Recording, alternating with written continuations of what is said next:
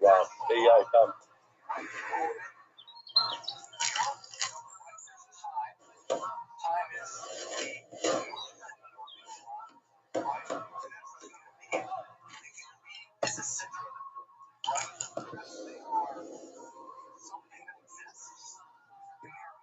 אז הוא נטמע מתי? לא כשהוא נוגע בזה, רק כשהוא אוכל את זה. כשהוא נכנס לתוך הפה שלו, לתוך בית הבליעה.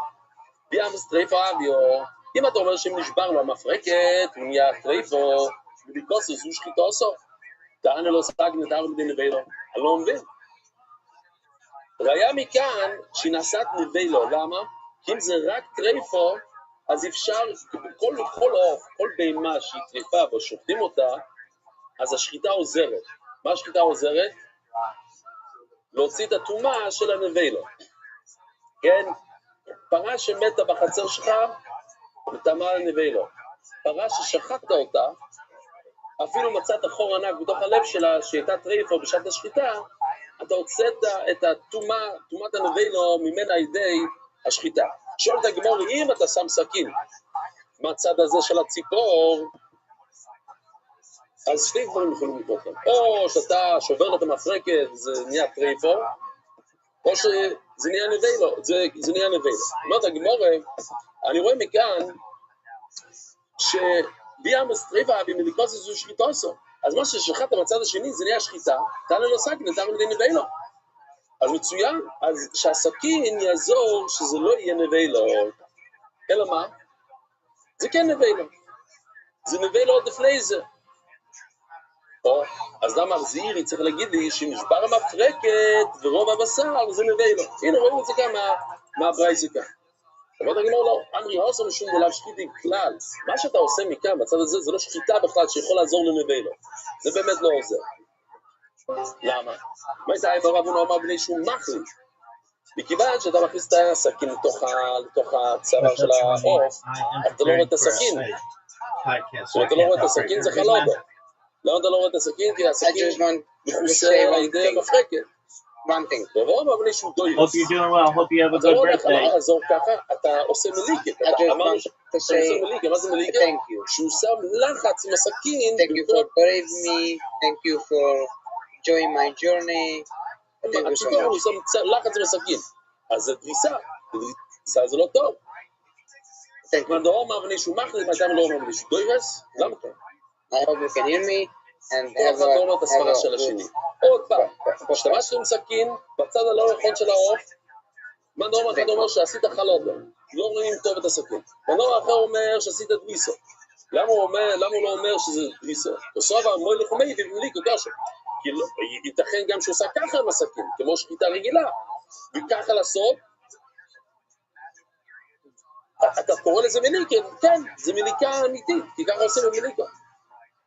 ומה אתה אומר שהוא דוירס, מייתם לו עוד מה בלי שהוא מחליט? למה אתה משתמש בסברה שהבעיה כאן זה שעשית דריסה לעוף, ואתה לא אומר שהוא מחליט את העוף? אומר לא, חלוד היחידומי, כי חולדו הדור ביקרי בתים. מה זה חלדה? זה דומה למילה של חולדה, ומה זה חולדה? היא מתחבאה באבטים, מגעסי אוכל, אוכל מגעלי. כאן הסכין מגולה, זאת אומרת, אם אתה מסתכל טוב, הרי זה נפתח, הצוואר נפתח, אז תראה כן את הסכין. זה לא ממש מכוסה, אנחנו מדברים על כיסוי גמור, הידי מפה, הידי סימונים של הבהמה, זה משהו אחר, אומר רובו. היא קשה לי, או קשה. אז זו שאלה שהגמרא תתמודד איתה כמה פעמים, אז צריכים לזכור את זה. מה השאלה? שאלה חזקה מאוד. אם נשבר המפרקת, אתה אומר לי שנשבר המפרקת, זה נבילו, וכי מייסו, אוי מדומוילת, אני לא מבין, כל מליקה בעולם, מה אמרת לי? אם יש לך עוף שנשבר למפרקת, ונשבר לרוב הבשר, שוב, בוא נראה מה זה, הנה כאן, כאן זה רוב הבשר, בוא נראה איך זה נראה, הוא שם את הציפורן שלו,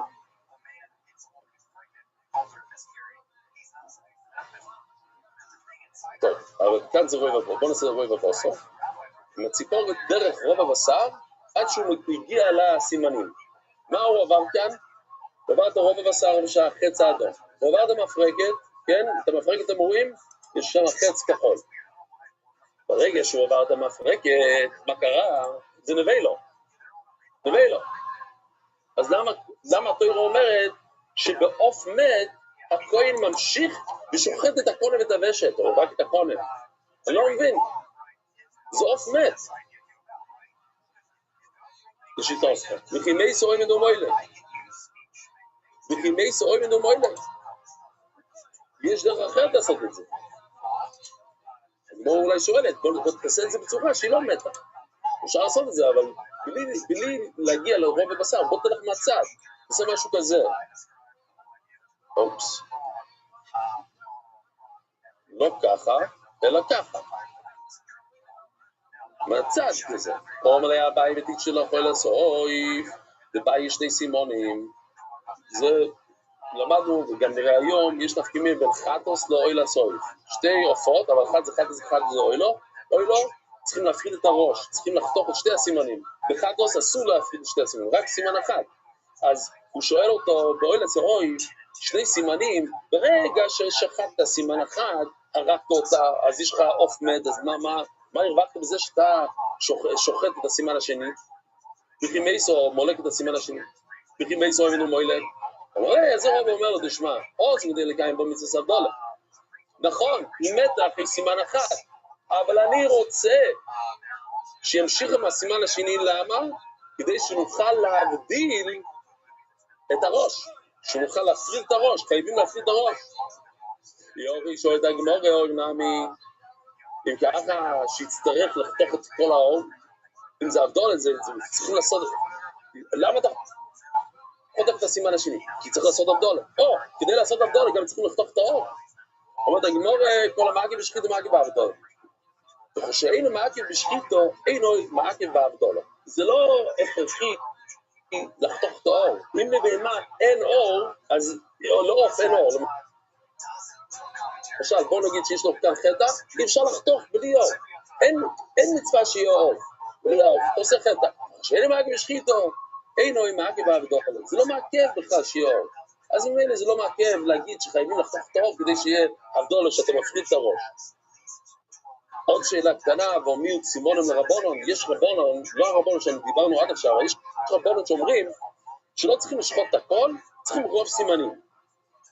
אז רגע, אבל זאת אומרת שאתה יכול להשאיר קצת בסימנים שלא שחוט. אבל כדי לעשות הבדלה, כדי להבדיל את הראש, אני אראה לכם את הסרטון עוד מעט, להזכיר לכם, שמבדילים את הראש, כדי להבדיל את הראש, צריך לשחוט את הכל, לא מספיק, רוב. ואומרים, סימון לרבונו, לא מעקב בשחיתו, הוא מעקב בעבדולו. טוב, אז לכן צריכים לשאלות טיפה, אלוהים, כל שיש לו בשחיתו, יש לו בעבדולו.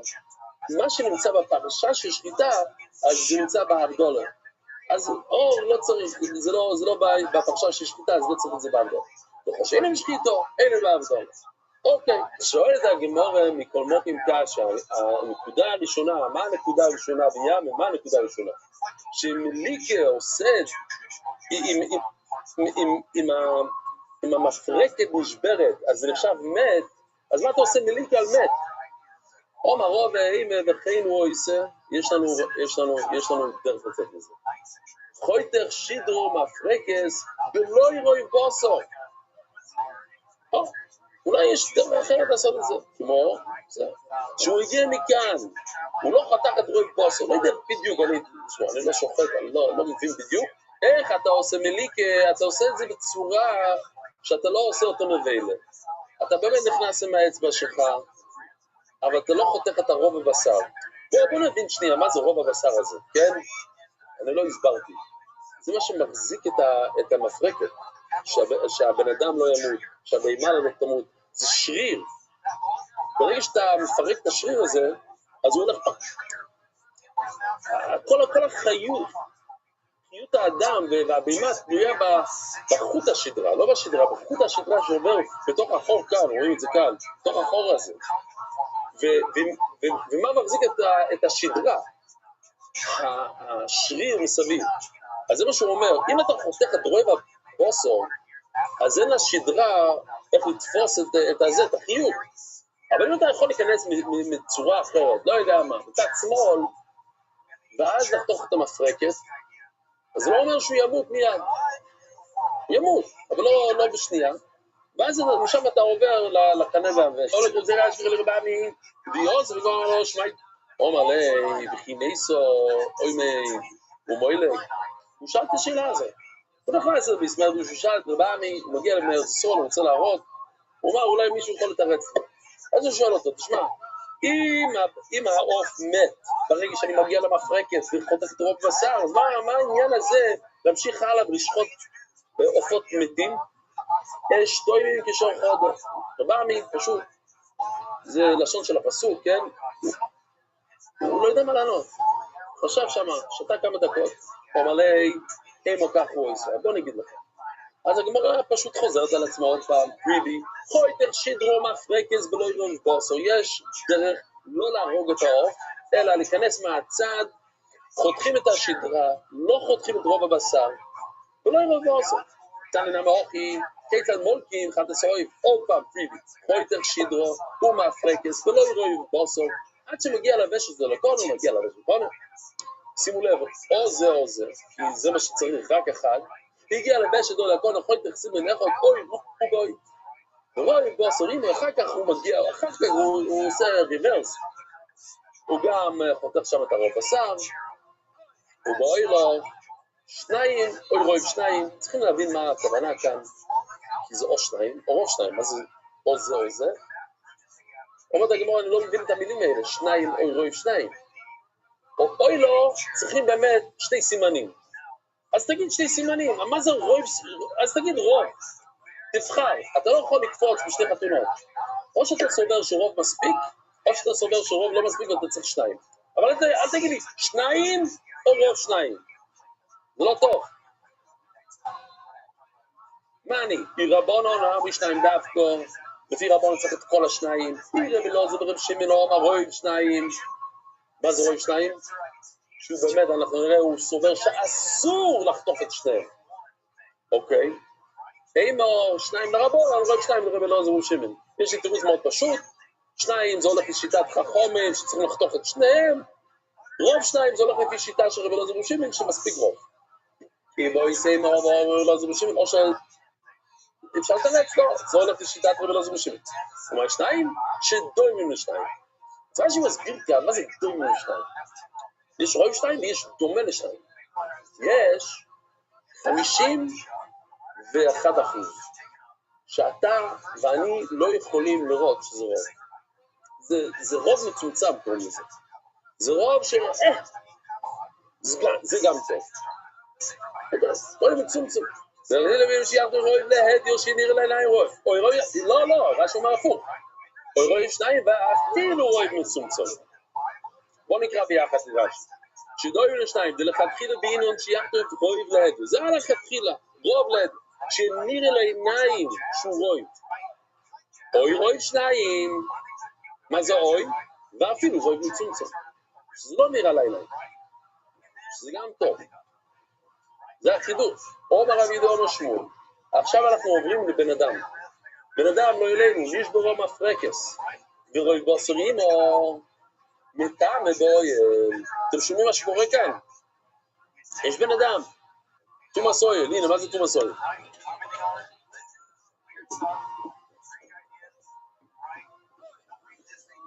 וואו.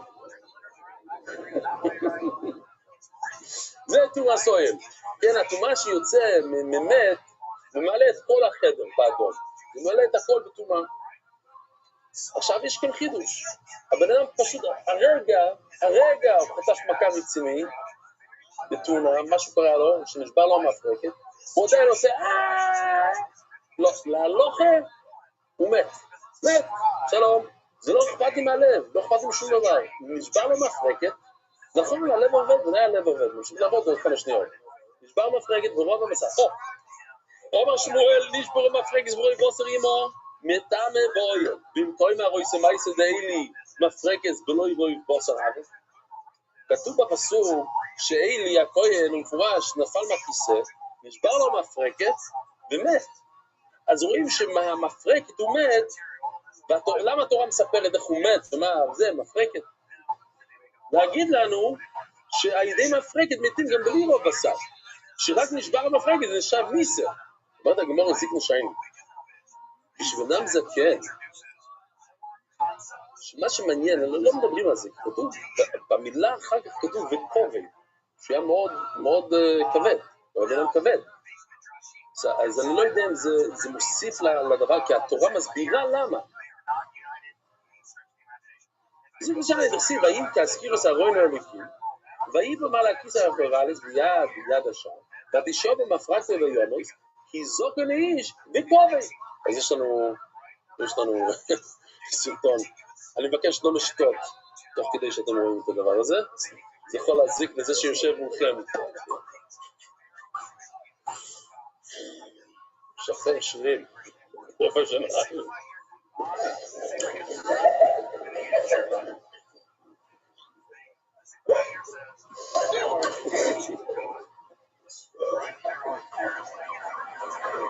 The neck is completely broken. Wait, the rest of the flesh get cut? There is no cut in the flesh. Wait, who are you? He's 18. You're holding it upside down. He's 81. He's 81? For him. To my boy.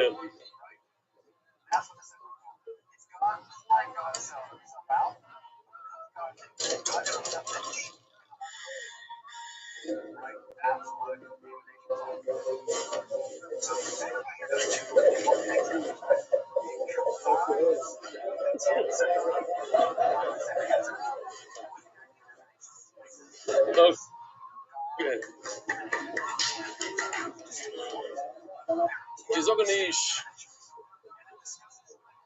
אומרים שום מלך מיני אומר ביחלון כרוי כדאג מטעם הפבויין אם חתכת את הבן אדם לא אלינו כמו דג אז לא משנה מה הוא קופץ, גוסס זהו, יש שם תום הסויר מה נוגע למעשה? יש כהן בתוך החדר ומישהו חתך אותו כמו דג והוא די מפרקס והכהן ברח החוצה ולקח דקה עד שהוא הפסיק לפרקס אז יוצא שהוא היה תמה, החדר היה תמה באוהל עוד לפני שהוא גמר לפרקס כי הפרקוס זה כלום אומר רב שמואל בר יצחק הוא מגבוי זה רק אם הוא חתך אותו מהגב כמו זה, איפה זה מגבוי? אין לנו תמונה כאן של גבוי כן, גבוי, הנה גב אנחנו לא מראים בני אדם, כן, מה גב? הגב זה מה שעובד אומר שמואל לעשות גיסטרו תשמע, אם הוא חתך את הבהמה לחצי זה נביא לו אז אמרתי, ביקשתי מיושי שיעשה משהו בשביל זה אז הוא עושה משהו מאוד יפה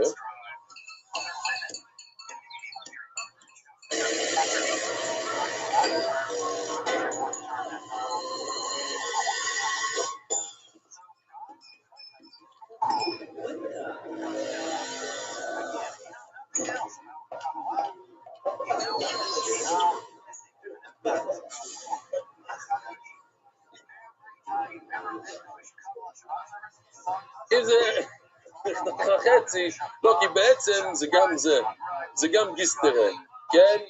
אפילו שהבהמה כמעט שלמה, אבל אתה נכנס לתוכו, אז זה גיסטרה זה נביא לה על המקום. או אמרת ולא זו, ניתה ליורך וחלולו שלו, אם הירך וכל החלל הלך, נביא לו. זה מתעמד עוד בחייר. מה זה אומר? יש לך כאן פרה, הלך לה הירך, היא לא מתה, יכולה לחיות ככה יום שלם. כל הירך. זה סיורים עצומים. אתה נוגע בה, תומס נביא לו. ויחידו מחולו שלו אמרו, וככל שרובוצו בנירס חסיירו, הנה רק במדיוואי יש לנו תמונות מכאלה דברים. הנה, הלך לה הירך, שיושבת, עדיין אתה יכול לראות שחסר שם. זה מה שנקרא נביא לו. מה עושים? חוצו ראשיים. מה שאומר שמדובר כאן על 8 שרוצים, אתה חולק על 8 שרוצים. חוצו ראשיים, אבי שמפרקסים, יש חלטה שהלך לראש, זה נותן מיד כשרץ, אפילו שזה זז. זה נע בלתו שמפרקסס, כידוע, סרטון, כן? טכנות זה...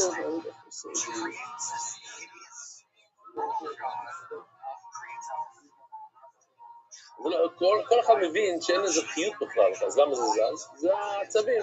מה יוצאו? מה הכוונה שהלך הראש, או הסימנים? שלו כשאומר רוצו ממש. שתי הסימנים הלכו לגמרי. רבסי אומר, רבי מני, כעבדו לעצור לצוי. כמו שנראה עוד שנייה, רוב. או נראה רבסי, כעבדו לעצור לצוי ורבונו ולבליקטו, אתם סוברים כמו רבונו שצריך לעשות הכל בהתחלה, זאת אומרת, את כל השתי הסימנים, ואין גם מחלוקת בכלל, לא יודעים מה, כעבדו לעצור לצוי ורבי לא זו מבשים, הם בליקטו. יש גם מחלוקת, כי הוא אומר, רואי ואתם אומרים הכל. אבל כעבדו לעצור ורבי לא זו מבשים, הם בליקטו. יש לנו מחלוקת, כי אני אומר, רוב, הם אומרים, שתי הסימנים לגמרי, ורק אז זה נהיה נבלה, זה נהיה, כן, תום השבט.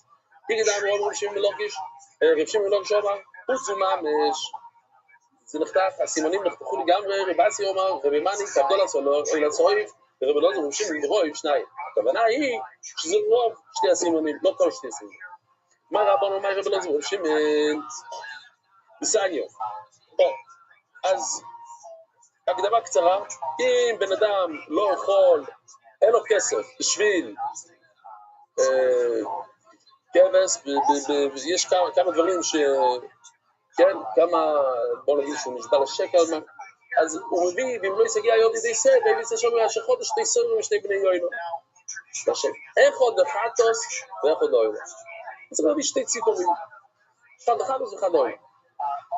כתוב, השני יעשה אוילו, כמה פסוקים אחר כך כתוב, את השני, מה זה את השני? את האוף השני יעשה אוילו, ואת הראשון מה הוא עושה? רבו ישי, את הראשון הוא חטוס, את השני הוא עושה אוילו, כמשפט. מה זה כמשפט? כמשפט שמה? כמשפט חטוס בהימו, כי אנחנו מדברים על אוילו. אז זה יכול להיות שתי אפשרויות. או כמו האוף שמדברים על זה לפני זה, ומה זה? חטוס אויף, או כמו הבהמה שחטס בהם. כמי שחטס בהם? כמי שחטס בהם, או כמי שחטס אויף, יותר מסתבר להגיד שמדברים, זה כמו ההלכות של חטס אויף. ומה? ובחטס אויף לא מבדילים. זאת אומרת, כן, רק כל אויף פותחים את כל הראש, חטס אויף רק סימן אחד. כשרואים בגיבוי, רק הוא, רק את האויל הסוהוי. אז הכל זה מחד סוהוי, לא לסוהוי. מה אני מקיים כמשפט? מה הכוונה? כמשפט חדס בהימו. מה חדס בהימו? אינו בו. אלו. או אתה לא יכול להשתמש במייסר שני לקורבנות שלך. הכסף של מייסר שני. מה זה כסף של מייסר שני? יש לך 10 תפוחים שאתה לא רוצה לסחוב אותם מירושלים, אתה מחליף את 10 תפוחים מתוך כסף, ואת הכסף הזה תביא לירושלים. עכשיו אתה, ירושלים קונה מה שאתה רוצה עם הכסף, סטייק עם הכל, אבל לא קורבנות, לא מלח, פטריות, אלא מלאכולים. צריכים לקנות מהכסף הפרטי שלך. וביום זה, אתה שוחט אותם ביום. וביודי הימוניס, כמו שאמרנו אתמול, ביד ימין. למה יד ימין? מי שזוכר למה יד ימין? אצבע וכהן, יפה. מאפוי לעשוי אינו בו, אלא מנופולינו ביום, וביודי הימוניס. זאת אומרת, הגמור, אימה להלון, ברוב שניים, חטס הבהמה. צריכים לשחוט רוב שניים, אף גם ברוב שניים. אבל לא אמר, הוא מולק והקטיב. כתוב, הוא מולק והקטיב. מה, כתורה, הראש בעצמו והגוף בעצמו, בואו נראה את הסרטון הזה שנייה, להזכיר לו, אוי לו. אופס, לא זה. זה. אתם זוכרים את זה? זה כבר שהיה לנו AI, אבל זה דווקא היה ככה.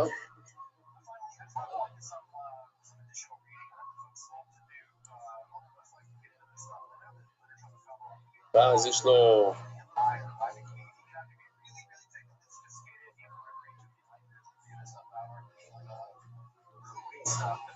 הוא שם את הראש לבד, הנה הוא טובל אותו במלח, אבל הוא שם את הראש לבד.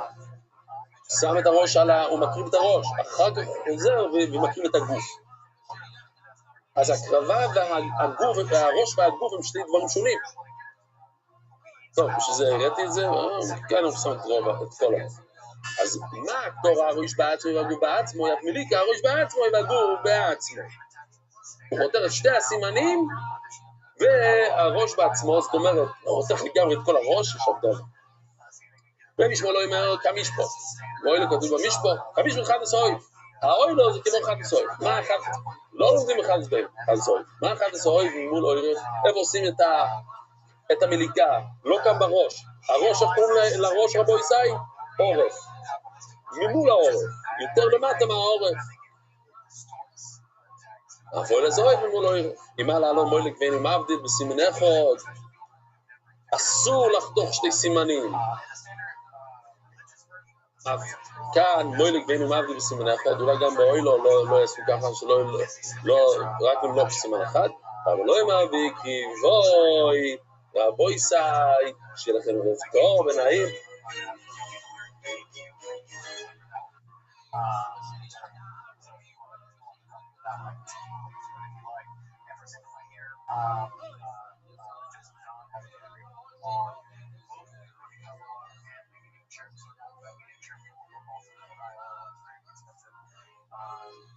ערב טוב רבו ישי. נשמע סימון מרוס ורוסמוס מרדכי, השוחט מן הצדוד. מי ששוחט בצד של הצוואר של הבהמה, שחיטוסי קשיירו. אז רש"י מיד מסביר שלא כמו שלמדנו עד עכשיו, שתמיד שהמשנה אומרת שחיטוסי קשיירו זה בדיעבד, כאן זה לכתחילה. המוילק מן הצדודים, מליקוסי פסולו. מה זה מליקו?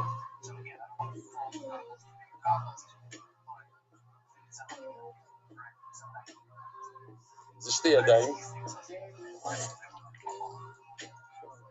אדם קצת קשה, כן.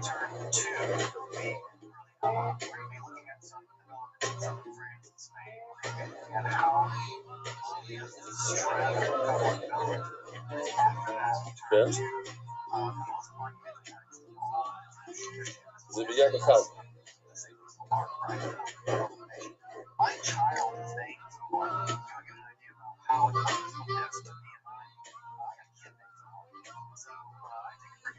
קשה מאוד לעשות את זה.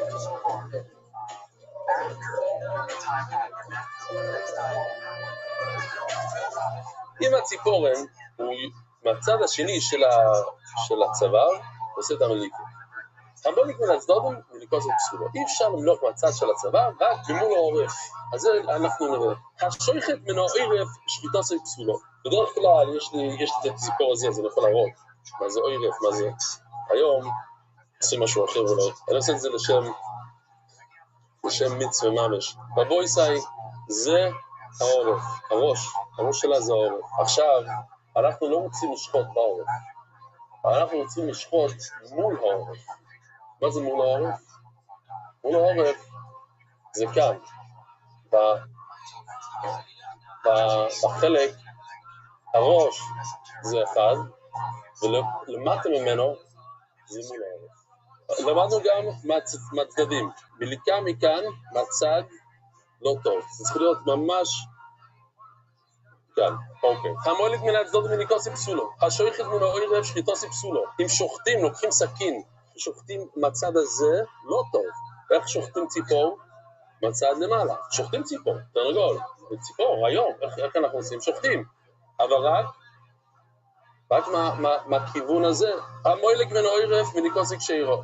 כמובן, זה לא קשר, ככה עושים. צריכים למלוק מהכיוון הזה. בואו נוריד את ה... אפשר להעלות אותו למעלה? לא, מה שיצחק יהודה עושה, זה נפריע.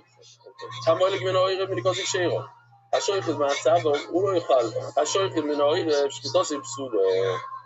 אם אתה שוחט מלמעלה זה פסול. המוליק מן העורף מליקוסי קשיירו. השוחט מן הצוואר, שחיטוסי קשיירו. אם אתה עושה את זה הדרך הרגיל, קשר, כמובן שזה קשר. המוילק מן הצוואר, אם הוא עושה מליקה מהכיוון הזה, כאן, הכיוון למטה, כאן, אז זה פסול. השוחט מן הצוואר, שכל העורף כושר למליקו, וכל הצוואר כושר לשחיטו. כל העורף, חוץ מהראש, כן?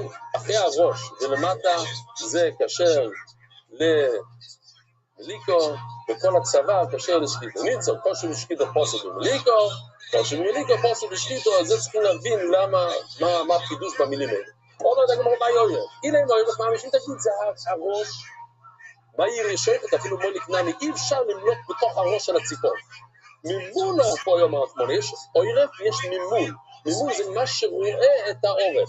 העורף זה מול הפנים, הנה יש את הפנים, יש מימון, יש את העורף, יש את הלמטה, את הצוואר, שזה המימון אוירף. זה לא יורף אוירף, לא הראש בעצמו, אלא מה יורף, מימון אוירף, זה מתחת לראש. כדוקטור ניסייפו, אפשר להוכיח את זה, כי כתוב, כל האוירף כושר למיליקו. מה זה כל האוירף? הראש הוא פצפון. אז מה אמרת? כל האוירף. או, אם אתה מדבר על הצוואר של האור, זה הרבה יותר ארוך, וזה שתדע שיש לך את כל האור של הצוואר. כן, זה מגיע לפה. כל הסימון מגיע לפה. אז אם אתה עושה לראש, תוך הפה, עד לפה, למה לא? הנה, בוא סתכל. אם אתה מגיע בדיוק איפה שהחץ, כמו החץ, אתה לוחץ, בדרך של החץ, הוא מגיע לסימנים, ואתה קורא אותם. מנוע נימיני, יותר נורא בוא לממונו, פה אימונו רואה סוירף. זה לא העורף, הראש בעצמו, זה מה שרואה את הראש. וכן רואה לו.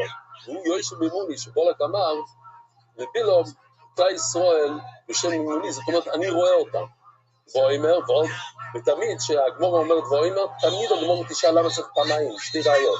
ואומר, כי פונו אליי עורף, ולא יפונים. הם פנו אליי את העורף, ולא את הפנים. זאת אומרת, העורף הוא מהצד השני של הפנים. זה הפנים, העורף בצד השני, ויש מול העורף שזה יותר למטה. ביי ואומר, למה צריך עוד פוסוק?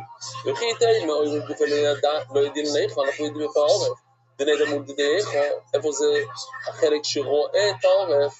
תשמע, כי פונו אליי עורף ולא יפונים, העורף זה בצד השני של הראש. ומה זה מול העורף? יותר למטה מהצד השני של הראש, של הפנים. ולא יפונים, בכלל דורים ובלעד יפונים. אוקיי, העורף הוא. זה הפנים, אז זה העורף. מה זה מול העורף? החלק הזה. כי החלק הזה רואה את זה. זה מול העורף. זאת אלה גמור אמרי בני רב חייא.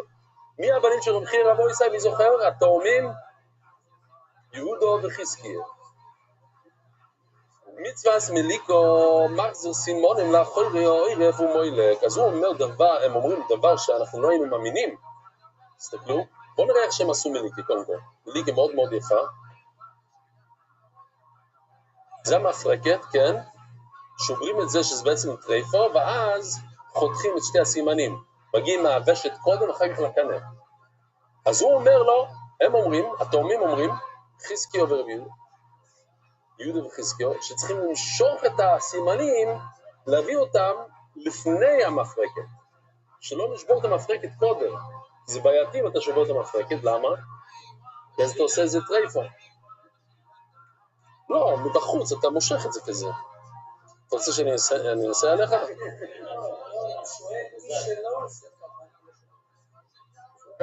שובר, או. אז רש"י אומר, יש כאן רש"י מאוד מאוד חשוב. בואו נראה אם נכנסתי את הרש"י, כן, נכנסתי את הרש"י. ואף אגב, אומר רש"י, דבליקו קשירו, אתם רואים בשורה השנייה כאן שאני מראה. דבליקו קשירו, עושם הוא דכולו מתחילו ועד סויף, הווה מן המליקו. והווה כשאר שורכת שנוגע וזה הוושת מעט, עד שגומר שחידוסו. גם שאתה חותך את הוושת, אם יש לוושת נקודה תצפונת, חור קטן בוושת. מה זה? טרייפו. כשאתה שוחט את הוושת, ואתה עושה חור קטן בוושת, עשית אותו טרייפו.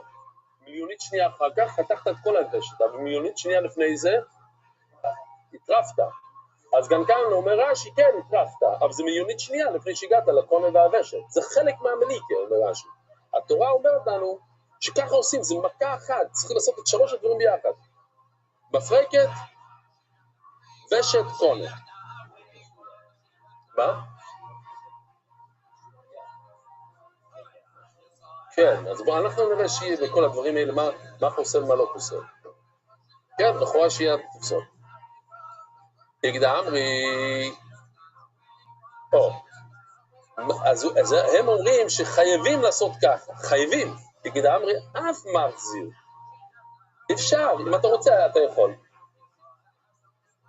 לגמרי מחזיר דווקא, חייבים, ומסתבר כמאן דאמר אף מחזיר, לכאורה אפשר להחזיר את זה אחורה, ואפשר לעשות את זה בלי להחזיר, זאת אומרת ללכת מהמפרקת קודם, ממים בדקטוניה, השויך ממנו עירב, שחיתו זה פסולה. כתוב, כשאם אתה עושה כזה דבר בשחיטה, זה פסול. אז נשאלת השאלה למה. אם אתה מחזיר את הקונה ואת הוושט לאחורה, ואתה שוחט בפרה, למה שזה יהיה פסול?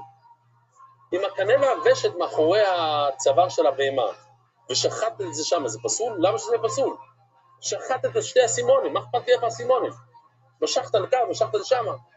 מכיוון שהמשנה אומרת שזה פסול, בגלל השאלה, לא ירשו שתעשי פסולה, אמר לי, לא ירשו זה שאלה. דף חוב מדלת. פיסו כדאי לך זה דווקא, אם חייבים להחזיר, מה יהיה מוי לג, אבל שכן נעמי, אפשר לעשות כזה דבר בשחיטה.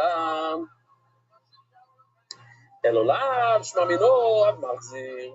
המליקה צריך להיות ממולו אותו. המליקה, האצבע נכנס מאחורה, רק איפה הסימונים.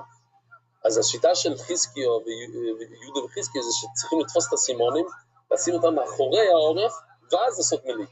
אתה מקיים את הפסוק ומולו אותו. השאלה רק איפה הסימונים.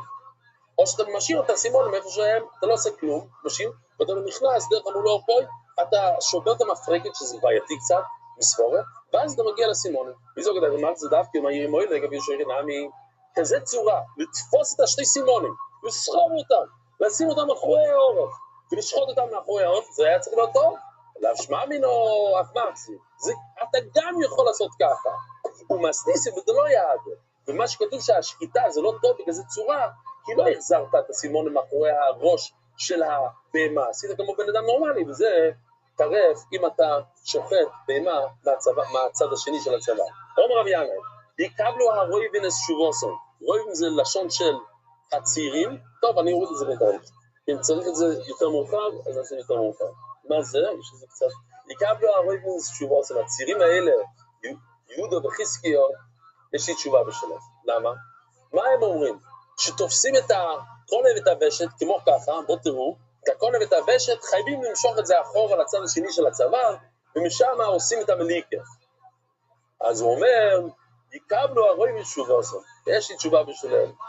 דקטוני נמצא פרשו בשחיתו, פוסו במליקו, מה שטוב בשחיתו זה פסול במליקו, פרשו במליקו, פוסו בשחיתו. ככה המשנה נגמרת עם הלשון הזה. השאלה היא, למות אימי, למה המשנה צריכה להגיד? כבר עברנו, במשנה כתוב את כל ההלוכות, שבעורף עושים ככה, בצוואר עושים ככה, אז כמובן שמה שקשר כאן פסול כאן, ומה שפסול כאן קשר כאן. למות אימי, למות אימי זה סימונים, לאחורי אוהב, זה לא... לכאורה המשנה רוצה להגיד לא כמו יהודה וחזקיו, שלא עושים ככה כמו בתמונה. אומר רב חנו, לא, לימודי שיין וציפורן. זה בא למעט שאי אפשר להשתמש בשן וציפורן. למה? כי שן וציפורן הם מחוברים, ויש כאן בתויסס דבר כל כך מעניין, שאולי אפשר לעשות לינק עם השן, כי אין ימין ואין שמאל בשיניים, וגם בציפורן, זאת אומרת, שזה פסול במה? בשחיטה, לא במליקה כמובן. אבל במליקה, כאן, במליקה תויסס אומרים שייתכן שאפשר לעשות מליקה בשן וציפורן. זאת אומרת, הציפורן של הרגל, אולי שן רגיל. אוקיי, בואו נראה לכם. ערב טוב, הגענו לפגוש את שאול כהן שהפך לגיבור היום לאחר שהצליח שודד בנק חמוש בדל אחד בלבד. במצלמות האבטחה נראה רגע הפריצה. השודד לא ציפה ששאול החמוש בנק בציפורן ארוכה וחדה יסתער עליו באומץ ויבריח אותו לראש המים. בביתו גילינו שלא מדובר באדם רגיל. כל מפתח שאול פותח את מנעול הדלת באמצעות הציפורן בלבד. הוא משייף אותה 3 פעמים ביום כדי להיות מוכן למצוות המליקה בבית המקדש. הציפורן כה חדה שהיא משמשת אותו ביום בפתיחת קופסאות שנורים בגנטות. ההישג יוצא התופן הזה אף זיכה אותו בתיעוד רשמי בספר הסיפור של גיס. שאול טוען שהציפורן חדה מספיק גם לשחיטה כשרה. ואחרי פשיטת רוחות פיצה וטשטוש, אך אין ספק שמדובר בגיבור מקובי מדהים. לחדשות 2. זה לא אמר רבי ירמיהו, לימודי מוי לחומייבי, שאי אפשר לעשות עם הציפורן ככה או ככה, זה דריסה. כמו שבסכין אסור לעשות ככה, במיליקה זה רק ככה, זה להיכנס ולהמשיך הלאה, פריסה. לא משתמשים עם הציפור בתור סכין. הוליך למד דורמה מוליך ומביא במיליקה פוסק. למד דורמה, כושר, מה נאמר? אם מותר לעשות ככה לא חזור, אז מה אתה אומר? ולרמחי יסר אבל כמד דורמה מוליך ומביא במיליקה פוסק. מכיוון שהם סוברים שזה פסול, אז זה בא למעט את ההלוכה הזאת שאי אפשר לעשות במיליקה הלוכה הזאת. אומר רב כהנא מצווה מיליקו, איך עושים את המצווה של מיליקו? קוצץ. קודם הוא קוצץ את הבשר, ויורד, הוא דורס קדימה, הוא עושה רק ככה, בואו נראה את זה עוד פעם. לא במהירות, אבל יכול להיות שיש שיהיה, אבל זה לא קשור. הנה, ככה, לא זה, רגע, זה. ככה, רבוי זה ככה. הוא את המפרקת ואז הוא דורס. דורס הכוונה שהוא שם לחץ קדימה. מה שאסור לעשות עם סכין, זה מה שהוא עושה עם הציפורן שלו. וזוהי מצווה עושה, ככה עושים, זה לא נדון. ואתה עושה את זה, קיימת את הכל. סוף הרבי אומר למימד קויצץ ויועיר דין, מוילך ומביא לא, לכאורה זה בא למעט את המוילך ומביא, שאתה לא הולך הלוך חזור. אבל אני רואים את כל שכדי מוילך ומביא במביא ככושר, לא, אי אפשר להביא מכאן ראייה, אולי הכוונה שמוילך ומביא זה כן טוב, ומאי זו מצווה, זה לא כתוב, זו מצווה, זה לא משהו אחר, אם אף זו מצווה, לא, צריכים להגיד, גם זה המצווה, אבל מוילך ומביא זה בסדר גמור. אומר רבי אמר משמואל, כל הקושי בשחיתו, כנגדוי, בוירף, חושו במליקו. מה שקשר בשחיטה, אז אם זה בצד השני, בעורף, אז זה קשר למליקו. או פוסו בשחיתו, פוסו במליקו. אם זה פשוט בשחיטה, אז זה פוסו במליקו. אבל למותי מים. הנה הם למותי איקום סימון. אז אנחנו יודעים שבעוף צריכים לשחוט רק סימן אחד. אם הסימן נעקר מהמקום שלו פשוט. לפני זה, אז מה זה? מה זה? איקום סימן אחד, מה זה? לכאורה, טרייף. ואותו נראה חזקאל אין לי סימון בעוף. רגע, אפילו נפסק ככה להלוך, שזה לא בעיה. אומר הפה ולמותי רואי שם. שלא עושים מליקי לתוך הראש. רואי שפשיטה. ממול לא ביום הרחמונה. זה לא יכול להיות. בעורף, זה ממול העורף. מה זה ממול העורף? מה שרואה את הראש. לא את הראש בעצמו. אומרת הגמור, מי רואי שוי שיפוי רואי שוי. שזה הסוף של הראש. אין לי כוח להוציא את הציפור עוד פעם. אתם תבינו, יש ראש, ואיך שהראש נגמר שמה. כגוי דנוגה משיפוי רואי שוי, והיגרים ועוז על אדמות את התוי. בואו נראה אם יושי עשה משהו. מה? יפה. תודה. זה הראש, אז כאן זה השיפוי ראש, בסוף של הראש, ואז הוא הכניס הוא צריך לעשות את המיליקה, בוא נגיד כאן, הוא עושה כאן למעלה. ואז הוא נכנס, והוא הגיע לצד הזה, הוא הגיע גם יותר למטה, איפה שהוא נכנס לראש, הוא נכנס למקום לא טוב, אבל הוא הגיע למקום טוב. בוא נראה, הוא עושה משהו, ביקשתי ממנו, לא רואה את זה. הנה, כן, הוא כן עשה את זה. תסתכלו. כאן הוא נכנס למקום לא טוב, וירד למקום טוב. אומרת הגמרא, מה רואי ששיפו רואי, שכגוי דנוקה בשיפו רואי, והיא מה זה למות את התוי? רבונה אומר רבסי יודו, רבונה אומר רבסי, היגרים, שליש, ושוחט, שני שליש, פסולו. את זה אתם זוכרים? כשהוא התחיל לא טוב, בשחיטה, התחיל במקום לא טוב, זה אדום. ואחר כך הוא עושה פנייה ימינה ונכנס לטבס הגדול לו, שזה טוב, עשה שליש שמה, אז מה הוא אומר? פסול. אז גם כאן, אם הוא עושה כמו זה, לא נראה את זה עוד פעם, הנה התמונה, הוא התחיל במקום לא טוב, מדי למעלה בראש, אפילו שהוא הגיע יותר למטה, זה פסול. אומר דגמור, אומר לרבח ברידר, אומר לרבשי, עוד יותר נראה מבר, יחזקאל אין עיקור סימנים באוי, מה שאמרת, שאין עיקור, אין כזה דבר שאתה עוקר סימנים, ואמור נראה למד אומר ישחית אלוהי בן התוירו.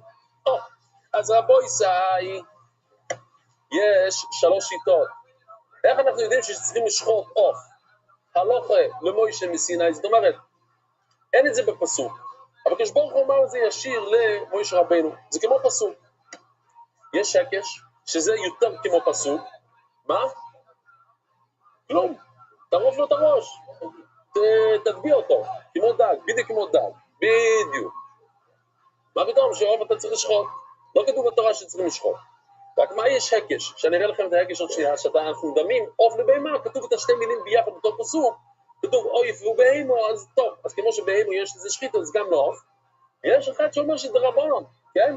אתם מבינים? יש שיטה שאומרת ששחיטת עוף, כל מה שאנחנו מקפידים על שויכטים וזה, זה הכל מדרבנון. כן, לא פשוט. כן. ואמור לנו אין שחיטה לא יבנה תוירו, דף חוף עמוד בייס. אבל למדו אומר, יש שחיטה לא יבנה תוירו. אם זה הלוך למוישה מסיני, יש עיקור. אז זאת אומרת, אין שום סיבה לחלק בין השחיטה למליקה, בין שחיטה לעוף. אם בבהמה יש עיקור, אז גם בעוף יש עיקור. אומר לי, עד רעד, איבכם מסתבר, אני יכול להגיד בדיוק הפוך. מה דבר יש שחיטה לא יבנה תוירו, עיקר ממדוך אגמר ידי עיקור, ואפילו למען אומר כבהמו, זאת אומרת, יש הלכה מיוחדת של עיקור, וזה בבהמה, וזה לא כתוב בעוף. אפילו למען אומר בבהמו, כבהמו, אפילו שתגיד, זה כמו דומה לבהמה, ונעיקור להביא כבהמו. אולי לא הכל דומה לבהמה. אלא למען אומר אין שחיטה לא יבנה תוירו, לומדים בסדר, ותקשיבו מה שקורה כאן. למה? דרומר שאומר שזה רק דרבנון, כאן יש לו חומרה פתאום. למה? אם אתה אומר ששחיטה זה דרבנון, אז יש כן בעיה רצינית של עיקור. ואיך גמיר לו מבהמה? איך אנחנו יודעים שיש בכלל שחיטה מהפסוק הזה?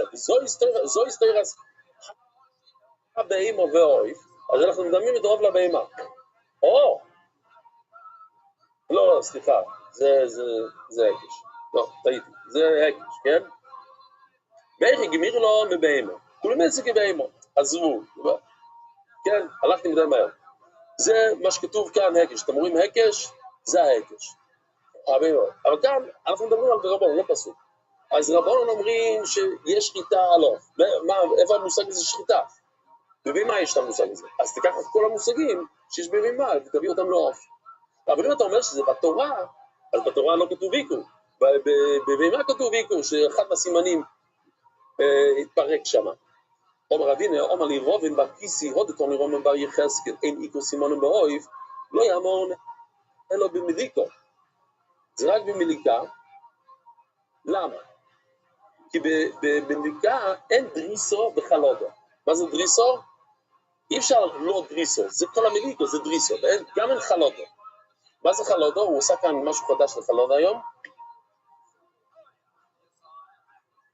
הוא מחביא את זה בין הסימנים.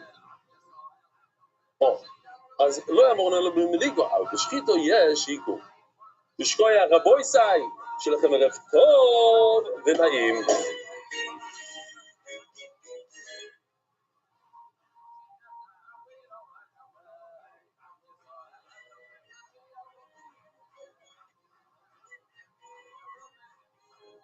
ערב טוב רבוי סי.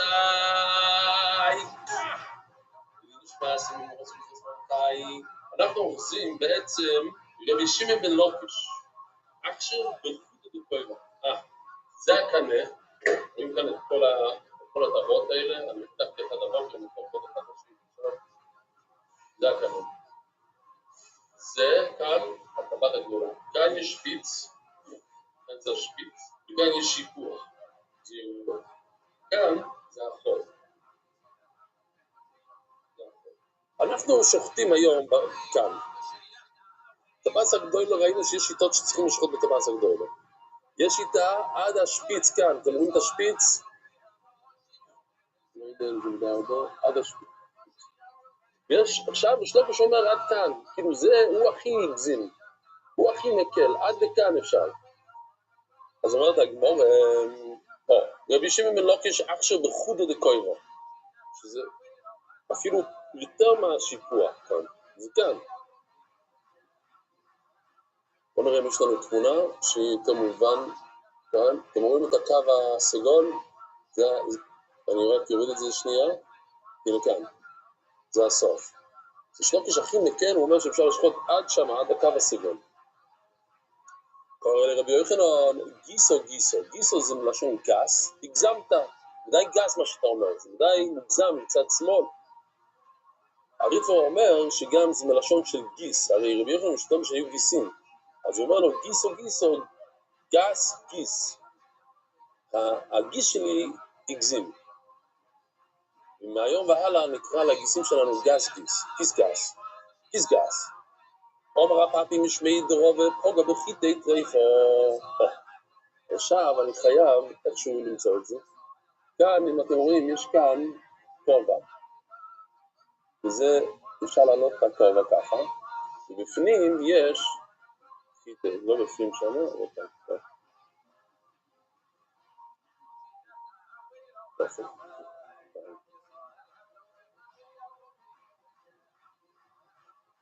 אלה.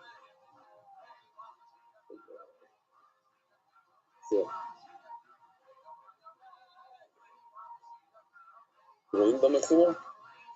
לא רואים. זה מטרי הכל, בקיצור, מטרי הכל. אני מנסה, זה כל הזמן הולך להיות בפנים. אלה בפנים. אלה. נראים כמו חיטים. אוקיי? אז מה עכשיו? אז הוא אומר הפאפי שמדורב ופוגע בחיטי טרייפר. זה כבר מדי, אז בואו נראה. אז רבי יוחנן אומר, בואו נלך אחורה, בואו ניקח את הקו הסגול מהחוד, אי אפשר ללכת עד החוד. צריכים ללכת עד השיפוע, עד השפיץ, ככה אומר רבי יוחנן. בא הרב פאפי, לא, יש לנו את רב פאפי גם? הוא אומר שאם חותכים את החיטים, שאפשר לראות כאן ברב פאפי, זה כבר מקום לא של שחיטה. פוגע בחיטית,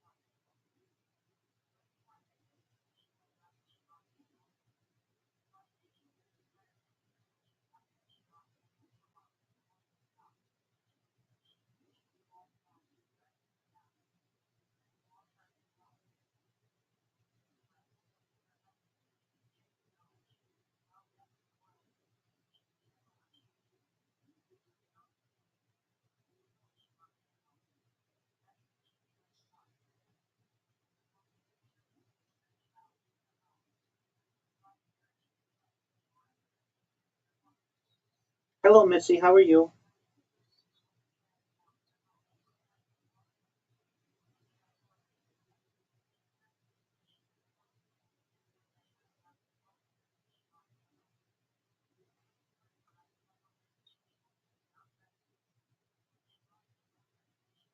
Okay, if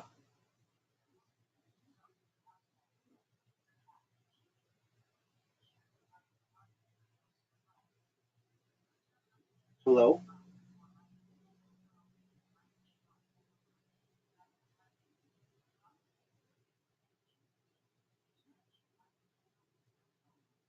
That's a good question.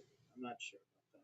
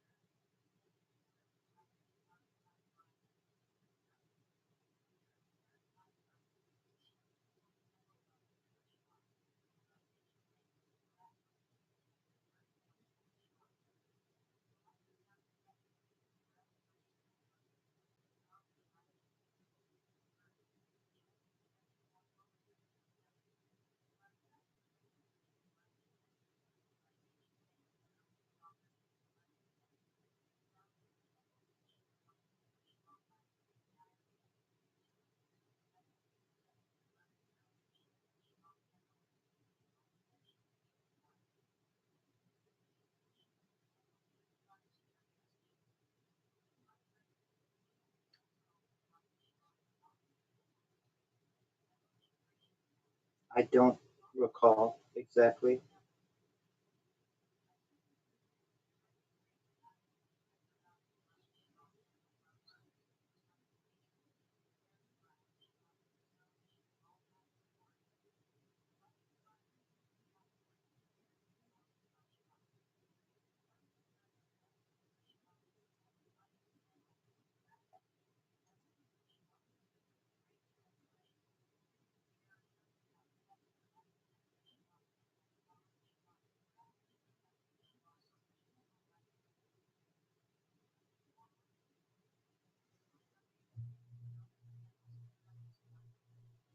That's okay. If possible, take your time. Can you make the title just have my name in it, Rabbi Rothschild? When people search for it, that's usually the easiest way to find me. I've had a good week. I did a podcast yesterday. It went really well.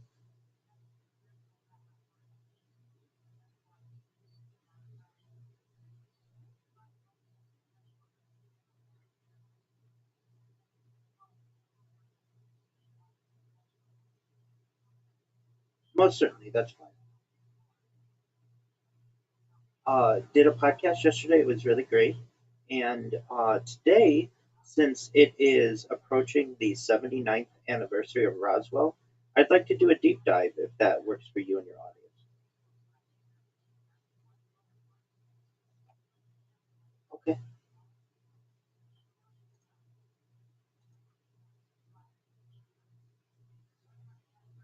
absolutely.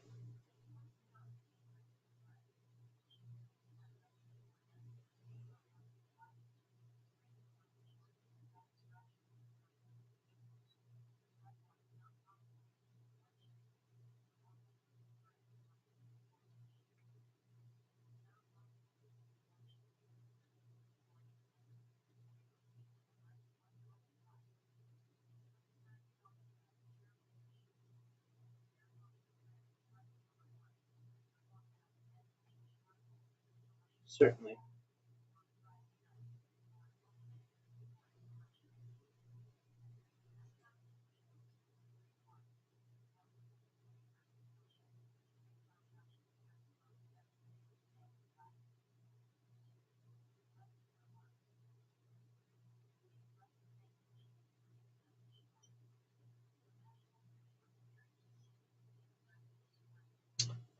It was called the Paranautica podcast, and had a really nice time with the person. We certainly once it gets published, yeah, I'll do so. I'm not exactly sure when it's going to get published, so um, you know how that is. Take your time.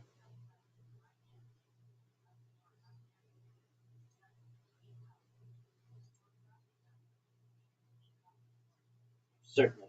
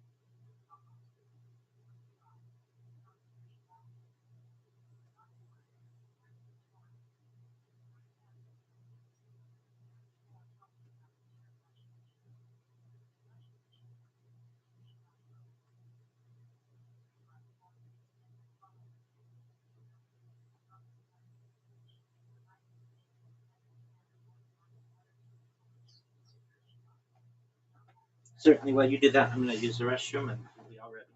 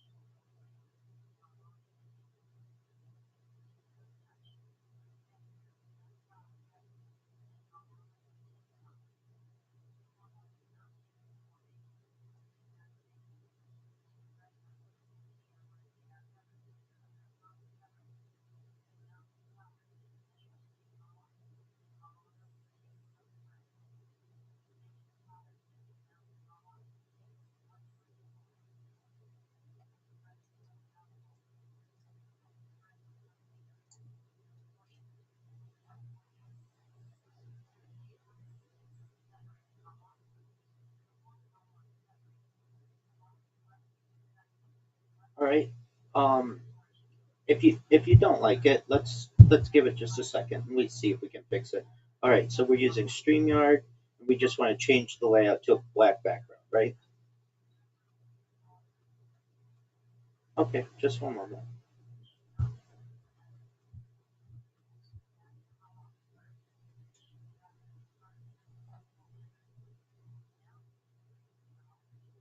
All right.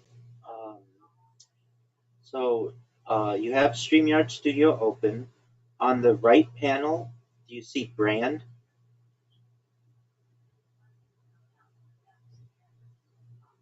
Uh, no, let's see here. Do you see in set? Do you have settings? The gear at the bottom, next to the Leaf Studio. Okay, why don't you click settings, and then can you read me what you're seeing?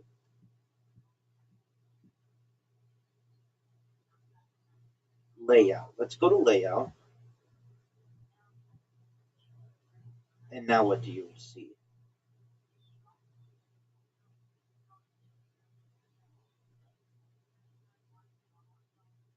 Okay, why don't you try the?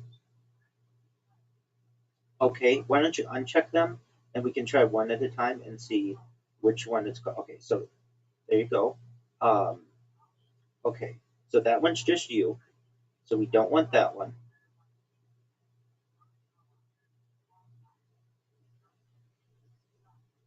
Okay, that's what you had before. And then wanted, yep, absolutely, absolutely. So in layout, do you see anything to change the background?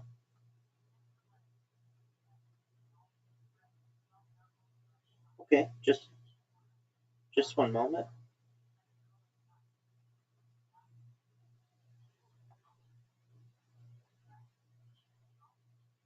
All right. Um, so uh, in layout, the right panel, um, what layout are we in right now? Okay, great. Um, do you see anything that has to do with brand, BRAND, or background?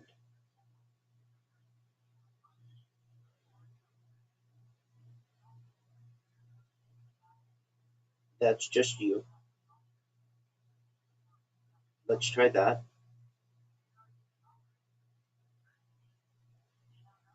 Okay. Um,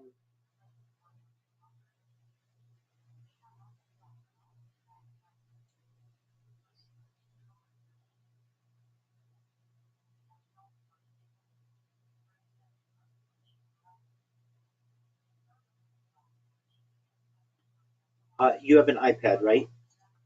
Okay, let me see if there's anything specific that we would need for the iPad. Okay. Um, yeah. Okay. So so it seems like you can do this with if you okay. So are you using the app or are you using Safari?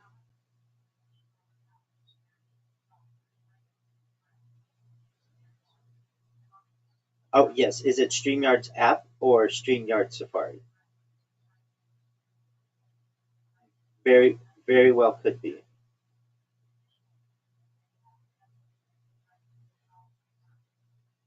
Or assets. Yeah, either one of those.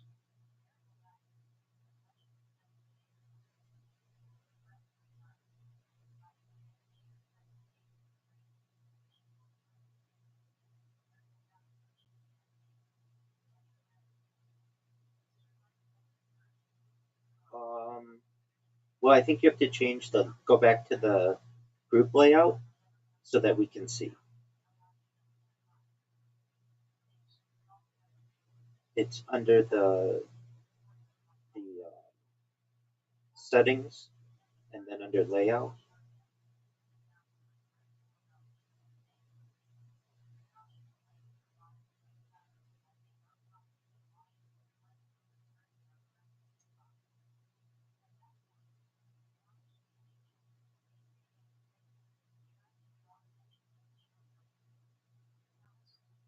Yeah, do you remember instead? Okay, there you go. But it is still that background. Um, okay, so uh, let me see where the word brand is.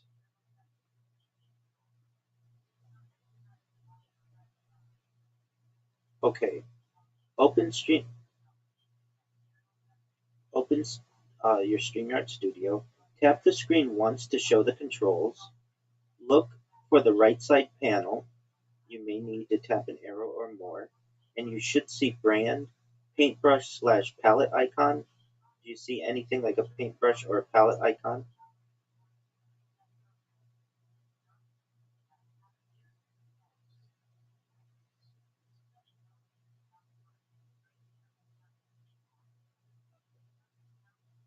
You found it?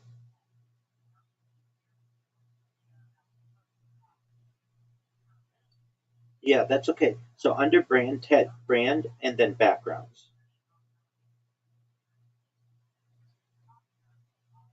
Okay, choose black if you can. Do you see backgrounds?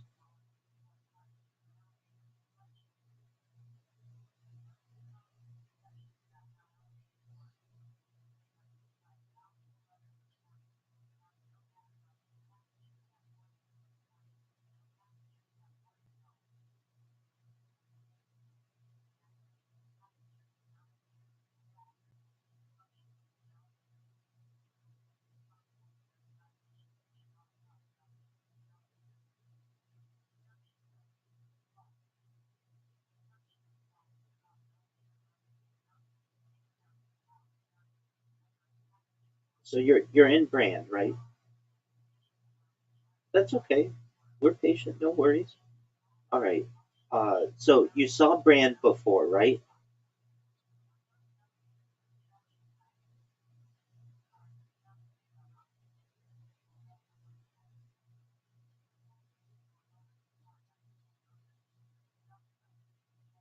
Okay, that's all right. Um, probably an easier way to do this, perhaps. I'm not sure.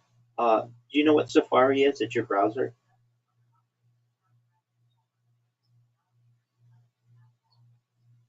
Okay, okay. Have you ever used Safari for StreamYard? Okay, that's good to know. Okay, so then this is definitely in the StreamYard Studio. Uh, okay, so let's just try these steps.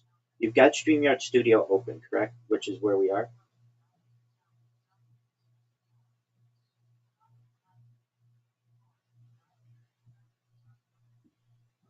It could mean like a little icon. It could mean that thing in the back, but usually that back would be background.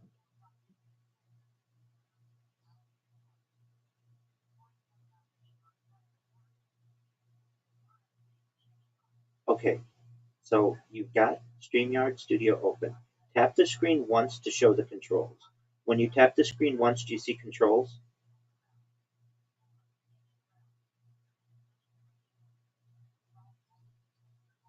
No. When you tap the screen once, do you see any controls?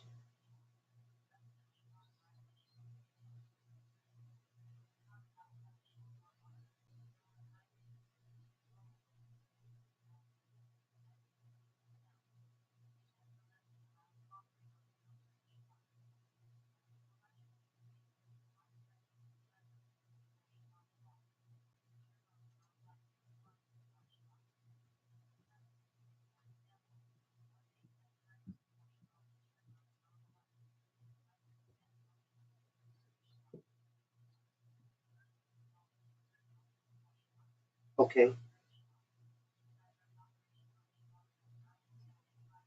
that's usually something that's going to go across the top of the bottom. Uh, just a question. When you tap the screen to show the toolbar, do you see brand or do you see the word more? Okay, but you don't see more? Okay. Um, that's okay.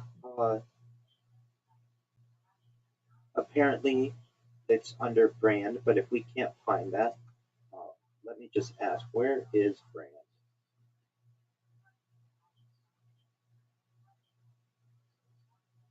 Okay.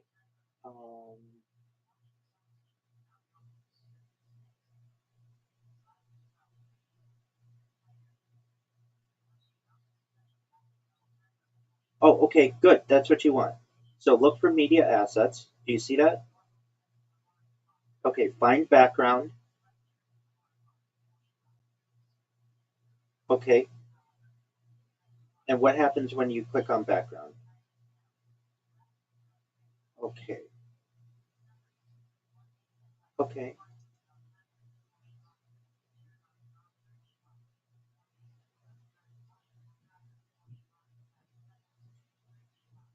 That's the spot where it is, though. So we do know that.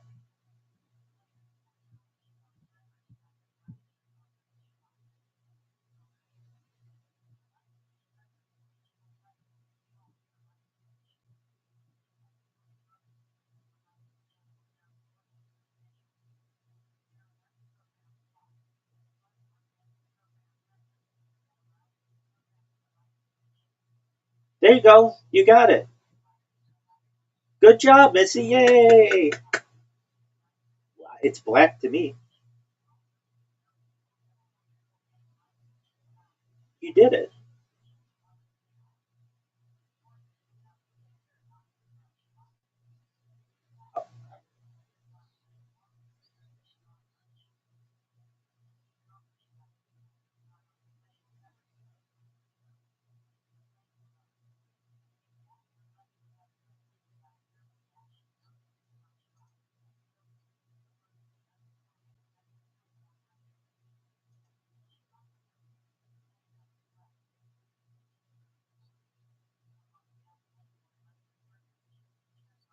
No, group layout is what you wanted.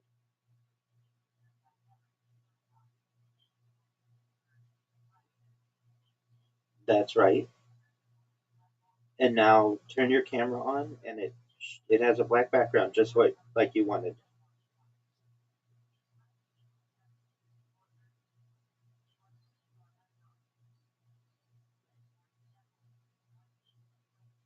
I think it's exactly. Oh, what lines are you seeing?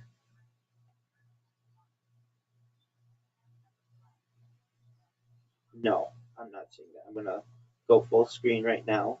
Oh yeah, now I do see it. Okay, I get it now. It is better. Okay, so let's just go back. I was gonna say if you want, you can go back and just choose the black background. Okay. Um, the lines don't bother me if they don't bother you.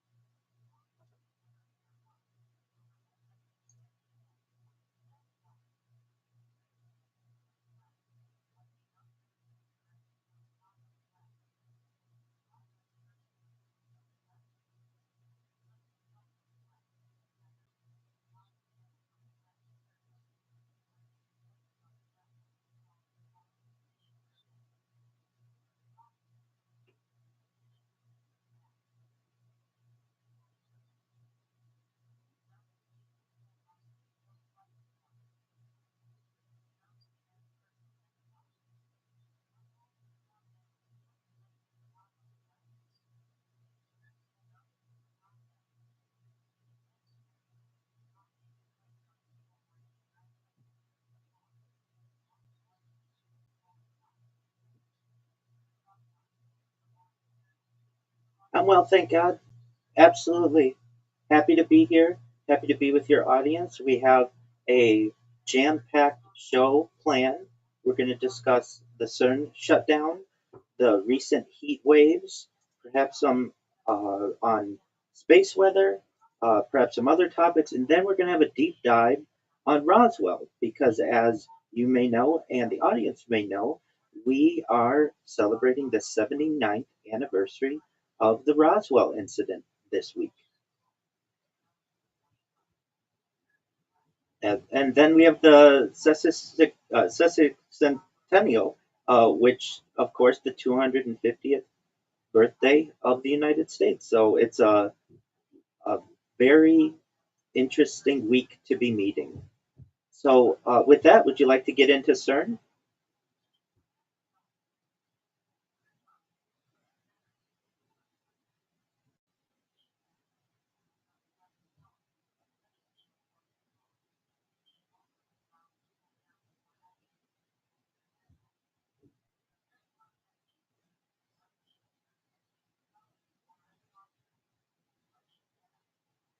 Well, there are other particle accelerators certainly that are still conducting experiments throughout the world. Certainly, Fermilab, Stanford Research Institute in the United States. But for CERN, this is one of the regular things that they do. They do shut down every once in a while, and the planned shutdown is going to be for 3 years. For those who don't know, CERN is the particle accelerator located in Europe in Geneva, Switzerland, along the France-Switzerland border, and it operates major research facilities, including the Large Hadron Collider.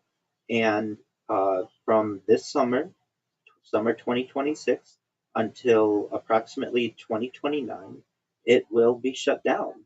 And there are questions as to why it needs to be shut down. Has it discovered something dangerous? Is it stopping its operations to do some kind of clandestine work? Did governments force it to shut down? Or did their experiments open some type of portal? Generally, this is a planned shutdown and they are making it public. So I don't know if there's anything necessarily nefarious to it. What they're saying is that they are doing future upgrades that are connected to high luminosity LHC, so the high luminosity Large Hadron Collider. And for those who don't know, the Large Hadron Collider began operations in 2008. It initially had some failure, a faulty electrical connection did cause some damage, and the machine was stopped at that time for repairs as well. So we have had periods where the Large Hadron Collider has had times of shutdown, and as previously stated, this is a planned one.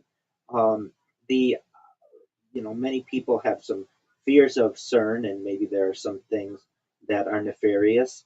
Maybe it's a portal, or it could create a portal to an alternate dimension.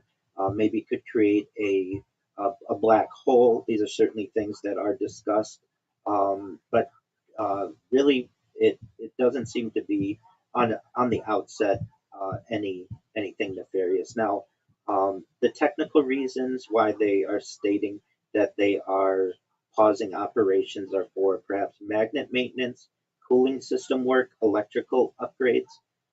From a technical standpoint, perhaps safety reasons as well, ensuring that they can maintain controlled environments. There may be some radiation safety concerns and equipment monitoring. And then, of course, improvements, allowing for higher collision rates, better detectors, and new experiments. So that's what we've got going on this summer. And many rumors spread about CERN. Certainly, it's the most powerful particle accelerator and the largest. But that's a basic breakdown of what we've got. What are your thoughts on it, Missy?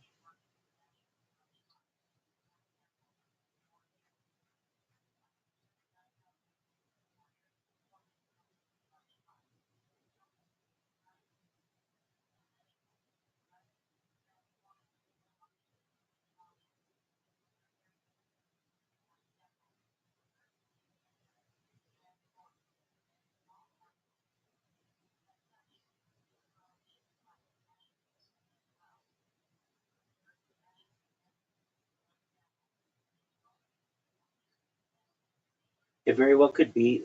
Certainly, CERN, I've always found this to be a very interesting title that it has. It's the world's largest machine, and it contains thousands of superconducting magnets, advanced cooling systems, vacuum systems, particle detectors, complex computer networks. And with it being the world's largest machine, it certainly is very complex.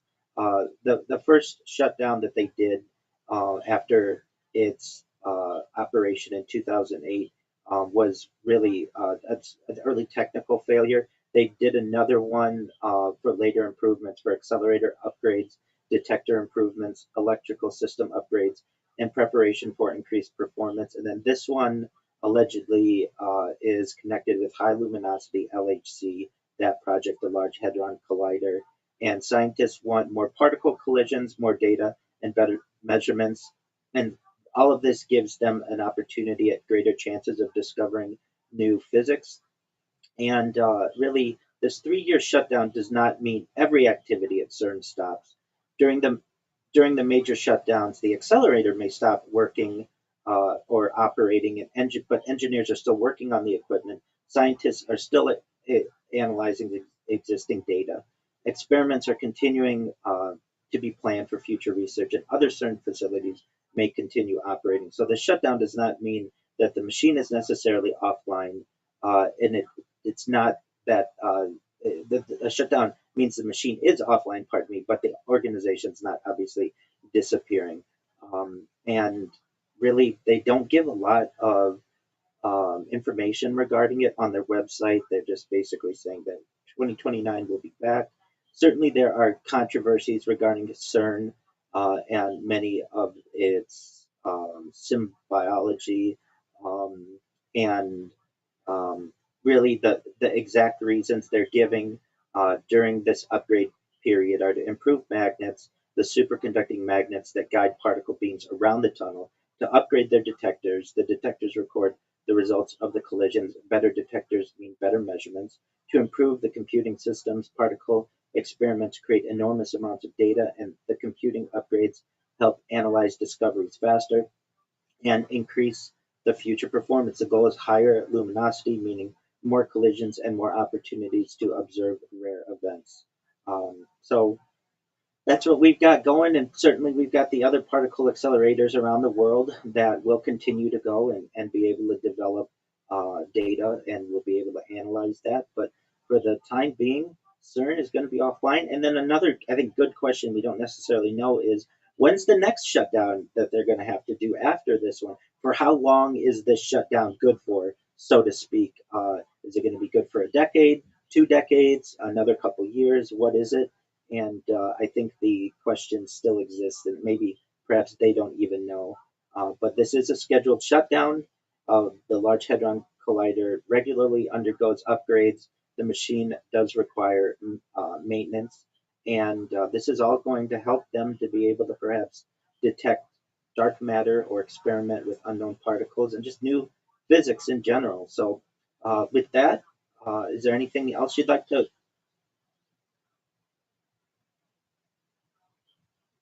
Certainly.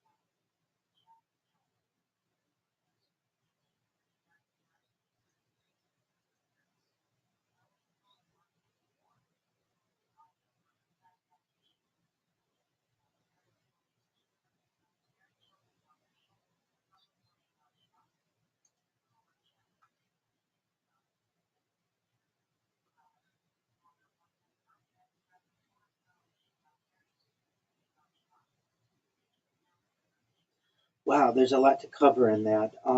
Okay, so right.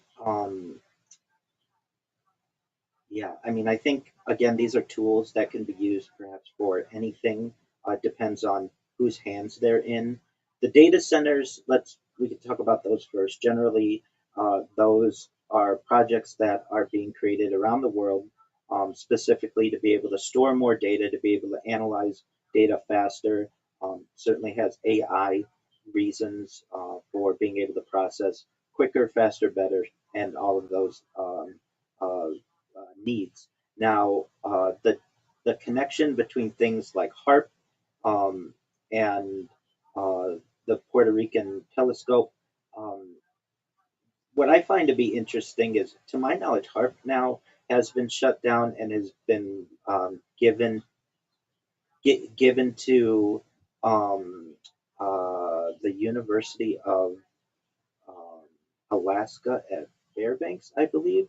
Um, and uh, Certainly a University of Alaska um, uh, university. And then we have Puerto Rico, which I believe the um, Arecibo Observatory has been taken over by Florida Atlantic University. But I I want to check that um, because now it seems like they are both of these are now being run um, at a university level. So HARP is University of Alaska Fairbanks. They took over from the U.S. Air Force in 2015, and then the Arecibo, it's University of Central Florida. Pardon me. Now runs that with partners with the National Science Foundation, and um, to me, these are always interesting places that really we don't find out that much about. There have been arguments. I've heard that the Arecibo um, teles- telescope could certainly be used to see into outer space, but also I've heard that it's basically the world's biggest ear, and it was used perhaps for clandestine reasons. The National Security Agency maybe could use it to listen in on people. And then HARP, I've heard, um, really works with the ionosphere, and it's a large has a large antenna transmitter to be able to study the ionosphere, and that you can actually use different waves to manipulate the ionosphere to manipulate weather, which we're going to talk about in a little bit, to perhaps create earthquakes, because the Earth and its different layers can be played almost like guitar strings or piano wire. And whether that's true or not, that was always the rumor that goes around. And another question that arises is, now that HARP is being maintained by the University of Alaska Fairbanks and the Arecibo telescope is being maintained by the University of Central Florida, where are these other perhaps clandestine places that we don't really know about because they haven't been made public? Uh, where what's going on there? Where are our other telescopes? Why don't we talk about them that much in the public? These are all, I feel, excellent questions that we don't really know the answers to at this point. And if we no longer use the Arecibo Observatory for being able to look to observe space and planets in the atmosphere. Is everything on Hubble? Is everything on the Webb telescope? I haven't seen a really great breakdown on what these newer types of technologies have been able to take over. You had also mentioned what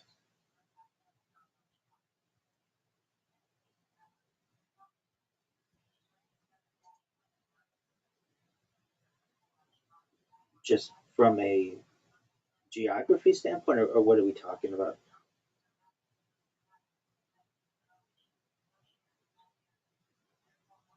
Yeah, so they're separated by the Bering Strait, which is about 51 miles of open sea, and it is one of the most dangerous places for sailors to go. It is what was once the way that people were able to migrate from the Asian continent to North America using a land bridge, but that was tens of thousands of years ago, which is no longer available. There have been inquiries to perhaps build a tunnel underneath the Earth's crust or in the Earth's crust to be able to connect North America to specifically Asia. And people think this might be good for relations between the United States and Russia. Um, from that standpoint, that's what we know about that.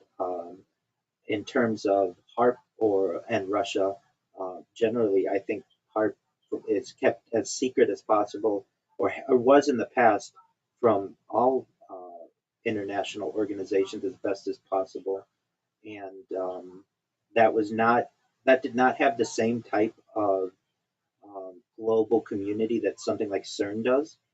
But as for a more specific question, if the commenter has something more specific, we could certainly go into it.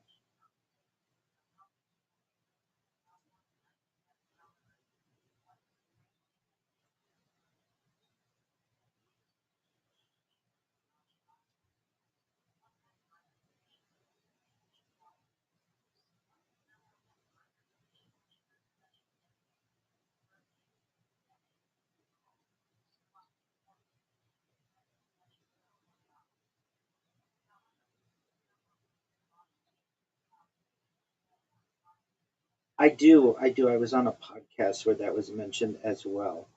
So first, we can go through what's been verified with Greenland.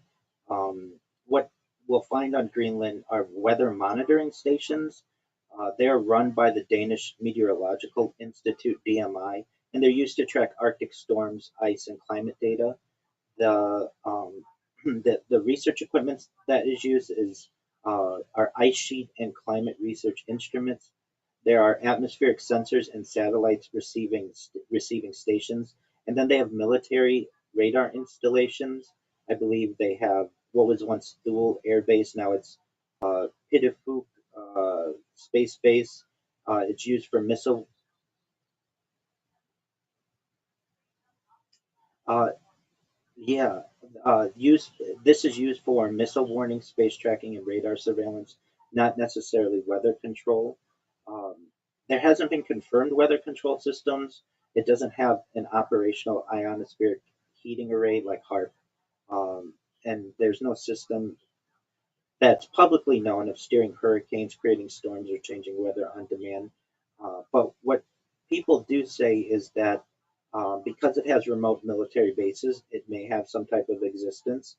Generally, though, they're seen for climate and ice research, and because of its location, it sits in a sensitive Arctic atmospheric region. We will talk a little bit about weather modification as well, but in terms of that Greenland, um, maybe a UFO or disk that was found earlier this year, I did see some rumors about these things. Um,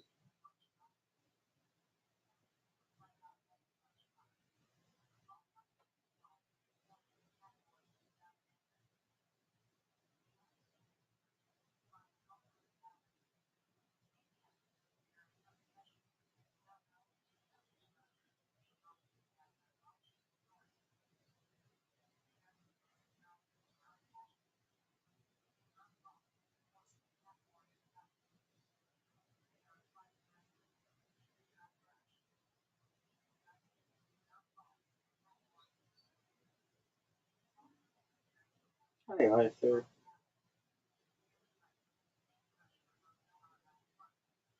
At least that Greenland UFO disk. So the rumors were that a giant disc-shaped UFO was found under the Greenland ice. Perhaps it was a buried alien craft or a mothership under the glaciers, or that there's some type of secret military or government excavation activity. Um, we see this on social media, and it does get a lot of clicks. From a at least what's been verified, none of that information. What the credible sources do say, and I'm not saying that this is necessarily not credible, but it just hasn't been verified.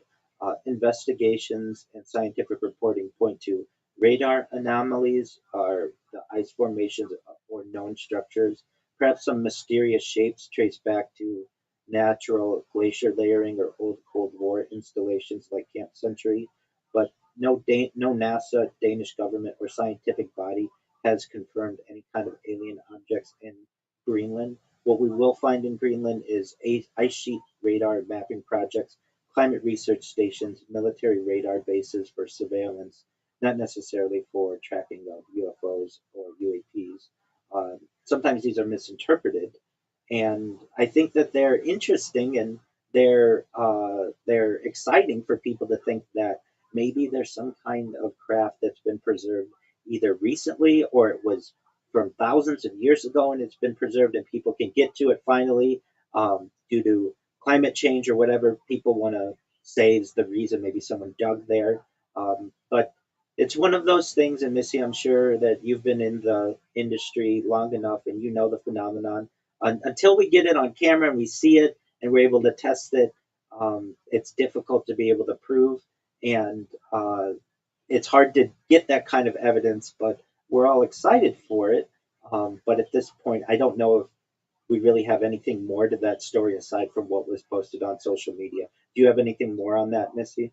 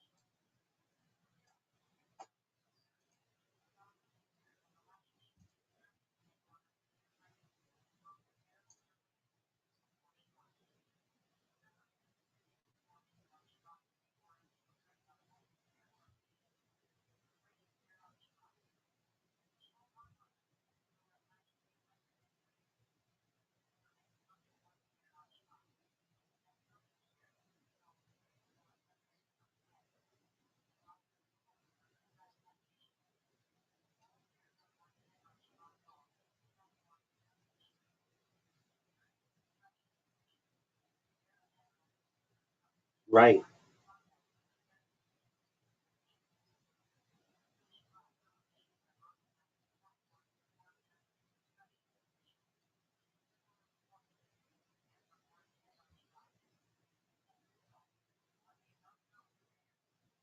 Are you talking about the hurricane that had such a significant impact on places like Asheville? Yes, absolutely. And that was bizarre.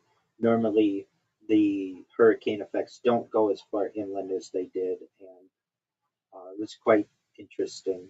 Um, okay, so we've talked a little bit about El Nino, and for those who don't know, um, heat waves, whether they are naturally occurring or whether they're being manipulated, they are certainly a dangerous form of extreme weather. Unlike sudden disasters, heat waves can slowly develop and certainly affect millions of people over large ranges. The El Nino effect is a natural climate pattern connected to the warming ocean temperatures, specifically in the Pacific Ocean. It is part of the larger El Nino Southern Oscillation cycle. El Nino influences global weather patterns by changing atmospheric circulation. The main argument is that El Nino can contribute to heat waves by shifting weather patterns and releasing stored ocean heat into the atmosphere. However, modern heat extremes are often intensified, perhaps by uh, some other elements of climate change, which raises the background temperature of the planet. Now, there's the idea of human caused temperature, or human caused climate change. But then there's just the idea that we're on a planet that has always had climate change, and it's just part of living on a planet. And so I do want to say there's a difference between what we may be saying. We may perhaps just be in a period of global warming naturally, with very little human effect. The understanding of the connection, though, between El Nino and heat waves helps scientists predict and prepare for future extreme weather. So Generally, we think we know what a heat wave is, but a heat wave generally just unusually high temperatures that last several days or longer. There's nothing necessarily nefarious to that, and the definition depends on the normal climate of each region. And temperatures are considered extreme in one location. Uh, Temperatures that are considered extreme in one location may be certainly normal in another. Generally, how these heat waves form, there's our high pressure systems that often create heat waves. Air sinks under the high pressure, reducing clouds and rainfall. More sunlight reaches the surface, increasing the temperature, and dry soil and vegetation reduce cooling through evaporation. Now, we've heard this term heat dome in recent years. This is a strong area of high pressure that traps hot air. Hot air remains over the same region for extended periods, and the temperatures can become dangerous when heat remains trapped. Generally, the effects of these, as we know, on human health, heat exhaustion, heat stroke, increased deaths during extreme events, certainly can cause issues with agriculture, crop damage, reduced food production, the environment, wildfires, as you mentioned earlier, Missy, wildlife stress, drought expansion, and certainly on infrastructure, increased electricity demand, and damage to roads and power systems. Now, the Pacific Ocean, its role, it's of course the largest ocean, and the Pacific Ocean stores large amounts of heat, and changes in the ocean temperatures influence the atmosphere. And of course, with the Pacific Ocean being the largest body of water on Earth, it's going to have a major impact on global weather. Normally, within the Pacific, the trade winds move warm surface water toward the western Pacific. Cooler deep water rises in the eastern Pacific through upwelling, and atmospheric circulation remains in a normal pattern. When El Nino develops is when the trade winds weaken, warm weather moves eastward, sea surface temperatures become unusually warm in the central and eastern Pacific, and the warmer ocean releases heat and moisture into the atmosphere. Usually, this occurs every few years or so. Some events are weak, while others become very strong, and each event affects different regions differently. Now, what's the difference between El Nino and heat waves? El Nino has an effect on global temperatures. The warm Pacific waters transfer heat into the atmosphere. Strong El Nino events can contribute to record warm years, and global average temperatures can temporarily increase during El Nino. Also, it has changes in atmospheric circulation. El Nino alters wind patterns, jet streams can shift, storm tracks and rainfall patterns change, and some areas become hotter and drier. And then, of course, we have regional heat impacts. Some regions experience less rainfall, more sunshine, persistent high pressure systems. These conditions increase the chance of heat waves. What El Nino doesn't necessarily affect everywhere in the same way. Some regions may become hotter, some may receive more rain. Some areas may experience cooler conditions. The impact depends on geography and seasonal timing. In terms of El Nino and major heat events that we've seen in the past, in 1997 and 1998, there was a very strong El Nino. And this is really probably the first time people started outside of those very interested in weather and meteorologists and such started hearing about El Nino. So the 97-98 strong El Nino was one of the strongest El Nino events recorded. It caused major global weather disruptions, and it contributed to unusual temperature patterns. There was another very powerful El Nino 2015 to 2016, and this occurred during a period of rising global temperatures, and it was associated with record global heat. And then some of the recent extreme heat events that we've seen may be related to these. And so from that seems to be naturally occurring to some extent. And then we're going to get into weather modification. And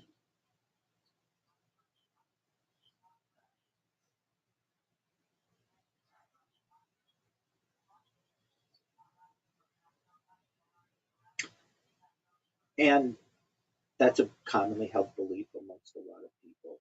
Um, and even in the past, the discussion of weather modification was not as mainstream as it is today. I know just in the last decade, it went from something that either couldn't be done, weather modification went from something that couldn't be done or wouldn't be done or was not done to something that, like in Dubai, they have rain generation, weather, cloud seeding that occurs regularly once a week that provides the necessary irrigation to that region of the world.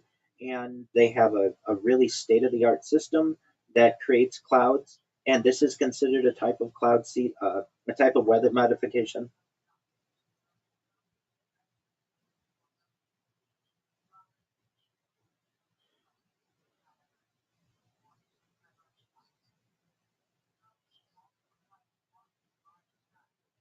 And and this is something that isn't necessarily brand new. This has been around for some time. So with that, let's get into the history of it and some of the deep understanding of what it is. So modification refers to deliberate attempts by humans to influence atmospheric processes to change weather conditions. And it includes techniques designed to increase rainfall, reduce hail damage, weaken storms, manage fog, or influence local atmospheric conditions. This is different from controlling weather completely. Modern science can only influence certain processes under specific conditions, or so we're told. But as we know that with any kind of science, there are perhaps groundbreaking or state-of-the-art developments that may be able to alter certain effects much better than others. So there is importance of weather modification research. There's growing interest due to droughts and water shortages, agricultural challenges, climate variability, extreme weather events, aviation and transportation safety. Governments and research organizations investigate whether modifying weather can reduce risks and improve resource management. The central questions that exist: how much control do humans realistically have over weather? Which technologies are scientifically supported? And what are the environmental, ethical, and political concerns? So there were early attempts of humans to attempt to influence the weather. Certainly, ancient societies performed rituals intended to bring rain or prevent disasters. Early practices reflected humanity's desire to influence natural systems. Beginning in the 20th century, the development of meteorology and atmospheric science created opportunities for experimentation. Scientists discovered that clouds contain microscopic water droplets and ice particles that sometimes can be influenced. In the 1940s, we see the beginning of the cloud seeding uh, development and research. Researchers discovered that introducing certain particles into clouds could encourage ice formation. The discovery of materials such as silver iodide and dry ice led to modern cloud seeding experiments. And we've seen government programs. Several countries developed weather modification programs. Examples include agricultural rain enhancement projects, hail suppression research, and military investigations into atmospheric effects. The scientific principles behind weather modification, basically how weather forms, are it's due to temperature differences, atmospheric pressure, moisture, wind patterns, ocean and land interactions. Clouds form when water vapor condenses around tiny particles called condensation nuclei. Human influence on atmospheric processes occurs with weather modification by changing small scale physical processes. Humans generally cannot create major storms or redirect major weather systems, though this has been hypothesized as something that either might be possible or something that needs more research. There are some limits of weather control. Weather systems are extremely complex. Results are often uncertain because of the natural variability is high, atmospheric conditions change rapidly, and effects may be difficult to measure. So we discussed this a little bit ago, but the cloud seeding technology. So for those who don't know, cloud seeding is the most widely used weather modification technique. It involves adding particles to clouds to encourage precipitation. Generally, the materials used are silver iodide. It mimics the structure of ice crystals. It's used mainly in cold clouds where ice formation is possible. Dry ice is also used. This is frozen carbon dioxide. It can rapidly cool cloud areas and encourage ice formation. There are salt particles that are used. Used in some warm cloud experiments, it helps water droplets combine and grow. The method of delivery is usually through aircraft releasing seeding materials into clouds, and ground based generators release particles into rising air currents. The potential benefits are the increased snowfall in mountain ranges, increased snowfall in mountain regions, improved water supplies, reduced drought impacts, and support for agriculture. Some challenges are it requires suitable cloud conditions. This is difficult to prove the exact results, and the benefits vary by location and climate. Then we have fog and visibility modification. So there is technology available for airport fog reduction. Generally, fog can disrupt aviation and transportation, and scientists have explored methods to reduce fog in specific areas. The techniques are heating surfaces, dispersing particles, and encouraging fog droplets to evaporate. The limitation is it works only under certain conditions and it's expensive for large scale use. There's also hail suppression technology. The purpose of this is because hail can destroy crops, vehicles, buildings. Some regions use weather modification programs to reduce hail damage. The method is by cloud seeding attempts to increase the number of smaller ice particles. The theory is more ice particles may reduce the size of hailstones. There's scientific debate that exists. Some studies suggest the benefits, others argue the results are difficult to verify, and measuring success is challenging because storms naturally vary. There's don't Absolutely.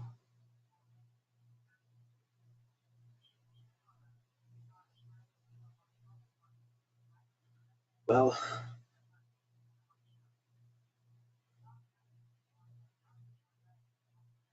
yeah, this is certainly perhaps a different discussion as well in the chemtrail versus contrail debate. And generally, the accepted science is that many of the things that are quote unquote called chemtrails are actually contrails. But for people who remember what the sky used to look like, many times there were not these hazes that we see. Many times when we see these purported contrails that are most certainly. For anyone who is interested in this subject, uh, a resource that you may find of benefit is a documentary called What in the World Are They Spraying? It came out a while ago, but it's still perhaps relevant to this topic. And, and yes, so the things that I've mentioned are the things that are accepted um, from a weather modification standpoint, but some of those programs that we're referencing may perhaps be classified. I know that there have been whistleblowers, pilots, and such who say what you're being told isn't necessarily what's going on. I don't know for sure, um, but it's an excellent point to make, and it's an excellent set of questions. We're just researchers. We're scientists here, all of us. The chat, you, Missy, I'm a researcher. We're just trying to get to the bottom of what's going on in our world, and so to ask these types of questions, I feel is very prudent. Um, and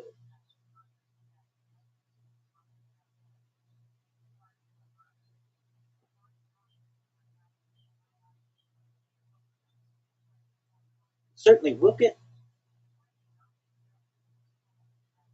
certainly, and we have solar storms that occur and the magnetosphere. If you don't mind, can we cover that in the next section? Is that all right?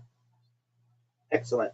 The idea of what we're seeing with hail suppression technology here on Earth, uh, the the scientific debate still exists about the suggested benefits.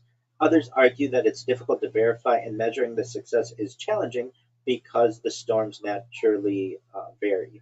There's storm and hurricane modification research, and this one is of, I think, extreme importance. We talked earlier about the hurricanes that affected people far, far inland. That isn't normally something that we see, and the not millions, but billions of dollars in damage that these cause and the deaths that they cause, and to people in Florida and the Gulf states and up the eastern seaboard, how the hurricane season can really affect them and their daily activities like a war zone, absolutely. So this is certainly of historical interest. Scientists have investigated whether hurricanes could be weakened.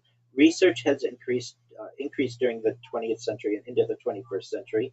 Past experiments show that some have explored changing hurricane structures. Results show that large storms are difficult to influence.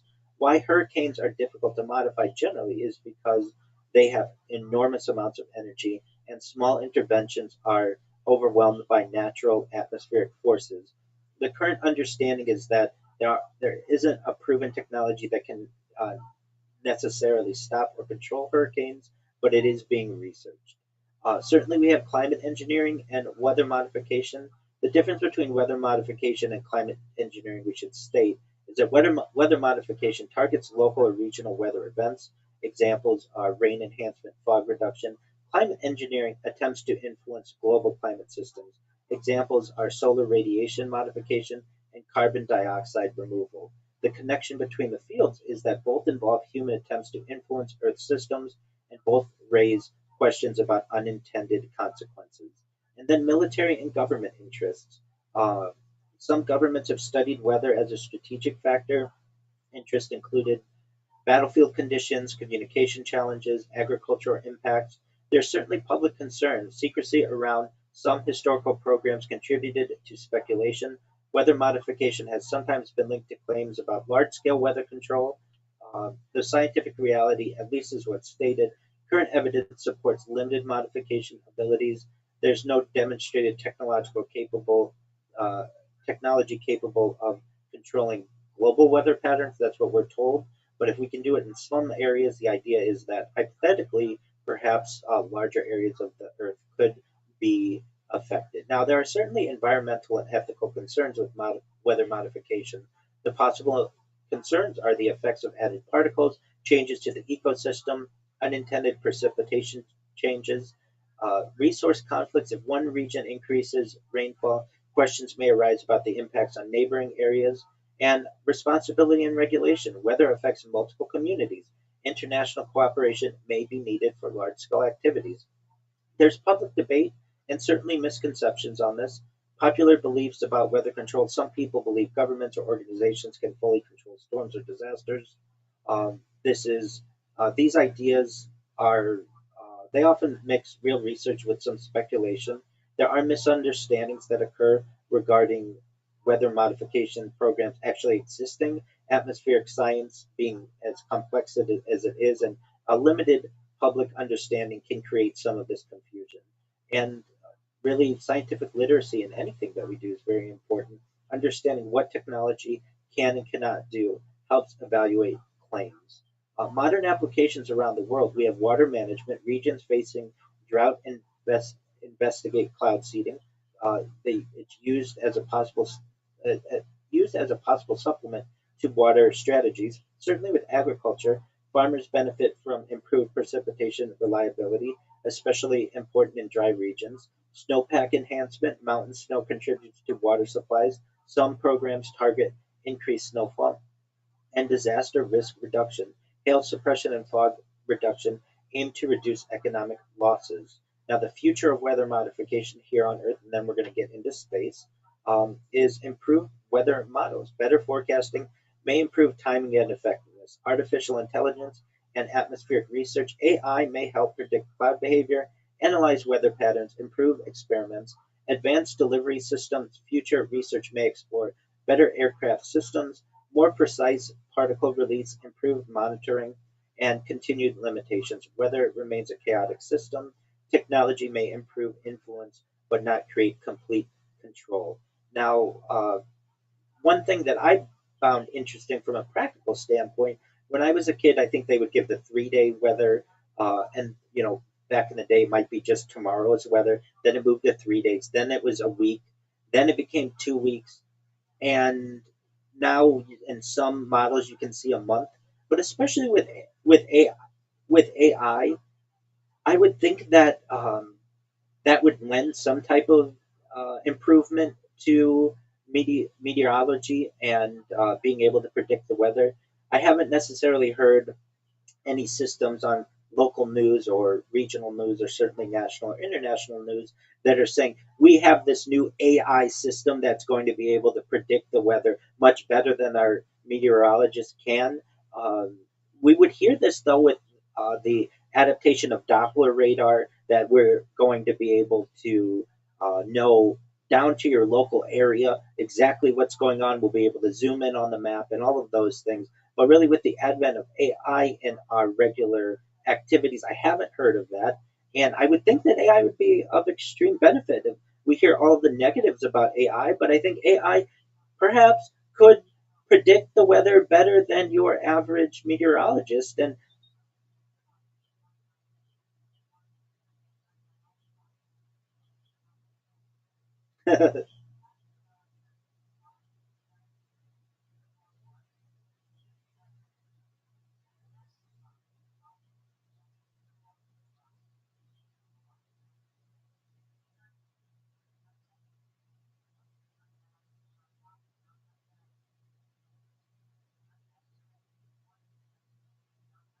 well, really, what AI does, perhaps better than your local meteorologist. In terms of AI, I mean, it is really a tool that's used to analyze different patterns, and weather are is one of those major patterns that I think it for which it may be of benefit.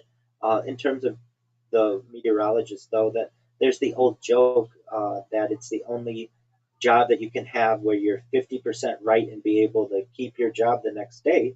And I just think that AI, if we're going to use it for good, perhaps really specific knowledge of what the weather is going to be may be of benefit. But as we are going to get into, what AI would need to track isn't always on Earth. There is space weather that does have an effect on us. Oh, thank you. Yeah.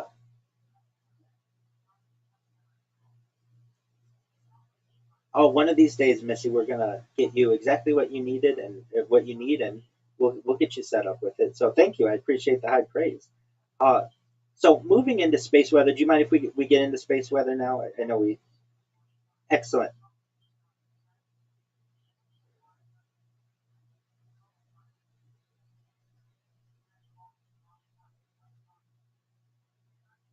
That's absolutely correct. Excellent. All right, so space weather, the sun's hidden influence on Earth and modern technology.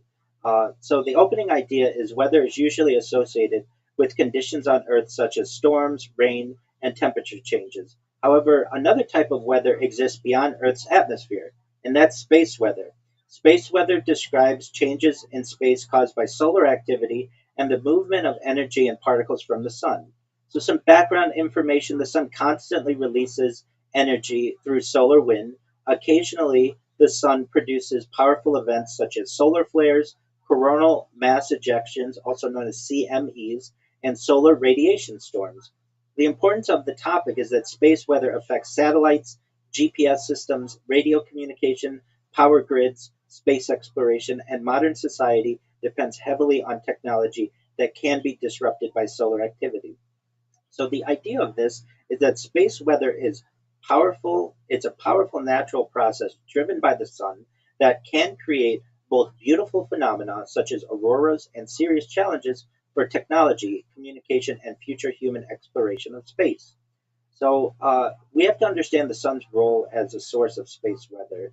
It is a massive star made mostly of hydrogen and helium. Nuclear fusion inside the sun creates enormous amounts of energy. The energy travels through space and influences every planet. We have the solar wind that occurs. The sun continuously releases charged particles called solar wind. Solar wind travels throughout the solar system, and Earth's magnetic field protects the planet from most solar wind effects. The solar activity cycles that occur, the sun follows an approximately 11-year cycle of activity. During periods of high activity, more sunspots appear, solar storms become more frequent, and solar emissions increase. We have sunspots. Sunspots are cooler, darker areas of the sun's surface.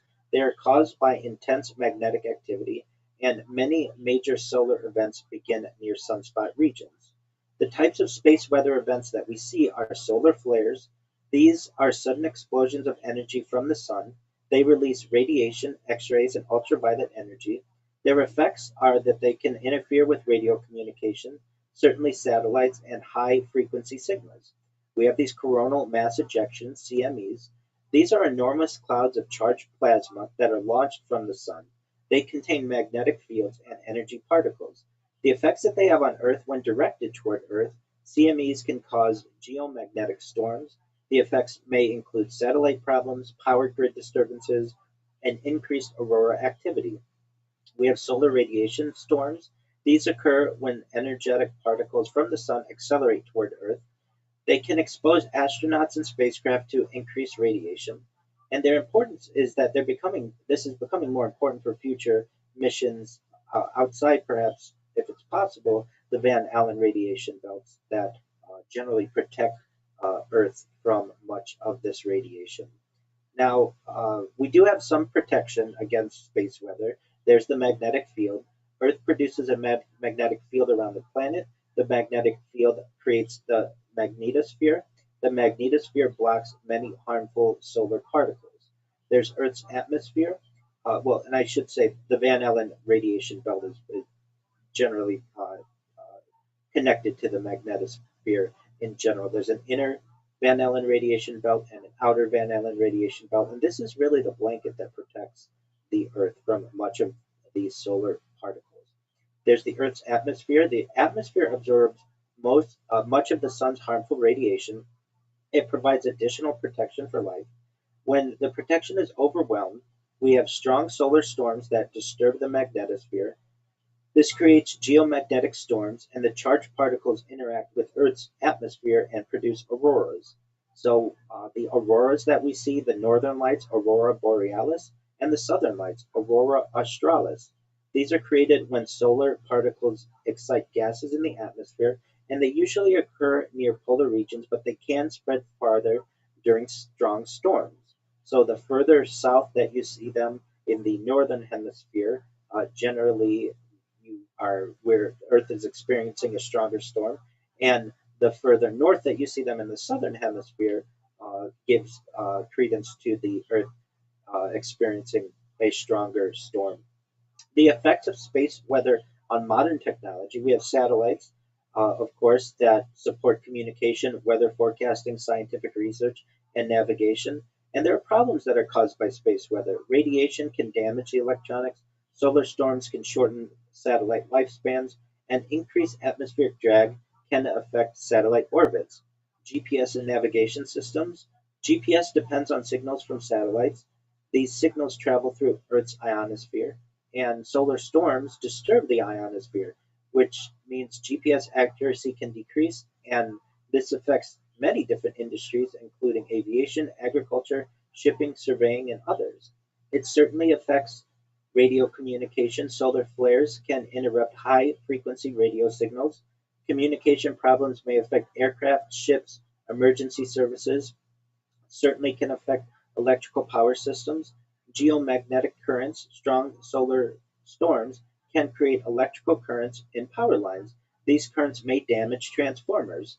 An example, in 1989, there was a Quebec power outage, and it showed that solar storms can affect large electrical systems. Historical space weather events, there was the Carrington event of 1859, one of the strongest recorded solar storms in history. This was observed by astronomer Richard Carrington. The effects were bright auroras appeared worldwide, telegraph systems experienced failures, and some equipment produced electrical shocks. Modern concerns, a similar event today could affect satellites, internet systems, electrical networks, and global communication. In 2003, there was the October 31st solar storm. This was a series of powerful solar events. Satellite disruptions occurred, communication systems were affected, and this demonstrated modern technology's vulnerability. Space weather and human space exploration. Space weather causes major risks to astronauts. Space lacks Earth's atmospheric protection. Solar radiation can damage human cells. Strong solar storms increase radiation exposure. Certainly for people in the International Space System, the International Space Station, astronauts monitor solar activity there, and protective shielding reduces radiation risks. And of course, we have future missions. If we're ever to go to the moon, perhaps longer stays would require better radiation protection, or go to Mars, perhaps. Mars missions, the travel time creates greater risks, and space weather forecasting will be essential. So we need technological development Scientists they're currently researching and creating better spacecraft shielding, improved warning systems, and safer mission planning methods. We need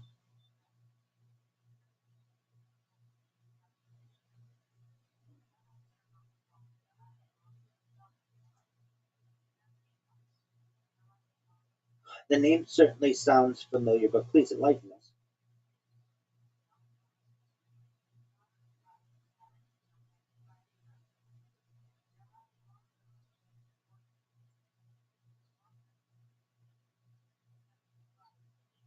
Well, that now that you say that, yeah, and I think I remember on Coast to Coast that book being discussed and certainly advertised as one of George Norrie's, the books that he really enjoys. And you're abs-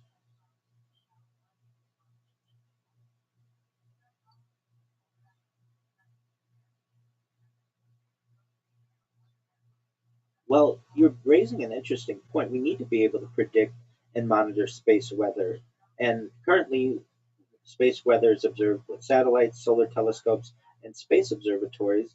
We certainly have organizations that study space weather, the National Weather and Space Agencies, research institutions, and international solar monitoring programs. But the challenge is that the sun is complex and unpredictable. So scientists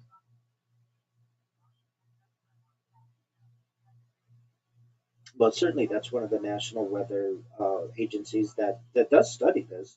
Many of the challenges that we have are that the sun is complex and unpredictable, and scientists can detect warning signs, but cannot always predict exact storm strength.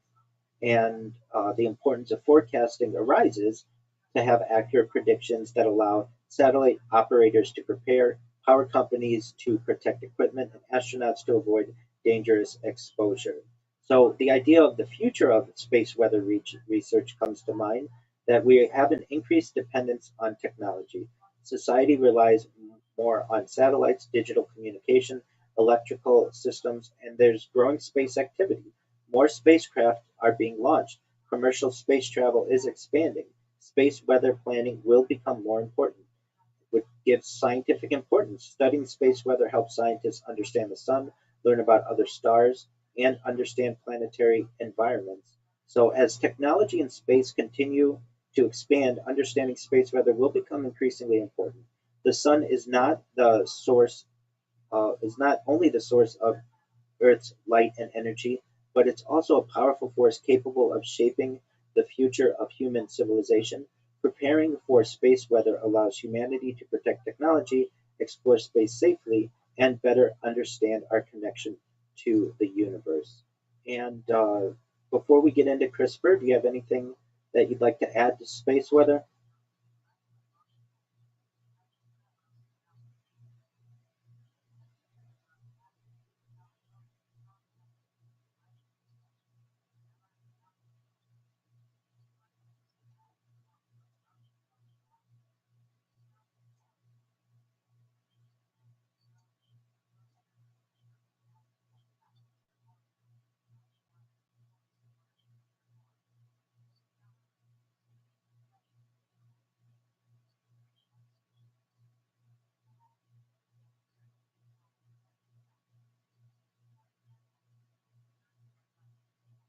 I'm familiar with the movie. I'm familiar with the video game. I believe in the movie is Dwayne the Rock Johnson in it.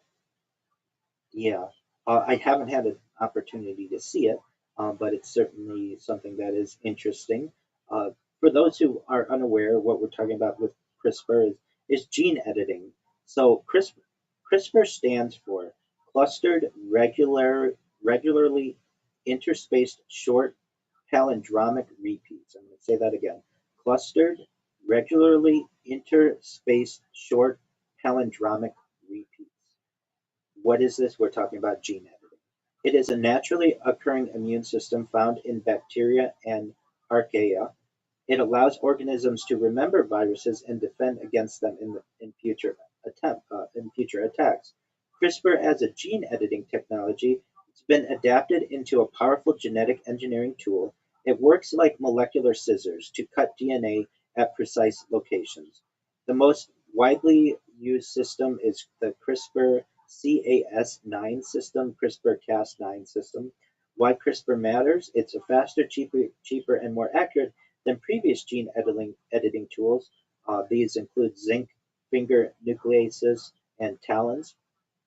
It has the potential to transform medicine, agriculture, and biology.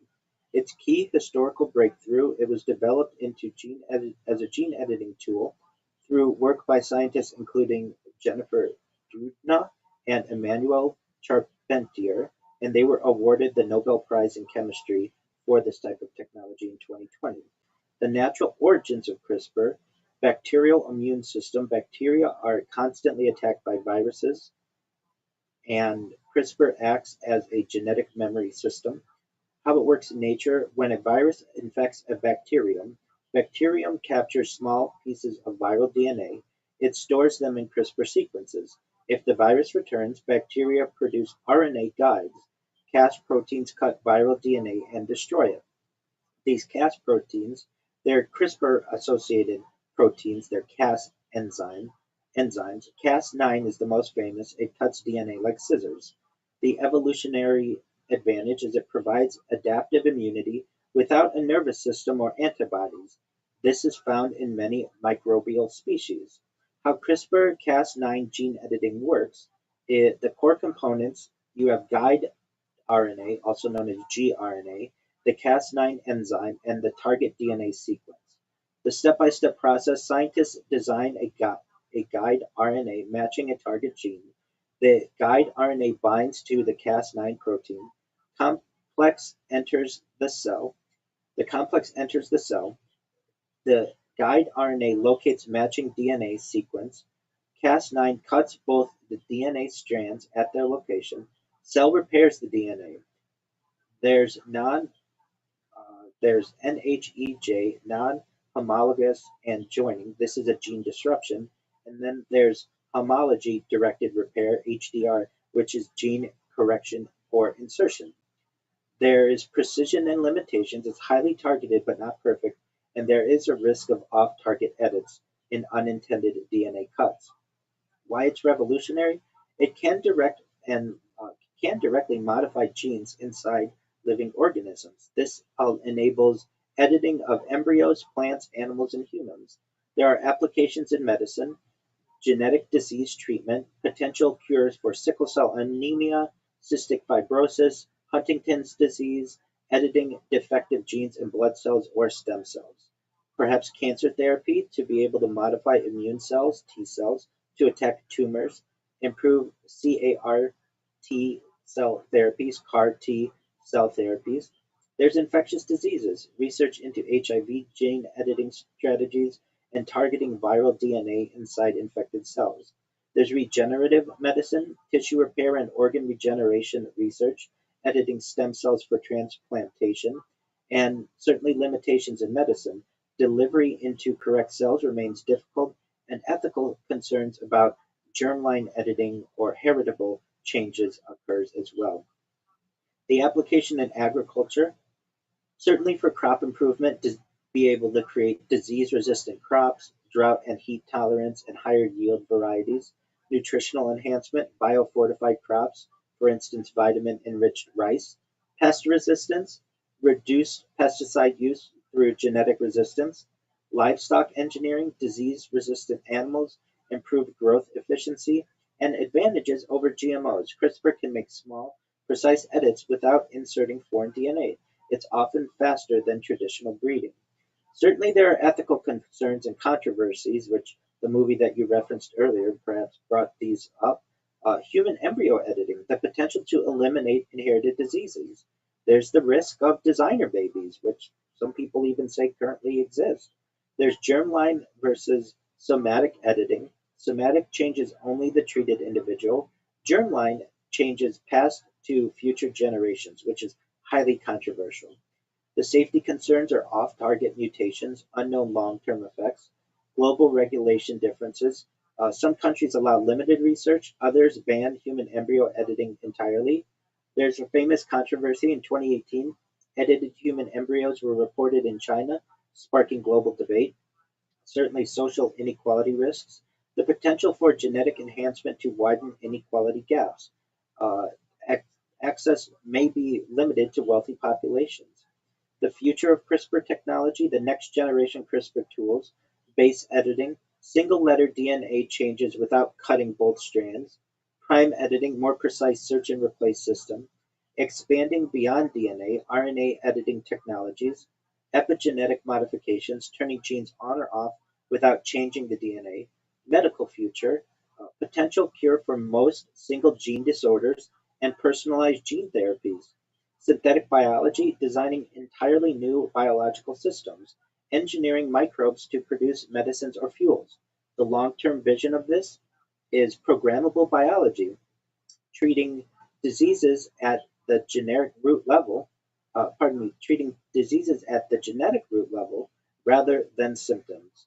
So, to summarize all of this, CRISPR represents one of the most significant breakthroughs in modern biology. It transforms genetic science from observation to direct modification. The technology holds enormous promise for medicine, agriculture, and biotechnology. However, it raises some serious ethical, safety, and societal questions. The balance between innovation and regulation will determine its future.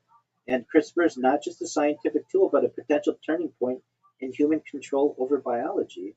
And with that being said, Missy, what do you think?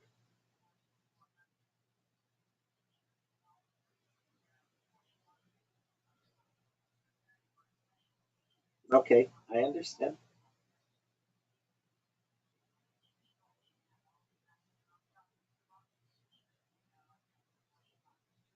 All right.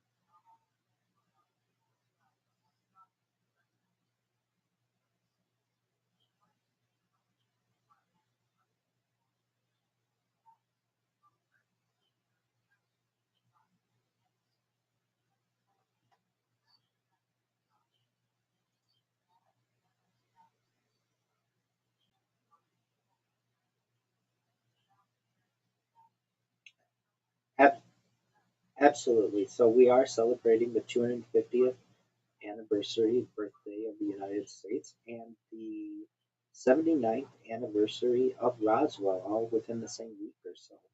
So this is going to be a deep dive, much deeper than really any topic we've gone into, perhaps. So if you have the opportunity to really want to learn about Roswell, now's your chance. So we're going to go through the world before Roswell from 1945 to 1947. We're going to discuss the nuclear age, early UFO reports, certainly Cold War secrecy, and why New Mexico became strategically important. Then, of course, we're going to go into the July 1947 incident. We are going to go through a timeline day by day. We're going to introduce you all, if you're not familiar with Mac Brazel and Jesse Marcel, the famous press release that was publicized, the weather balloon announcement, and the physical debris. We're going to get into the crash retrieval planes, the multiple alleged crash sites, the debris field reconstruction, engineering analysis, alleged military recovery operations, the logistics, transportation, security, the chain of custody. the bodies, which I think we all find to be really interesting. We're going to go through every major witness claim: the Barney Barnett story, Glenn Dennis, the mortician claims, the child-sized bodies, the biological descriptions, any kind of contradictions that exist, and government responses, as well as alternative explanations. We're going to get into Project Mogul, declassified documents, balloon technology, radar reflectors, why secrecy mattered, arguments supporting Mogul, criticisms of the explanation. We're going to get into the witnesses, the military officers, the civilians, the deathbed confessions, the memory decades later, reliability analysis, and psychological considerations. We're going to get into the reverse engineering, which is really fascinating to me, the claims made by Philip J. Corso, the alleged technology transfers, fiber optics, integrated circuits, lasers, night vision, scientific evaluation of these claims. Government investigations, we're going to talk about United States Air Force reports, Government Accountability Office inquiries, missing records, FOIA releases, modern congressional interests, recent UAP investigations. We're going to review competing theories, the extraterrestrial craft, secret military aircraft, Soviet experiments, psychological operations, misidentification, the development of the folklore, perhaps hoaxes, and the historical assessment: what is well established, what remains disputed, standards of evidence, lessons about secrecy, intelligence operations, and why Roswell remains culturally influential. So, as we said, we're going to start with the world before Roswell.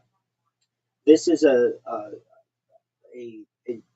investigation examining the historical context surrounding the most famous alleged UFO crash in history. Nearly 80 years ago, after the summer of 1947, as we discussed, we're at the 79th anniversary of this, the word Roswell has become synonymous with mystery. For some, it represents humanity's first confirmed encounter with extraterrestrial intelligence. For others, it is an example of how rumors, secrecy, and imperfect memories can evolve into enduring mythology. Between these positions lies a complicated historical record involving military secrecy, witness testimony, classified technology, evolving government explanations, and decades of investigation. An investigative approach requires separating established historical facts, contemporaneous documentary evidence, and later witness recollections, government explanations, speculative claims, and unsupported conclusions. The first part that we're going to discuss focuses on the world into which the Roswell incident emerged.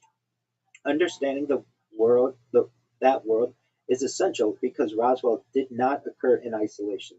It happened during one of the most secret periods in American history. So we have the end of World War II. In August of 1945, World War II ended after the atomic bombings of Hiroshima and Nagasaki. The United States suddenly possessed nuclear weapons, the world's largest military, enormous intelligence organizations, secret research laboratories, advanced aviation programs, and more. Millions of Americans returned home expecting peace. Instead, another conflict was already beginning, and this is the Cold War. Relations between the United States and Soviet Union deteriorated almost immediately. Military planners feared surprise attacks, long-range bombers, espionage, stolen nuclear secrets. The entire military programs became classified. The American Southwest became one of the most secretive regions on Earth. A question arises: why New Mexico? New Mexico possessed several advantages: large deserts, sparse population, excellent flying weather, restricted military areas. Nearby were facilities including Roswell Army Airfield, White Sands Proving Ground, Los Alamos Laboratory, and Alamogordo Army Airfield. These installations supported nuclear weapons development, missile testing, radar research, high-altitude experiments. No civilian knew exactly what occurred there. So we have Roswell Army Airfield. Among these installations, Roswell Army Airfield was unusually important. It housed the 509th Bomb Group. This was not an ordinary bomber unit. It had flown the missions that dropped the first atomic bombs. Because of this mission, personnel received high security clearances, intelligence officers handled classified material, and unusual recoveries were routine. If unknown military hardware landed nearby, investigators expected the 509th to respond. America began looking toward the sky. During 1946, newspapers increasingly covered strange aerial phenomena. Many reports involved meteors, experimental aircraft, weather balloons, astronomical objects. Most were eventually explained, but some were not. We have Operation Paperclip. This is one of the often overlooked elements of Roswell's historical background. After Germany surrendered, the United States recruited hundreds of German scientists and engineers. These specialists had worked on rockets, guided missiles, aerodynamics, advanced propulsion. Some arrived with highly classified knowledge. Their projects expanded rapidly in New Mexico and elsewhere. To the average citizen, unusual aircraft sightings increased as testing accelerated. And one of the names that is routinely brought up with this program is Werner von Braun, one of the forefathers of certainly the German rocket program, but also the United States rocket program. As we continue, rockets enter the space age. The captured German V-2 rockets were launched from White Sands. These launches reached unprecedented altitudes. The equipment included cameras, telemetry, biological experiments, atmospheric sensors. Many launches occurred under secrecy. Residents occasionally witnessed unfamiliar lights or debris falling from the sky. Then we have the radar revolution. Radar technology advanced dramatically during the war. New radar systems required unusual targets for calibration. Researchers experimented with metallic reflectors, balloons, suspended arrays, unusual materials, and many looked unfamiliar to civilians. We have balloon research that's occurring at this time. Before satellites, balloons represented the only practical method of studying the upper atmosphere. Projects investigated were cosmic rays, weather, nuclear detection, atmospheric pressure. Some balloons reached extraordinary altitudes. Recovery teams frequently searched remote deserts. We have the secret nuclear detection. One of America's greatest fears was a secret Soviet atomic explosion. Scientists sought methods to detect nuclear tests anywhere on Earth. This effort eventually produced highly classified balloon projects carrying sensitive acoustic instruments. The best known of these was later identified as Project Mogul, a top secret program intended to detect low frequency sound waves from distant nuclear detonations. Because the project was classified, its equipment and purpose were concealed even from many military personnel. On June 24th, 1947, the flying saucer era begins. This date includes Private Pilot Kenneth Arnold, who was born in Minnesota but was reported seeing 9 unusual objects near Mount Rainier in Washington state. He described their motion as resembling a saucer skipping across the water. Although he did not say they were saucer-shaped, newspapers popularized the phrase "flying saucers." The story spread nationwide. Within days, reports multiplied. Then we had a flying saucer wave. During the following weeks, newspapers published hundreds of reports. Witnesses included airline pilots, military personnel, police officers, civilians. Most of the sightings were brief. Descriptions varied considerably as to whether they were discs or crescents, spears, cigars, lights. There was no single consistent object. But it certainly raised public excitement. The American public became fascinated. Questions included: could another nation possess revolutionary aircraft? Were these secret American weapons? Were people misidentifying ordinary objects? Or was something entirely unknown occurring? The military collected reports but had no definitive public explanation. There were intelligence concerns. Military intelligence officers worried about several possibilities: Soviet psychological warfare, secret aircraft testing, public panic, misidentification, overwhelming reporting channels, and genuine unidentified aerial objects requiring investigation. Not every report was dismissed, many were carefully cataloged. And we get to July 1947, 79 years ago in New Mexico. Against the backdrop, rancher William Mac Brazel discovered scattered debris on a remote sheep ranch northwest of Roswell after a storm.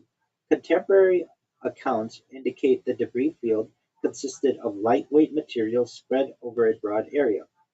What those materials actually were and whether they came from an ordinary military device, a classified balloon train, or something else became the central question that would define the Roswell story for decades. And I was watching a documentary on this last night, and I had heard an interview with a witness who said that during that storm, there was one thunderclap that was louder than all of the others that still stuck out in the witness's mind. And I always thought that was interesting that because a question that I'm sure we all have is if these craft can travel light years and be able to avoid all of the dangers and challenges that exist, how is it that they get within a mile or so of Earth and then they crash? Are these donations? Were these shot down? Did we have some type of radar that affected them, or was it a natural occurrence that occurred? We don't have the answer to that, but we're certainly going to go ahead. Okay, okay. Well, I mean, from a scientific perspective, the a light year is just the distance that light travels over the course of a year.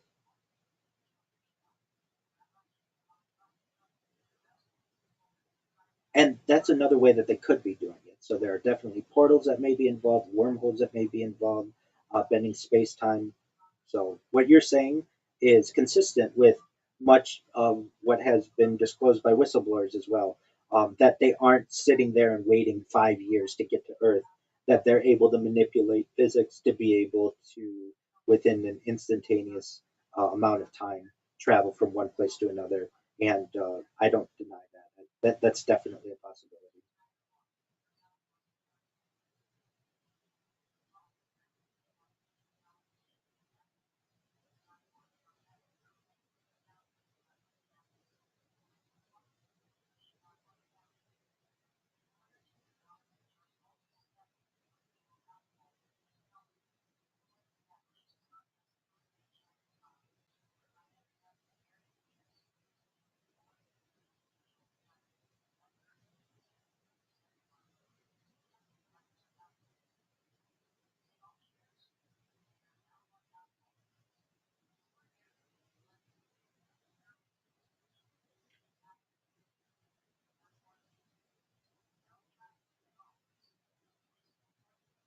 I understand what you're saying. Well, we've got to do a little bit of a dive on that. So did it feel metallic? Okay. Could you bend?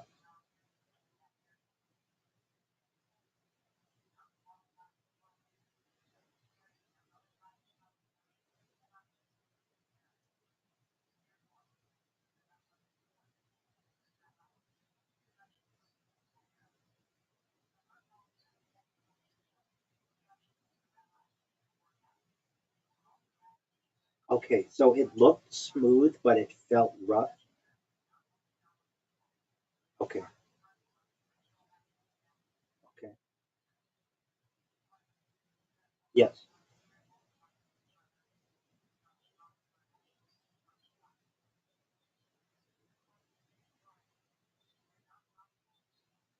Very interesting. How big was the piece that you felt? Okay. Okay. Small. Um, and was it heavy? Could you bend it? Oh, okay.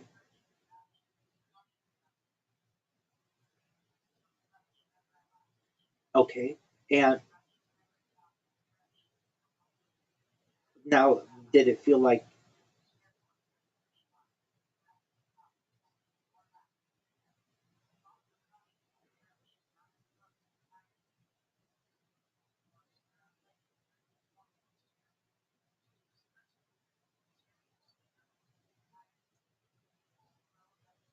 okay? And was it like from a weight perspective, was it like aluminum? Was it like lead?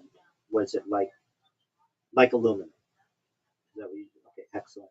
Wow, that's fascinating. Amazing. Wow. So you may have had your own connection to some type of advanced craft, and that's fascinating. Did you? You said that maybe there's a placebo effect in that, and I absolutely understand that feeling. Did you feel that? Yes,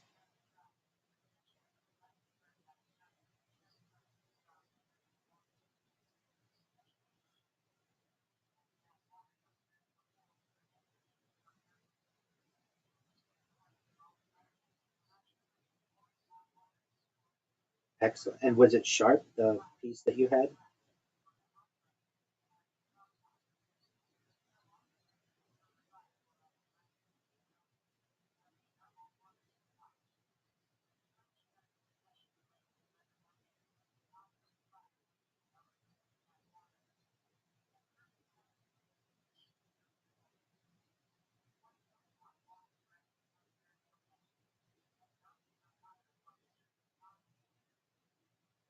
Absolutely. And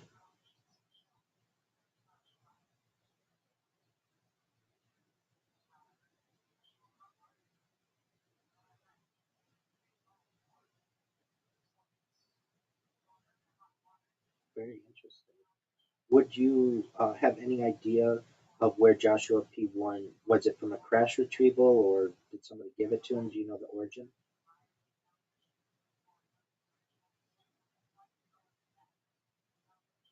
Okay.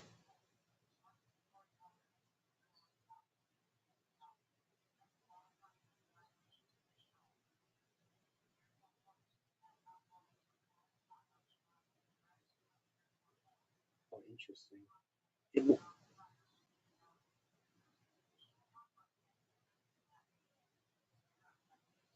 sure, absolutely. I'm familiar with that. Yeah.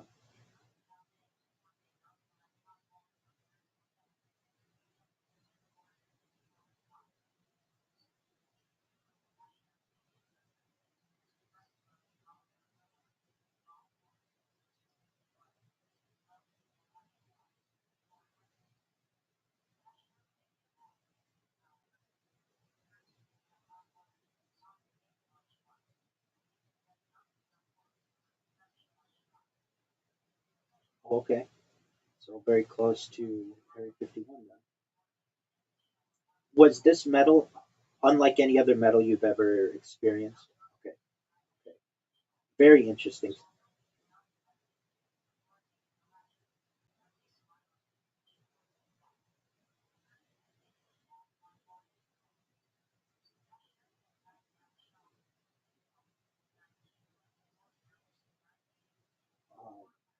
Um, unless we had, okay, so we can try.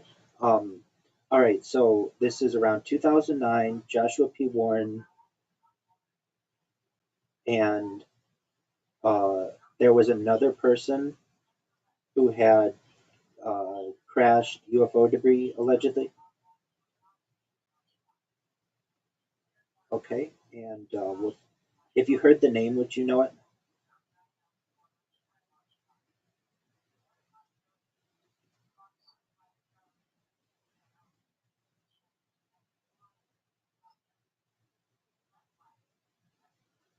Okay, we'll see what we can maybe find there. Most certainly. Um, yeah, uh, we may have to do some more research on this one.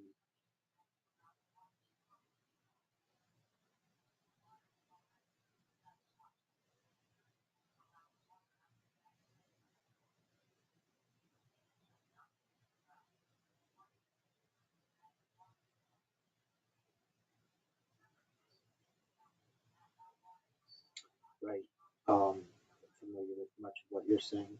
Okay, so maybe if the chat can find out who that person is, that'd be great if we had a little more information on them. But back to our story, if you don't mind, is that okay? Excellent. So what we know is that in early July, but speculation is always important, especially in science. So we definitely appreciate it. So by early July 1947, America was entering the Cold War. Nuclear secrecy was at an unprecedented level. Classified aerospace research was expanding rapidly. Public interest in flying saucers had surged only weeks earlier. New Mexico was home to some of the nation's most secret military installations.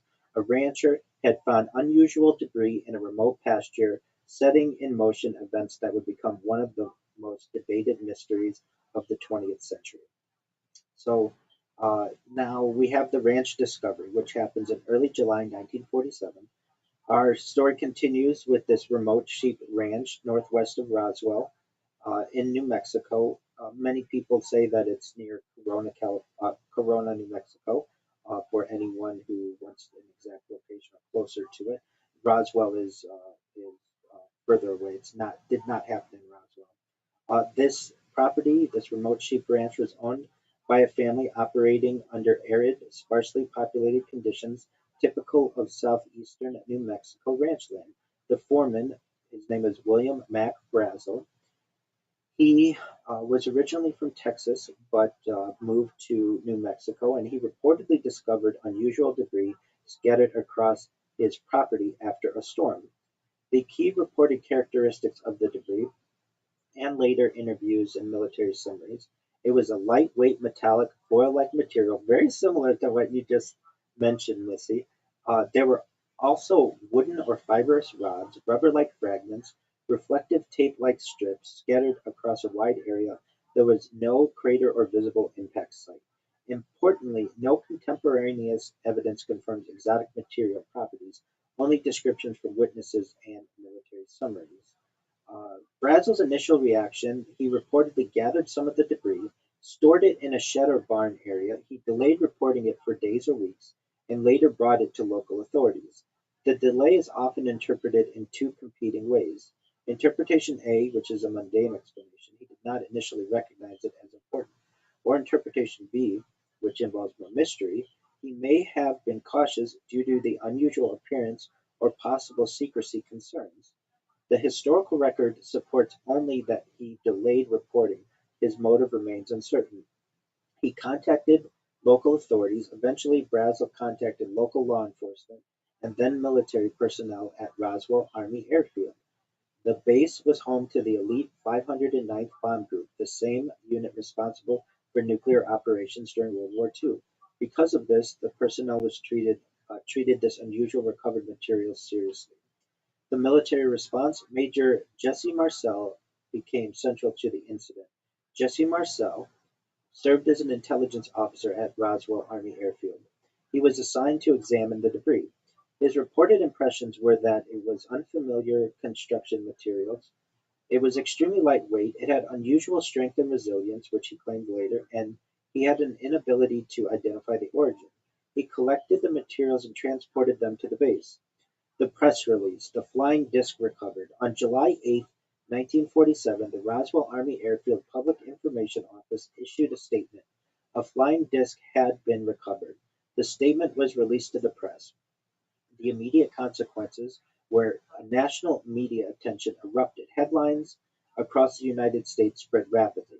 Roswell became the center of global curiosity. For a brief period, official military language appeared to confirm the recovery of a non-terrestrial object.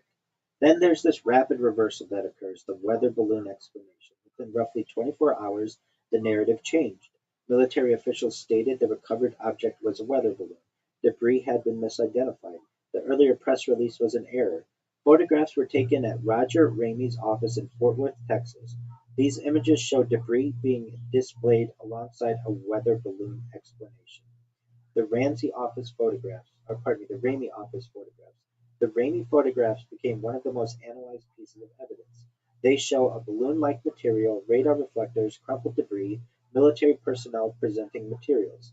The competing interpretations, the official interpretation, the debris is consistent with a weather balloon system.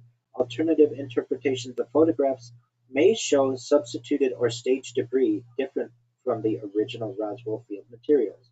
No definitive forensic resolution exists from the photographs alone. What was actually recovered? We have competing evidence sets. At this stage, three categories of evidence emerge.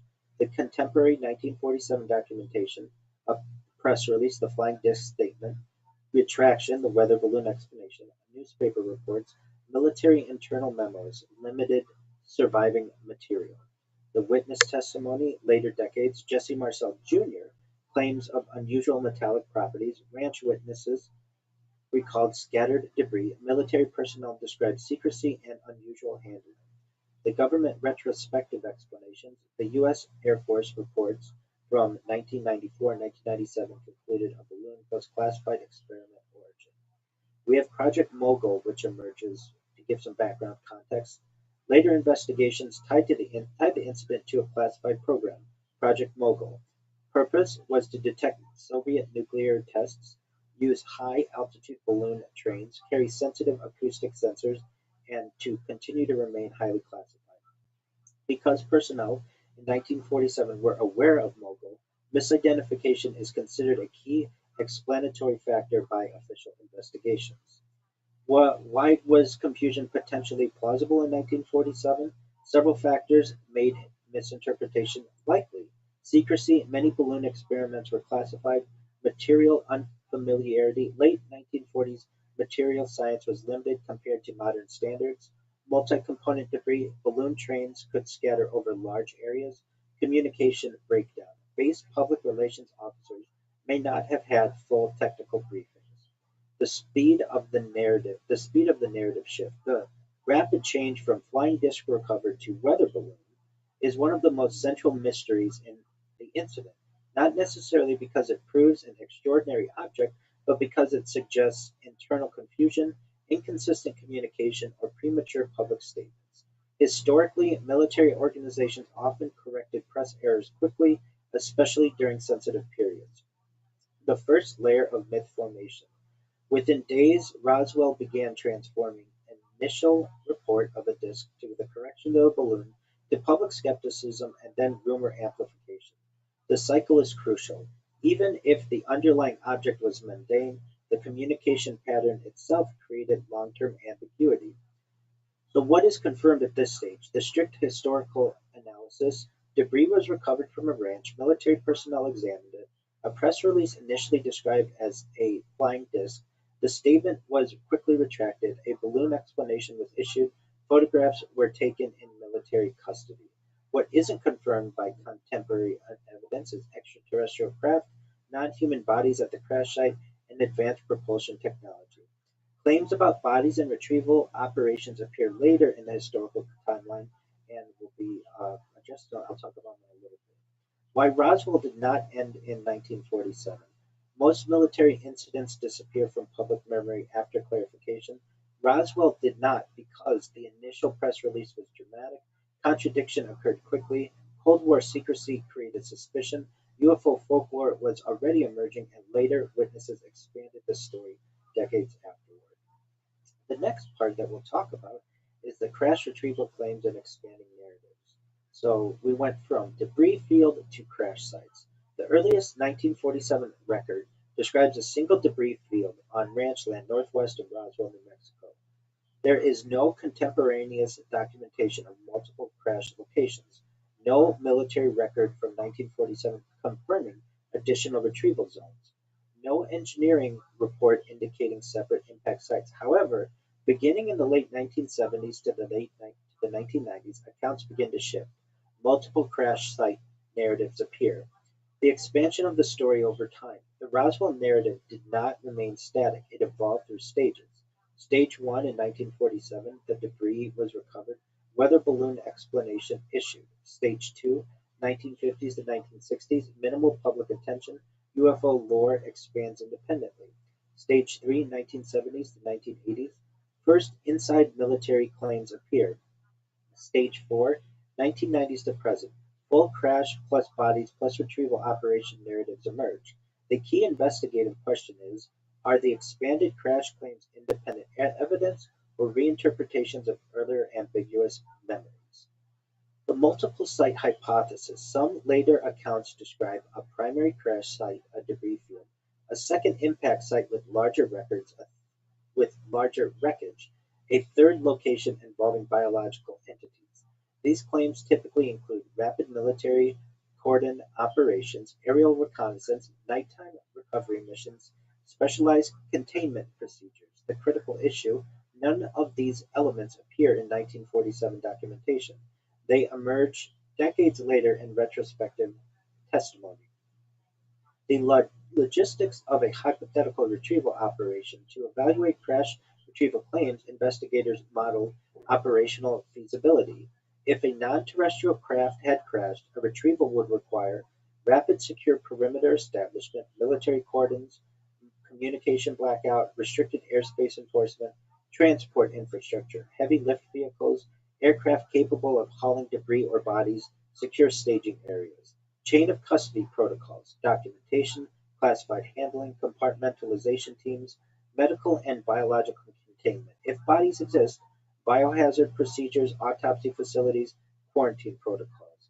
If in 1947, the United States military did have some of these capabilities, but not in a standardized extraterrestrial recovery doctrine. The claims of special retrieval teams. Later narratives describe unnamed elite units assigned to crash recovery. These claims often include unmarked personnel, sealed convoy transport, airlift extraction, immediate classification at the highest levels. However, no 1947 personnel rosters confirm such teams. No procurement records indicate specialized recovery units for unknown craft. No logistical orders have been declassified supporting such deployments. Thus, these accounts rest entirely on later testimony. The problem of memory drift, which does occur, a key investigative issue is time gap distortion. Most crash retrieval stories originate 30 to 50 years after the event. During that period, memory reconstruction occurs, cultural UFO narratives expand, interviews reinforce each other, media exposure shapes recollection. This does not mean witnesses are intentionally misleading, but it introduces reliability challenges. The chain of custody analysis. In forensic investigation, chain of custody refers to who collected evidence, how it was transported, where it was stored, who had access. For Roswell, the confirmed chain is that there was a ranch discovery, local law enforcement, then Roswell Army Airfield, then the Fort Worth Air Command review. The proposed expanded chain later claims state that there was secret air transport to multiple bases, scientific reverse engineering facilities, and long-term classified storage programs.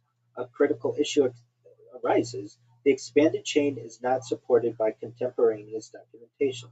The transportation claims. Some narratives describe debris was flown under guard to distant facilities, covert airlift operations occurred, and nighttime relocation of materials.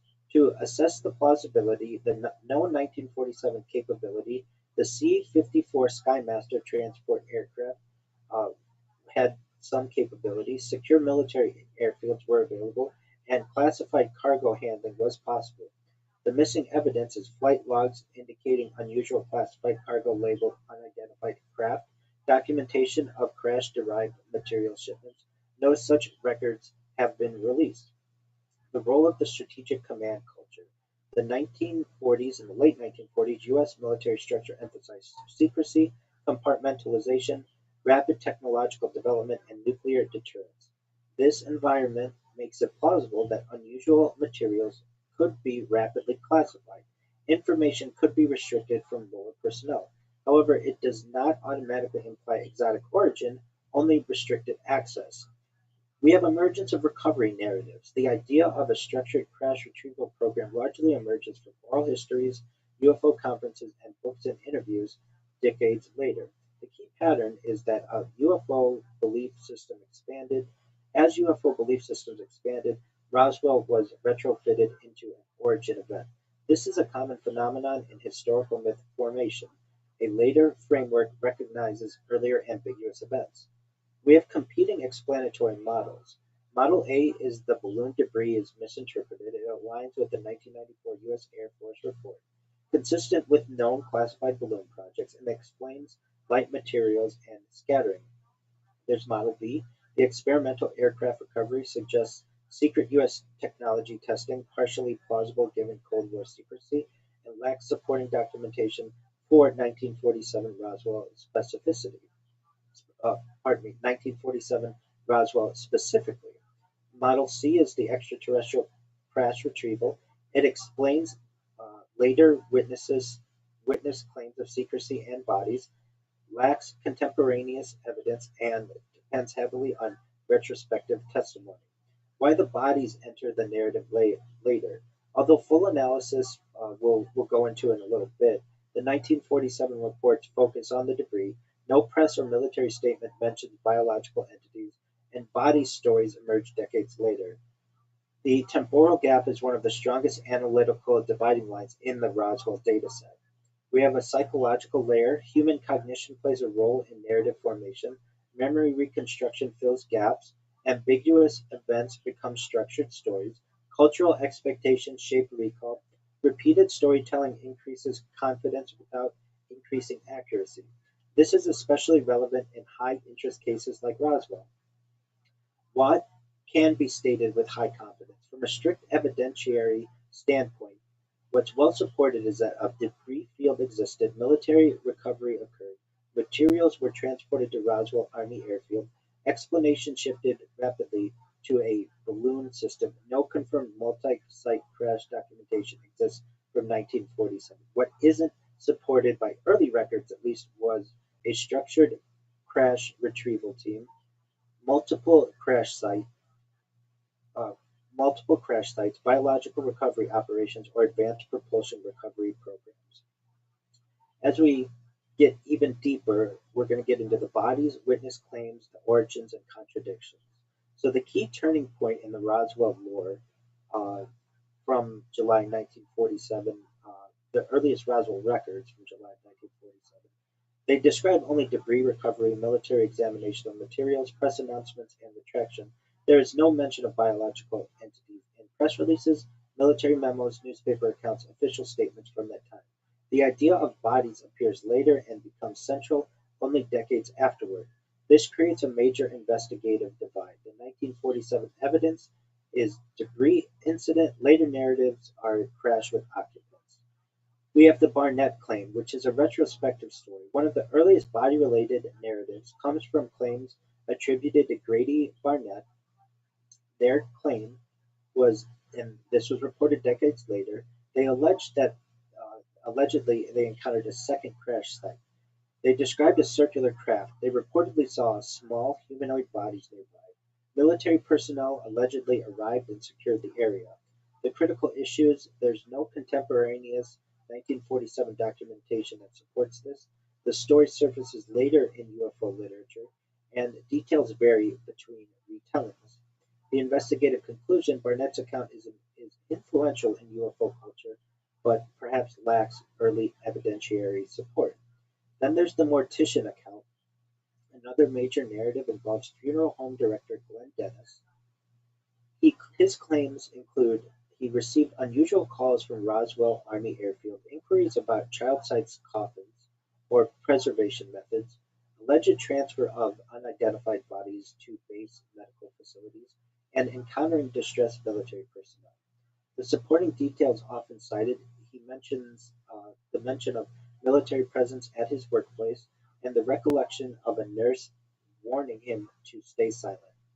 Critical analysis, no military records confirm medical transfer requests, no 1947 documentation references bodies at Roswell hospitals, and accounts were first publicized decades later in UFO conferences. The key issue is the narrative relies heavily on memory reconstruction after long time gaps. I watched a documentary, as I said last night on this, though, and they had an interview with him, and it was fascinating for him to recount how the government was asking him about preservation methods, but didn't want to go into anything very specific. And then also the recollection of a nurse warning him to stay silent. Allegedly, this nurse was moved from New Mexico or Texas, the Southwest, to London and England, and then her plane allegedly went down.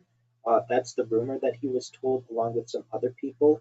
The only way that he found this out was he was sending her letters, and one of the letters was returned to sender that the addressee was deceased. And so I've always found that to be quite interesting as well. We have the Marcel family interpretations. Jesse Marcel was central to the debris recovery. Later, his son Jesse Marcel Jr. contributed to the evolving narrative. His claims were Marcel Jr.'s claims were he saw debris described as unusual and highly engineered, later interpreted materials as possibly non-terrestrial, suggested memory of exotic characteristics in recovered debris. Important distinction, Marcel Sr. was the debris handling officer. Marcel Jr., he's the one whose testimony that we have. And there was retrospective interpretation, not direct 1947 crash site witness. Other things that were interesting in some of these interviews of people who are either witnesses, firsthand witnesses, or perhaps witnesses around that time is like some things that were interesting. Randomly, someone would show up with a brand new truck. So they might have been paid off. There was an account of someone who had a bank account from, they were originally from England, but they had a bank account in Roswell that supposedly had a lot of money in it. At the time, the figure that was going around of how much some witnesses were paid off was $10,000, which in 1947 was a very large amount of money. Whether any of this is true, these were just this is I'm just the reporter. I'm just telling you what I've been able to witness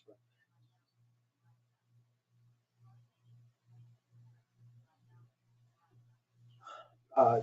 You mean what was interpreted on the crashed um, debris? Yeah. So as it's been described, I believe Mac Brazel said it resembled Egyptian hieroglyphs. To the best of his knowledge, I've also heard other people who had some type of uh, petroglyphs, most certainly. Whether that is true or just look like that, that's to be determined. I've heard that it has looked like Korean to some extent from other eyewitness testimonies of people who have had these types of encounters. I don't know. I would love to obviously see it for myself, and I'm sure everybody else would as well.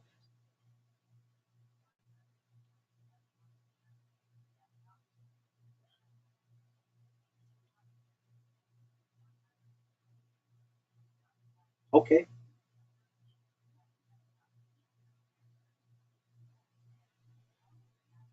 Oh, I thought that. That'd be wonderful.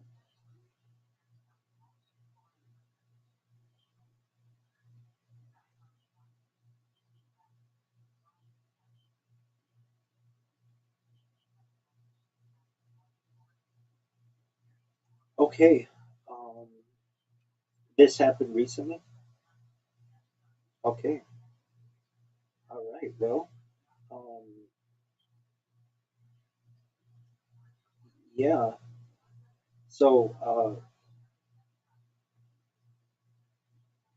yeah, it seems like it can be somewhat dangerous. Um, as I'm, I'm, I'm not sure. I'm not sure. It's perhaps something we can just do some quick research on. Empire State Building climbers and get some more information on this. As you all know, I've been in here with you all, so haven't had a chance to necessarily get too much on this. But it does seem like this two people were seen atop this Empire State Building with a banner, and this is from the BBC an hour ago. And they two people climbed the top of New York's Empire State Building on Wednesday and unfurled a large banner appearing to say, "When the power of love beats the love of power, the world knows peace. When the power of love beats the love of power, the world knows peace." After standing at the top of the very famous building, of the famous building Spire together, they climbed down to a small platform where one appeared to get down on one knee and propose marriage to the other. They then kissed before continuing to descend. They were atop the 1,454-foot, 443-meter building for at least 10 minutes. The New York Police Department told the BBC the two individuals have been taken into custody. Well, that is quite an interesting proposal, and generally I'm for anything peace related. I don't want people to get hurt. I don't want people to be put in danger, but quite interesting. I appreciate that information. All right. And do you have anything more to that, Missy?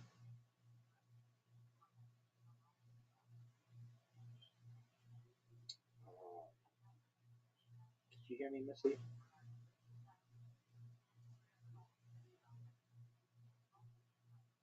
Are you muted, Missy? Or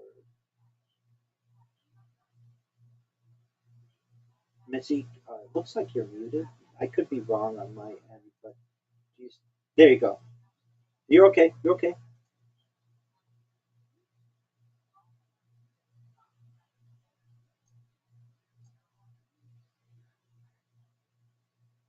That's a tough one.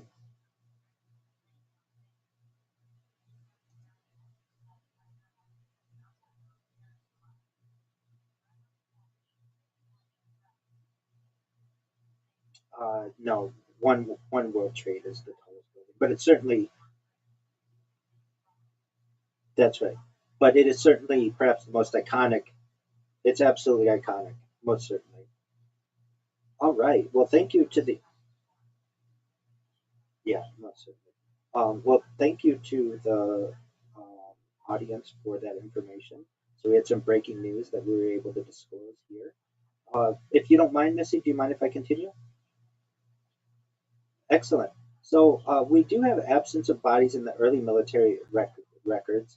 A critical investigative point in 1947, the communications include a press release describing disk retraction, describing a weather balloon, internal logistics of debris transport. What's missing entirely are casualty reports, medical emergency responses, morgue or autopsy documentation, quarantine procedures, chain of custody, biological handling. If biological entities were recovered in a military context, even under secrecy, some indirect administrative traces would normally be expected. None have been verified. Why bodies entered the story later.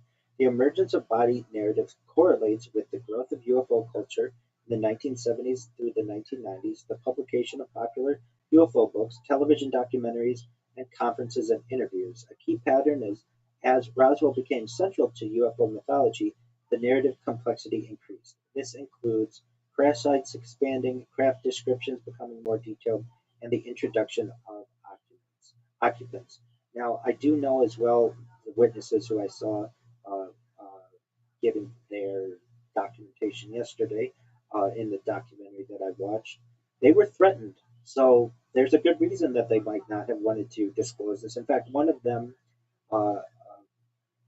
stated to their spouse, um, basically, the story was that they had lived in the Southwest, then eventually moved to San Diego, and this was decades after 1947, and they saw on one of the tabloid magazines that said crash saucer disclosed in 1947 crash or whatever, and they felt comfortable at that point stating that, hey, if this is in the newspaper, even if it's in the uh, the tabloid magazines, then maybe there might be something to this, and they were able to disclose that to their spouse.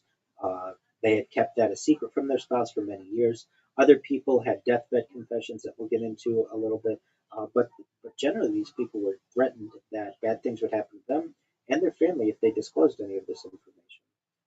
Now, the descriptions of the alleged biological entities across accounts, common descriptions include small stature, humanoid forms, large heads relative to body size, thin limbs, grayish or pale skin tones, and lack of visible clothing. However, these descriptions do vary significantly between witnesses. We have no photographs or physical evidence that exists in the public record, and accounts are not consistent across independent sources.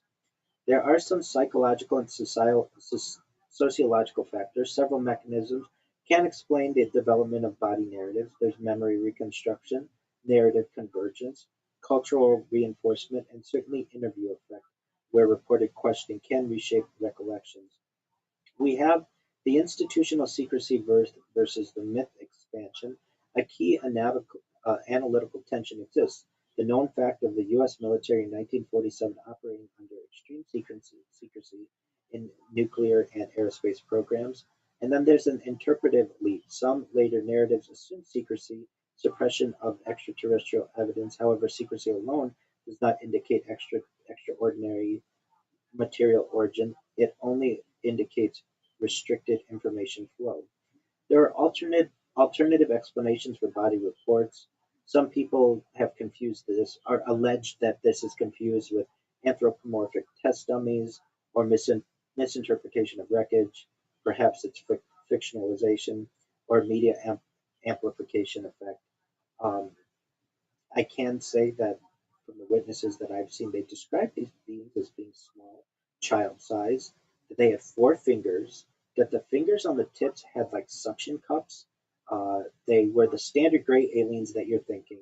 Large bulbous head, thin body, um, with the 4 fingers on the hands. Some with, yeah, it's similar. Yeah, that's absolutely right. So if you want to think of something, yeah, like the hands of a gecko, but with 4 fingers, long fingers, large eyes, small mouth, perhaps either no nose or small nose. No traditional ears that we would think of something extruding from the body. If anything, there were just maybe a hole or on each side of the head. That is generally what has been recounted from this. And really, again, this story of the beings doesn't come out for some amount of time afterward. That this was not referenced in the original crash.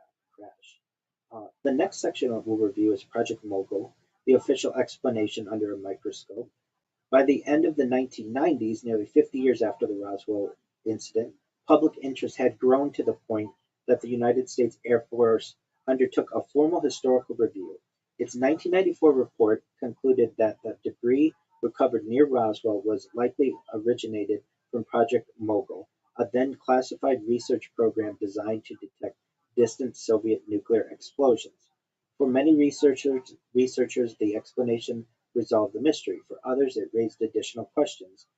So we're going to go through just briefly what Project Mogul, why it was created. After World War II, the United States had a pressing strategic concern. How could it detect the Soviet Union secretly? Uh, how could the United States detect if the Soviet Union secretly tested an atomic bomb? In 1947, there were no reconnaissance satellites, no global seismic monitoring network, and no worldwide electronic surveillance. Scientists therefore explored an unconventional approach. Instead of looking down from space, they would listen through the atmosphere. So we have the science of infrasound. Large explosions generate infrasound, low frequency sound waves below the range of normal human hearing. These waves can travel enormous distances through the upper atmosphere. Researchers believe that an atomic Researchers believe that an atomic explosion in Asia might produce detectable atmospheric waves that could reach North America. This concept became the foundation of Project Mogul. The team behind the project, it was developed by scientists and military personnel working on advanced atmospheric acoustics and balloon engineering. The program combined expertise in meteorology, acoustics, balloon construction, electronics, radar tracking. Although the project's purpose remained secret, many of its scientific principles were sound and later contributed to global nuclear monitoring technologies. What a Mogul balloon train looked like. A Project Mogul launch was not a single weather balloon. Instead, it consisted of a long balloon train including multiple neoprene balloons, radar reflectors, suspension cables, instrument packages, acoustic sensors, batteries, radio transmitters. When fully assembled, the train could stretch hundreds of feet in length. If it broke apart, debris could scatter across a large area, consistent with reports of a wide debris field. The radar reflectors, one of the most recognizable components, was a Raman radar reflector. These devices consisted of lightweight wooden sticks, metallic foil or foil-backed paper, adhesive tape, geometric reflective panels. Witnesses later described thin wooden strips, shiny foil, unusual tape. These descriptions broadly resemble the construction of radar reflectors used at the time. However, some witnesses later insisted the recovered material behaved differently than ordinary foil. The memory metal claims. Some later witnesses described debris that allegedly returned to its original shape after being bent, resisted cutting, could not be burned, was extremely light. If accurate, these properties would not match known Mogul materials. However, several considerations are important. These descriptions were recorded decades after the event. No authenticated sample has ever been produced. No laboratory analysis has verified such material. Thus, the claims remain unverified. There is decorative tape controversy. A recurring point in the Roswell discussions involves a tape used on some radar reflectors. According to some accounts, the tape bore colorful symbols resembling flowers, geometric designs, or hieroglyphics. Later retellings transformed these into claims of alien writing. Historical records indicate that a toy manufacturer supplied decorative tape with printed patterns for some reflector assemblies. Witnesses unfamiliar with the material may have remembered the designs as unusual. The mundane explanation is plausible, though not universally accepted. We have flight number 4. One of the most debated issues is whether a specific Mogul launch, often referred to as flight number 4, actually took place and could have produced the debris found by Brazel. Researchers disagree on whether the flight was launched, how far it traveled, whether records are complete, whether it reached the Roswell area. The incomplete documentation has fueled continued debate. Why the military did not reveal Mogul? Critics often ask, if it was just a balloon, why not simply say so? The answer lies in classification. Revealing the true purpose of Project Mogul would have informed the Soviet Union that the United States was developing long-range nuclear detection technology. Therefore, even a seemingly simple balloon could not have been explained in 1947. This helps explain why military officials might have preferred the generic weather balloon description. Some of the strengths of the Mogul explanation, it explains several key features such as lightweight debris, metallic foil, wooden rods, rubber balloon fragments, scattered debris field, rapid military interest, and subsequent secrecy.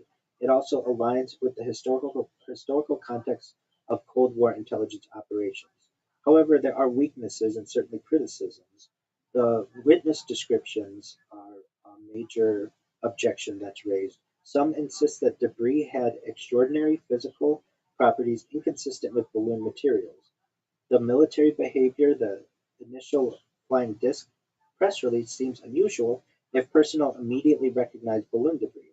The missing records, not all Mogul documentation has survived, leaving uncertainties about specific launches. Changing testimony, some participants later claimed that displayed balloon debris in Fort Worth differed from what they recovered. These points do not prove an extraterrestrial explanation, but they are part of a historical debate. The 1994 Air Force report concluded that there was no evidence supported a recovery of alien spacecraft. Debris most likely originated from Project Mogul. Secrecy surrounding Mogul contributed to confusion, and later stories expanded beyond the documented facts. In 1997, there was a follow-up report.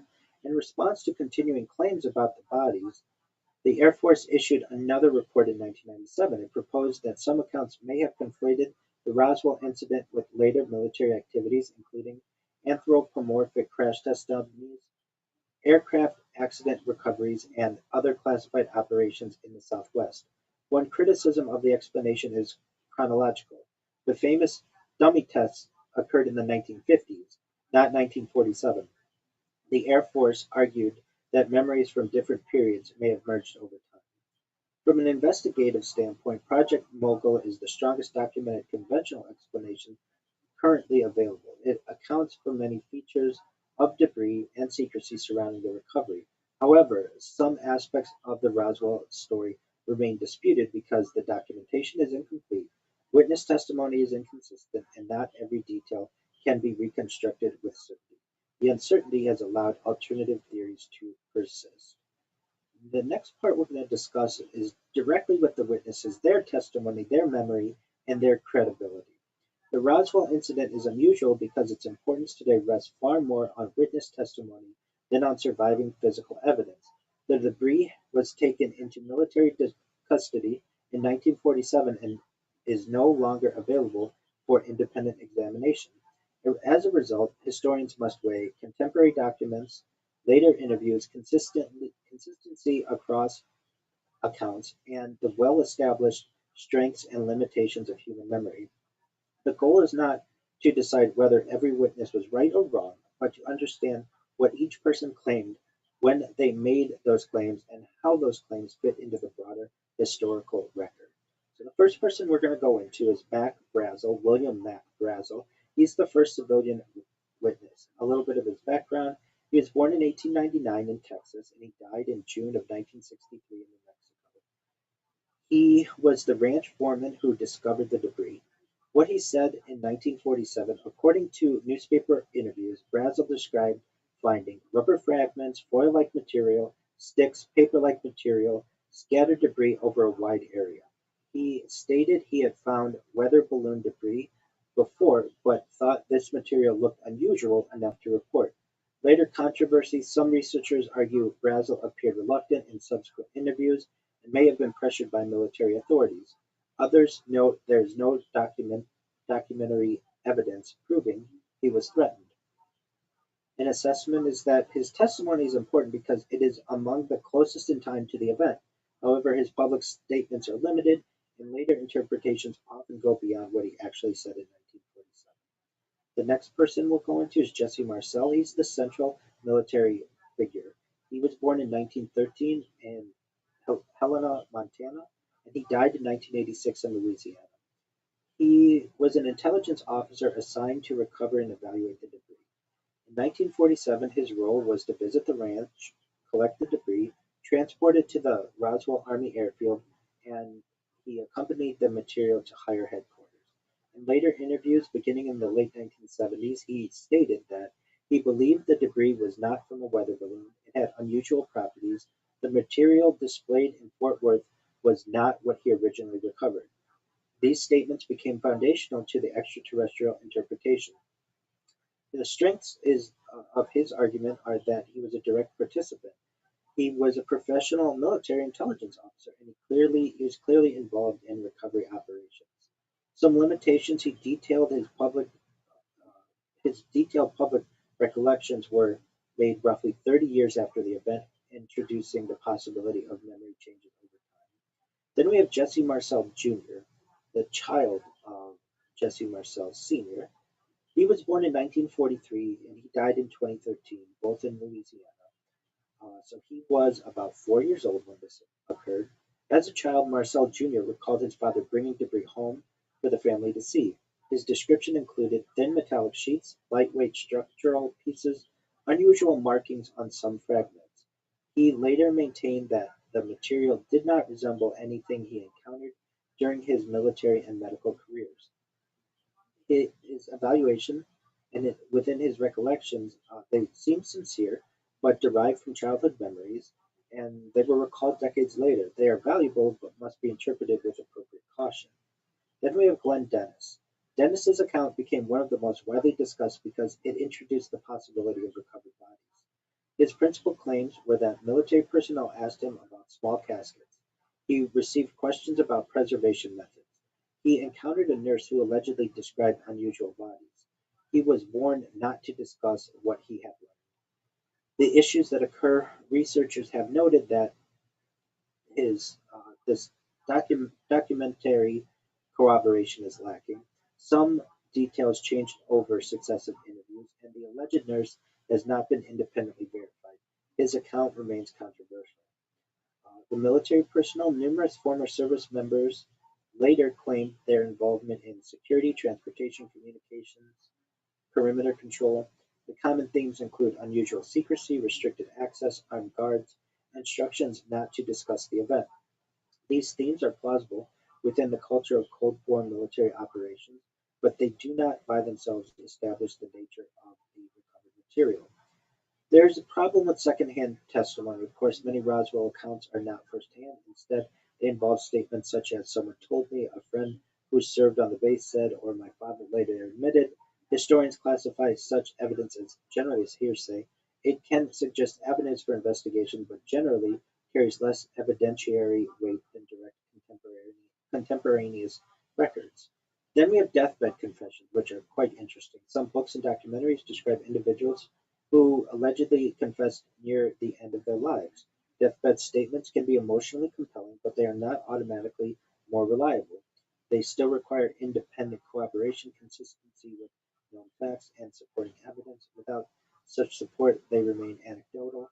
One that I recently saw was there was a nurse in Florida who was working with a patient, and the patient one day was very active and aware when normally they were not.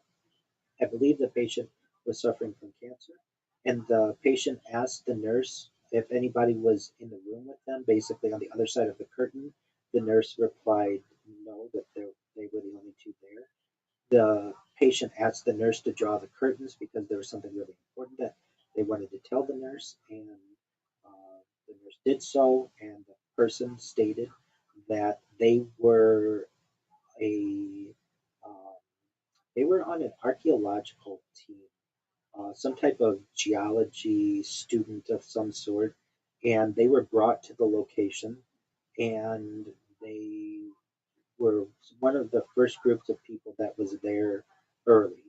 And when they saw bodies, these small little childlike sized bodies, they were instructed to turn away and to never tell anybody what they saw.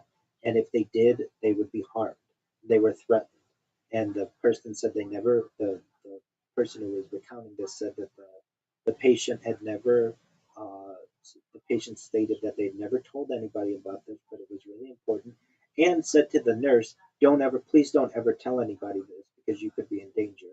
And this witness, their testimony was from maybe the early 1990s or late 1980s or so. And there are other people who have similar discussions. Perhaps there were more than just teams of Mac Brazel as a civilian and military. Maybe there was some type of scientific group that was brought there. Other people do corroborate this, but whether that's true,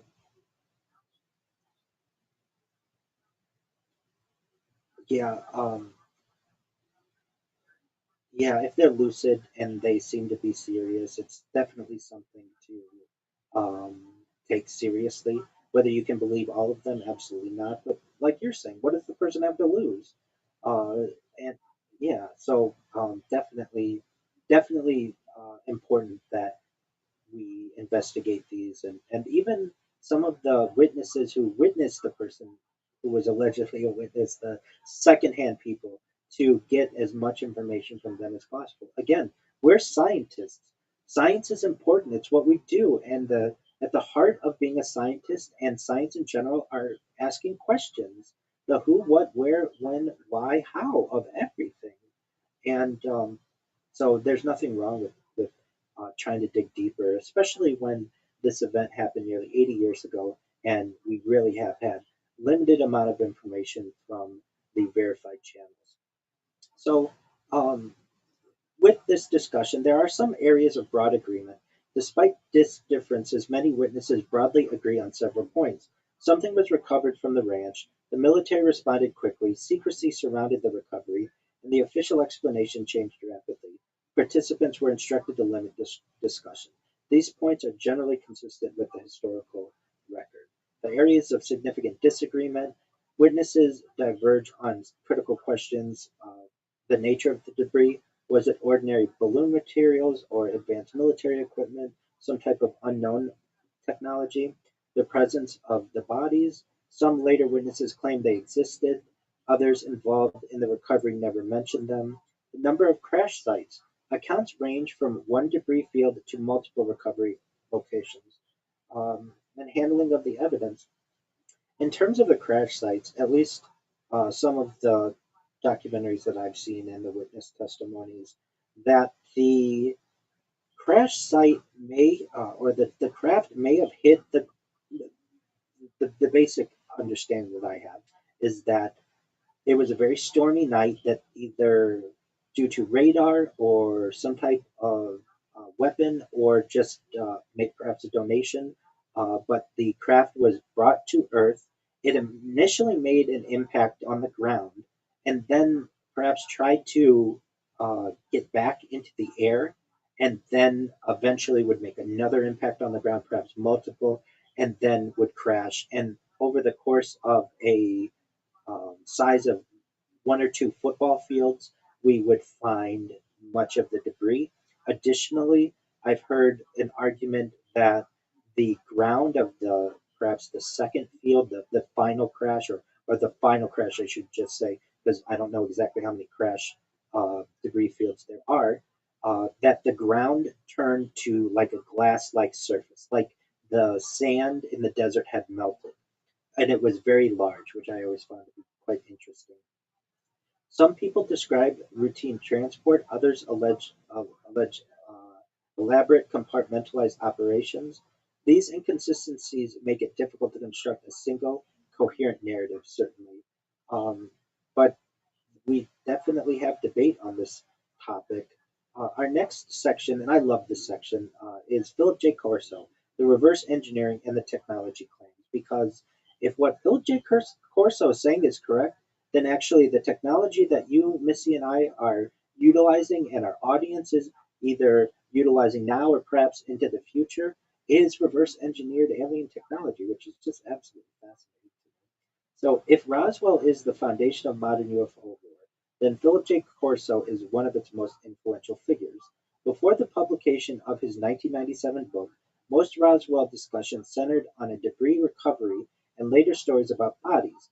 Corso expanded the narrative dramatically. He claimed that recovered materials from a crashed non-human craft were quietly distributed to American industry, where they inspired technological breakthroughs and transformed the modern world.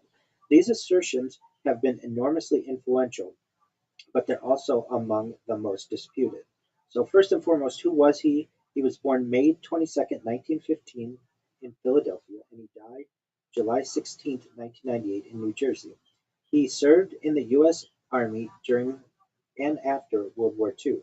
His career included assignments involving military intelligence, weapons development, and work connected with research and development offices. His military service is well documented. What is disputed are the extraordinary claims he made after his retirement. The book that changed the Roswell narrative. In 1997, he published The Day After Roswell.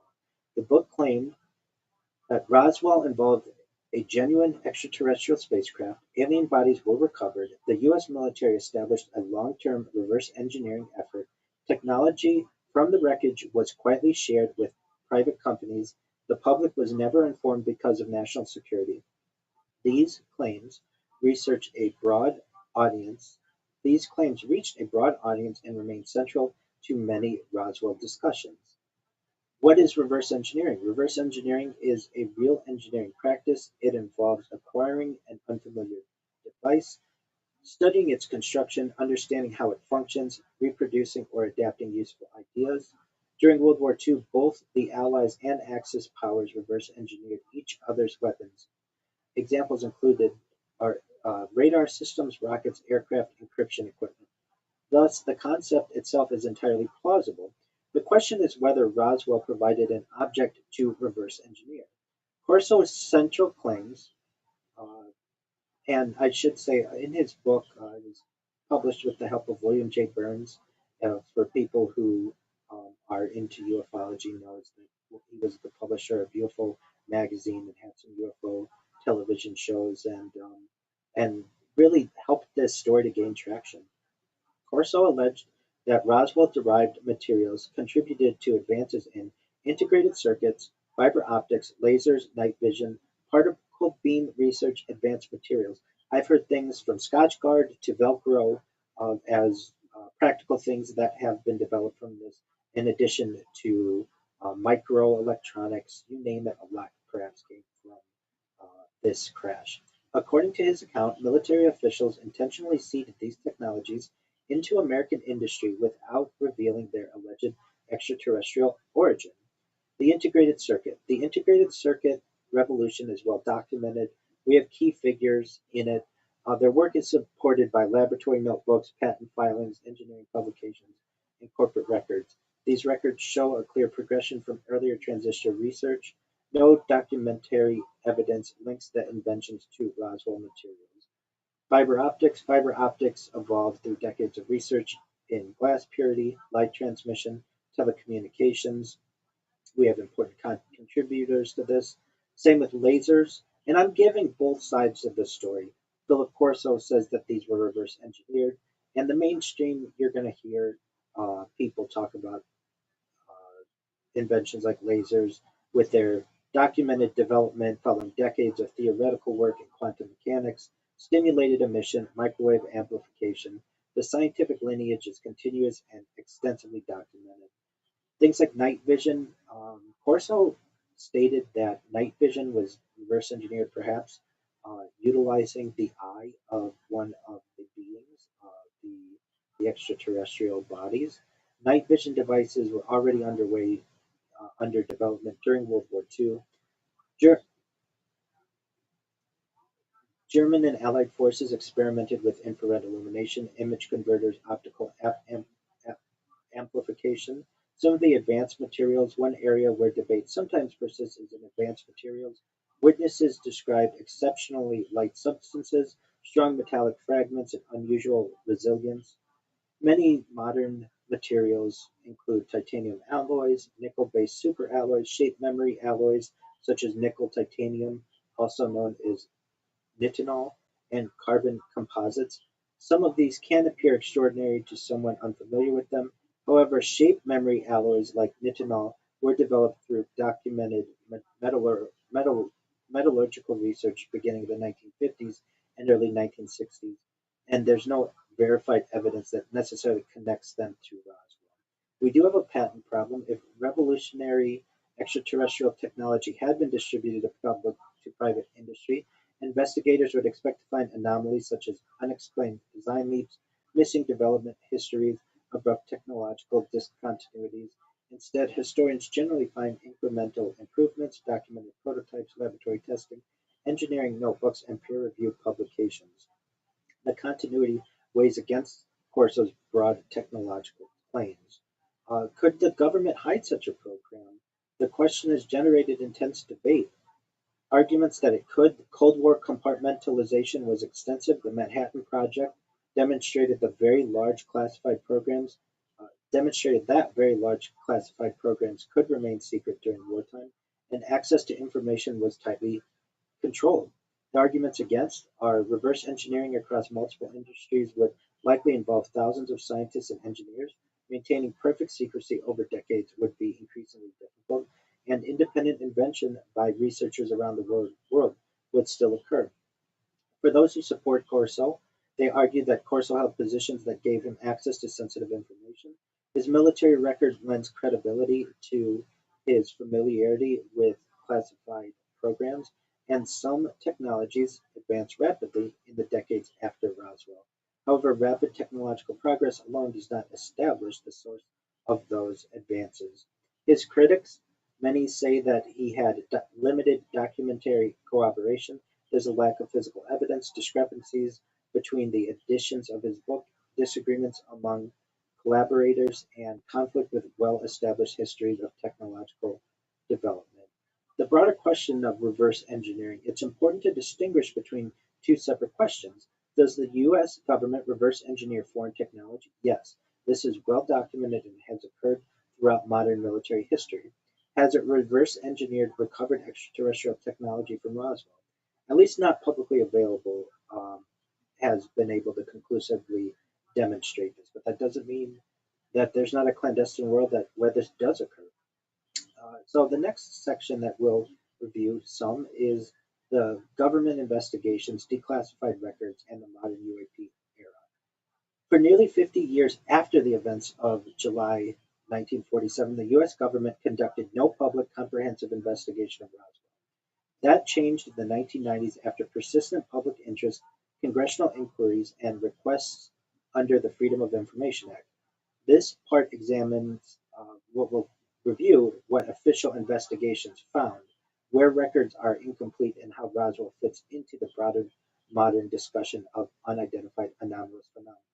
So, why Roswell was investigated decades later. During the 1970s and 1980s, books about Roswell became popular, television documentaries reached large audiences, Former military personnel gave interviews, and members of Congress received requests from constituents for answers. These developments prompted renewed attention to the historical record. We had congressional interest. In the 1990s, questions raised by members of Congress led to requests for reviews of governmental records related to Roswell. The purpose was not to determine whether extraterrestrials had visited Earth, but rather to determine what happened in July of 1947, whether records existed, and whether previous explanations were accurate. The 1994 U.S. Air Force report that was published, the Roswell Report, Fact versus Fiction, in the New Mexico desert. Its principal conclusions were the recovered debris was most likely from Project Mogul.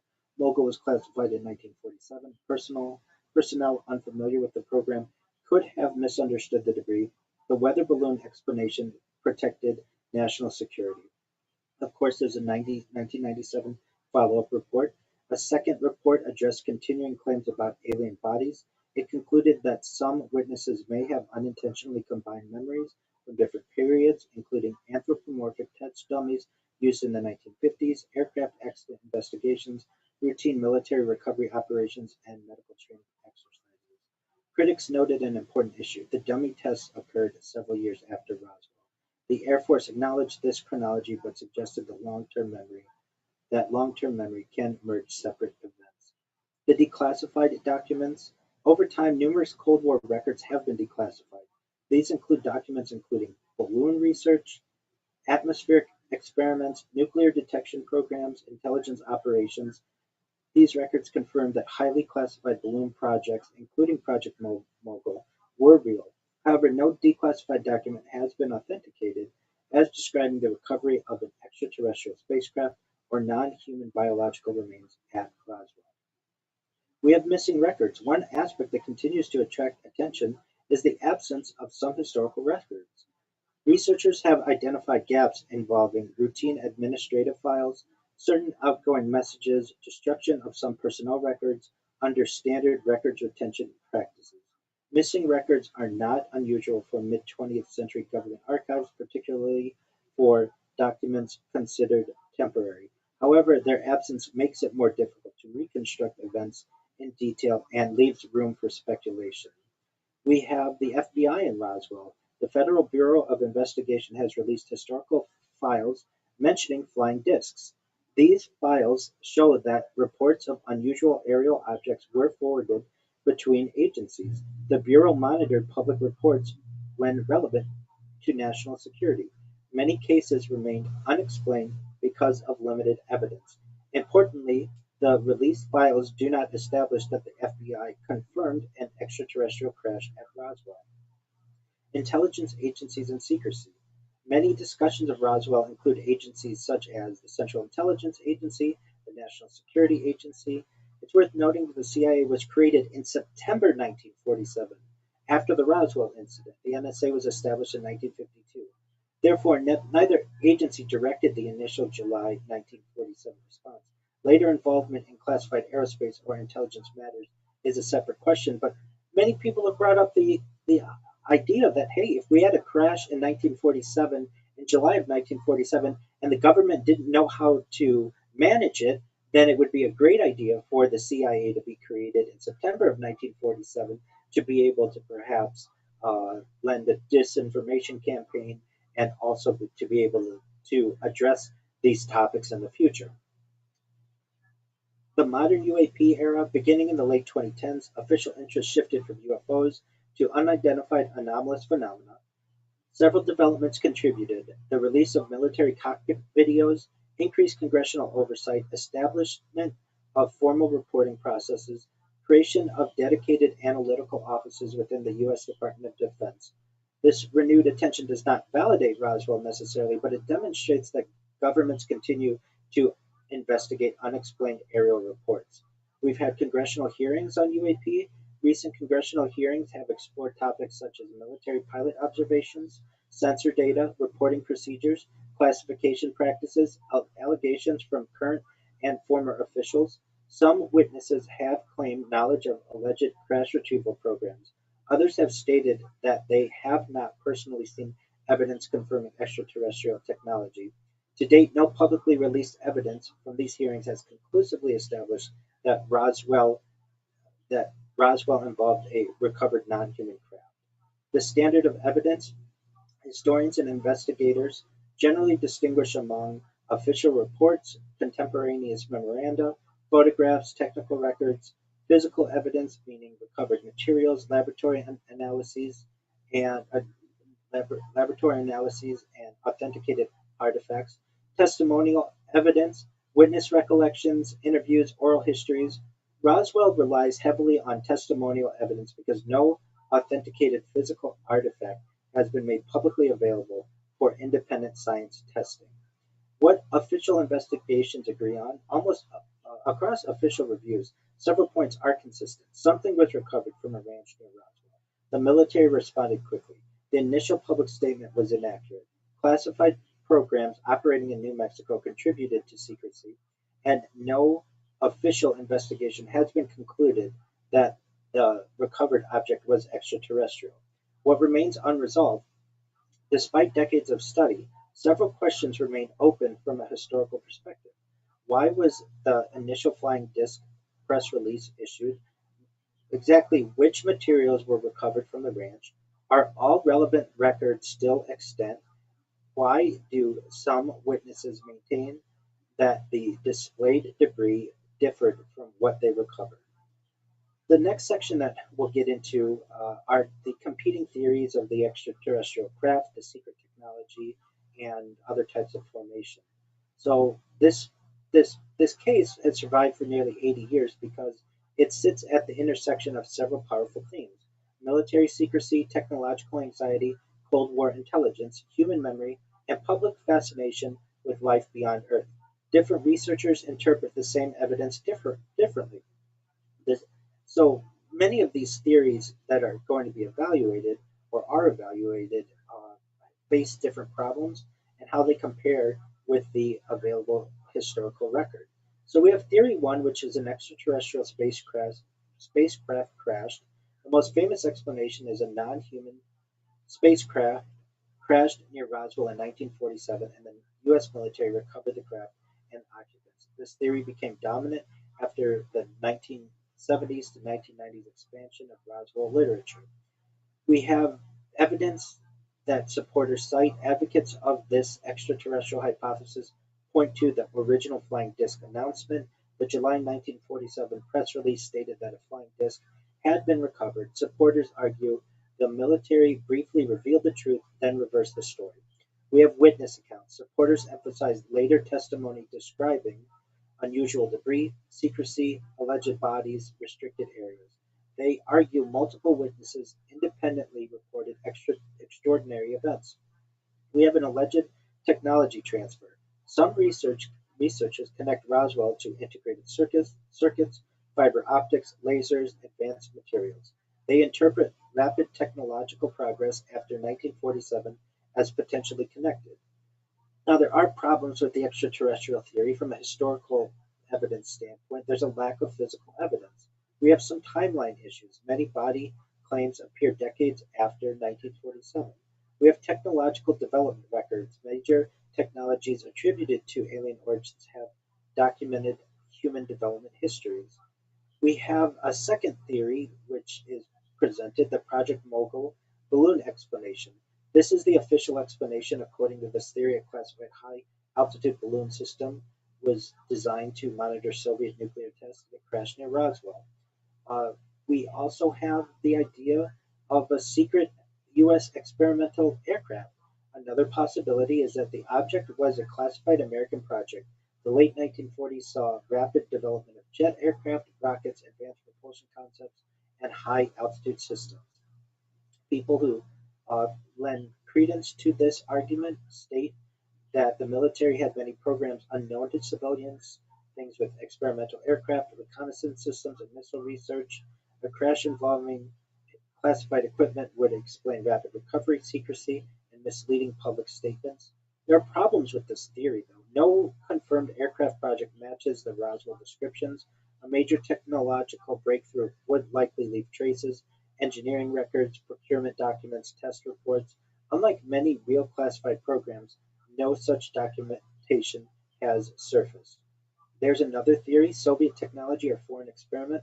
Some researchers have proposed that the object could have been connected to Soviet espionage, captured German technology, foreign experimentation. This reflects genuine Cold War fears. Really, these different discussions historically happen for multiple reasons. We have incomplete information, rumors, later reinterpretation. There's a major role of the media. Media does not merely report mysteries, it shapes how they are remembered. Roswell gained importance through books, television, documentaries, interviews, each retelling added details. We have the cultural Roswell versus the historical Roswell. There really are two Roswells. The historical Roswell, a 1947 military recovery involving unusual debris, and then the cultural Roswell, a story involving alien spacecraft bodies, government secrecy, hidden technology, and then there are hybrid theories of this. Some researchers combine explanations.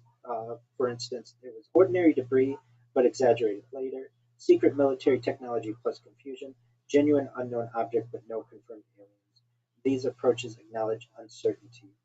Uh, Whatever people may think that it is, we go into it with open minds and open hearts, and we're just trying to get to the truth. The central go ahead.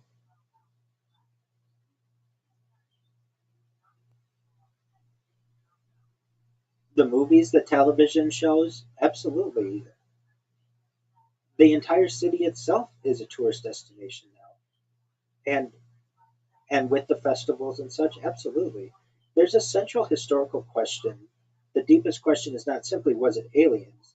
The deeper question is how do humans construct explanations when governments, witnesses, and evidence do not align? Roswell became famous because it represents a conflict between official secrecy, public curiosity, and uncertainty. And the final assessment that we'll do is what Roswell reveals about secrecy, evidence, and the human search for answers. Roswell, this incident endures because it is not merely a question about a strange object in the desert, it is a case study in military secrecy, intelligence culture, technological change, witness memory, government communication, and the human desire to understand the unknown.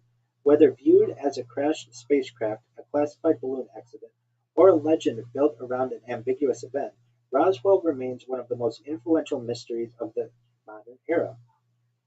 The timeline that we've reviewed, 1947, the rancher discovers, Mac Brazel discovers debris near Roswell. Military personnel recover the materials. The Roswell Army Airfield announces a flying disc recovery.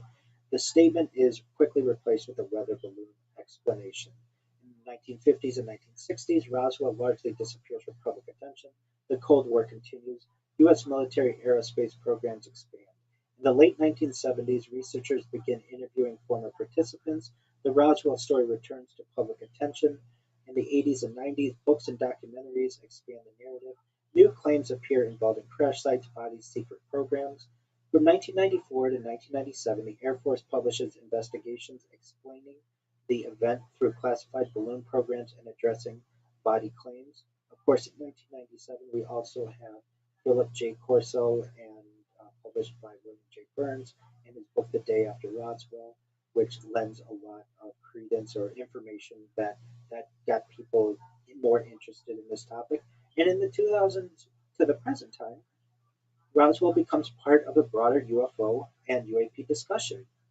It was definitely a historically strong event. It was a real recovery that occurred. There was genuine debris discovery, and the military became involved. The event is involved in secrecy. This is not controversial. The late 1940s were filled with classified programs. The first explanation changed. This is not denied either. The public statement changed quickly. The contribution This contributed greatly to the suspicion. What remains uncertain, some questions cannot be fully resolved from available records. For instance, the exact composition of every recovered fragment, the precise communication chain inside the military, whether every relevant document survived, why some later witnesses described events differently. We have missing artifacts. The strongest possible evidence would be physical debris, laboratory testing, independent verification. A verified artifact could answer many questions, but publicly available Roswell material has never reached that standard. This remains the central limitation. I will say this, there are theories that the crashed debris was taken to Wright-Patterson Air Force Base near Dayton, Ohio, and was observed there, and then eventually made its home at Area S4, and that's more into the Bob Lazar story in the Nevada desert, near the Nevada test site, near Area 51, about 15 miles south of Area 51. There are witnesses, whistleblowers, who have discussed that that's perhaps the more permanent home of the craft, if it does have one. Now, the question that exists: what happened to the bodies? The alleged bodies are the most extraordinary part of the Roswell narrative. They appear primarily in later testimony. They lack contemporary documentation. They lack publicly available physical evidence. The difference between someone later said bodies existed and bodies were documented and examined is enormous. We have the importance of the Cold War throughout all of this. Roswell occurred during one of the most secret periods in American history. The United States was developing nuclear weapon systems, missile technology, reconnaissance methods, and atmospheric monitoring. A strange object falling near military facilities would naturally receive intense attention. We have the question why the military explanation changed. A major question remains: why announce a flying disc? Possible explanations include misunderstanding, incomplete information, rushed public relations, confusion between personnel. Large organizations often produce inconsistent messages during rapidly developing events, but for all of the large organizations that I know, I've never heard one of them initially say that it's a flying disc and then eventually say that it is a weather balloon. That is quite a distant connection to be able to be made. But to lend credence to the mainstream, that's what people want you to believe. White people continue to believe. Absolutely. White people continue to believe Roswell. Appeals because it combines several powerful ideas: mystery, something unusual happened; authority, the military was involved; technology, the event occurred during a technological revolution; existential questions: are we alone? Roswell and the question of extraterrestrial life. The existence of extraterrestrial life is a separate question. The universe contains billions of galaxies, enormous numbers of planets, environments where life might theoretically develop. Many scientists consider life elsewhere possible, but life may exist elsewhere is different from Roswell proves extraterrestrial visitation. The evidence standards are different. The broader UFO or UAP question. Modern UAP investigations have shown some sightings remain unexplained. Military sensors can record unusual events, and data quality matters. However, unidentified does not necessarily mean extraterrestrial.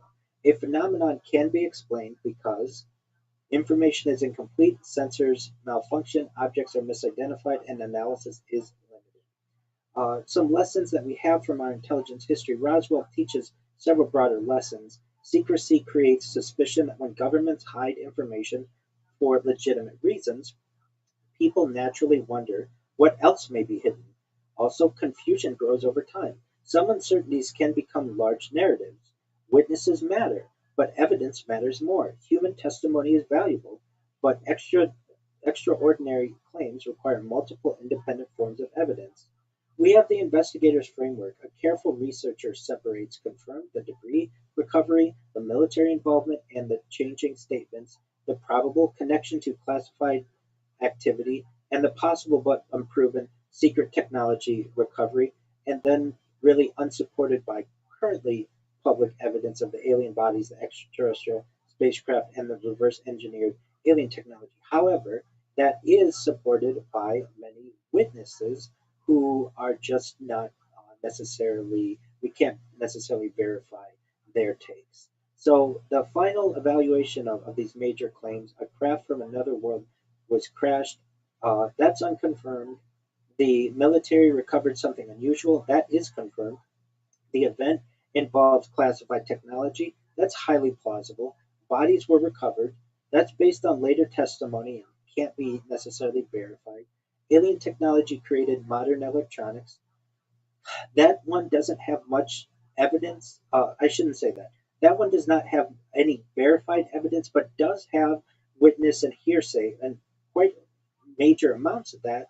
And if you just look to the development over the course of the 20th century, when we went from the Wright Flyer, early fixed wing aircraft, to within 70 years at least being able to travel faster than the speed of sound with the SR 71, and within now the last 126 years or so, having smartphones and the internet and satellites, and at least being able to go into low Earth orbit.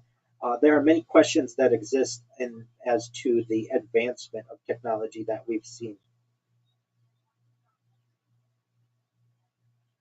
Most certainly. Most certainly. So, our final conclusion, the Roswell incident is best understood as a collision of general military secrecy, a real but perhaps poorly explained recovery, Cold War anxiety, evolving witness testimony, and decades of speculation. But at the same time, the case remains historically fascinating because it demonstrates how secrecy and uncertainty can transform a local event into a global mystery. Roswell endures not because of what may have fallen from the sky, but because of what humans do when they look upward and ask, "Are we alone?" And with that, that's certainly a deep dive on the Roswell incident of July of 1947. And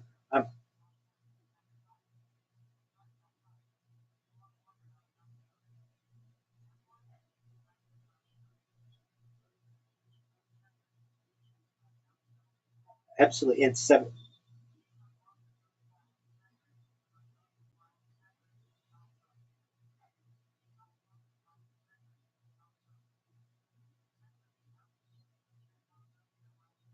absolutely. Do you mind if I just say it's 79th anniversary, and we're absolutely. And where people can connect with me is first and foremost in my Discord, discord.me/rabbi. I'm available 24 hours a day, 7 days a week, 365 days a year for any kind of pastoral support, any type of issues you're going through. I'm here to be a positive person in your life. If you want to view all of my social media, it's available at linktree.com/Rabbi Rothschild. And of course, you can view my life live 24/7 on YouTube, as you've been able to do for more than 4 years as we approach our fifth year, and by typing Rabbi Rothschild into YouTube and filtering by live. And with that, I sincerely want to thank you, Missy, for the opportunity to go into this deep dive and answer some of the amazing questions of the audience. I want to thank the audience for bringing such important topics to light, to the surface. And I look forward to doing this again sometime. Thank you.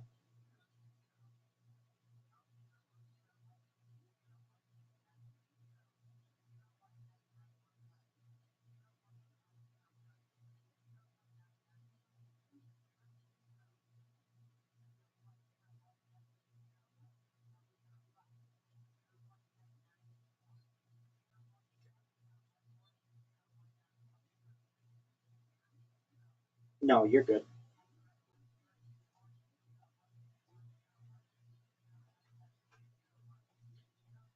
That's okay. I understand. Yeah, you can tell I'm passionate about this stuff, getting down to the bottom of what's going on in our world. Oh, 100%. So,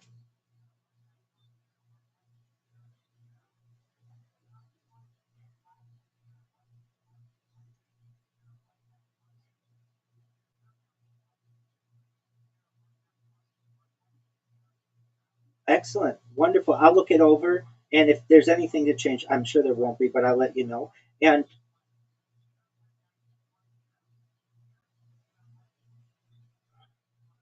that's right. That's right. Excellent.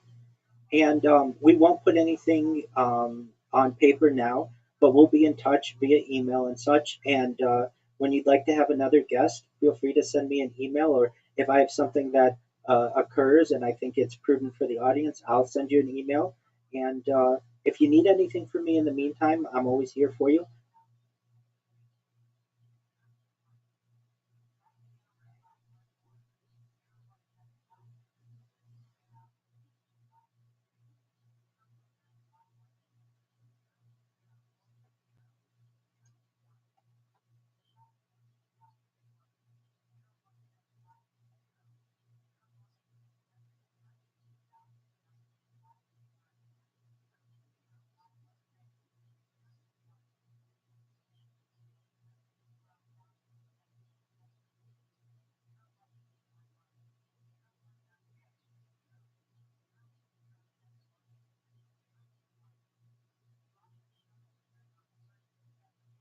Oh, most certainly.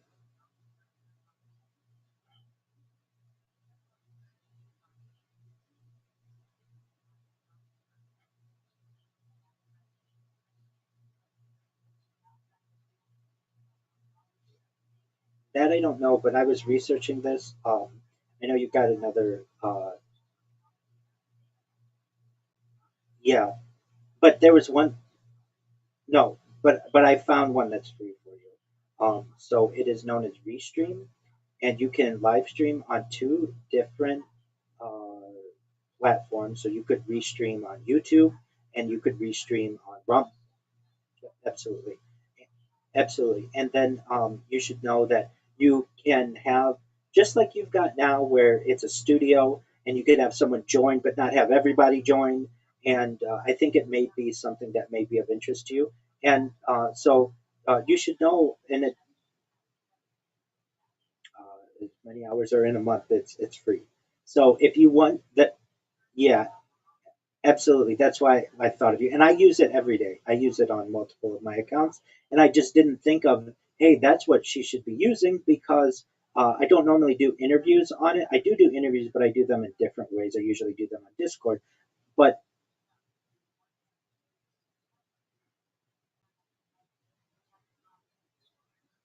absolutely. Thank you so much for the opportunity.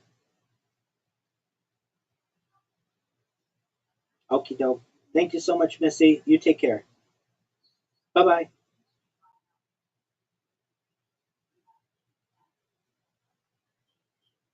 Oh, I did it though. I did it, folks. Folks, if you're watching this and you're like, is he going to be able to go 3 hours with 2 cups of coffee in that bladder? Oh, yeah. Are you happy? Yeah, dog, that went really well. Did it? Yeah. Would you have changed anything? It went really well. I'm really proud of it. Shout out to Roswell. Dizzy, though. Big time. Some episode's gonna be freaking. Really? Who knows? West Side.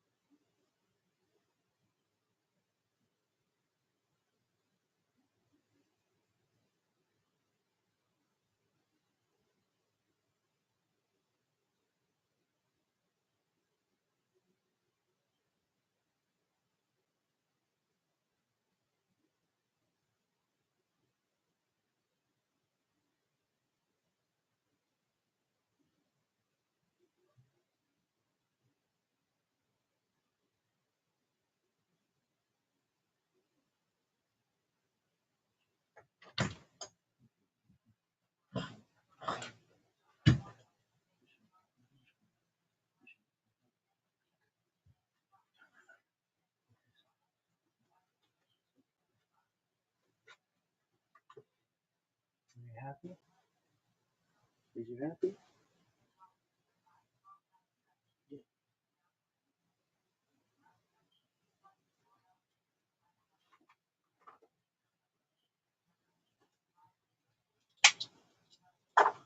Would you do her show again? Yeah.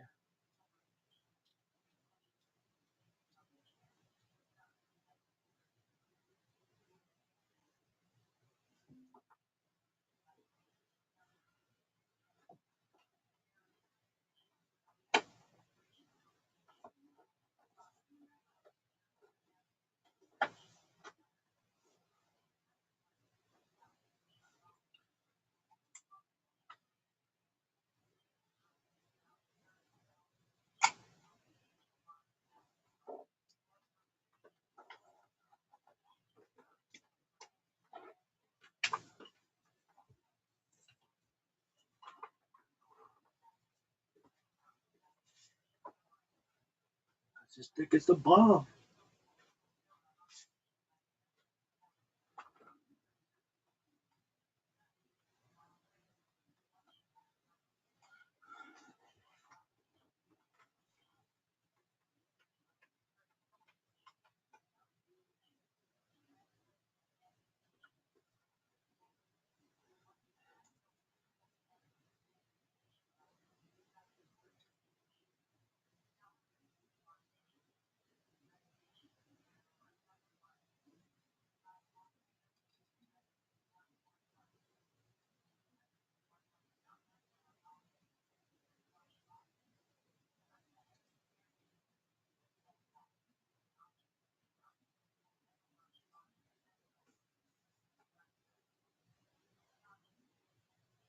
Are you happy with how it went? Yeah. Would you change anything? No, I'm happy with that.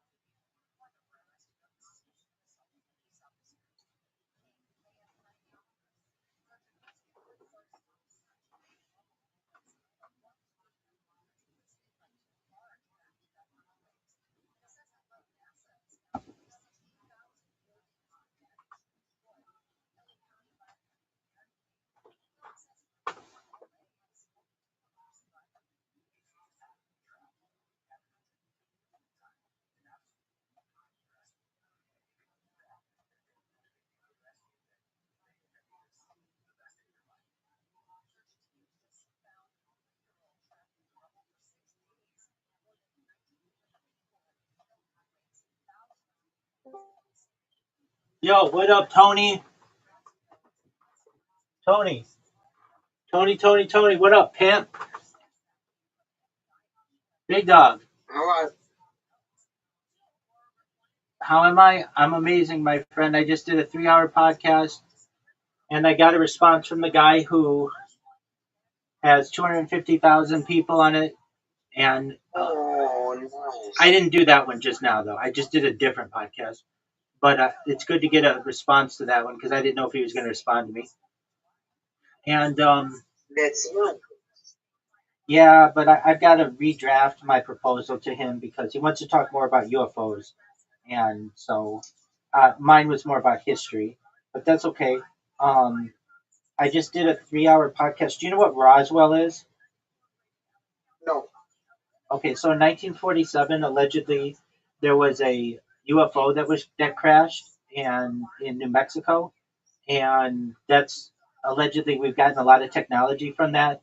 Things like the transistor, microelectronics, integrated circuits, everything with computers basically came from this crash. Also, lasers and night vision, different types of radar, perhaps things like Velcro, Scotchgard, uh, and it's celebrating its 79th anniversary uh, right now. So I was on for that, and it went well, thankfully.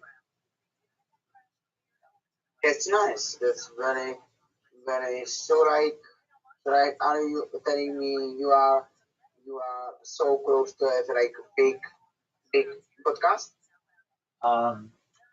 We're going to try. I'm going to redraft my proposal to this guy and say, hey, it's the perfect time to have me on for this. And I hope so. I had somebody else who wants to schedule me on, I think, Tuesday. So that's good too. In the United States this week, usually people take off from work, so maybe they don't check their emails as much because it's the what's known as the sesquicentennial, basically the 250th anniversary of the country. Yeah. So people are really, really excited about that.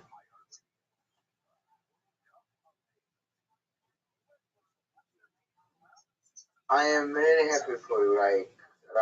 Are you making moves? That's best. I'm doing my best to, my man. I ran into an issue though that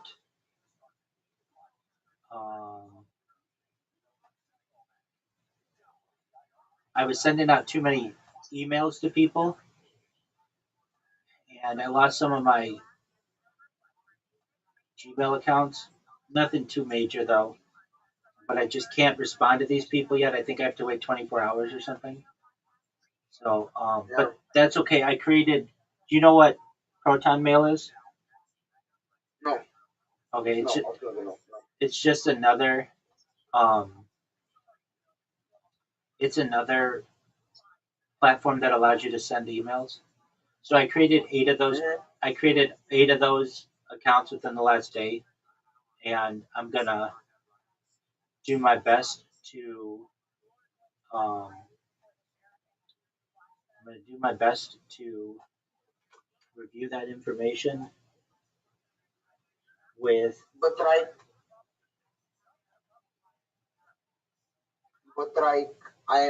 I'm sorry to interrupt you. I am sorry. That's okay. But you are very hot right now. I mean, That's good. yeah. Hopefully it continues, and you never know what happens. Um, I really need to land this big one. That's the one I really need to land. So, God willing, he will reconsider my proposal, and then he'll be like, okay, well, yeah, I'll have you on, and we'll do a podcast. Um, and if he doesn't want to do it, then that's not the end of the world. It's okay. I've got other podcasts on which I can schedule, or in which I can schedule. But like I said, I'm so happy for you, and you are, I think, so close to do something very big. Like I am really happy for you. Thanks, big dog. Yeah, I mean, so far so good. Um, the podcast thing has been good. It is I think, a good way to let people know about what I do, who I am, and what I do, and um, the most important thing for me is that the discussion is archived for the future, so that people can watch it a long time from now. And if one of my accounts gets banned, it's no big deal because it's on their account. Yeah, true. Right. And it helps me because it's not like my content is always coming from my account, it's coming from other people's accounts. So that helps too because that introduces me to new audiences and stuff.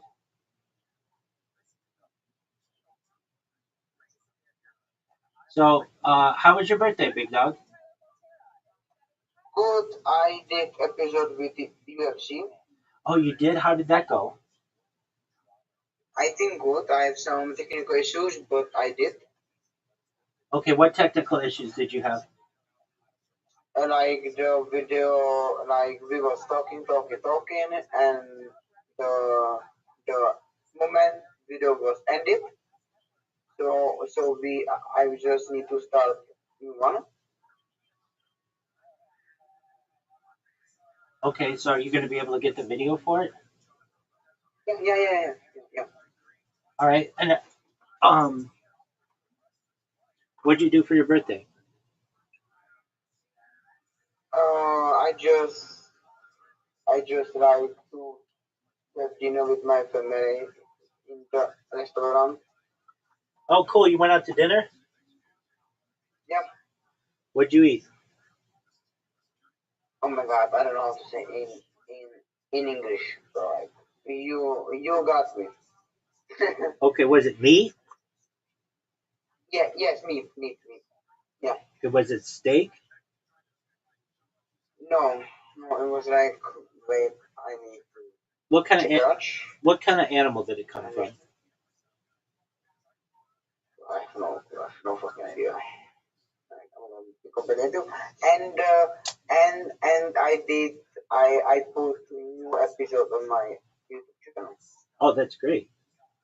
So you had a very productive day.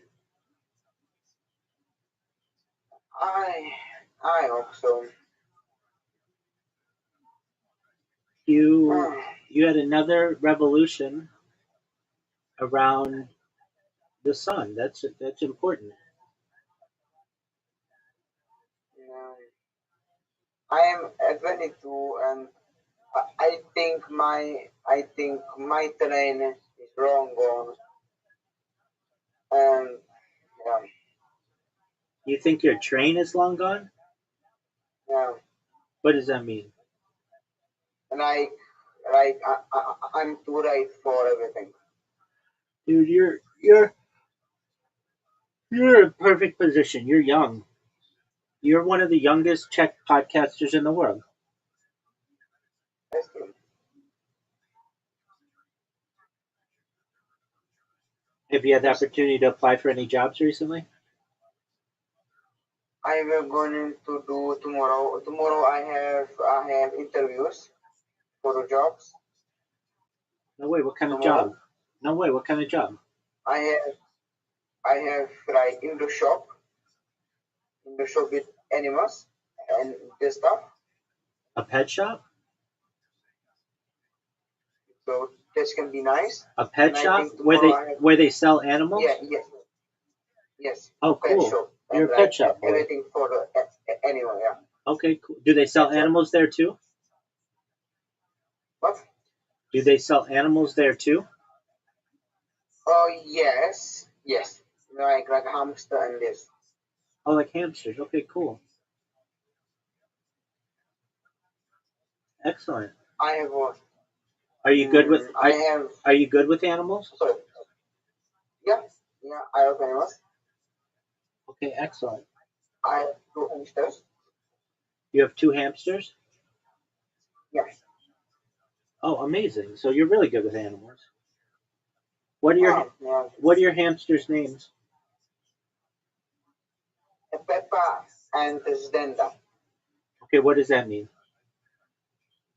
The name Peppa Peppa? and Zdenda. Okay, what does that mean though? Like, what do those names mean? Peppa is like the mini hamsters we have, Peppa is like and Zdenda.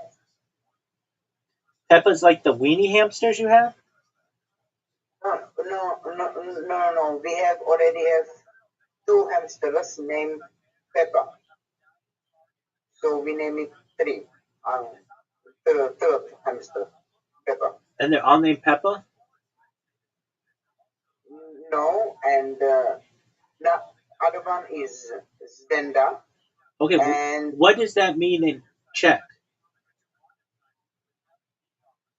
nothing. It's just a name. Okay, how did you get on Zindenza? Zdenda. Zdinda. Oh, just like it's spelled. Okay, just like it sounds. All right, so Stenda. How did you decide on that name? Because this was after somebody died in my mom's family, so we decided to name it. Oh, okay, so it's named after somebody. Yeah. Okay. And what about Peppa? Peppa is like we want to continue the name Peppa because last two hamsters was Peppa. Okay, I got you. All right, well, that's great that you are a pet owner. Do you take good care of them? They are not dead yet, so I think so.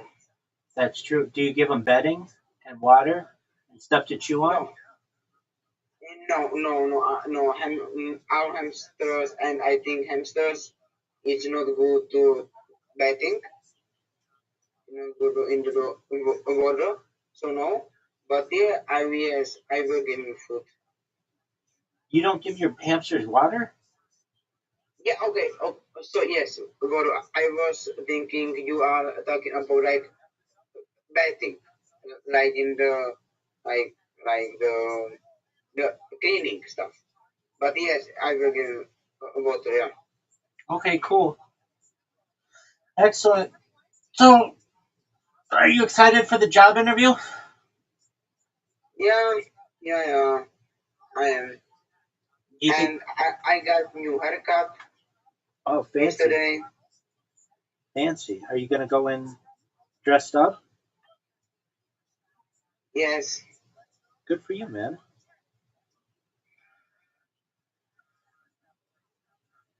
I'm really happy for you. I'm not winning that much. It's not like the big winning and this stuff. What'd you say, big man? I'm not winning that much. It's not like big wins. Dude, that's a big win. If you get this job, it's a giant win. Yeah, that's true. And another thing, I finally get like something installed with my knee. Finally, I get new information. Okay, what's that? I will gonna surgery. Oh, you're going to have knee surgery? Okay, that's good. Yeah. All right. Are you excited? Yes. That's great. When's the surgery? In 3 months Okay. because in summer like they are not going to like do like the most operation. In summer, they're not going to do the operation? Like in the summertime, they are not doing that much operations. Oh, I got you. Okay. All right. Well, that's great, man. And do you think you'll be able to walk better then? I hope so. That's the thought. Okay. And you uploaded one of your podcasts and you did a podcast. And you got it. You did a whole lot, dude. You're winning. I don't know about that, but I hope so. I do. I know for a fact you're winning, my man. Why? Why do you think I'm winning? You spend another year above ground. That's always a win. You uploaded a podcast. That's a win. You recorded a podcast that you've been wanting to record for a long time. That's a win. Win, win, win, win, win.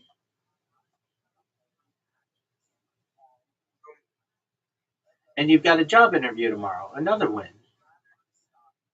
And Saturday I am going to see that girl. And I was just going to ask that. And Saturday, you're going to see that girl. Look at you. Remember you before? You're like, oh, it's too far. I can't do it. Blah, blah, blah, blah, blah. Now you got your shit together. Yep. Excellent. All right. What are you going to do with her? I don't know. Maybe some cinema or some food because Go I get what? go with food. Don't go with cinema on the first date. Okay. Cinema is second date. Okay. So Yeah, and I get gifts from my people to my birthday. I get some money. I'm not that broke. I'm still broke, but I'm not that broke. Well, that's good. Yeah. Well, excellent, my man. So you got a little cash. You're gonna go take a girl out this weekend. You got a job interview tomorrow. You uploaded a podcast today. You recorded a podcast today. That sounds like a win, man. All wins. Win, win, win, win, win. Good on you, man.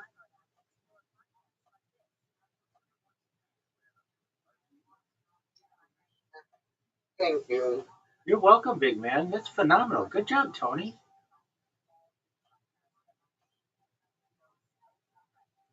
I'm proud of you. Yeah, thank you so much. You're welcome, big man. So are you thrilled? A little bit. Just a little bit. Okay, well, that's something. Because I will tell you why. Okay? Tell me why. I will tell you why. Because like yes, you have right, this is good. But right in this year, like everything was like one day is good and 3 days is bad. So I'm already prepared to bad things. Okay. In my mind. Well, you met me, and now it's 2 days good, no days bad. Yeah, understood. There you go, big man. That's phenomenal. I'm proud of you. You should be proud of yourself. How many people you say you are proud already? In the last week, 0, aside from you.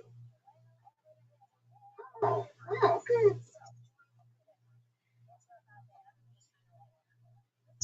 I will gonna believe you. I'm recorded. I wouldn't say if there was somebody else, I would give them a shout out, and I would say I also said that I'm really proud of that person, but not in the last week. So, I don't tell that many people that I'm proud of them because I'm not that proud of most people. But I'm proud of you. You're doing really well, big dog.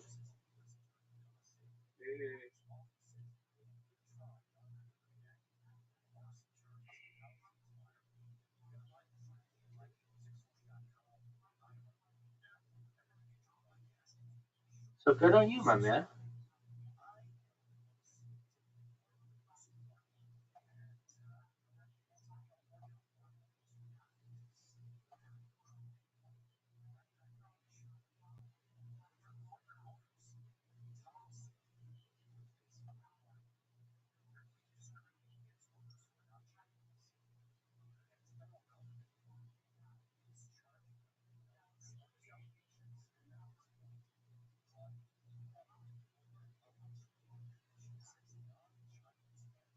do you think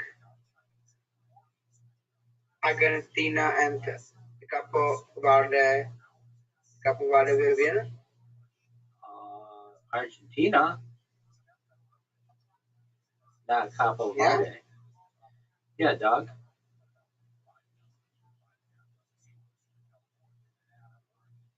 Let's see what happens because Capo Verde in group stage have like 0-0 with Spain. They're like 0-0 with Spain Yeah. right now. With European champion. Oh, is it European champion? Yeah, Spain. Okay.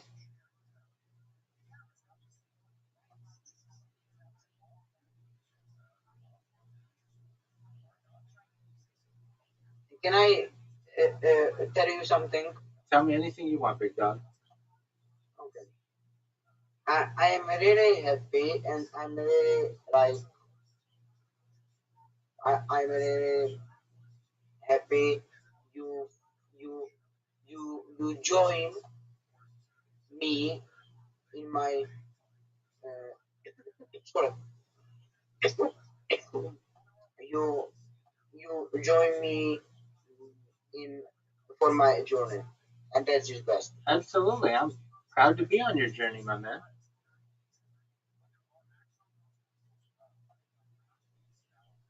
And yeah, and this is like good, truly good. I agree with you. It is good. And maybe one day we are gonna see each other. In a little town, in life. God willing, my man.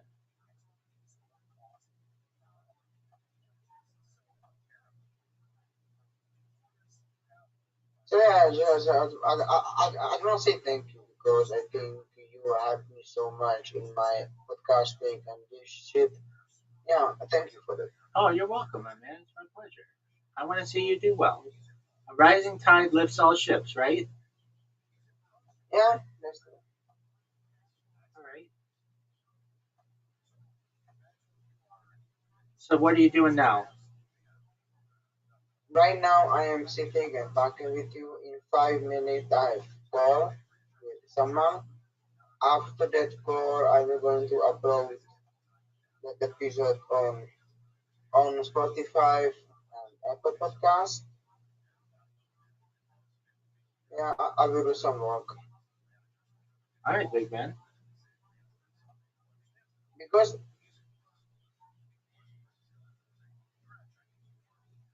right,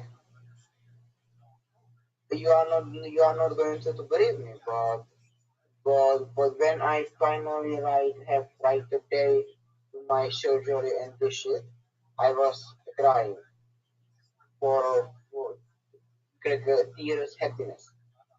That's wonderful. I'm really happy I know for you. this sounds weird, but yeah. That doesn't sound weird.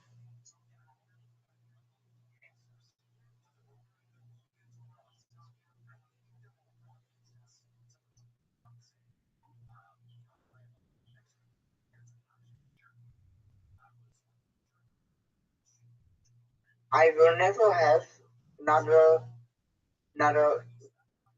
two in my life. This is the one time only. You never know. There could be time travel. There could be reverse aging. You never know. So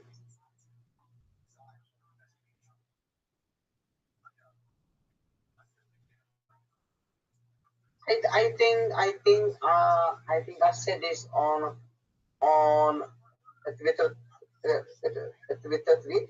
I said that like it's not what I fear. It's people who I met. It's people who is standing with me. That's the beautiful thing. Word, dog. It's not like what I'm building. It's the people I met. I make new friends and this shit. That is the beautiful thing about my journey. Absolutely. We're on this journey with you for your desired destination. It's a beautiful thing.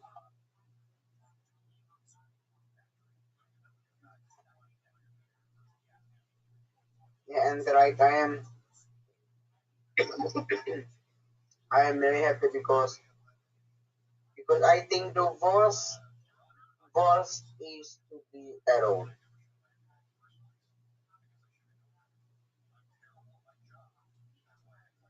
The worst curse can people have to be alone.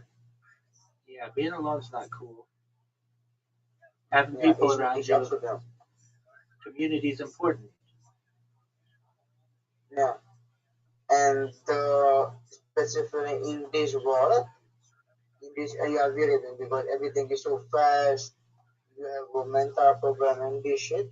So to have somebody who is love you, who is like you, even if they are in America or other countries, is give you so much energy to keep going. Good, my man. Well, you are loved, and just recognize that it's just a matter of time, my man. You got to keep grinding. And that's the beautiful thing about it, because like we need to have people.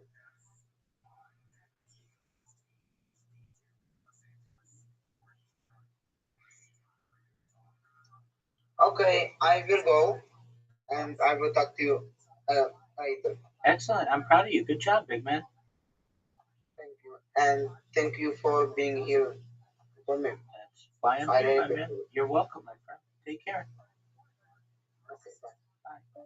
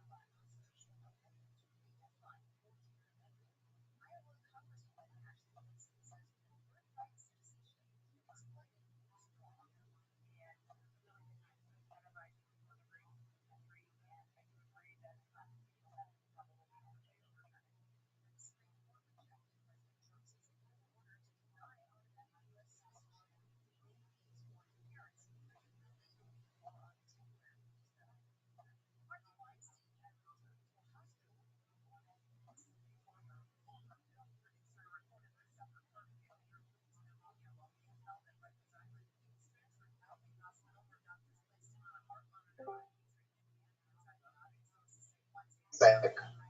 Yes, sir. What's The good? good person is not online yet. So, Okay. so, like, I think, film about me will be very interesting Okay. Why do you think the film about you will be very interesting? because my film was like lot of downside, lost money, lost so much money. I lost 1 point because I got it from people.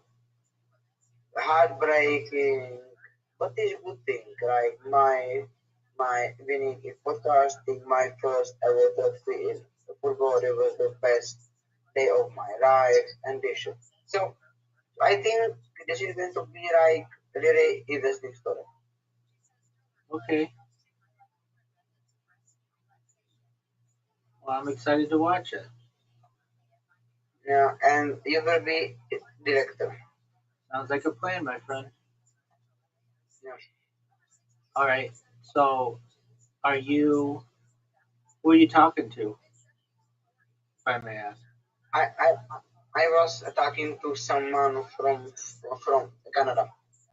Are they I cool? will talk. Are they cool?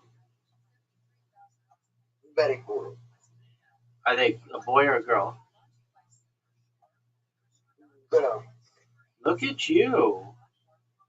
But she's more my sister. She's not like romantic. She's my sister. Are you sure? I am 100% sure. Is she hot? No. Okay. That's as honest as you can get, folks.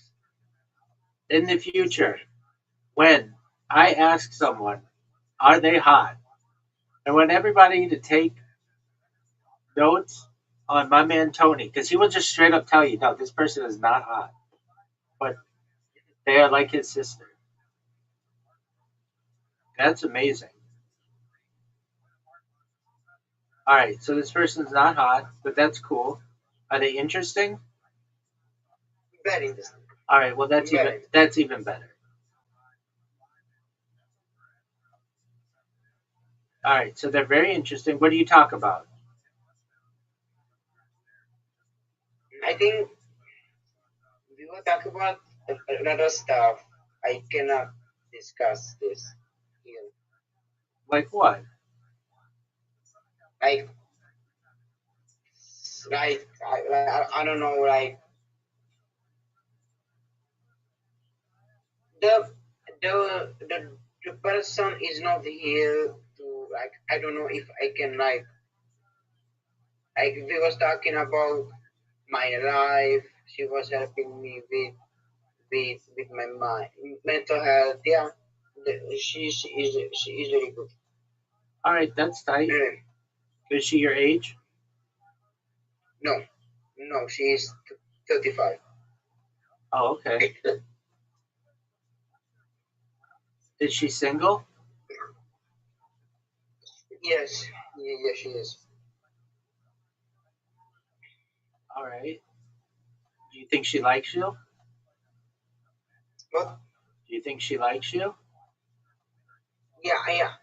I think she likes me. Yeah, of course. Why, of course. Like you're some kind of Mac Daddy pimp. No, I'm not mad at him, but she likes me. I know it. Okay. I need to brother. Okay. And do you like her? Like my sister, yes. Okay. All right. Well, when's she supposed to come online? I don't know. No, I don't know.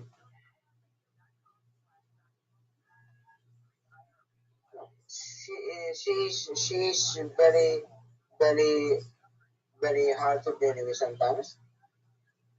Why is she hard I'm to? not Why is she hard to going deal to with? lie Why is she hard to deal with? because she is very, she's not open. She doesn't trust people. So I need to dig in. So yeah, Okay. sometimes yeah. All right.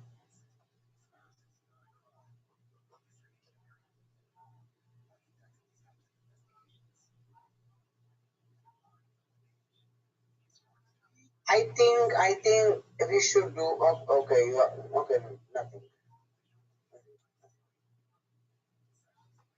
What are you saying? Nothing. I mean, it's my birthday. I can have mental breakdown sometimes. You're good, dude. Don't worry about it. It's not a mental breakdown. You're fine.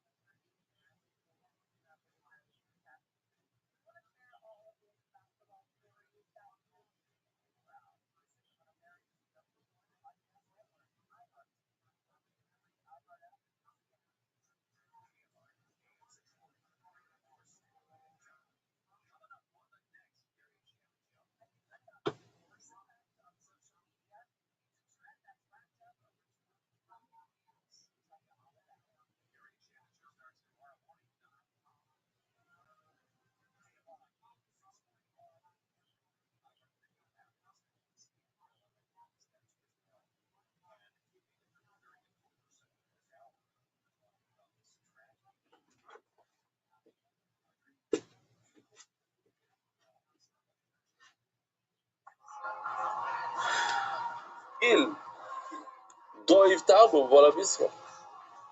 זה ייכנס, השומן ייכנס לתוך הבשר בעצמו, בתוך הצלעות האלה, בתוך הפלנקים. מה זה משנה אם הכנסת, שמת את זה על חתיכה אחרת או לא? החתיכה בעצמה, הנה, החלב שם מונח לפני שהוא חותך את זה, זה מתחיל להתחמם, פתאום נהיה נזיל, והוא נכנס לתוך הבשר. לא, זה לא בעיה. קרום מפסיק מתתוי, יש קרום, רואים כאן יש קרום, שזה כאילו חתיכת אור מאוד מאוד דק, שזה מכסה את החלב.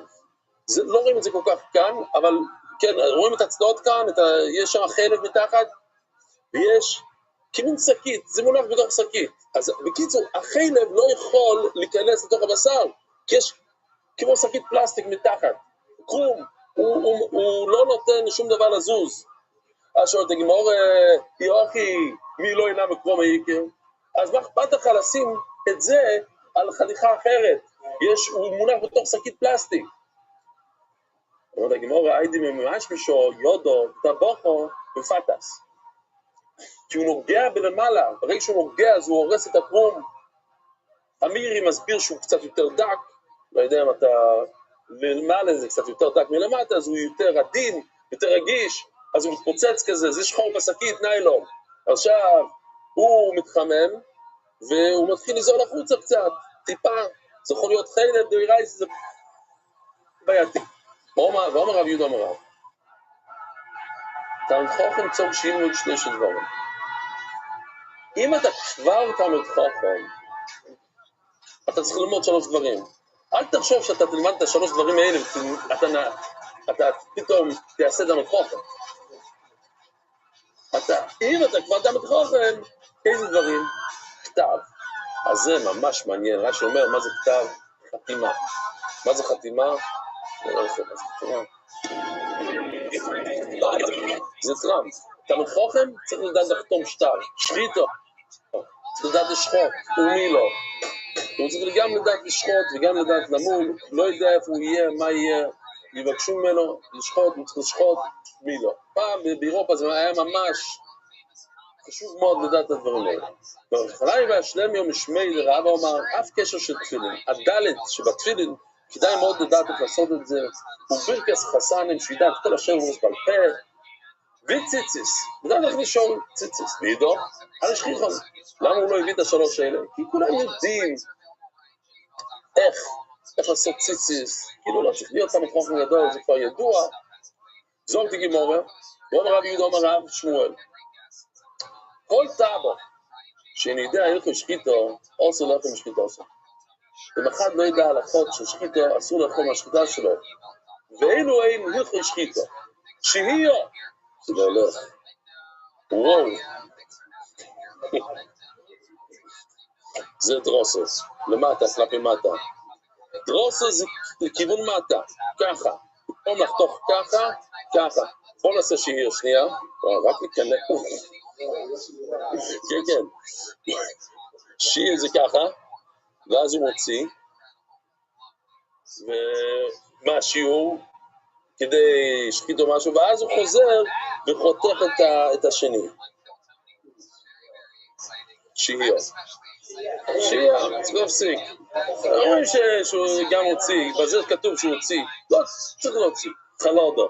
זה אני לא יכול להראות לכם עם עגבנייה, שהיו, בואו נראה כאן, שהיו. הפסיק, הלך, חזר, עושה אותך, אוקיי. זה כנראה הגרומה, לא? אז בואו נעשה חלודו, חלודו. תראו מה זה, עכשיו הוספנו היום.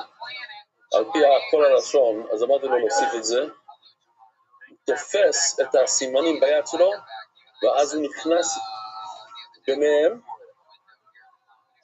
ועכשיו הסכין מכוסה לגמרי. והדבר הזה, שהסכין מכוסה, קוראים לזה חלודו. זה מכוסה על ידי הסימן. זה מה? זה כבר ראינו, כן, דרוסה. עכשיו הגרומה, מה זה הגרומה? הגרומה זה פשוט שהוא שוחט את זה במקום הלא נכון. כאילו, איך קוראים לארמייתו בעברית? מקום השחיטה בעצם הגרוגרת ומטה. יותר, אם זה הקנה זה, איפה הולך הקנה? לריאות. אז תחילת הריאות, והוושת, איפה הולך הוושת? לקיבה, אז תחילת הקיבה, זה מה הגרוגרת? עכשיו, אם הוא עושה שחיטה מעל הגרוגרת, או כאילו לכיוון הריאות, אז זה הגרום, זה המקום הלא טוב, לא המקום של שחיטה. כל טענו שאין יודע אילו שחיטוס, הוא לא יכול משחיטוס, ואילו אילו שחיטו. שהיו זה להשעות שנייה, דרוסו שהוא לוחץ כלפי מטה במקום לחתוך הלוך חזור, חלודו שהוא נכנס מתחת לסימן וחותך את הסימן אחר כך, אבל הסכין היה מכוסה, הגרומו שהוא מגרים לצד, הוא חותך במקום הלא נכון, ואיקו זה אם יש פגימה בסכין, הוא חותך עם הפגימה, אז זה מושך את הקונה, את הוושת, וזה איקו, הוא עוקר את הקונה, במקום לחתוך את זה יפה, הוא מושך את זה, קורע את זה כזה, אומר לה, גמור, מה יקום משהו? כולו תנינו, זה הכל משנייס, אחר כך אנחנו נגיע לשם עוד מעט, עוד איזה 10 ימים, אומר לה, גמור, לא הצריך ששוחט לפנינו 2-3 פעמים ושוחט שפיל, אבל אדם הזה, ראינו ששוחט טוב, מה עוד עושים מידוך שוחט שפיר, היינה משוחט שפיר, מכיוון שהוא כבר עשה את זה 2 פעמים, 3, מצוין, ממש מה לא, אם לא יגומר, כיוון שהוא לא ידע את הלוחש, זה לשוי, לפעמים הוא יעשה שהייה ודורס, ולא יודע. גומר רבי יהודה אומר שמואל, הטאבו צורך שיבדוק בסימונים, לאחר שחיטה. אחרי השחיטה, השוחט בא ובודק לראות אם היה רוי. אם הוא חתך את רוב הסימן, חייבים לחתוך רוב סימן, אז הוא צריך לפתוח ולהסתכל בפנים לראות שהלך רוב הסימן. צורך שיבדוק בסימונים לאחר שחיטה. אבל יוצא, אבל אנחנו תנינו, אבל אנחנו לא אמרנו, רבי שמעון לא אומר, תמשול כדי ביקור, אם הוא חיכה כמו לבקר, זה לא טוב, מה אליו, לכאורה, כדי ביקור סימונים, שהוא יסתכל בפנים, יצחק יהודה, ויסתכל, הוא מבקר את הסימנים, ראיה שצריכים לבדוק את הסימנים, אבל הבעיה היא אלוהי, לא רבי יוחנן, כדי ביקור חוכם, יש לבקר חכם, יש הלכה מאוד מעניינת, כדי לתת כבוד לרב של העיר, נותנים לו לבדוק את הסכינים, הנה, קח סכין, תבדוק.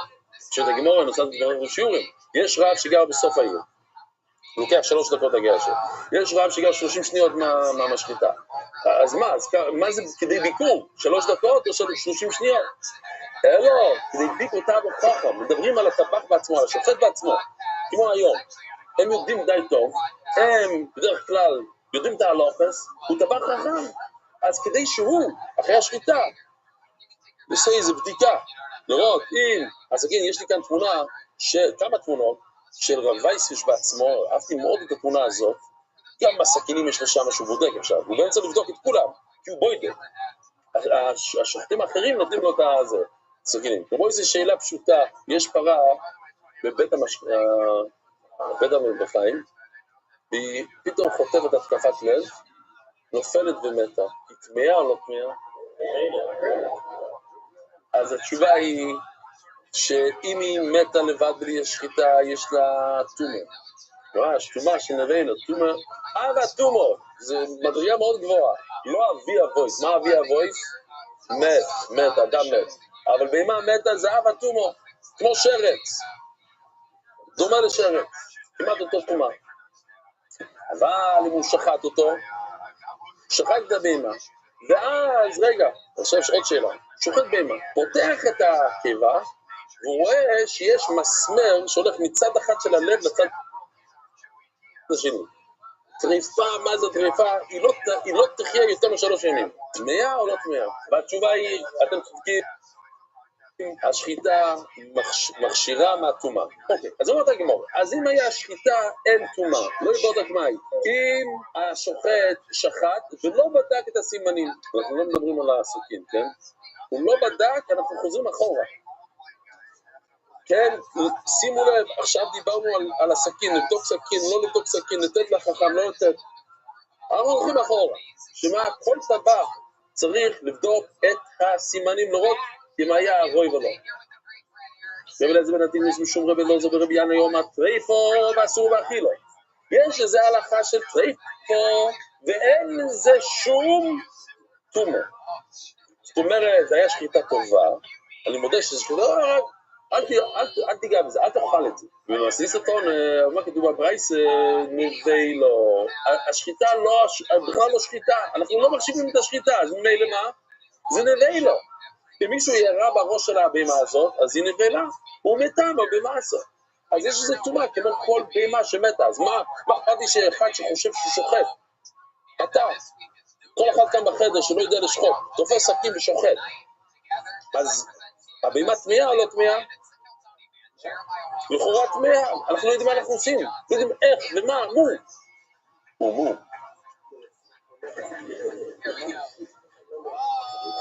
ומה איתו מפלגים? מה המחלוקת? דרבון, דרומה בהמה בחייהו, בחזקס איסור מדס, עד שיבוא לך במאה לשחוטו. אז כאן אנחנו באים מכל מיני ספורס. יש סברה שהבהמה היא אבן מן החי, אומר רש"י, שיטס רש"י, כן? רש"י אומר, אבן מן החי. כל בהמה כשהיא חיה, אבן מן החי. אז יש על האיסור של אבן מן החי. אז עכשיו, איך אתה יכול להפקיע את האיסור הזה אחרי שהיא מתה? אתה רוצה להגיד שזה נשחט, אבל אתה צריך להוכיח שהיה כאן שחיטה. וזה לא מוכיח שיש שחיטה, אז היא נשארת באיסור, לא באותו איסור, כאילו, האיסור קופץ לעוד איסור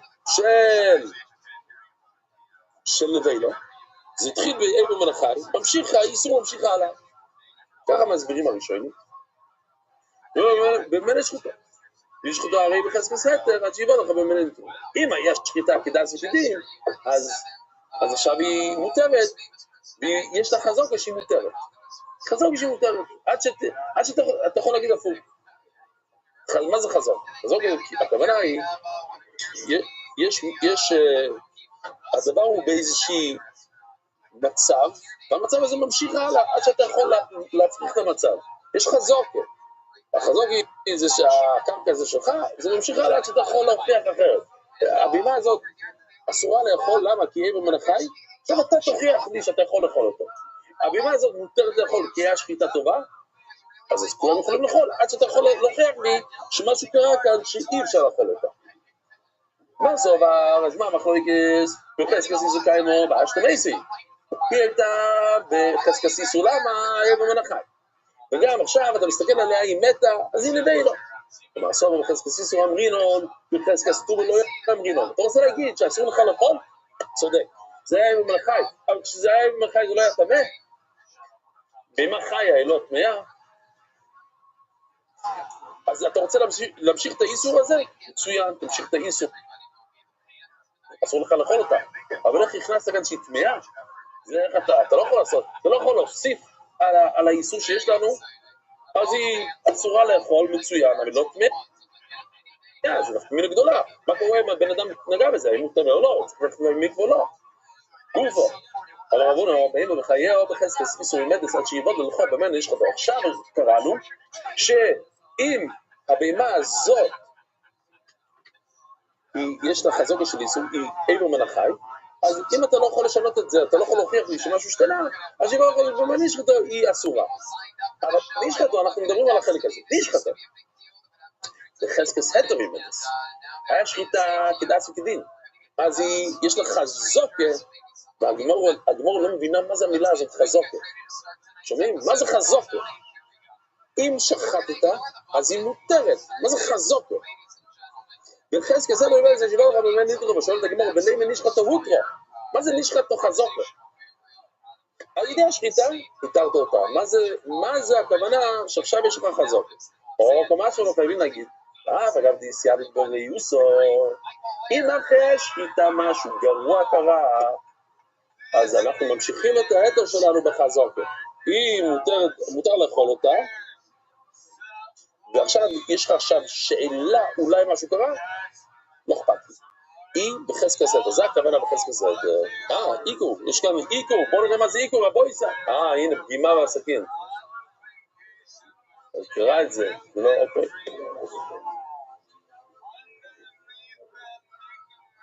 זה תומר.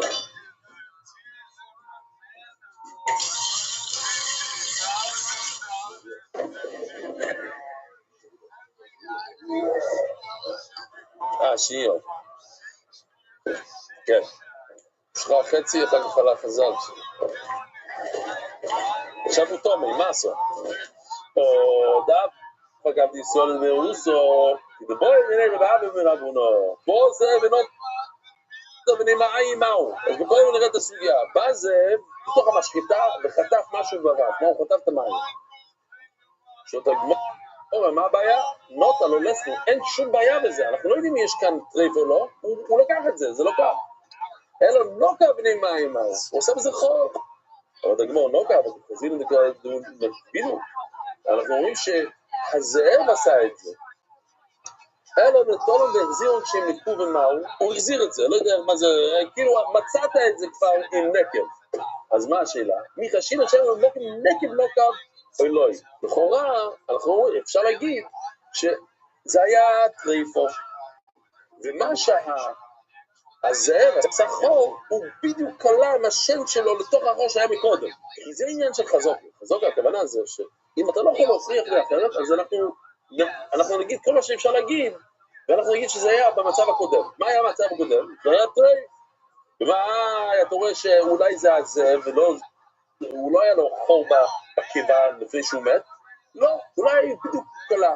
ויש לנו משהו דומה שהגמור תביא עוד שנייה, אבל אין חושים שהם בוקם נקב ונוקם. לא צריכים לחשוש שזה היה טרייפו, ובדיוק הזאב, שהוא שם את זה בפה שלו, הוא עושה חור בתוכו, אלא הזאב עשה חור חדש. אז ממילא זה מה? זה טוב, זה קשה. אייס ואי, אבל, אז בואו נראה מה שקורה כאן, הנה.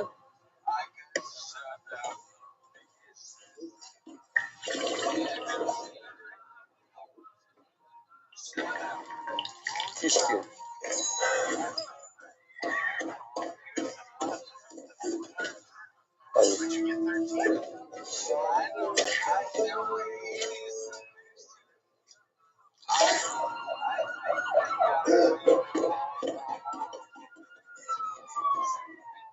אייסווי, לא ציפור המנקיה בתאינו.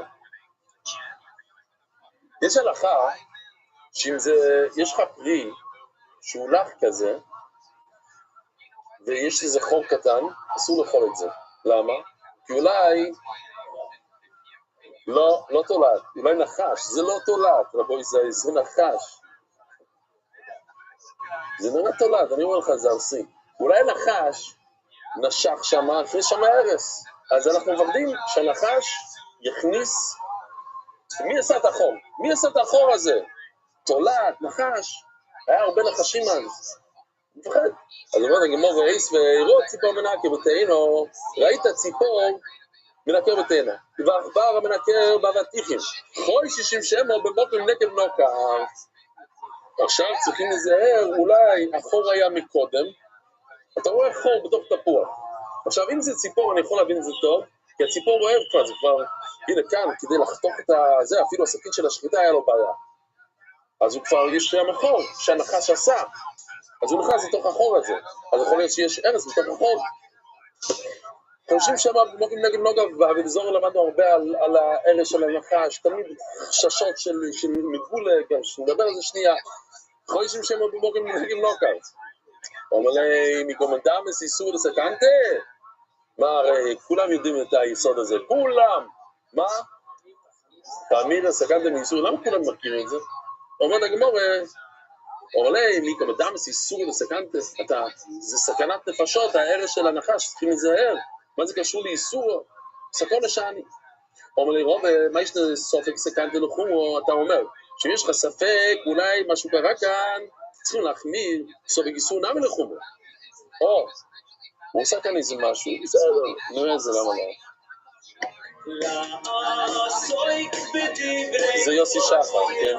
בכל זמן ובכל מקום, bring the dove to your life.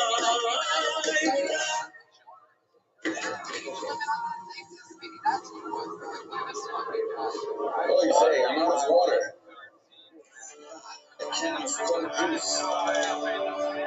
I don't think this kashrut. בסוף אנשים תפגינו. יודעים די הרבה על שוב באופן. Chamira safanta me'isura. Why didn't you drink the juice? Join the study of Maseches Chulin with MDY. You will see Yeshua's. I think I'm hallucinating.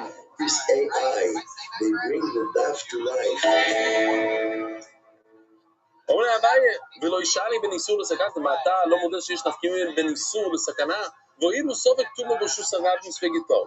יש הלכה שאם אתה לא יודע אם נגעת בתומה או לא, זה ברשוס הרבים, זה טוב.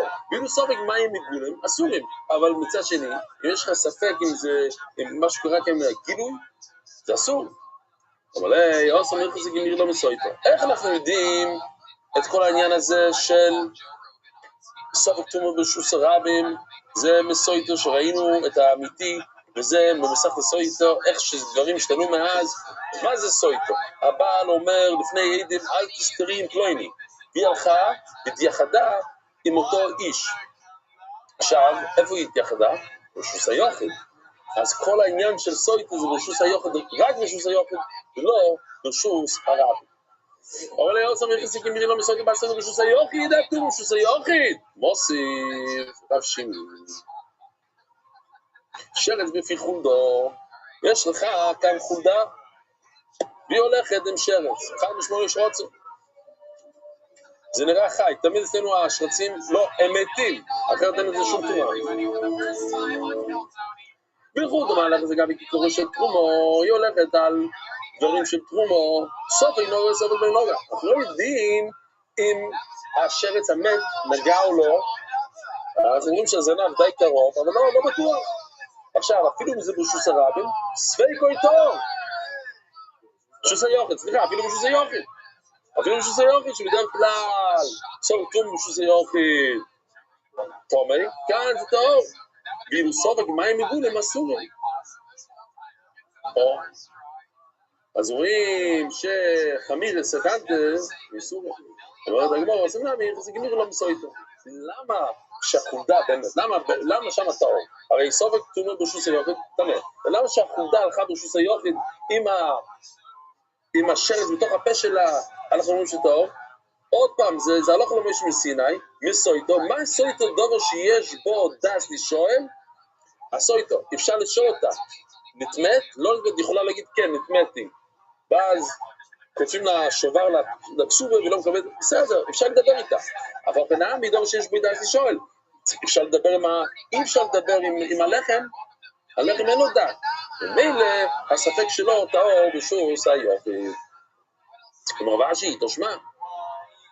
כמה זמן יש לנו? נעשות חתיכה קטנה כאן.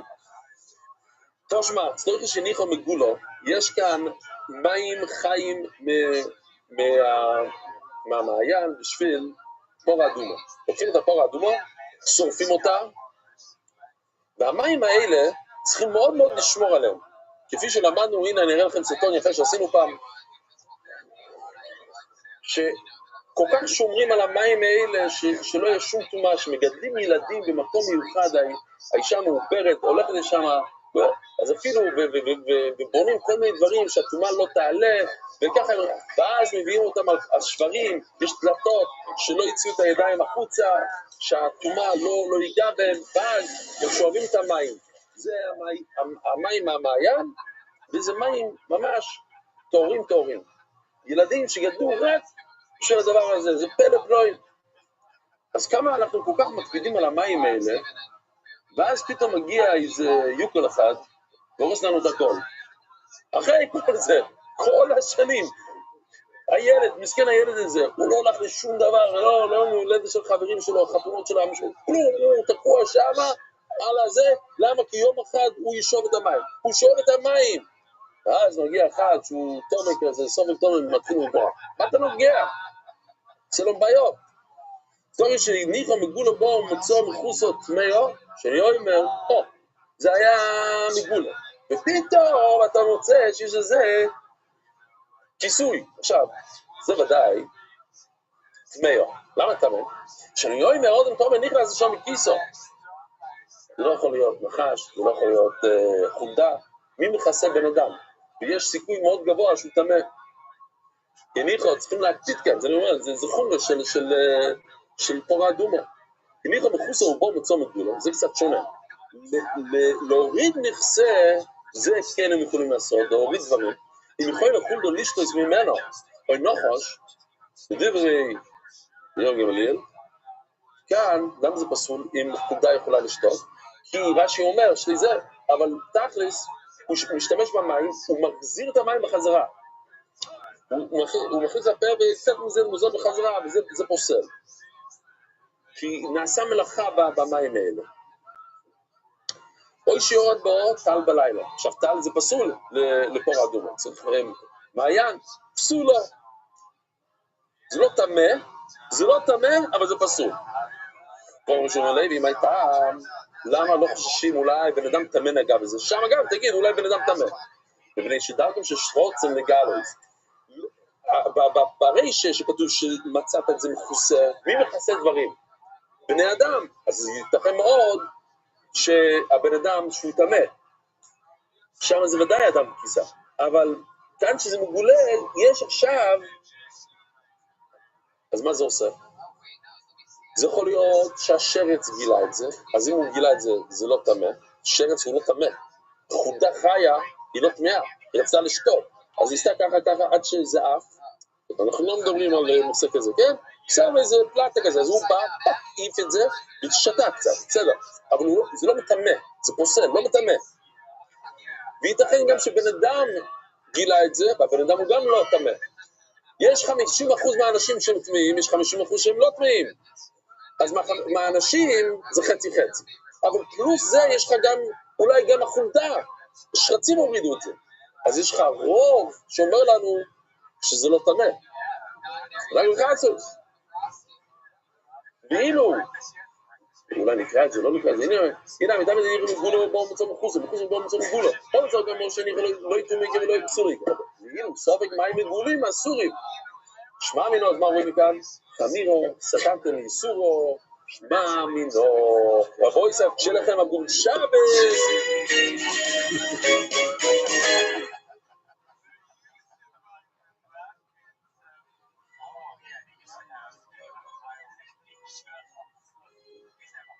ערב טוב רבוי סי. ידעו נשמע סימים מרוסירוס מרדכי. שכוח מכל האורחים, תזכור להגיד ספירה סוימר, איזה דף השתנה היום, היום זה חולין שבחולין, אז זה מתחיל עם הגדתה, אנחנו אוחזים אין אויד מלבדוי, צריכים לזכור שאין שום דבר זז בעולם הזה, בלי שהקדוש ברוך הוא מחליט, עומר וחנינה, ואפילו כשפים, אפילו דברים שהיית חושב שהם יכולים אולי לעקוף את הרגיל, לא, אפילו מלבדוי. סברת הגמרא העיד סדה הרס קומה הדרו למשקל אפרו מטוסי קרא דרב חנינו. כשפים, הרבה פעמים עושים את זה עם החול שמתחת לרגליים של אנשים, היא רצתה את האפר שמתחת של הרגליים של רב חנינו. הוא אמר לא, אז הוא אמר לה, שתוי לי, תקחי כמה שאת רוצה, מה את מתחבא, מה את עושה את זה כאילו שאני לא רואה, אני ראיתי, תקחי. לא מסתעל מיסך, זה לא יעזור לה. לא מלבד רגסי. שואלת הגמרא ואומר, רבי יוחנן לא מליק לשמון כשופים. למה זה נקרא כשופים? שמכחישים פמליה שמעלה.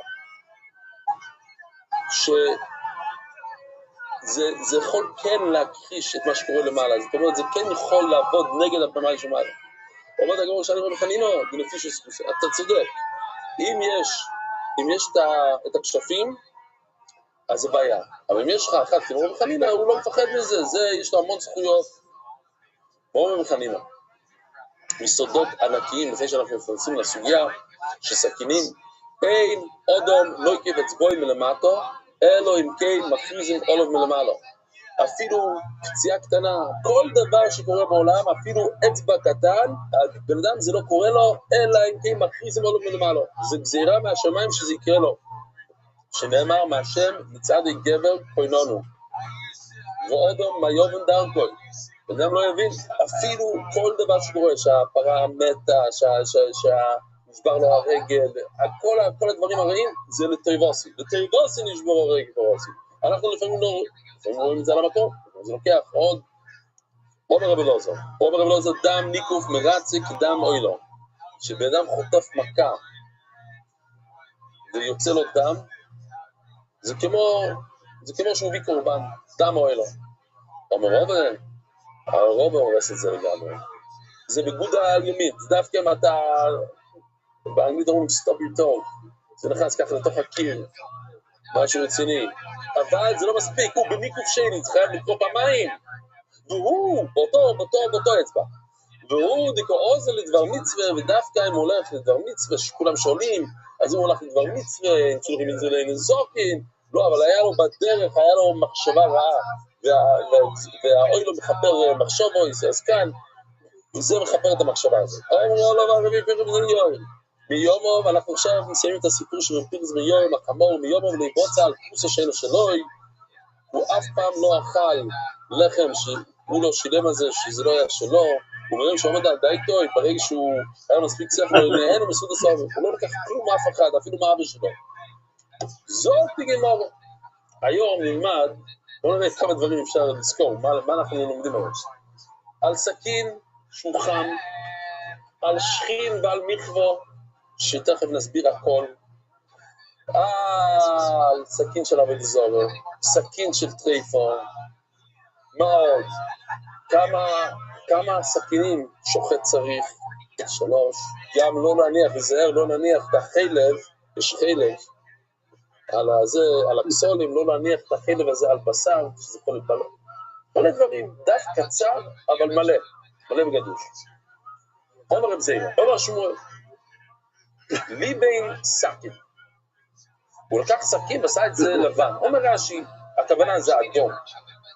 לבן זה כבר וואו, זה כבר מאוד מאוד חם. בקיצור, חימם את הסכין כמו שצריך, ושוחט בו. אז מה השאלה?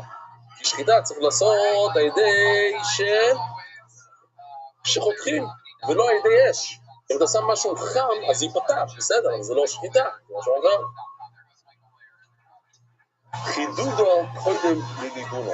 החוד של הסכין, שאין שם אפילו את ההפרעה, החוד חותך לפני שהחום חותך. ככה זה. שואלת הגמור ואוי כתבודם, החוד נכנס לבשר קודם, ואחר כך האש, אחר כך החום. שואלת הגמור, אבל יש את הצדדים. מה זה אומר? החלק הזה של הסכין הוא גם חם, וכשהוא נכנס לקונה והוושת, הוא עושה טרייפון. למה? תדעו לעצמכם ממי שלוקח סיגריה, ומכניס לתוך הקנה של הבהמה. זה טרייף, כן? אז כאן יש לך סכין שהוא מאוד חם, והוא נוגע בקנה של הבהמה, עוד לפני שנגמר השחיטה. הוא שורף את הצדדים של הקנה. אחר כך, מילי שנייה אחר כך, חצי שנייה אחר כך, הוא חותך את הכל. אבל זה כבר מדי מאוחר. בסדר, החוד של הסכין הוא חד, אבל מה עם הצדדים? הצדדים הם מאוד מאוד חמים, זה מאוד חם, אז הצד הזה נוגע. בוא נגיד שהאצבע שלי זה הקנה. זה נוגע כאן, זה עושה לו עד שהוא נכנס לוושת, שזה אחר כך, זה כבר מדי מאוחר, כבר שרפת. יש לנו וידאו לזה, סכין אדום, חם. עכשיו, בחצי שנייה הראשונה זה שורף, זה עשה טרייפון. החצי שנייה אחר כך הוא גמר את השחיטה, אבל זה מדי מאוחר, הוא עושה טרייפון כאן. ככה הוא שואל. מה אומרת הגמרא? אז אני אגיד לכם דוגמה טובה. תיקחו מפית, כן? איך לא מפית, מה שמכסים את מפה של פלסטיק, שרוצים לחתוך לפני שבת, כן? שני אנשים תופסים משני הצדדים, ומישהו בא עם ספריים באמצע. מה קורה? הוא נפרד מאוד מהר. זאת אומרת, החוד של הסכין הולך, אז יודעים, אם יש לכם איזה מפה, היינו עושים כאן הדגמה. הנה, בואו נעשה עם זה אולי זה יעבוד. הנה, שתכם תחזיקו כאן. לא, זה בסדר. כן. בסדר. טוב, זה לא עובד עם נייר. לא, מישהו היה רוצה לראות את הזה שלו, בסדר. הנקודה זה שאתה חותך עם מספריים ומושכים מהצד. בוא נגיד, סתם דוגמה, זה לא... אז זה נפרד מהר. אין לנו זמן לנגוע בצדדים. המספריים חותך, וכל הצדדים זזים, הצידה.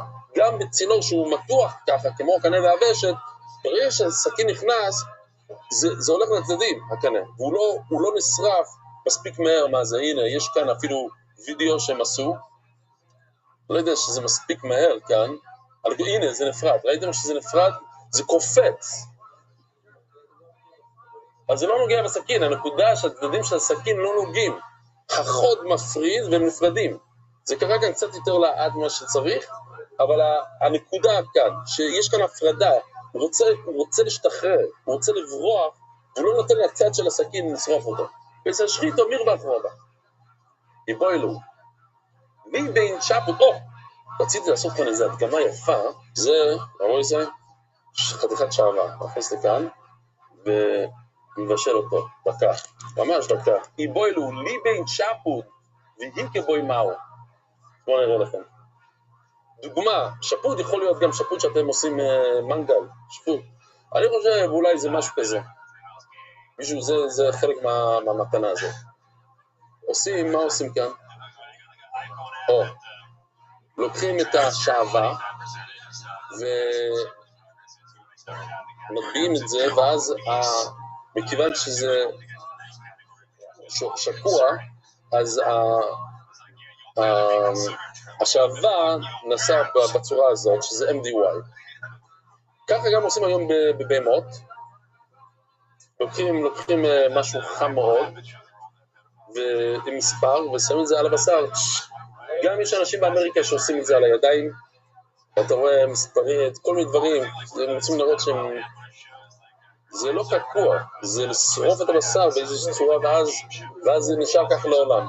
אז שואלת הגמרא ככה, לי בין שפוי, שמת את זה באש, והיא כבוי, הוא הכניס למישהו מכה. משום שכין נידוי, או משום מיכה נידוי. שופר.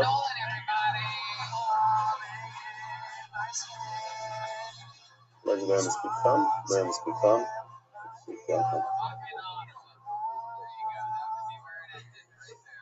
לא, אני צריך להרים את זה. איזה יופי. בואו נראה עכשיו. עבד? אוקיי, קיבלתי. את זה נשאיר כאן. חנו אותו קצת יותר, שיצא מהכוס הזה. אוקיי. בסדר, אז זה שפוט. זה טוב כי זה עגול, וזה עובד טוב לסוגיה שלנו. שמה? צרת, בואו נדבר על צרת שנייה. זה משהו מאוד מאוד קל וגשמק מאוד, שהרבה אנשים לא מכירים את ההלכות האלה.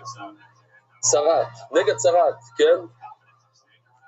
אחד מסתכל, יש לו נגד צרת. הולך לכהן, הוא מסגיר אותו שבוע, אומר לו, תשאר שם שבוע, אל תלך הביתה, שום דבר.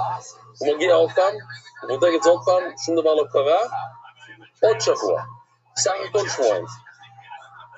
יש משהו שקוראים לזה שכין ומכרו. שכין, אחד חטף מכה רציני, מפטיש, הוא בן של לבנות, טח, בום. וכשזה מגלית, זה נראה קצת כמו צרת, אז הוא הולך לכהן, זה שכין. כי זה גדל, הצבע, השינוי הזה, הצרת גדל על מכה.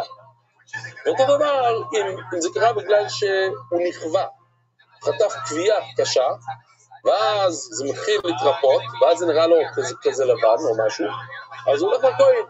הנפקמינה, בשתי הדברים האלה, זה שזה רק שבוע, גם שכין וגם מכרו זה שבוע. עכשיו, כדי שזה יהיה צרת, צריך שיעור של גריס, איזושהי מטבע, כזה, נגיד שקל. חצי גריס זה לא מספיק. אם אתה חוטף מכה חצי גריס, ומחר אתה חוטף עוד מכה, אז זה מצטרף, חצי וחצי זה מצטרף. אבל המחווה, הקביעה והמכה לא מצטרפים ביחד, זה אחד. דבר שני זה מי שבא אחרון הוא מנצח. מה זאת אומרת? אם חטפת מכה וקביעה, אז צריכים לדעת להלכה, מה בא קודם? אם היה לך חצי קביעה, והחצי הקביעה השנייה הגיע שני, אז זה מצטרף. אם זה הגיע ראשון, זאת אומרת שבעצם מה הגיע שני? המכה, מכה וקביעה לא מצטרפים. כן? אני אראה לכם סרטון ותבינו הכל. אז בואו נראה.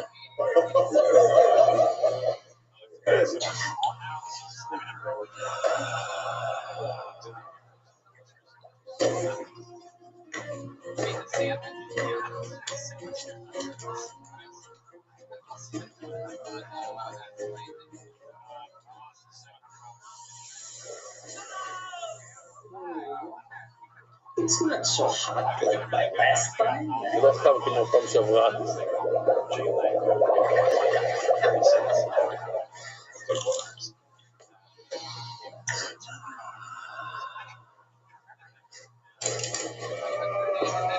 יש לו פצע שם, הוא מחמם לו. הוא אומר שזה לא סתם כמו פעם שעברה. אוקיי, טוב, הכל פה זה מכבו. אז יש לו מכבו.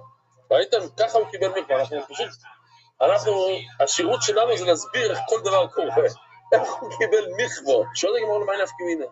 אז רגע, אני חייב להראות לכם את הדבר הזה. זה ליבן שפוט ואיגה בוי.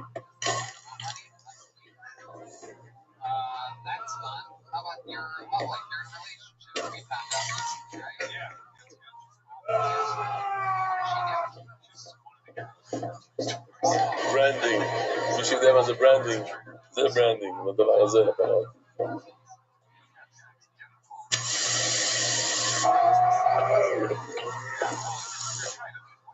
טוב, עכשיו הבנתם מה שקרה כאן? הוא חטף מכה מהשור, אז זה צבע אדום, הוא נשרף עם הכלי הזה, זה צבע לבן. עכשיו, כפי שאמרתי מקודם, הם לא מצטרפים לגריס, כל העיגול זה השיעור, חצי חצי לא מצטרף, אז מה כן? אז בואו נסתכל על זה ככה, הוא קיבל זץ מהברזל, שגם שרף לו את האור, אז זה לבן. עם השריפה, עם הקביעה שלו, זה היה מספר אחד, זה מה שקרה קודם, הלכתי, אני מדבר הלכתי, מה קרה לו? כשאתה לוקח משהו חם, ואתה עושה פוף בבן אדם, אז מה קרה? הוא נשרף קודם, הוא חטף מכה קודם.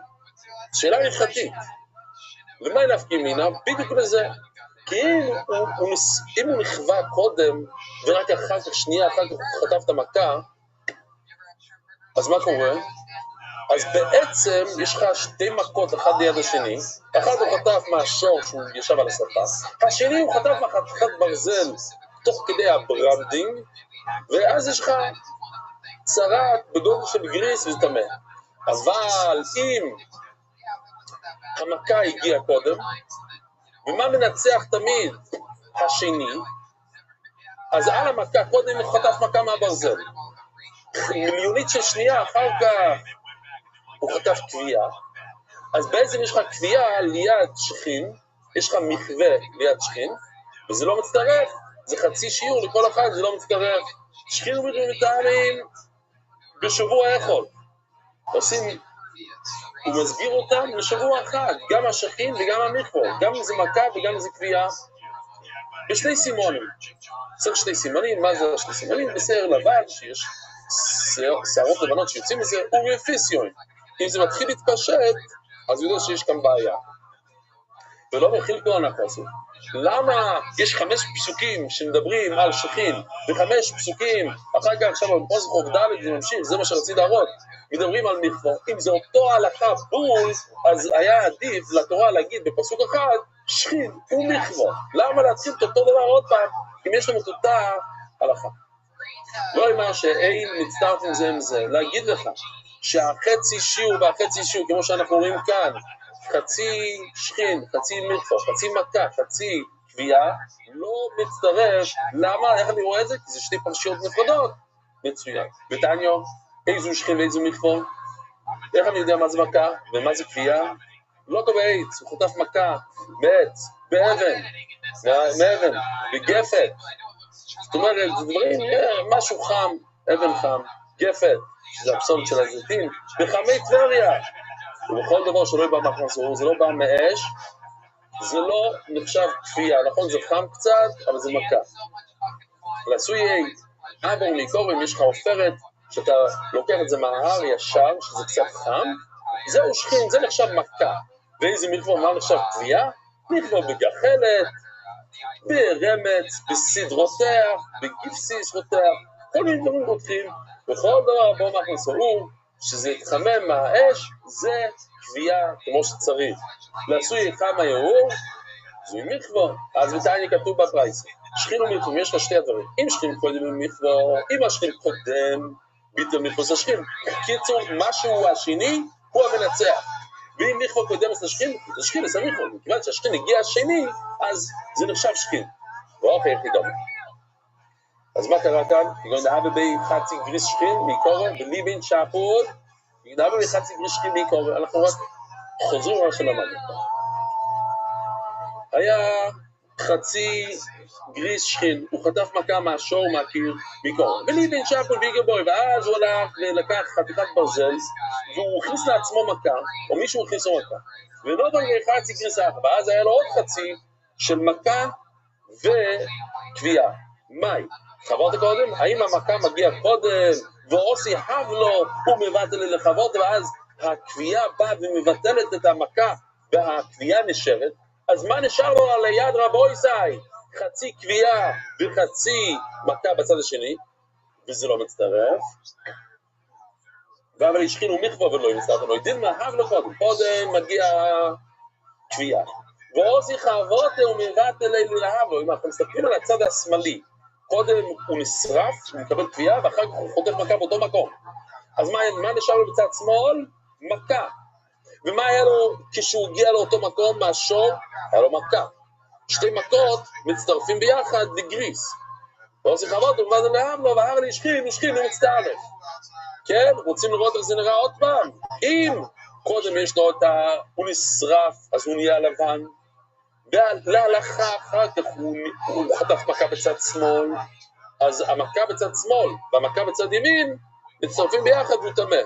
אבל אם זה הפוך, קודם היה לו מכה בצד שמאל, זאת לא מכה, כן? אבל הלכתי מה קרה? מכה ואחר כך כפייה וכפייה אחר כך מכה. אז אם הלכתי היה לו מכה בצד שמאל, ואחר כך זה הלך ונהיה כפייה, אז הכפייה מתגברת כי שנייה, אז יש לך כפייה בצד שמאל, יש לך מכה בצד ימין, כפייה ומכה לא מצטרפים ביחד. אז זה, למה זה קשור אלינו? תשמע, תראו זה, אמרו שמואל, לי בן סכין ושוחד בו, אם הוא לקח סכין, עשה את זה לבן, אדום, שחיתו סקשיירה. למה? חידודו קודם לליבונו. זאת אומרת, מה קרה קודם? הסכין, מה זה סכין, מכה או חום?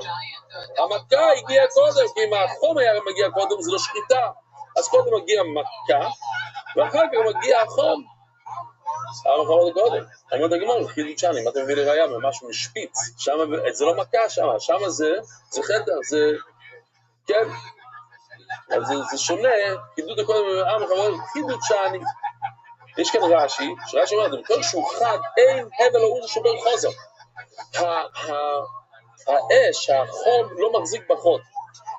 וחתיכות זה קודם להבלוי. שם זה שונה, כי זה חד. אומר את הגמרא, תשמע, משהו מאוד דומה, ליבן שפו ביגבוי, הוא לקח חתיכת ברזל, את הדבר הזה. הוא ריבל את זה, זה נהיה לבן. והכניס למישהו מכה, נידוי משום מכבס אש. אז אנחנו מסתכלים על זה כמו שזה כפייה ולא מכה.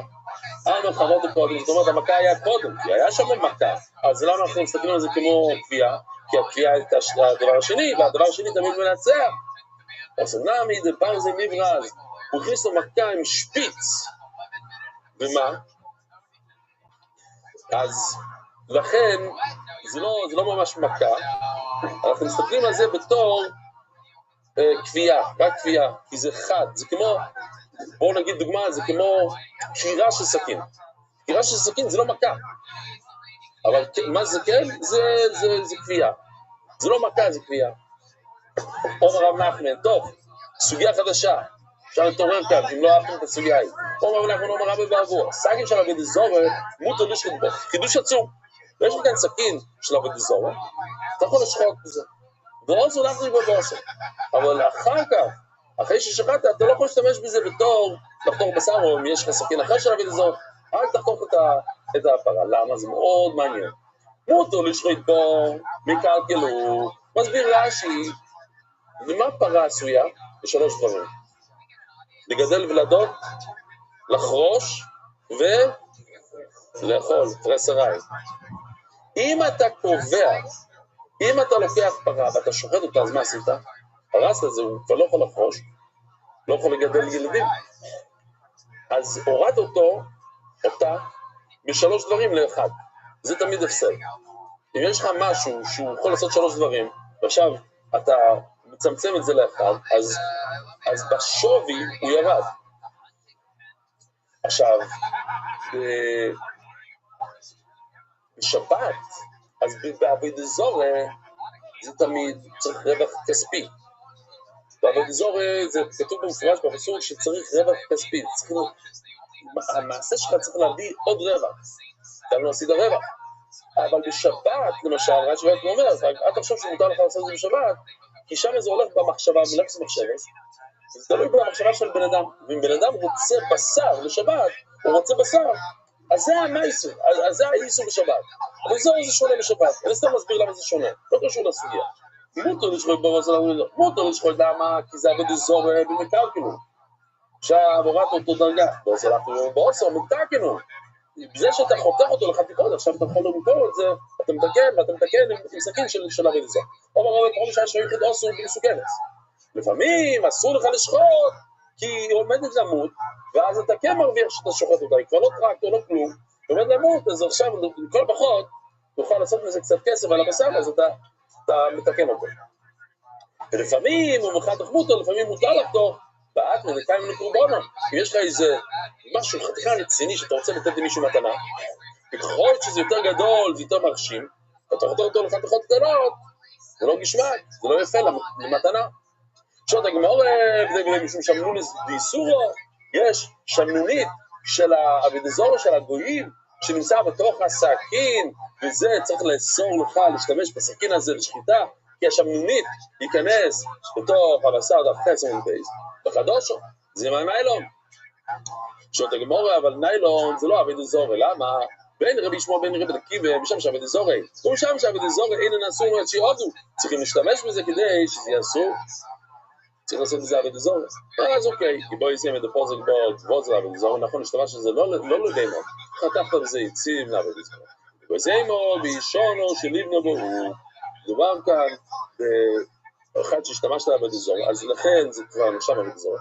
אבל נכנס לזה לתוך האש, עשית ליבון רציני, אז עכשיו, אוקיי, ששואלים למה צריך ליבון, למה הגולם לא מספיק, לא משנה, אבל הוא עושה ליבון, אז אין את השמנונית ששאלת, אבל הוא עבד זורע שבעבד זורע, כי כבר השתמש בזה שנים. תתמר, השויכל בסכין של עבד זורע, שלא בגחובין, ועל הסכין רבו ישראל יש שומן, רבו מרקוילף. מה עושים? יש לך כאן, עשית שחיטה תוך הסימנים, יש צינור, הנה, לא, הנה, חתכתי כאן, זה הצינור, חתכתי. כאן, על הקנה, זה צינור, כאן, על הצינור, על הקו הזה שחתכתי, נדבק כאן שומן של עבד זורע, של גויים, של טרייף, בתוך זה. מה אני עושה? שתי אפשרויות.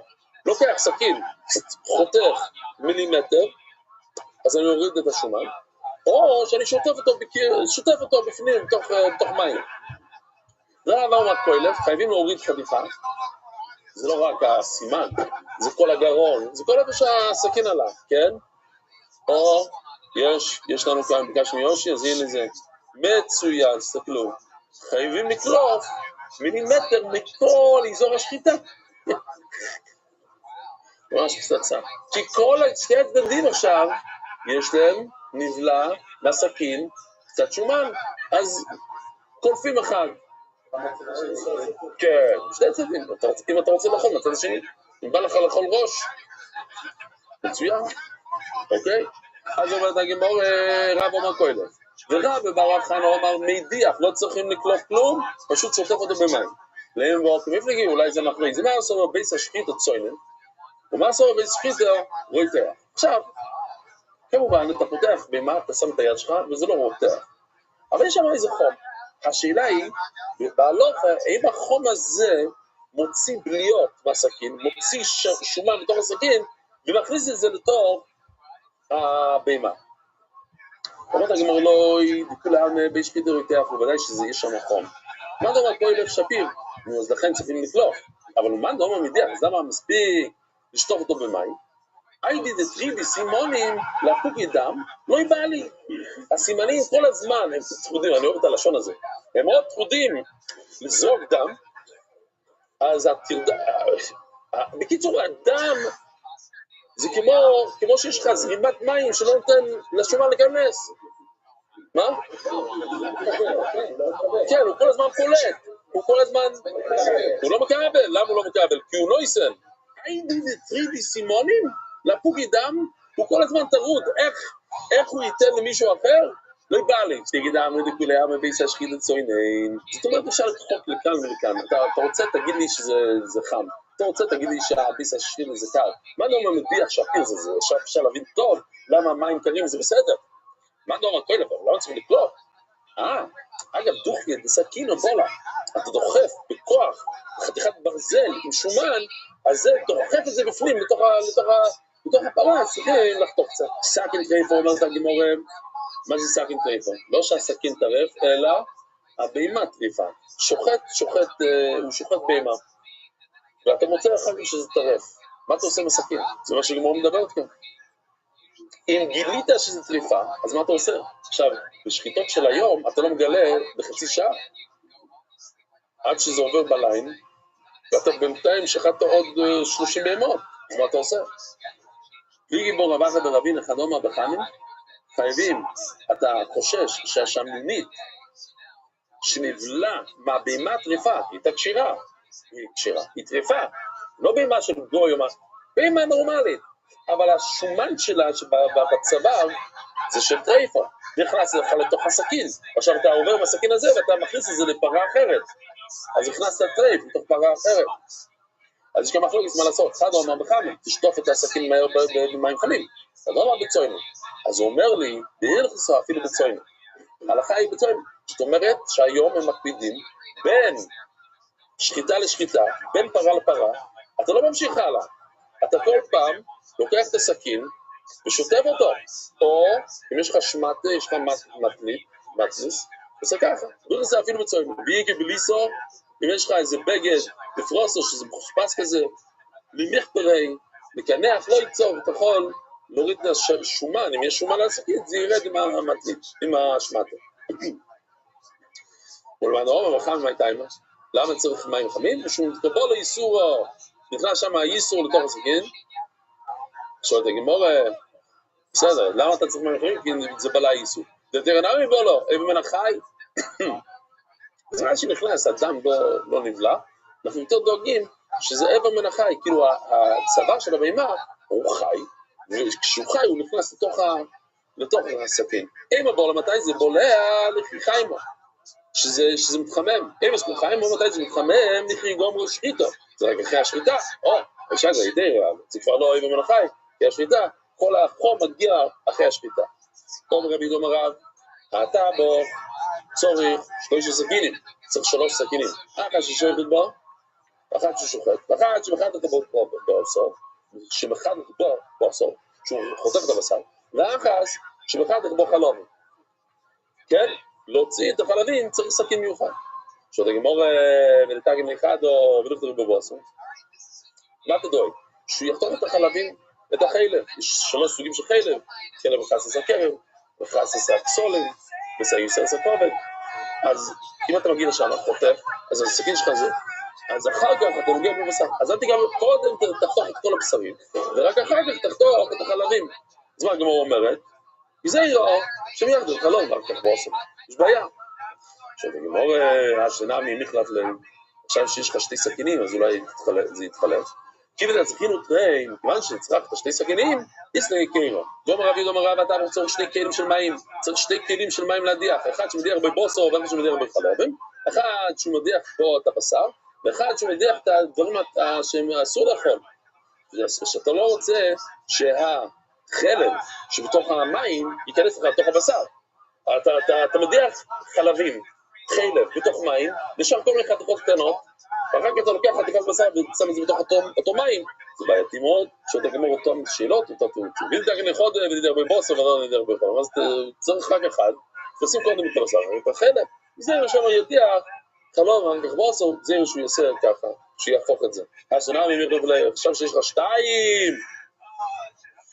כשטבח צריך 3 סכינים, ושתי זה של מים. בינתיים אני אשים את זה בחזרה.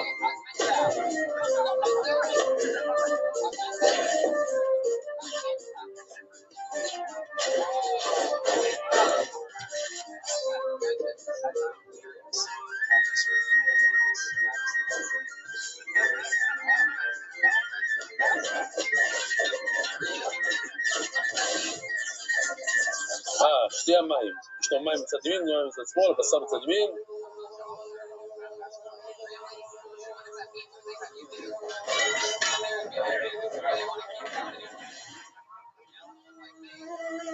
כיוון דעצמכי נהתרתי, יש להיקר בגלל שאתה שם שתי סוגי מים, אז יש איזה הקר, יש אדום וכחול, רבוי סי, שאתה מרבטו בנעים מחר ב2.5 במנחה ב2.15.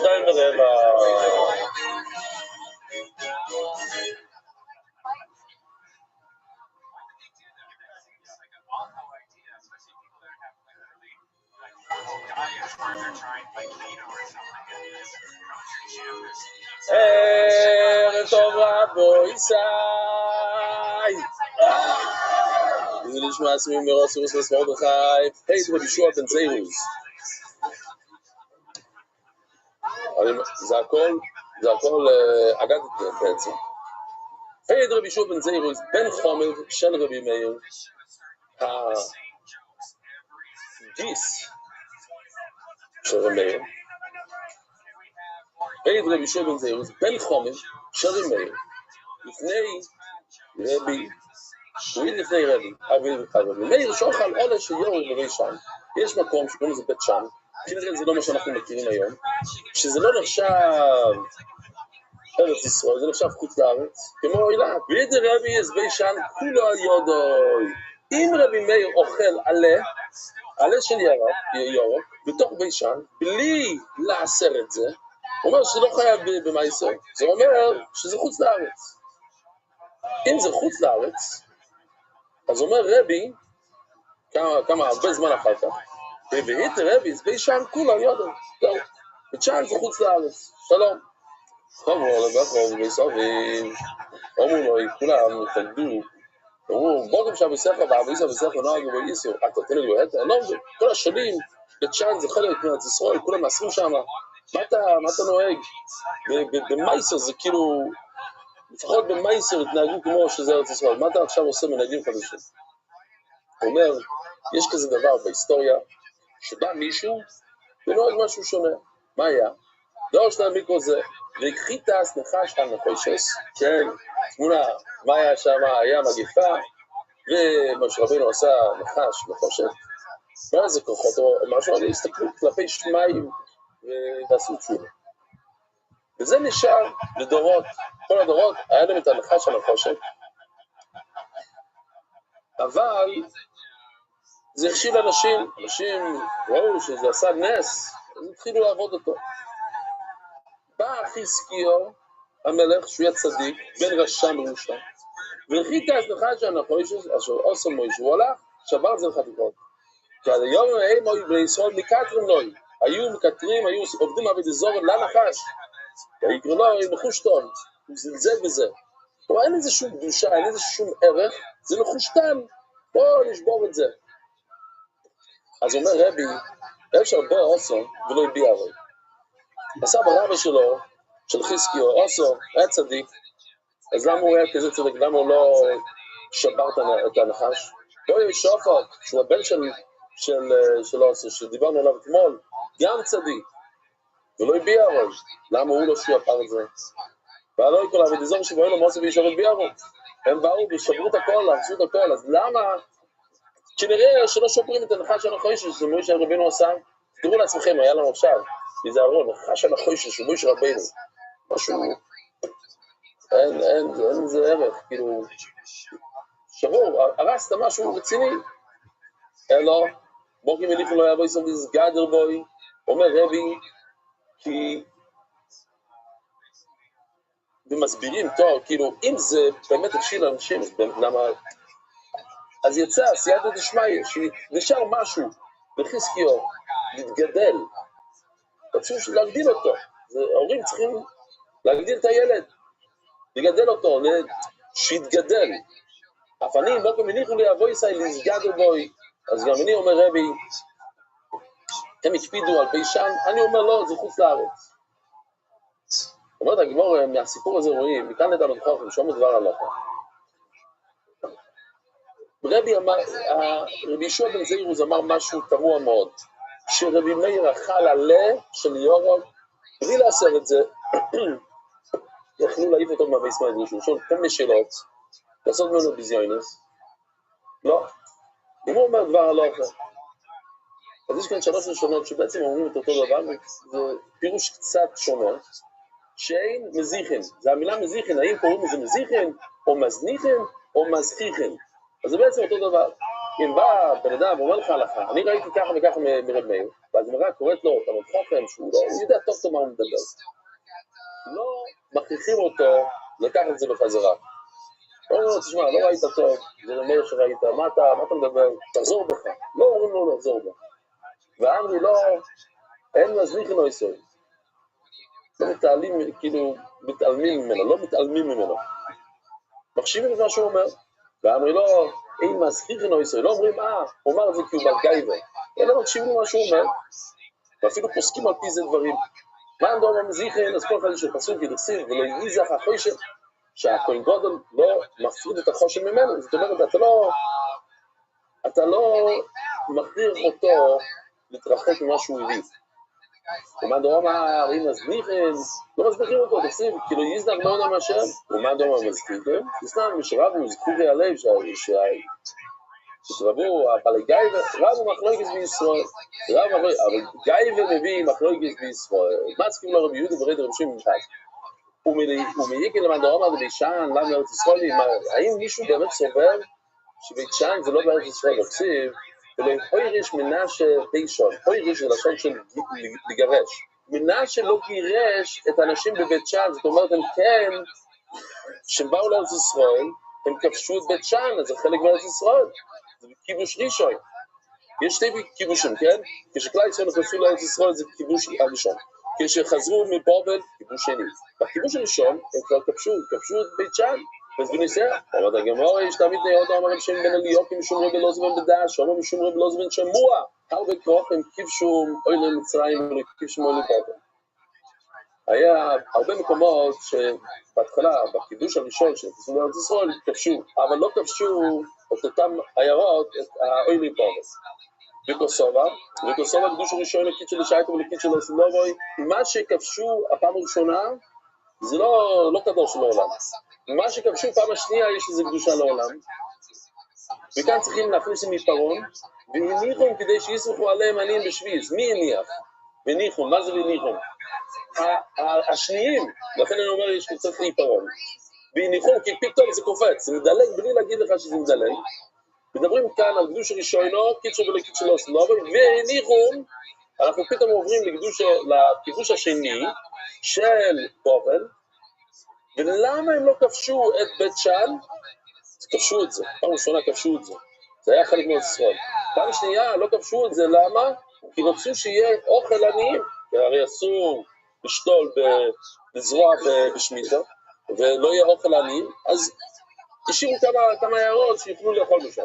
והניחו כדי שיסמכו עליהם עניים בשוויץ. אומר לי רבי רבי זעירא, ואומרים מאיר, אלה בענו עוד האוכל. עכשיו שואלת הגמרא, מה קרה? איזה ראייה יש לך שבית שאן זה חוץ לארץ? למה? כי הוא אכל עלה. מותר לאכול אכילת ארעי.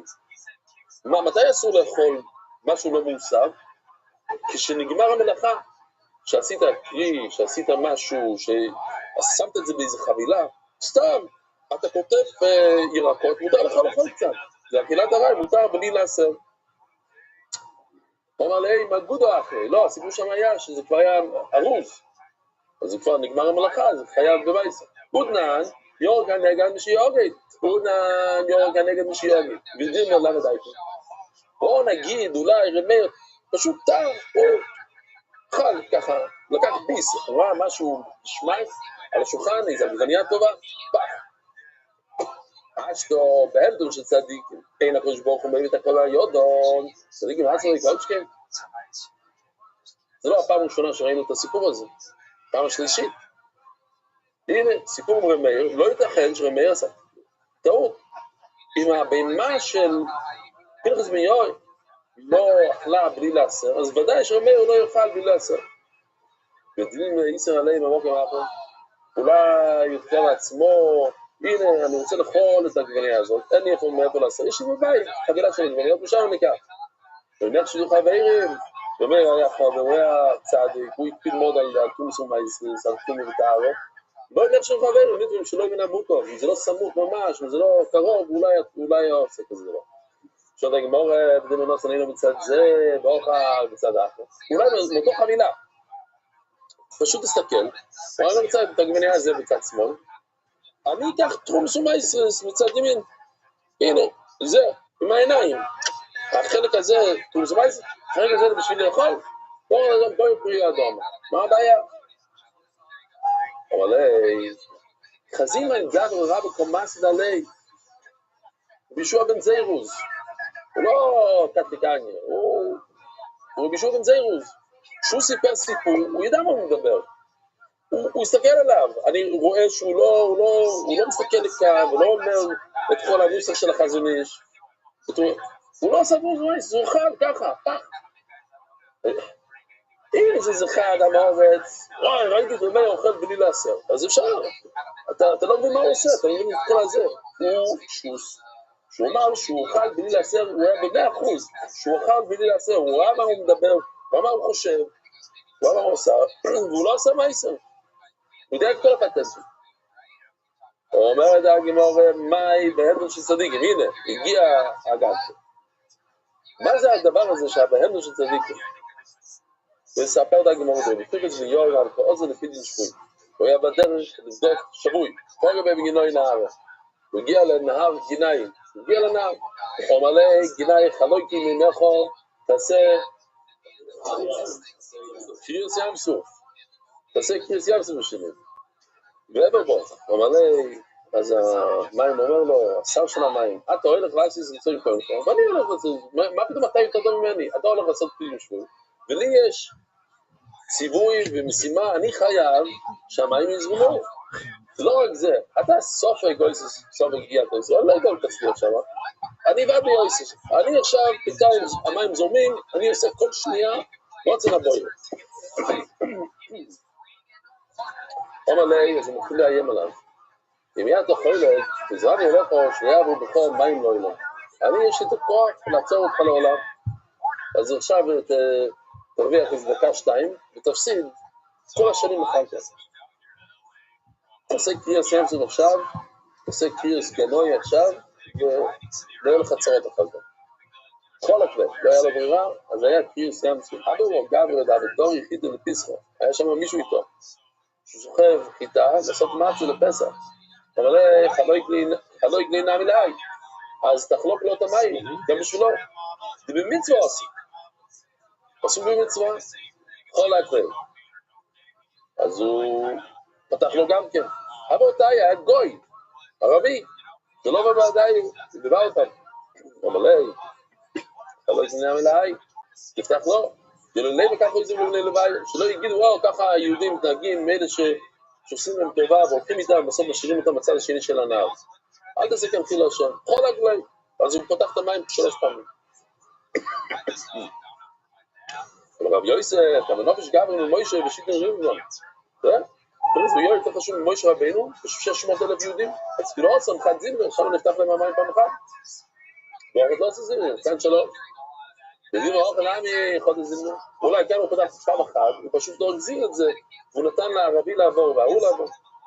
אלו כמוישה ושיטר ומירון. נכון, הוא לא יותר גדול ממוישה רבינו, הוא שווה למוישה רבינו ב-600,000 יהודים.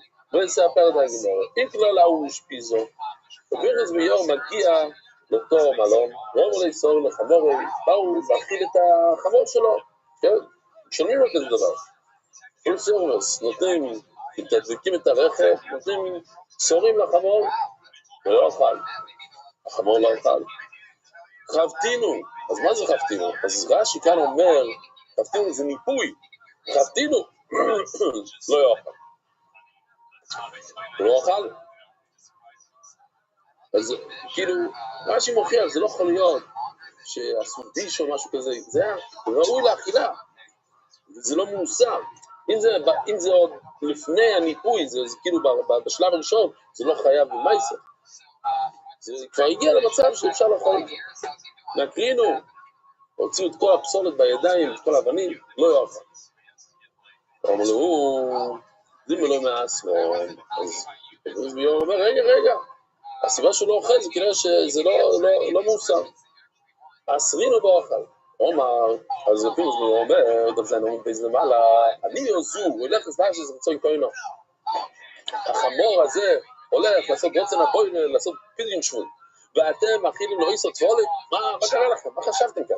ומי מחייבו? מה, חמור חייבת לעשר, נותנן, הלוקח, לזרע ולבהימו, אתה קונה דמי, כן? לא...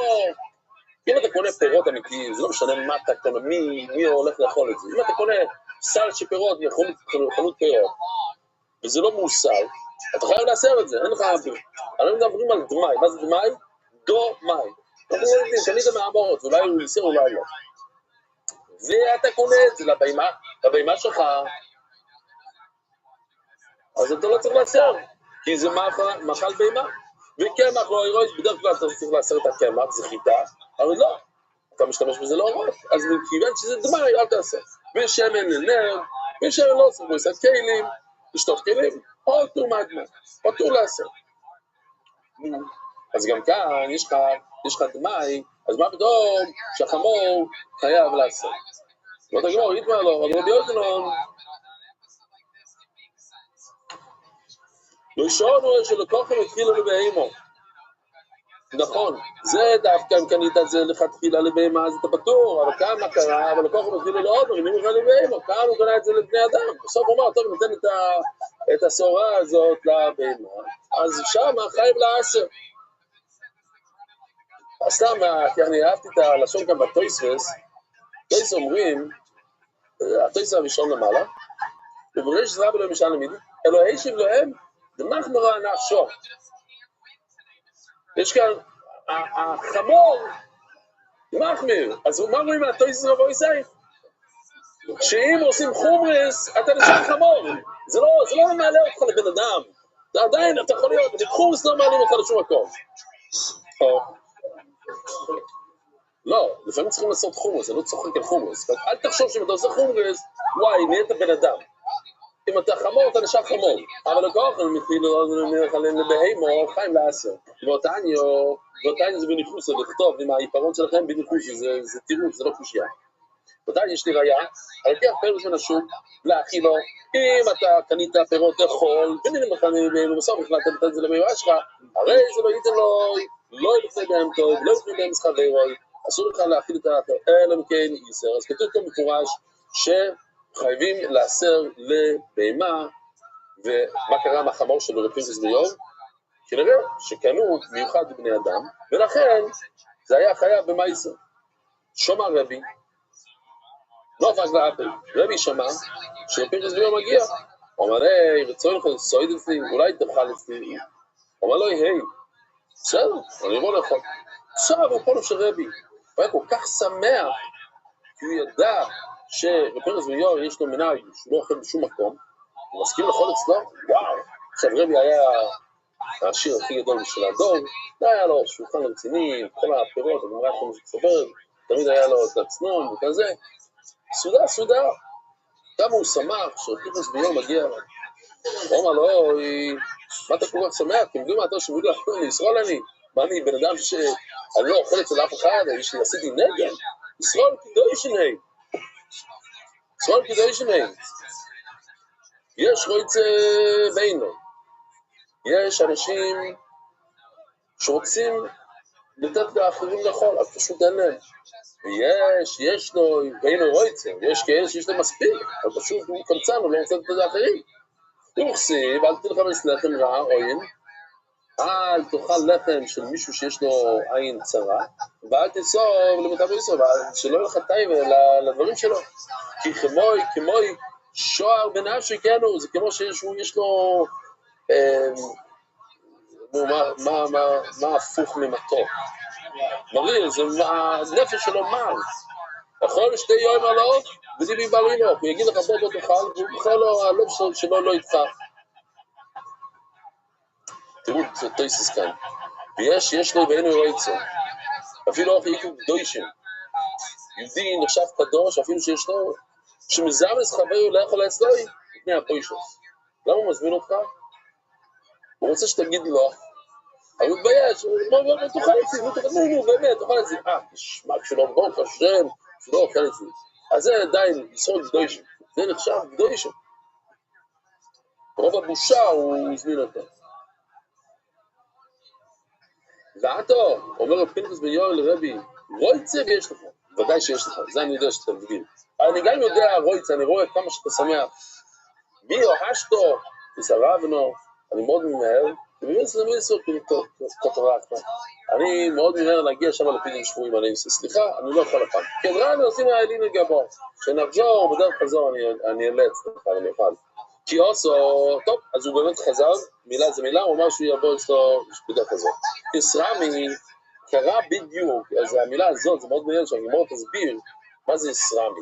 השבוך הוא הזמין את זה ככה, השבוך הוא שם בדווקא, עוד באו פיסחו, זה לא היה בית, זה היה בית, ארמון, ממלא דלתות מכאן ושם, והוא מגיע מהדלת בצד השני, ובקיימים בי, קודניוסו חיבורוסו, היה שם רדות כאלה לבנים, מאוד מסוכנים, או מהלחמורס בבית שזה, יש כאן את המלחמורס בבית של רבי, מה יש לו באמת כאלה מסוכנים, ואני אעשת אצלו, היה איזה מין פרץ שהיה הורג אנשים, אנחנו לא מכירים את זה היום, אבל משהו משיגינר, והוא משאיר את זה ככה ליד הדלת, אני לא יכול לאכול בכזה בית. שומע רבי, לא מגלפי, רבי שמע שהוא לא רוצה לאכול, הוא רץ, מה זה? הוא אומר להם, זמינו, אני מוכר אותם על המקום. הוא אומר להם, ולפני ולזלימר שלה, שום לך למכור את זה, כי השני שקונה את זה גם כן, הפרדות האלה יהרגו אנשים. מפקרנו לנו, טוב, אז אני אפקיר אותם, אני לא מוכר את זה. נו, מה בשביל זה יקרה? אז יש לך כמה, לא יודע כמה, חמורים, פרידות לבנות, מסתובבים ברחובות והורגים אנשים, מה זה עזר לך? עקרנו, אז נעקור להם את הרגליים למטה, שלא יוכלו להזיג לאנשים. יקצר בעלי חיים, ככה אתה סתם מצייר אותם. טוב, תתנים לנו, מה כתוב כאן, אפשר לדייק. להרוג אותם, ולהרוג, אין צער בעלי חיים. אתם שומעים? הם הורגים בצורה נורמלית, בצורה טובה, מה? שחיטה כזאת, אין צער בעלי חיים. אז מה הבעיה? מה כן הבעיה? בעיה אחרת. איקי בתשפס, אבל כמובדש בי טובו, אז רבי ממש ביקש ממנו עוד פעם ועוד פעם, אז הוא היה כזה נודני כזה, גובה טור ביניים, גדל איזה, הוא תפס את הרמז, רבי תפס את הרמז, גדל מחיצה כזה מהשמיים. פוחר רבי ואמר, מה בחיים כך, שצדיק ככה, כשברוך הוא עוזר לו, ומה, הוא שם אותו שם, כי מה, יש לו מנהג שלא אוכל בבתים של אחרים, זה המנהג שלו. והוא אומר שהוא יאכל כאן, אבל הקדוש ברוך הוא זימן שיש שם פרידות, עזר לו. מה בחיים כך, הוא יוצא זמן להכניס כמה וכמה. אז אחרי שהוא נפטר, אז ודאי שהקדוש ברוך הוא יעזור לו. לא רחומו, פרחנים הגדולים צדיקים במסעסון, יויסם לכם בחייהם. זה בעצם סוף הסיפור. אז אפשר כן להראות כאן את זה. בוא נראה את הסרטון הזה.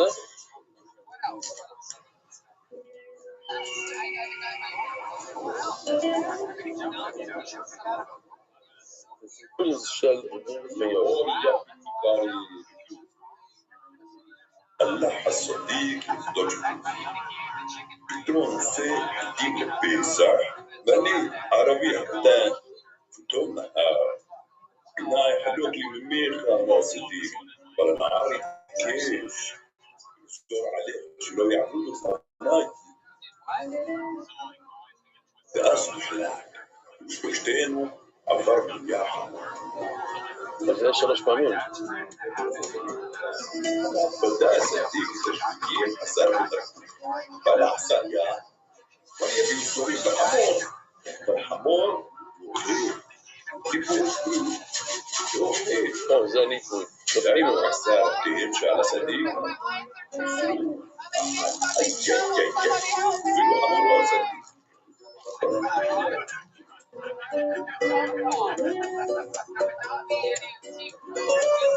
جماعة عرب يقدروا شبهات الليل القصير ذلك رتوع أمر وبناء الصوت الصحي يا أخوي زلمة كان رفيقين بالسماء خير أوه كان ماشي سماء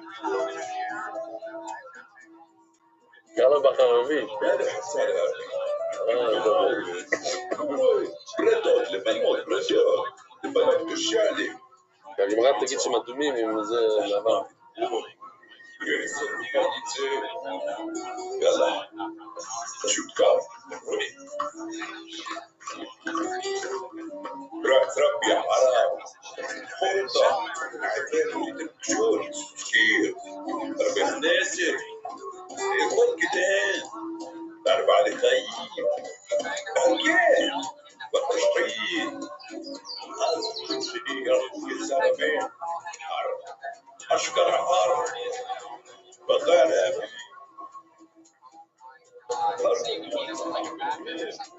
بالرب يحييك وتتعامل على حكامك زي حيمشي لي يا زلمة دكتور أنا تمشي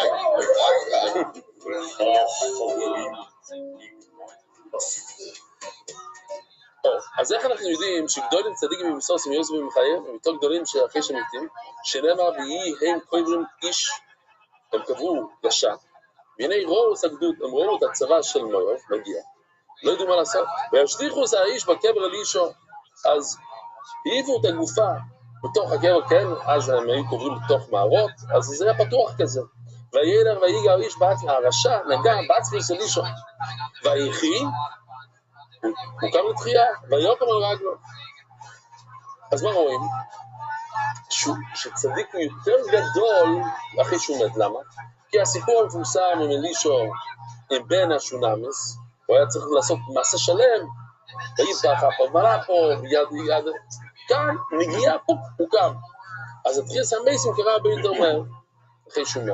אומר לה פה ולהווי בדימר, לקיים בבי בירקס אליהו, אולי זה לא קשור לאלישע בכלל. הנס זה בגלל שליאור הנובי אמר שלך יהיה כפול ממני, וליאור הנובי היה התחייה סמייסים אחד, ואלישע רק היה לו אחד עד אז הוא היה צריך לקיים את הברכה של אליהו, וכסיב היינו פי 2 ברכה אלוהו. אבל יופי, זה תניה הרג לו, מה אגילו בייס ולא הולך. הוא בכלל לא חי. אם זה נכון, אז הוא היה צריך לחיות. איזה דבר זה? אלא במה יקיים? אם זה ככה, אז זה תתקיים הברכה של יונובי, שהוא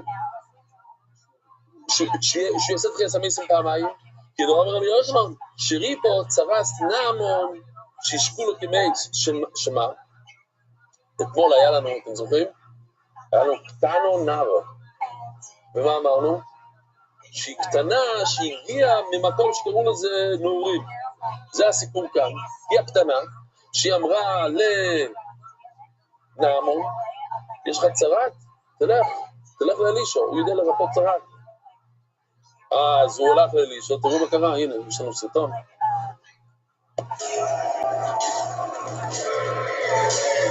זה נעמון, כן, הוא שר צבא של ארם.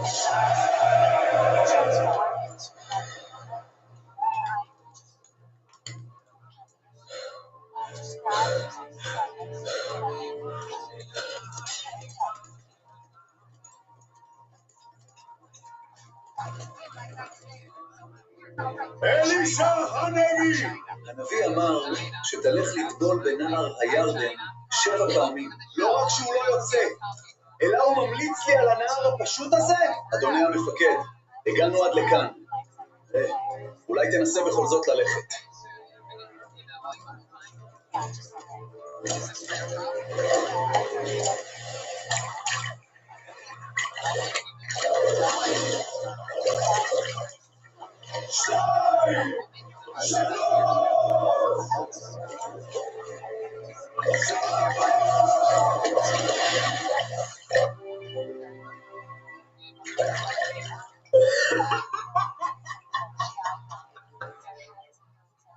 שתיים.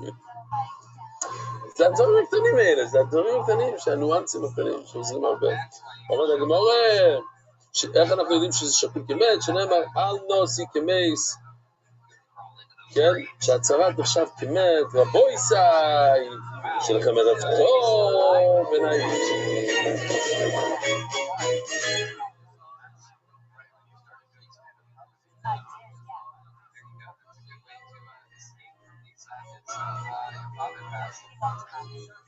ערב טוב רבו ישי, נשמע סיבים רוצים חסרון חי.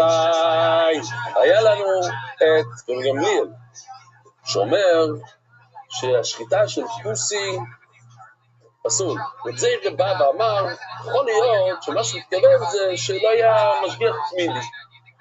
ואז קיבל צעקה כזאת, מה אתה לא יודע ללמוד? והגמרא שואלת, קיבלו מיני או לא קיבלו מיני? מה השאלה? האם רב זעירו הסכים שהוא לא יודע כל כך טוב ללמוד? זאת אומרת שאין נפקא מינה בין עומד על גבו ולא עומד על גבו. כשרב גמליאל, עוד פעם, רב גמליאל פסק שאסור לאכול את השחיטה של כוסי, אז אסור לאכול את השחיטה של כוסי, לא משנה, עומד, לא עומד. אז הגמרא מביאה סיפור שרבי יוחנן אכל את ההשגחה של כוסי. והגמרא אומר, דרך הוא אכל, מה קרה שם? אם אפשר להתחיל כאילו מהסוף שם, דאיזו כדאי תוכלו השמיע לו, אם רבי יוחנן לא שמע 4 שורות מלמטה, ויה ושמילו המקבל לו, בואו נגיד, מה קרה? יש 2 אפשרויות, או שרבי יוחנן לא ידע שרבי גמליאל פסק שאסור לאכול כוסי, או שהוא לא שמע. רגע, אם הוא לא שמע וכל כלל ישראל קיבלו את הפסק הזה, איך הם מסתיים מצלם, איך לאיסור? איך שייך שיהודי כמו רבי יוחנן יאכל איסור? אשת בעבר של צדיקים, אין הקדוש ברוך הוא מביא את הכל היודו, אם החמור של רבי פנחס בן יאיר לא אכל פירות, שעורים שלא מוסרים, אז איך רבי יוחנן יאכל כזה? ואיך הקדוש ברוך הוא ייתן לו לאכול כזה דבר? הקדוש ברוך הוא מביא צדיקים עצמם לקולצ'קים, שם אנחנו אוחזים. מה יסנוירו?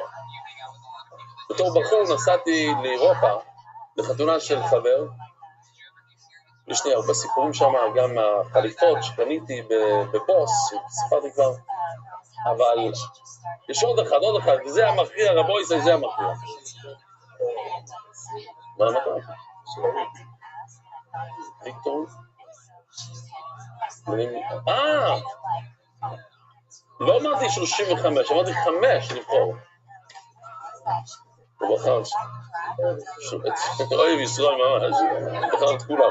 לא, אבל לפי סדר והכל, אוקיי. כל פונים. אני מגיע לאירופה, מגיע לגרמניה, ונמצא אצל דוד של חבר, עם החבר שלי, והלכנו להתפלל שם בשבת, הלכנו להתפלל, אנשים דתיים וכולי. ואז הדוד מציע שהוא ייקח אותנו לאוסטריה, יש לנו שם איזה וילה, באוסטריה. הולכים לאוסטריה. מי שהיה באירופה יודע, יש שם חנויות של צ'וקולדה, רק צ'וקולדה. קיצור, הוא נכנס אותנו שם לאיזה חנות, ואנחנו מסתכלים, איזה צ'וקולד כאלה, הכל טרופלס כאלה, סגונים, זה. יוצא לך קישקיש, שאתה אומר איזה מישהו אוהב שוקולדה. אז אמרתי לו, וואי, חבל שזה לא קשר. מה לא קשר? מכאן עד לכאן זה הכל קשר, זה אל תיגע בזה, זה טרף גומו, זה אסור, זה שומן של חזיר, אני לא יודע מה. אבל מכאן לכאן זה קשר. הייתי בן 18, 19, כן, מה? כן. טוב, אז אנחנו קונים 5, 6 כאלה, מתחילים לאכול, ישמע, אוכלים. ואז אני שואל אותו, זה מעניין, איך יש הכשר כאן באוסטריה, באלפים? מי נותן את ההכשר? מה זה מי נותן את ההכשר? הכומר נותן את ההכשר. אכלתם טרייף.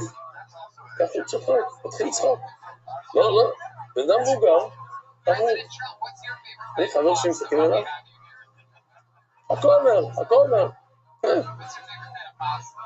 כנראה שאני לא רבי יוחנן. תקולה. מה? למה? באמת, מסתובב.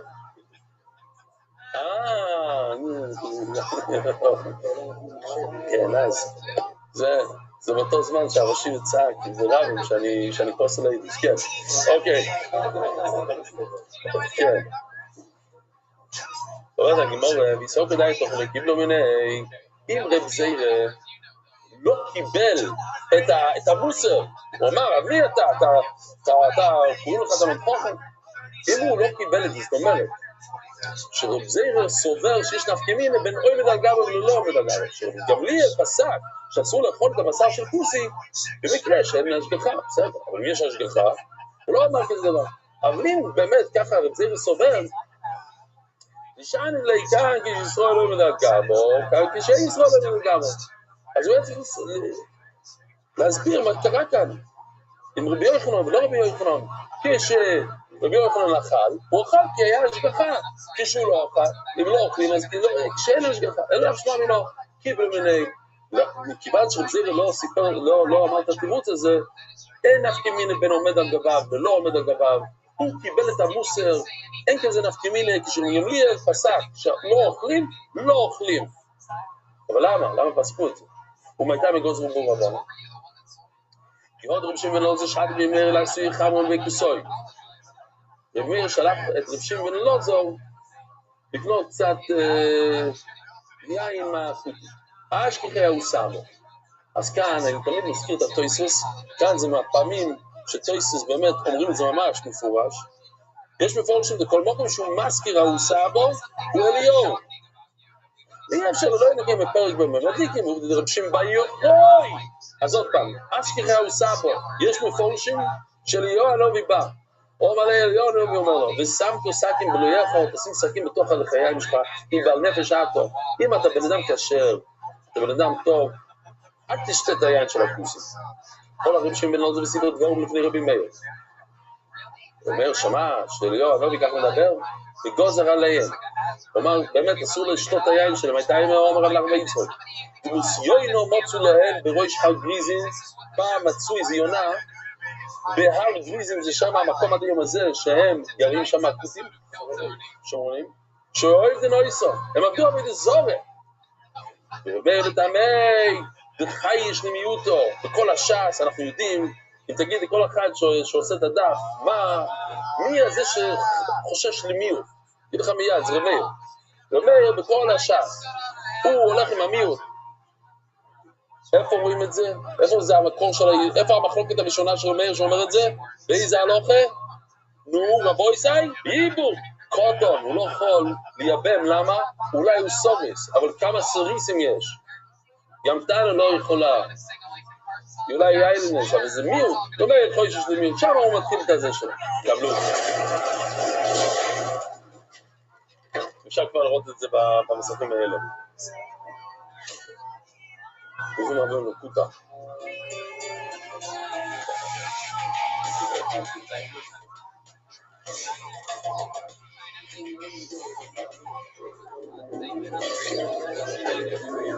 גיירי הרייס, כן? למה הם גיירו? כי הם נפלו מה...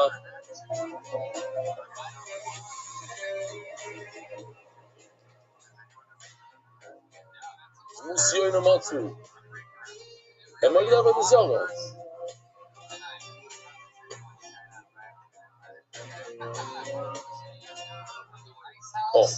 אז בגלל שהיו כמה, לא כולם, כמה אנשים שם, כמה קוטים הם עבדו עבד זורה, רבי מאיר חושש למיעוט, הוא גוזר רובו מיעוטו.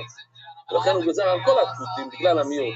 וגמליאל בזדין נמיקר להסביר להם, וגמליאל שפסק שלא שותים את הזהו, אי אפשר לסמוך על השחיטה של הכוסי, יוסו גם סובר כמו רבי מאיר. עכשיו הפסוק הזה שעכשיו ראינו ושמתי סגן בלויך או פשטי כה במייסים, מה המשל של הפסוק? בתלמיד היו שבלבי רב, דותו נראה בחיר, כי סיישב ללחוים אס מוישל. תשבו לאכול לחם, ללחוים בלושן לחם, אס מוישל. תלמדו תוירו, בין טובים, אז אשר לפונך, נסביר מה זה, ושם תסכים ולא יכול, תשים סכין, אם בעל נפש ואתם. אז מסבירה הגמור, אגב, אם יודע תלמיד ברבי שיודע להחזיר איתם, אם בן אדם יודע שהרבי שלו יודע להחזיר לו תשובה, זה יותר טוב, זה בשביל מנדי בין. תשאל כמה שאתה רוצה כדי שתוכל להבין, תרד לעומק. ואם לאו, אם אתה יודע שהרב לא יודע להסביר בחזרה, נגיד שיעור, אחי יוימי, טוב ונסשר לפונך. אומר רש"י, תבין מעצמך, אומר רש"י, ואל תשאל, הנה אני אראה לכם את הלושן, לוישוי, מה הלושן שמה? ואל תשאל ותביישנו, כי בעל נפש שעתו, רואי שמנו, אם אין לו תירוצים טובים בשבילך, אז תלך, אתה חייב ללכת למישהו אחר. רבי זורי יוסף שעת דרבה, באו לה עשוי חמרה ויקוסוי, אשכרה הוא סבא. עוד סיפור, הבוי סי, תתפסו את האגדיתה. רבי זורי שעת דרבה, באו לה עשוי חמרה ויקוסוי, אשכרה הוא סבא, הוא מצא עוד פעם טריליונו, ויאמר ליץ כאן שומרים רית תוירו, מה אתה קונה את המעקוסי יין? הם לא שומרים תורה, שזה אומר שהם אוי יודע ודזור לכאורה, בוא נראה, הולך רבי יצחק וסיפר דבורים לפני רבבון, הולך רבבון וסיפר דבורים לפני רבעמי, ורבעס, וסיפר את זה גם רבעמי לא זה. תקשיבו טוב, ולא יזוזו משעון, עד שעשו גויים גמורים. ומאי? מה עשו אותם גויים גמורים? ולשחיתו ביין נסך, ועושים גוזר בור רבון כבר. רבי מאיר, שגזר על היין, ורבי גמליאל שגזר על השחיתו, אז עכשיו דיברנו על רבי גמליאל, עכשיו דיברנו על רבי מאיר. תלמידי מי? שהיום, עכשיו, ממש היום, ל"ד באוימר, התחיל העולם החדש.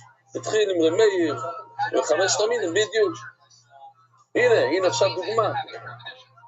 שהם, אז מה אתה אומר לי, רבעמי ורבעסי שגרו מאות שנים אחר כך בטבריה, הם גזרו, אבל זה לא, זה כבר גזיר של רבי מאיר ורבי גמליאל. הרש"י באמת, שכחתי להגיד לך, מה שאומר, זה רבי גמליאל, זה לא רבי גמליאל זוקן, זה הבן של רבי יהודה הנוסי. אוקיי, הקולפונים, אבל זה בדור הזה, הדור האחרון של התנועים. אומרת הגמור, אינו גוזו ולא קיבלו מניו, בוא נראה אם יש לי כאן איזה רש"י, אינו גוזו ולא קיבלו מניו, ומאיר גזר ואף אחד לא קיבל, עשו רבעמי ורבעסי, גוזו וקיבלו מניו. אבל דורות אחר כך כן, מסביר רש"י למה, כי כשהם היו ממש הדוקים וקשורים וכל החברים היו כוסים, היה מאוד קשה לעמוד שם ולהגיד רבוי, לא לדבר עם השכן, אי אפשר. אחרי דורות שהיה פירוד, הם שומרנים, הם בהר גריזים, אז קל להגיד לא להתעסק איתם. עוד זה אומר, שואלת הגמור רבוי סי, אתם לא מאמינים, זה גמרא מפורשת. מהי גויים גמורים? או שהוא גוי, או שהוא לא גוי. מה זה גוי גומו? אז תמיד, איך זה התחיל? כי יש חומץ גומו, יש לחם שהוא חומץ, אבל יש חומץ גומו, וזה בעצם כמו מצה שנעשה במכונה, זה חומץ גומו, אז משתמשים בלשון גומו, כשזה ממש, הנה רבוי זה, הנה התמונה, הכל פונים, הגמור שואל, מה זה גוי גמורים? זאת אומרת, הכוסי הזה, אפילו שהוא יהודי להלוכה, כי הוא עושה גירוס, הוא לא יכול לחזור, הוא גוי גומו. הוא אומר, זה לבד רשוס, וגלית רשוס, יש עירוב חצרוס. מה הכוונה? תראו איזו תמונה יפה, זה AI, זה משהו נפלא. חצר בירושלים כזה. כפי שאתם רואים, יש בתים שנכנסים לתוך החצר. מדרבנן אסור לטלטל בחצר הזה, זה לגמרי, לא אסור, למה? אז מה עושים? לוקחים איזה סעודה, ועושים עירוב חצרוס, כולם כאילו גרים באותו מקום. עכשיו, אם יש גוי בחצר, הגוי גם כאן, אז אי אפשר לשתף, הוא לא יכול להיות שותף שם. אז מה עושים? צריכים לזכור ממנו, זאת דימות.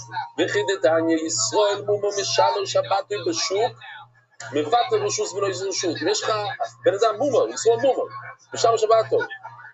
אחד לא שומר טוב ומצווס, אבל כשיוצא החוצה, הוא די כמו בן אדם נורמלי, הוא לא הוא לא מחלל שבת בפרהסיה, אז הוא יש לו זכות לבטל את הרשות שלו ולקחת את הרשות, זאת אומרת, הוא משתתף בעירוב קצבת. ושאין לי משמר שבת בשוק, אין לו מבט בשוס ולא איזה בשוס. אבל אם הוא לא שומר שבת בפרהסיה, זה בעיה רצינית, אז מה כתוב כאן? בגלל זה, ישראל לא משמר שבת בשוק, מבט בשוס ולא איזה בשוס. ושאין לי משמר שבת בשוק, אין לו מבט בשוס ולא איזה בשוס. אבל מי שלא שומר שבת מחלל שבת בפרהסיה, הוא אין לו זכות להשתתף בעירוב. ומדי שאומרו, ישראל לא איזה בשוס ומבט בשוס. ובגוי עד שיזכור, אם הוא גוי הוא צריכים לזכור ממנו, הוא צריך לזכור. כיצד? אז איך יהודי מעביר את הרשות שלו, איך הוא מבטל את הרשות? הוא אמר לו, היהודי אומר, רשוס יקנו לו, רשוס מבוטל אצלו, קונו, ונצטרך לזכור, אז לא צריכים לעשות קניין. מספר אותה גמור הסיפור רב זיירו ורב אסי, יקנו לפונדקו דיוי. הלכו לפונדק. מי בעל הבית של הפונדק? אני הייתי בכנזי, שם יש תלמיד חוכם שהוא בעל הבית. בדרך כלל, מה? נצר, כן, נצר. בדרך כלל, הפונדק זה אנשים פשוטים, המרצים. אז הם נמצאים בפונדק. הייתו לו כמה היו ביצים המצומוקס ביין. זה ביצים שבשלו אותם בתוך יין. אז מה יכול להיות הבעיה? תחשבו שנייה.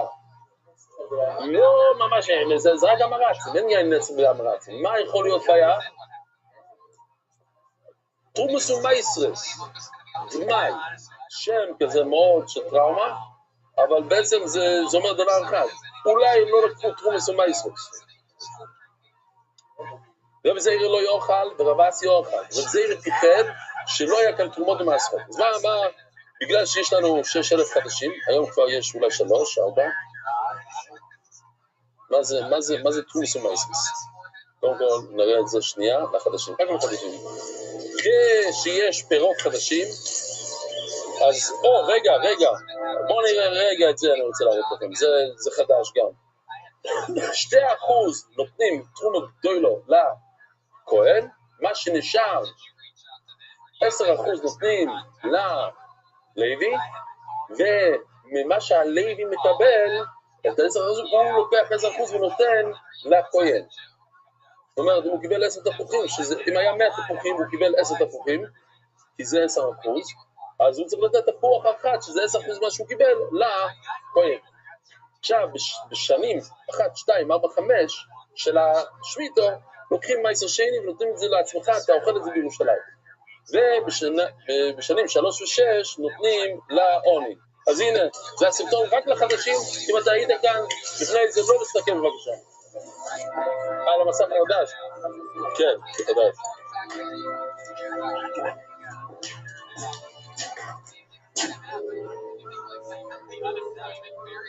אני אגיד את זה, ואני אגיד את זה עוד פעם, ועוד פעם, שזה נס לכולם, שזה ממש לא יוכלו לראות את זה. אני לא מסתכל על זה.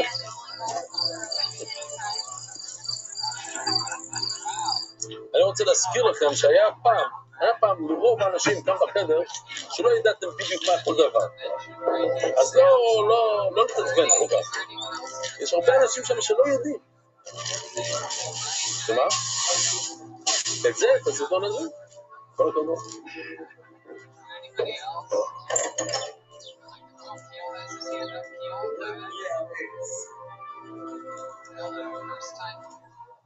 יפה. וטוב, מייסר שני נראה פעם אחרת, אוקיי? הנקודה היא, המאורץ לא אכפת לו לתת 2%, זה לא הרבה, אבל את ה-10% כואב לו מאוד, ולפעמים, רק לפעמים, הוא לא נותן. לא כל המרצים ככה. עשו תקנה שכל פעם שאתה קונה מהמאורץ, וזה קורה כאן בבית שמש, בחנות, הבעל הבית של החנות פירות כאן, המאורץ, כן? אפשר לקרוא לה המאורץ. לא כל כך שומר תורה ומצוות, המאורץ. אז אתה לא יכול לסמוך על זה שהוא אומר לך שהוא, אם יש לו הכשר וזה, זה משהו אחר. הוא בעצמך הוא אומר לך, אני הסרתי, מה פתאום? אולי כן, אולי לא. אז צריכים לעשות. אז הוא אומר לו, איך אתה אוכל כאן במלון? זה במלון, כן? במסעדה של המלון, הגיעו שלו ביצים מצומקות ביין. אז יש יין, הרי צריכים לעשר. רב זעיר נזהר, רב אסי לא. אומר לי, רב זעיר לרב אסי, ולכך ישמע לתרוב הסתמאי, אני לא מבין. אולי ביין יש כאן יין שעשוי ממשהו לא מאוסר, כמו זה דמי, דו מי. הנה, זה פעם, היינו משתמשים באמורץ. דו, באנגלית, דו, זה לא דו מי. הוא אומר לי, הוא אומר, למה דתוי? פשוט לא שמתי לב, אתה צודק. אני לא הסתכלתי בתוך כל המתכונת של הדבר הזה, ואני יודע בדיוק, אתה אוכל, איך קוראים לה, מה שאוכלים ביצים בבוקר בישראלים, עם השקשוקה. אתה יודע בדיוק מה יש, אתה חושב על כל שיש שם עגבניות, אתה אוכל. אתה לא, בדיוק יש שם חיטה, אתה לא יודע את זה. כאן היה יין, לא שמתי לב על זה. אבל רב זעירא רבאסי, כן, אומר רב זעירא, תקשיבו, אפשר גוזרו על תרוי מים, האם שייך כזה דבר שחכמים עשו גזירה שאסור לך לאכול ביצים המצומקות ביין בגלל הדמי, ומסתיים מיסטר רבאסי, באמת האיסור הייתכן של רבאסי, מהגדולים, יאכל משהו בטעות, חשת באמצע שצדיק אם הקדוש ברוך הוא מביא את הכל היודו, אם הבהמה של הצדיק, הקדוש ברוך הוא לא מביא את הקלה, הצדיק עם עצמם לא יקרות שקיים. איך יכול להיות כזה דבר? רבו, הוא סרטון יפה, נהניתי. זה שחית אדום בידי שמיים, או חס ושלום בעיניים קריאות. הוא בעל חיים.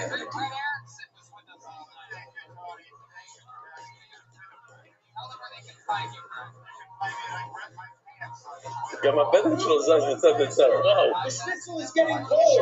השניצל מתקרר.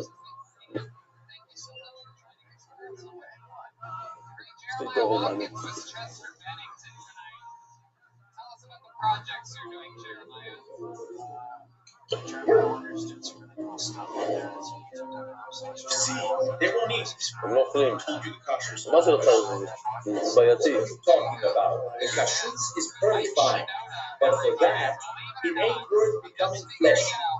הוא לא רוצה להיות בשרי. לא הפך רב זעירא דוק בהשקעה. הוא הולך לחפש, עשה קצת, התחיל להסתכל באיזה רחוק כמו, או בחוכמה שלו, להבין, אולי רבאסי, אולי אין כאן בעיה. תערובת של דמי אולי כן מותר לאכול. זאת אומרת, כשאתה קונה פירות מהמורץ, חכמים תקנו שצריכים לעשר. אבל יש משהו שקשוקה כבר מוכנה, אולי כן אפשר לאכול את זה. אולי הוא לא עבר על האיסור. צנן, הלוא יקח יין לא עושה, זה חמוריוס, הוא עושה משהו משומן של דגים, או לקראת האלונטיס, רש"י אומר שזה מים ויין ושמן אפרסמון, קרשינים, מה זה קרשינים? זה הדברים האלה, שהפרות האלה אוכלים, מאוד נהנים מזה. ממש, שמחים מאוד לאכול את זה, כן? זה מאכל בהמה, בקיצור. אולי זה מבחינים, בסוף זה איזה מאכל. עדשים, נאשים, רסיסים, חיו. חייבים לעשר זה משום דמי, אם אתה קונה את זה מהמורץ, חייבים לעשר. ואין צורך לא ימר משום ודאי. אתה יודע בוודאות שהמורץ לא ייסר, זה ודאי שאתה חייב לעשר את זה, אפילו שזה מאכל בהמה, אפילו זה. ואין עצמון, אבל מותרים.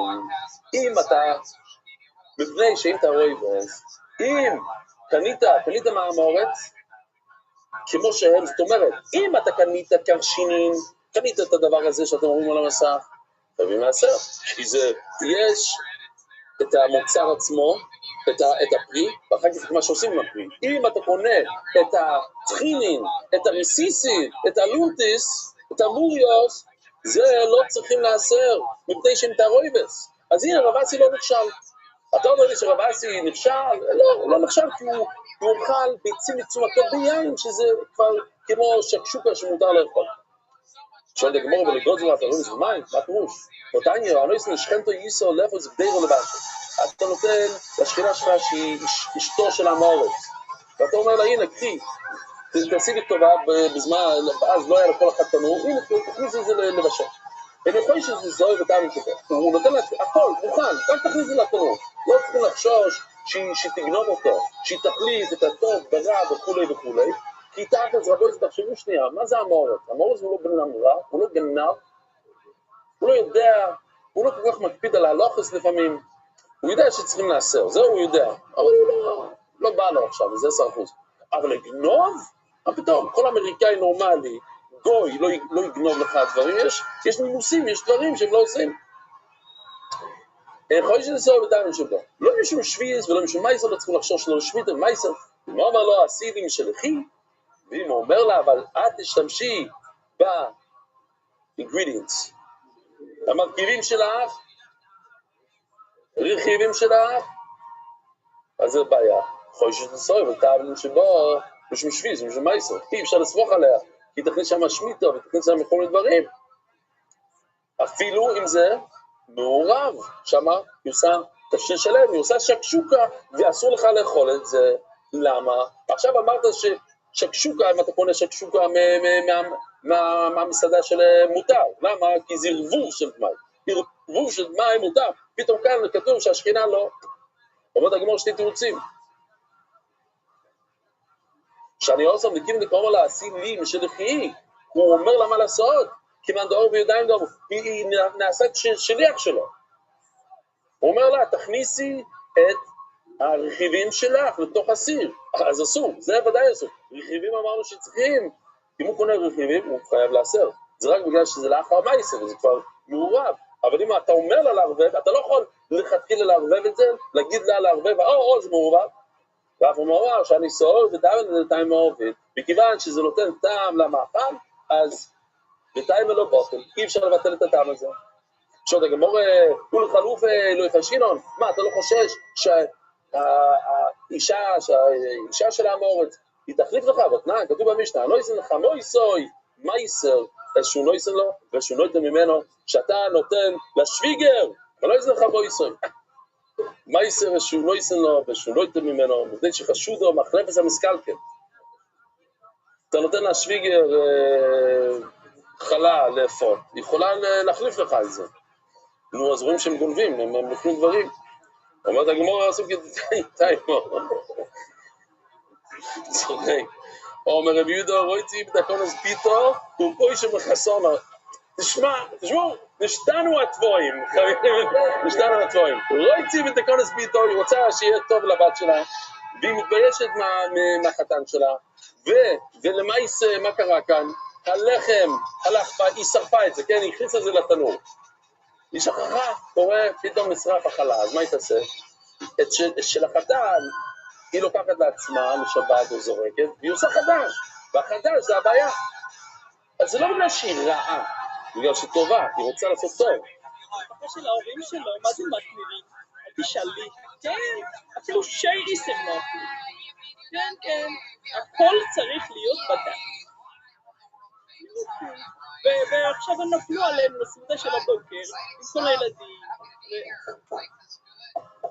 רגע, דפקים בדלת, מה חוזר אליי?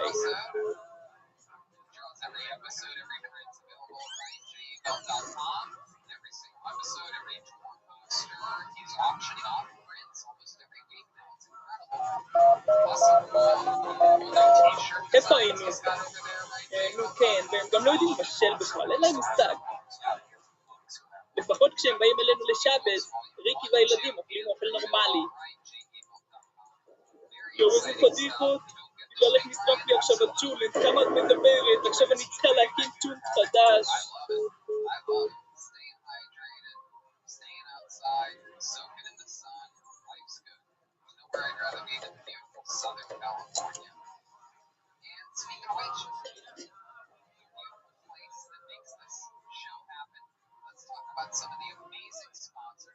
השוויגר זה השם הכי טעים שאכלתי בחיים.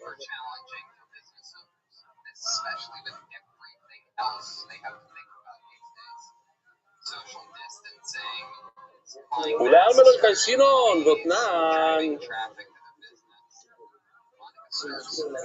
רגע, אתה אומר לי רק אצל החתן, היא מתביישת והיא עושה טוב. מה, ובכל העולם, לכולם היא לא עושה טוב, וזה אין בעיה. גותנן, יש כאן בחור ישיבה, אז מה אומרת? ישיבה בבוקר, לא צוחק, ישיבה בבוקר.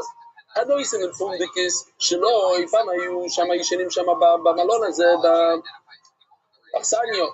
מה עשר שהוא לא יסן לו ושהוא לא יתן ממנו, הוא חייב לקחת מה יסן, כי הרי המאורץ, יש את המאורץ. ובני שחשודו מחלפס, הנה גם אצל הישיבה בבוקר, רואים שהיא חשודה, שהיא יכולה להחליף, היא יכולה לגנוב.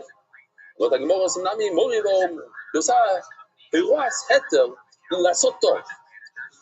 אפשר להשתמש בלשון הזה, זה לשון מושל, בדרך לא יודעת את זה לעשות איסור, מה יודעת גם לדבר טוב.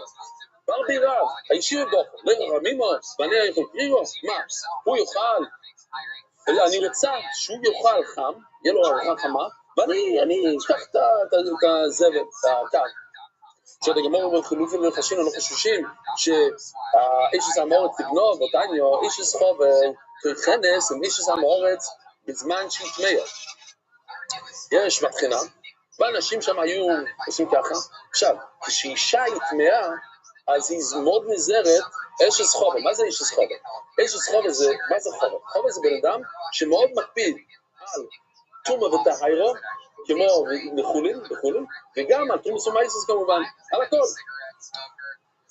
אז האשת חובר, אשתו של החובר, של הצעתיק הזה, היא יכולה לבחון עם האישה של המאורץ, חברה שלה, בזמן שהיא תמיה, רק כשהיא תמיה. למה? כי אז היא רגילה לא לנגוע באוכל. האשת חובר, היא יכולה, כן, אשת חובר, היא לא נוגעת באוכל, היא מאוד רגילה לא לנגוע, כי לא רוצה להתערב את זה, כי בלה, מקפיד לא לאכול בטומאה. אבל לא בזמן שהיא תאורה, אבל כשהיא תאורה, היא לא יכולה לאכול עם חברה של המאורץ. למה? כי אז היא תאכל ממנה. היא לא יכולה לדחול, למה? כי היא תאכל ממנה. ובשביל לא זו אומר, בזמן שהתמיה, לא תדחול. יש כאן גזירה בכל הכיוונים, ויש חברתו ניסנס לא בוי חלף. עכשיו, רגע, אז אנחנו לא כל כך נבין את זה בדור הזה, ולהלוך שלא נפסק ככה. היום, אנשים שלנו, כל הזמן עם הכרטיס אשראי וזה, לא שואלים שאלות, כן? לקחת קצת חיטה, לתת את השכינה, זה שטויות. הגמור קוראת לזה גזילה. אל תלכו הביתה ותספרו לאנשים שלכם את הדברים האלה, והפחדת את הבדיחות על השוויגר, אני מבקש מאוד, הם לא ייתנו לכם לחזור. אבל, הגמור אומר את זה גזילה, כן? הקפידו מאוד, הבעלים הקפידו לא לנגוע. בוא נגיד שזה הביזנס שלו, לא יודע, הוא מוכר, עכשיו הוא צריך את הכל, מה את מחלקת את החברות שלה? אז אם היא לא חוששת לגזל, חלוק מבויז ודאי, שתלך ותיקח, ומתי שהיא רוצה לקחת, לא כל כך מקבידה על גזל. אומר רבי יוסף, צריכים להבין את זה, איך זה עבד אז. אומר רבי יוסף, אוסו, נמי מורי ואומרו, יש לה אוירסה. חוירי מדעשי כוח. יש, בסרסים שואל בדישוי, כן, תמונה ישנה מאוד, אבל אז התחלת היאי אפילו, לפני איזה 2.5 כזה. שם הוא דש, הוא דורך על החיטה, אסור לשים לו רסל, והוא לא יכול לאכול, וסחסון. אז היא אומרת, מה אני יותר גרועה משור? מה אני טוחנת את אותו חיטה שהשור טוחן, והוא יכול לאכול ואני לא יכולה לאכול. אם אני עובדת שם, גם כל בן אדם שעובד, אתה עובד במאפייה, יש הלכות שמותר, אסור לך להגיד לו לאכול, ואיך? אתה חושש, כי אתה שם בחנות בשר שם, הם היו לוקחים סטייקים, וכנסים להם, הבנתי. מה?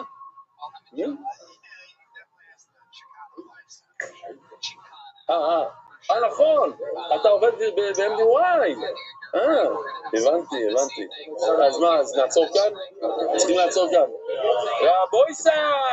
שיהיה לכם ערב טוב ונעים.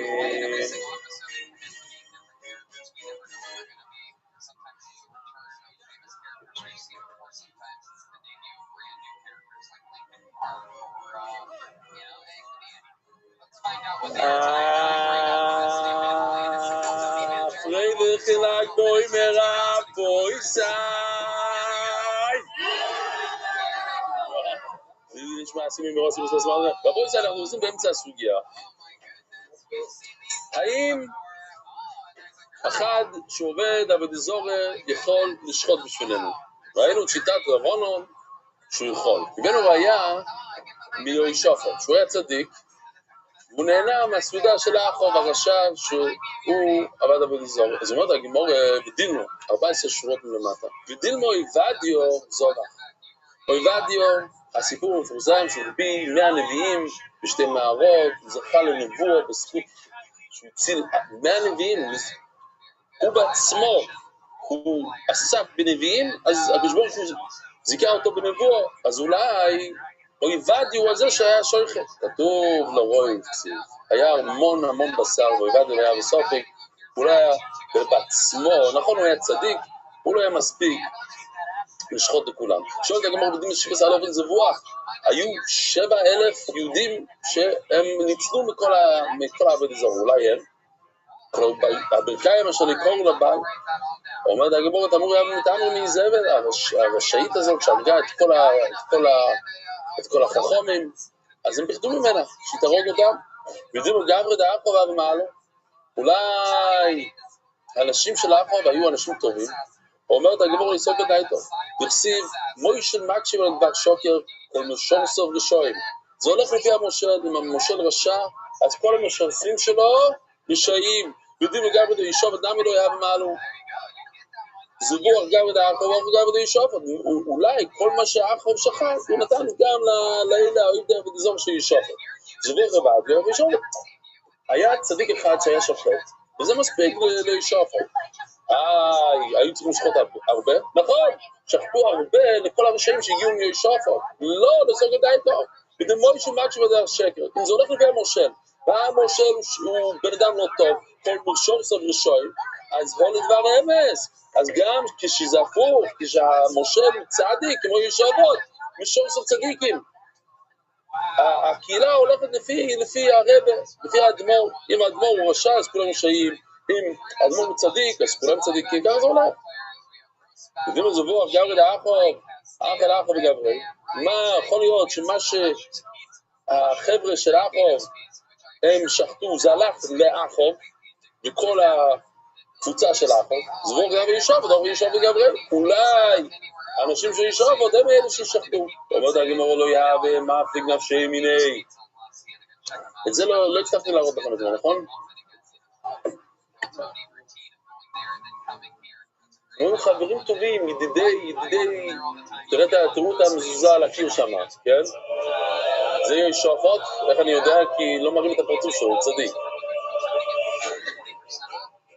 זה האחוב.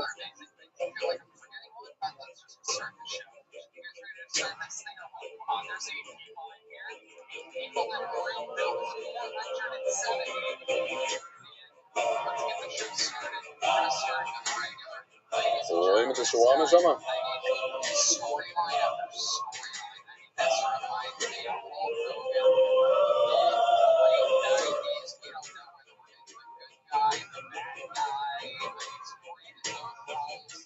זה משהו מאוד גל, לא יהב המפליג נפשי מיני, הם חברים מאוד מאוד טובים, עכשיו יצאו למלחמה.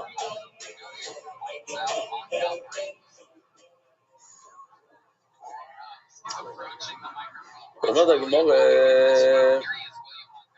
מנולו, אנחנו יודעים שישופט שמח על אחוב, שזה הגיע להכשרים וכל מיני דברים כאלה. אילאי בדרסיב, כמוי כמי כאמרך, זה פסוק שיש שם איזה 6 כף, אחד אחרי השני, זה אחד שואלים, איפה יש אותו עוד אחד אחרי השני, זה אחד מהמקומות, יש עוד פסוק שזה יותר, 11. כמוי כמי כאמרך, כסוסה כסוסך.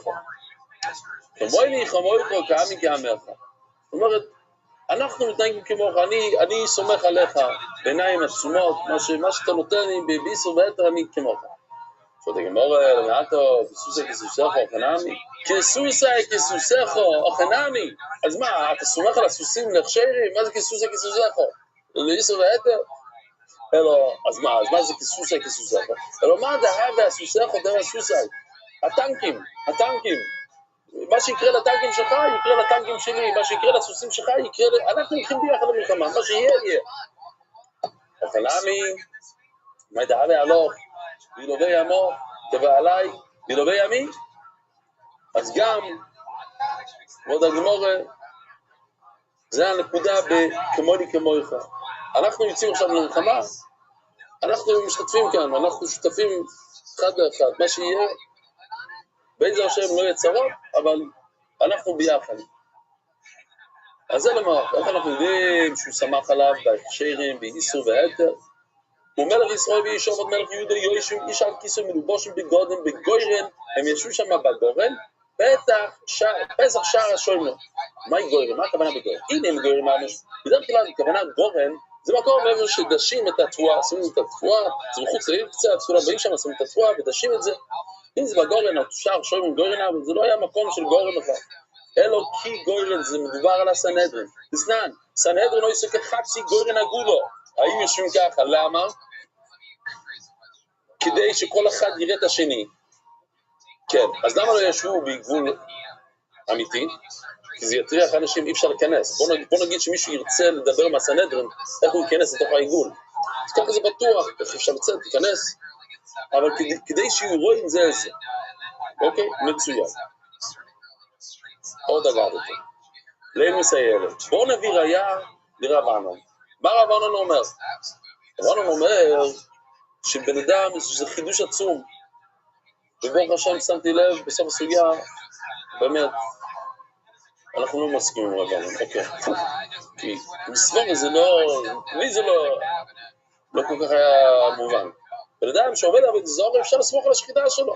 ככה רב ענן אומר. אז בואו נביא לו ראיה, ליל מסיירת. והעורבים מביאים לו לחם ובוסר בפויקר ולחם ובוסר בעורב. מדובר כאן על אליהו הנביא שברח מהחוב, כי אליהו הנביא שם רעב שם, אמר שיהיה רעב ל3 שנים, אז החוב רצה להרוג אותו. אז הקדוש ברוך הוא אומר לו, פעמיים ביום יהיה לך אוכל, יהיה לך בשר. מי מביא לו את הבשר? העורבים. ואומר רב יהודה אמר רב, מאיפה הבשר הזה הגיע? מבית הבוכד החוב, מהמטבח של האחוב. והאחוב הרי עובד עבוד זוהר. איך אליהו הנביא אוכל את הבשר של האחוב?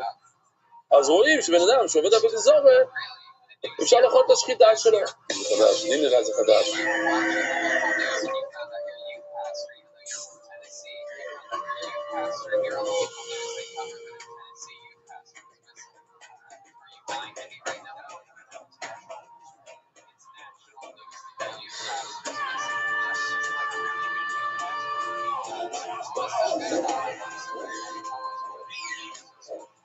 זה שואו, כן? זה לא דבר אחר. ביררתי את העניין.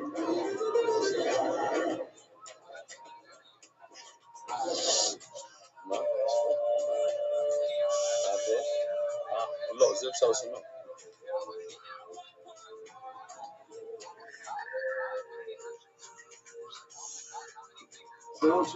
אומרת הגמור, על פי עדיף ראשיים, מה השאלה? הקדוש ברוך הוא מצווה, תאכל מהעורבים, אז אתה אוכל, זה לא שואל שאלות. הוא יכול להביא לך בשר כשר, הוא יכול להביא לך, הוא יכול להגיד לך שזה כשר, זה הקדוש ברוך הוא, זה לא, אי אפשר להביא ראייה מכאן, שבן אדם אחר יכול ללכת ולאכול, זה הציב של הקדוש ברוך הוא. אז תוסיס כאן שואלים,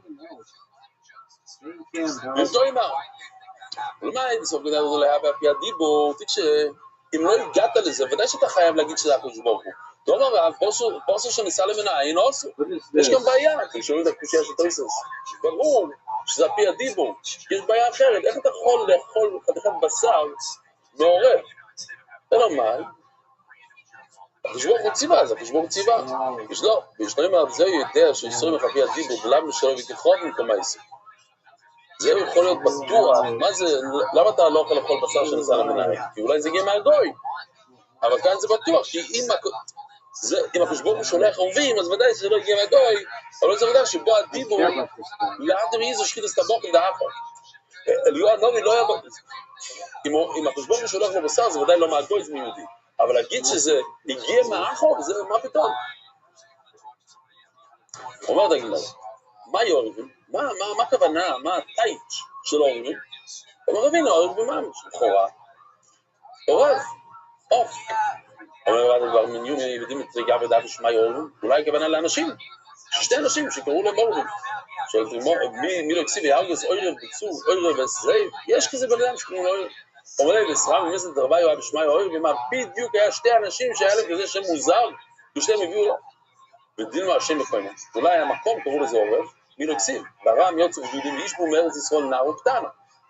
עכשיו, יש כאן בעיה רצינית. כתוב נערה קטנה. כל מי שלמד איתנו קידושין וכל המסכת ונוער, שמה זה נערה, איזה גיל? 12, עד 12 וחצי. ומה זה קטנו? עד 12. אז איך זה נערה קטנה? זה לא יכול להיות, וכאן שלא. קובי לו נערה וקובי לו קטנו, הנה, להזכיר לכם, אם אתם לא זוכרים. קטנו, זה מ-0 עד 12, נערו זה מ-12 עד 12, כמובן, עם סימונים, ובגרס מ-12 וחצי עד 120. אז איך אפשר לקרוא לה גם נער וגם קטנה? זה תירוץ הוא פשוט. ואומר רבי טס, קטנה, זה מין נוירון. היא קטנה, אבל היא הגיעה מהמקום שקוראים לזה נוירון. כן, אז גם אצלנו אולי עורב, זה שם של מקום. עורבים מבוילם. לא עורב, עורבים. אומרת הגמרא למסייל, אז יש לנו באמת, אתמול למדנו בדיוק את הדבר הזה, עכשיו יש לנו 9 שורות של פריבי. הכל שולטן ואפילו כוסי, כל אחד יכול לשחוט, אפילו כותי. ואפילו אורל, אפילו מי שאין לו בריס מילה, ואפילו ישרול מומו, אפילו אחד שהוא לא שומר דברים. היורל היחידומי, על מה מדובר כאן? אני לא משמי איסור אחר מהכנס מילו, אם הוא לא ערל ממש, אלא שהוא מפחד, הוא לא יכול, כי פסקו שאסור לו לעשות בריס מילה. למה? שתי אחים שלא מתו מזה, הישרול מעליו, מה זה ישרול לכל דבר, ודאי שאפשר לכל משפטה שלו. אלא פשיט אמור לערלוס. הוא מבעט, כמו שרש"י אמר שם, הוא מבעט, הוא מזלזל במצווה של בריס מילה. אז אם ככה, אם נסעיף לו, ואפילו ישרול מומר, יחדומי, אם מומר לדובר אחד, אם הוא מומר למצווה אחת בתורה, לא לנבל, למשהו אחר. אז זה בדיוק כמו הרילוס. מה נפקיד בן אדם מזלזל בבריס מילה?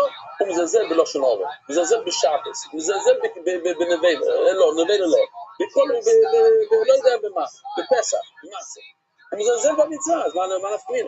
היינו מומר להרילוס, אז לא היינו אומרים שתי ציורים, אחד שהוא מזלזל בבריס מילה ואחד שהוא מזלזל באווירה. אלא לה, הוא מומר לעבוד אזורת. אז עכשיו זה קצת שונה ממה שלמדנו אתמול, כאילו עכשיו אנחנו לוקחים קצת סטייה ממה אתמול למדנו קצת אחר. אבל עד כאן, כן, אבל זה אותו רעיון. אלא מה, מומר לעבוד אזורת, הוא כדרה אמרנו. לכאורה הוא מומר לעבוד אזורת, וכתוב שאפשר לסמוך עליו לשחיטה. לא, לא כמו לעבוד אזורת, לא. אם הוא עובד עבוד אזורת לא לעמד, הוא אמר, חמור עבוד אזורת שפלה כויפר בו, כמו נקודת תיאורי כולו. אם אתה פותר בעבוד אזורת, היום זה לא חוכמה לפתור בעבוד אזורת, אבל אז היה להם בעיה רצינית, והסייב רצינית, אז אם אתה פותר בזה, אתה מודה בכל התורה. ואם אתה עובד עבוד אזורת, זה פותר בכל התורה. אלא הוא לא יש לי דבר. הוא מומר לנבילו. וכדרוב, מה רוב אמר? שאחד שהוא מומר לא לעבוד אזורת כמו רב אמר, אחד שהוא מומר לנבילו, שזה חידוש עצום רבו ישראל. הוא בן אדם שיש לו בעיה בהכשרים, הוא לא אכפת לו כל כך מהמבוגרים, לא כשרים. ואפשר לסמוך עליו בשחיטה. זה מה שרוב אומר. מי ישראל, בפסוק של חטוס כתוב, ואם נפש אחס תחתו בשגורו, מי עם האורץ. לא כל הקהל יכול להביא חטוס. רק חלק, אולי זה הפסוק לא נכון. מכם, ולא יקולכם, לא יציס המומר. הנה כאן, סליחה, כאן. דבר ולזרום עד עליהם אודם כי עקב מכם בוכם חילקתי ולא יבואו מויס שאם באו מויס יש מומר אז בסדר שהוא יביא אבל אתם לא יכולים אם לכם יש מומר לא מן הבאימו לא בבני אודם שדוימים לבאימו מה זה בן אדם שדומה לבאימו? בן אדם שלא מקיים את המצוות מן הבאימו בני אודם שדוימים לבאימו יש לך בהמה שדומה לאדם, ואדם שדומה לבהמה. וגם לא אמרו, מקבלים קורבנות מפוי של ישראל, כדי שיחזרו בהם בתשובה. מקבלים קורבנות מאלה שפוי של ישראל, מה זה פוי של ישראל? אחד שעושה במייזי. כדי שיחזרו בהם בתשובה. מה הכוונה? שאם אתה תדחה אותם בידיים, אתה אומר להם לא, אנחנו לא מקבלים את הקורבנות שלהם, אז הם לא יחזרו. איך אתה מחזיר בן אדם? שומר איתו את הקשר. תשמור את הקשר, אתה אומר, טוב, כן, ניקח את הקורבן שלך, אז אולי יום אחד הוא יעשה תשובה. חוץ מן המומר ומנסח את היין ומתחלל שבוסת בפרהסיה. מכאן המומר מקבל גבוה פה איש ישראל כדי שיחזרו בתשובה. ואי אפשר לדחות מדי. חוץ מן המומר, זה אחד. ומנסח את היין, מי שמנסח יין לעבוד אזורת. ומתחלל שבוסת בפרהסיה. עוד בבקשה. אמרס מכן, ולא יקולכם, לא יצא מומר. אתה אומר שמומר לא יכול לשחוט. ועוד דבר נקרא לקורבנות מפוי של ישראל. אחר כך אתה אומר שאפשר. לא לקש. ראשו מומר לכל האחר כולו. בציון זה מומר לדבר אחד. יש מומר לדבר אחד שאפשר לקבל ממנו. אמרו, כל הדבר לא. אין מסעיפה. חוץ מן המומר, שזה אחד. הוא מונה אצלך זה היה שתיים. מוכר עכשיו זה מעשר. האמור היחידו, אם מומו לכל התיאור כולו, היינו ראי שכבר אמרת שאחד שהוא מומו לכל התיאור כולו, אי אפשר לסמוך על השקידה שלו. ואם מומו לדובר אחד, כאשר מציע עושה, כתוב שמומר לדובר אחד יכול להכיר, אז מה אתה אומר שמומר לדובר אחד לא יכול להכיר? אלא לא עבר מכמה. חוץ מן המומו לנסח זה יין, אנחנו עושים אותם ביחד. אין מומר שזה מספר 1, ולנסח זה יין אבל זה מספר 2, ומחל שבס מספר 3, יש רק שתי דברים כאן. מומר לנסח את היין, הוא לא חל, שהפה זה מומר 10. אבל כתוב מפורש, שם המומו לעבוד לזור, אבל מומו לכל התיאור כולו. הנה כאן, אבל קוראים לו מומו לנסח זה יין, ומה כתוב? שהוא לא יכול, אי אפשר לסמוך על השליטה שלו. וזה קשה על מי? אבל הוא לא בדבר, הוא לא כל התיאור כולו. בדיוק זה דבר, דיוק, זה באמת, שיהיה פצצה. אבל זה גמר, במאות הנאפקי, מאוד הנאפקו. בפרון די. מי המאורץ? פרט נמומו. לא מעמיקם, מהמאורץ פרט נמומו. יבשים בן יויסי אומר משום רבי שמעון, אשר לא יסייסני בשגוגה ואושן. שמה השוב מידיוסו, מי שאומר, וואי, אם הייתי יודע, לא הייתי עושה את זה. אז מי ביקורבן על שיגוסו? איני שוב מידיוסו, איני מי ביקורבן על שיגוסו. או אם הייתי יודע, אז אבל אחד שהוא אומר, לא אכפת לו, הוא לא יכול לחזור, הוא לא יכול להביא קורבן. אחד שאומר, אני יודע שעשו, ואני עושה את זה אבל פי כן. הוא לא מביא קורבן. באמרינון, מהי ביניים? לפי שתי השיטות האלה, מומר לא יכול, אי אפשר לסמוך עליו. הוא אומר, מומר לא יכול חילב, והביא קורבן על האדם, איקי ביניים.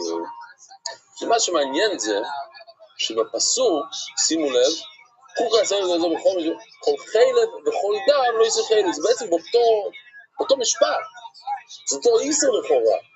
אז מה זה בן אדם שהוא מומר לזה ולא לזה?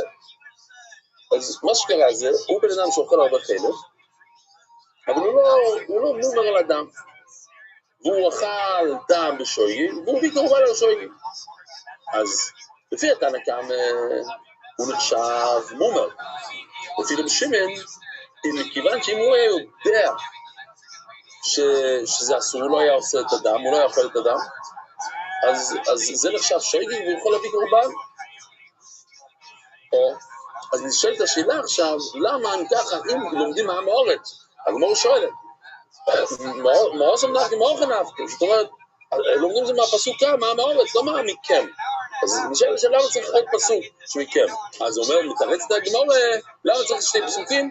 חודו וחטוס וחודו ואוילו, הוא צריך שתי פסוקים. יש מן חטוס, משום דלכפרו, זה בא לכפר, והבן אדם הזה לא ראו לכפרה, אז לא מגיע לו להתכפר.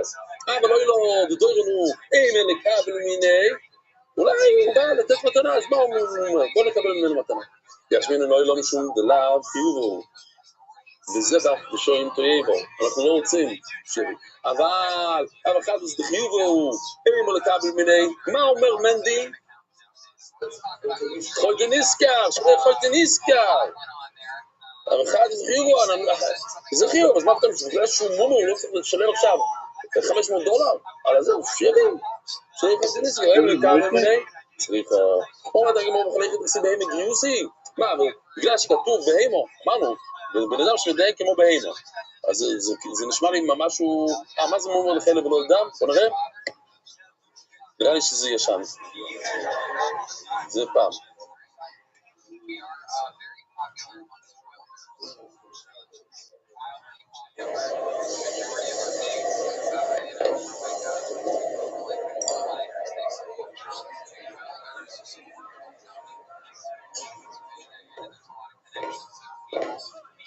דם החיים, זה הרע. אני נראה לך שותה דם, אני אדם דתי, סבא שלי היה רב גדול בפוילים. דברים זה בהמה גיוסי, וכסיב אודום ובהמה תשיע השם, אודום ראשון, אודום ובהמה תשיע השם. אומר רבי דור אמר רב, אילו בני אודום שינרומים בדס, הם מאוד חכמים ומשימים מעצמם כבהמה. אפילו שהם כל כך חכמים בעלי קישרים גדולים, אבל הם מתנהגים כבהמה, בענובו.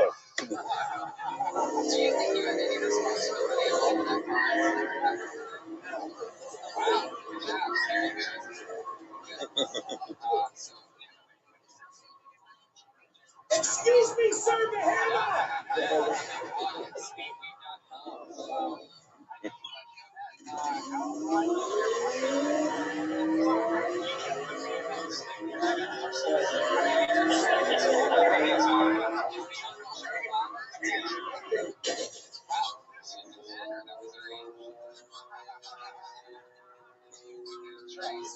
אדם ובהמה.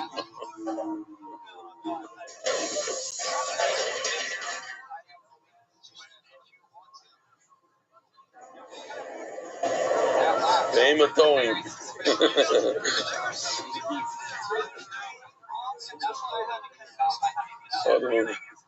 אוקיי, אוסם כסיב אומרת הגמרא.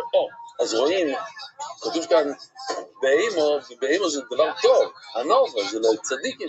אומרת הגמרא, אוסם כסיב אדם ובהמה, אוכל בהמה לחודוקסי. אם זה אדם ובהמה, אז זה דבר טוב. אבל בהמה לבד זה משל לבן אדם שלא מקיים מצוות. בכל היכד כסיב אדם ובהמה, מה יוסי? מה הם כתוב את שניהם ביחד? זה מיילה וכסיב וזרעתי את בית ישראל זרע אדם וזרע בהמה. אז תראו את רש"י, זרע בהמה הוא מתמין לו במסכת סויטה, לא יקחו ולשון ולשישים ושתמיד חכמים, הקדוש ברוך הוא זרעתי את בית ישראל זרע אדם וזרע בהמה. כלומר, החכם והפורים כולם זרועים לפרויסים ולנפויסים. כל היכד כסיב אדם ובהמה, מה יוסי? וכסיב וזרעתי, זה אנשים פורים במרצים, ולא שמשו תמיד חכמים. אז אנשים לא טובים, זרעתי את ישראל זרע אדם וזרע בהמה. עשו אחר כקרוא, כתוב זרע אדם לחוד וזרע בהמה. עכשיו תסתכלו בפסוק. זרע אדם וזרע בהמה. אז הזרע הזה מחלק את האדם והבהמה. לא כתוב אדם ובהמה תושיע השם, כתוב וזרע בהמה. באמצע האדם והבהמה יש מילה. סימן נקלף. אומר רב חנון, אומר רבי יעקב בר רב אידי. בר אידי אומר רבי ישוע בן לוי משום בר כפורת. ובגמרי ובהזדינו נמנו השחית הסקוסי והסרוע. אז עכשיו אנחנו בסוף הסוגיה, תכלס, נמנו וגורו, נמנו על שחית הסקוסי, הם עשו בחירות והגיעו למסקנה שהשחיטה של הקוטי אסור והסרוע. אומר רבי זרע רבי יעקב בר אידי, שמה לשמע רבי אלו בשאין ישראל לא מנגע בו. אולי זה בגלל דווקא במקרה שאין שם משגיח תמידי, אבל דומי היה מרבונו, גמירין ששמע איתו, זה נדמה לי שאתה אף פעם לא למדת, ושאין ישראל לא מנגע בו, ולמנו בואי. מה? זה פשוט, למה? כי הקוטי לא אוחז מהאיסור שלפני עבר, לא עשיתם מכשול. כתוב מכשול, זה לא מכשול, זה סתם עבר, עבר זה לא מכשול. ממילא ודאי אם אין שם משגיח תמידי, אז הוא יעבור על האיסור. קיבלו בינינו, קיבלו ביני אימוס, קיבלו זה תושמע דבר מלאכון, בגיצחו, אני רואה זיז רבי יוחנן שאוכל משחית הסקוסי, תשמעו מה קורה כאן, רבי יוחנן שאוכל משחית הסקוסי, ואברה בעשי אוכל משחית הסקוסי. ותואי בו רב זירו, רב זירו שאל, הוא לא היה בטוח, ושמיענו, דיה ושמיענו, אבל כאב לו, או ידעו לו שמיענו ולא יקבלו. האם רבי יוחנן שמע את זה, הוא לא היה אכפת לו, שהוא לא ידע שנמנו וגומו, שלא יכולים מהמקום.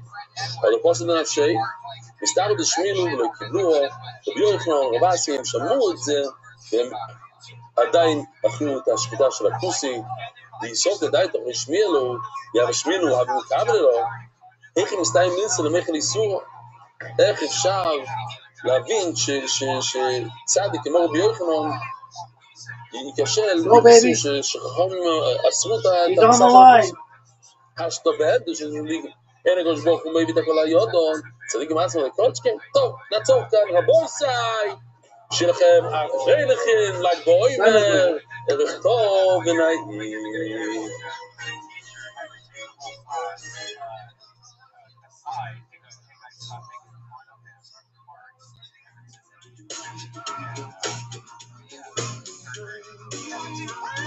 ערב טוב רבוי סי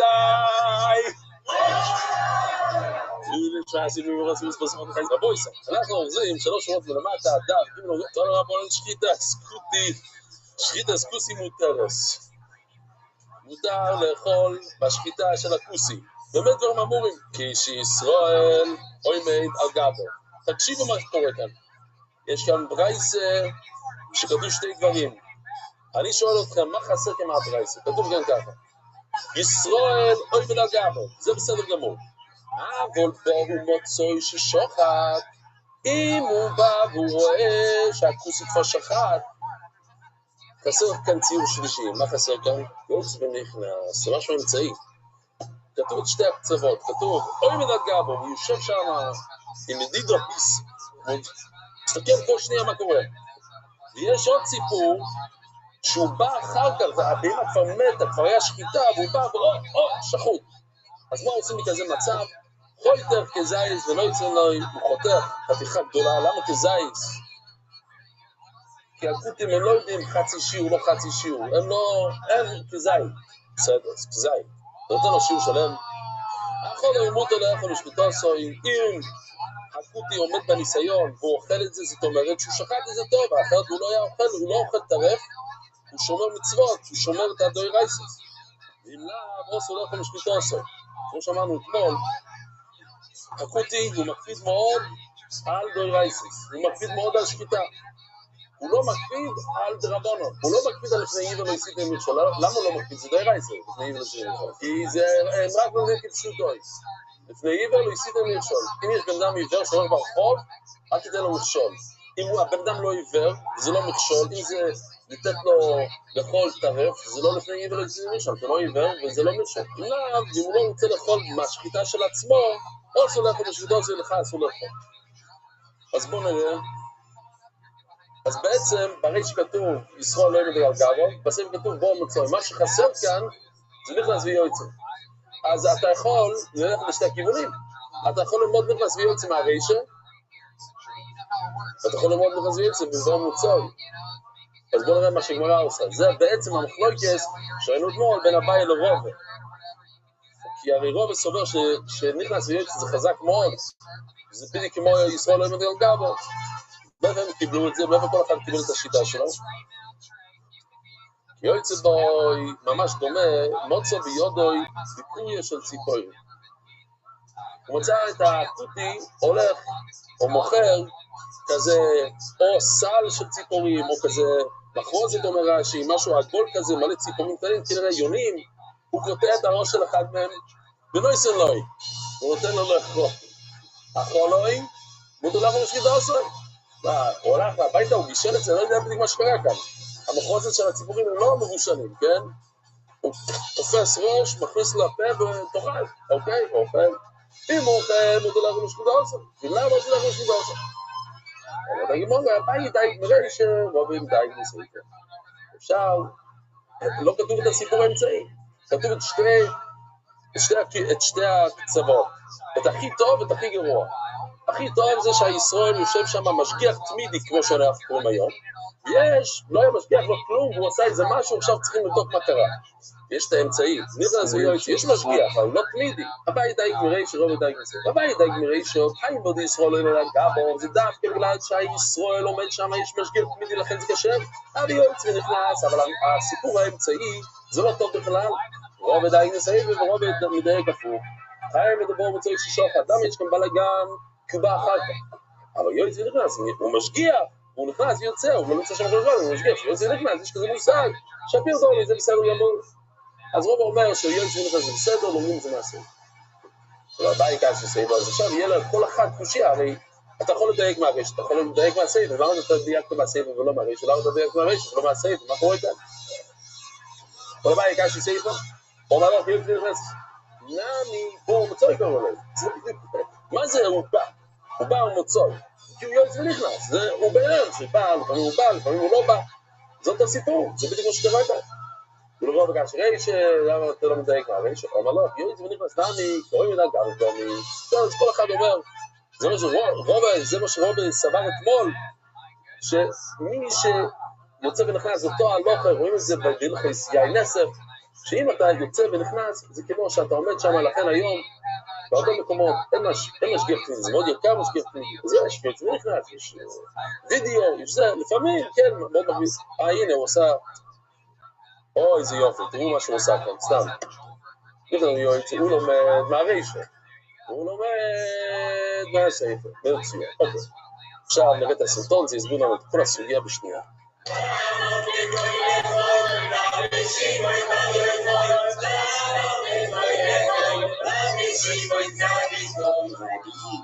You can't sell overeat. It's halukah.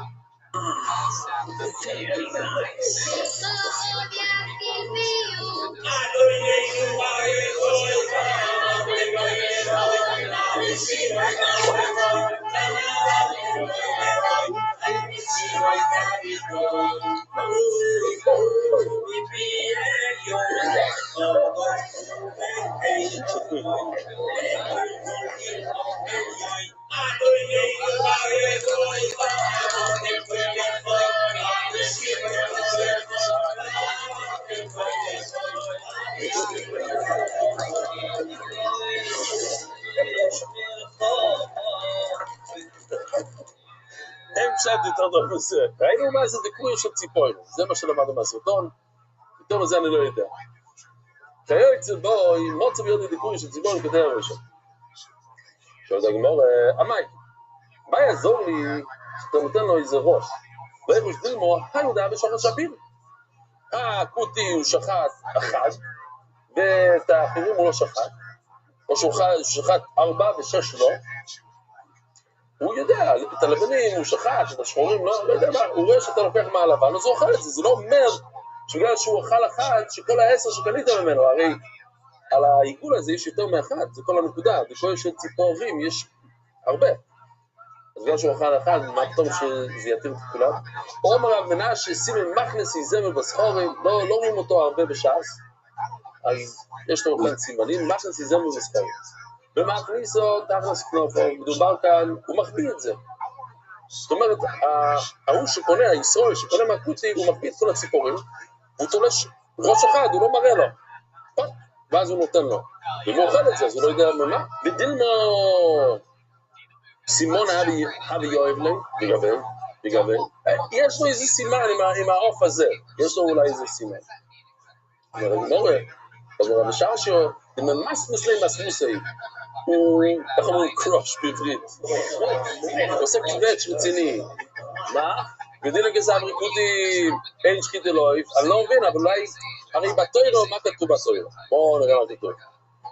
בשחיטה, כתוב, גירח גמוחה, אמרנו משיברא השם לקרוב לא עושים שמשון, וזובחתו, מבקור, כתוב זביחה, שחיטה על רק בקר וצאן, לא כתוב בתורה שצריכים לשחוט עוף. ואולי כותי, הוא לא מאמין בכל השחיטה שלו, אין שחית אלוהי בין התוירו. ולתמך שהיו, מה זה שהיו? ולתמך שהיו, מה זה שהיו? היה לך, רוצים את הסכים בשביל משהו. שיר זה שהוא עושה ככה, אחר שנים שלוש, כמה זמן נראה בהגמורה, ואחר כך הוא עושה ככה.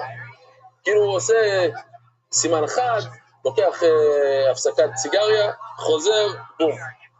זה שיר. דרוסו, אמרנו, הוא לוקח, עושה ככה, בכוח.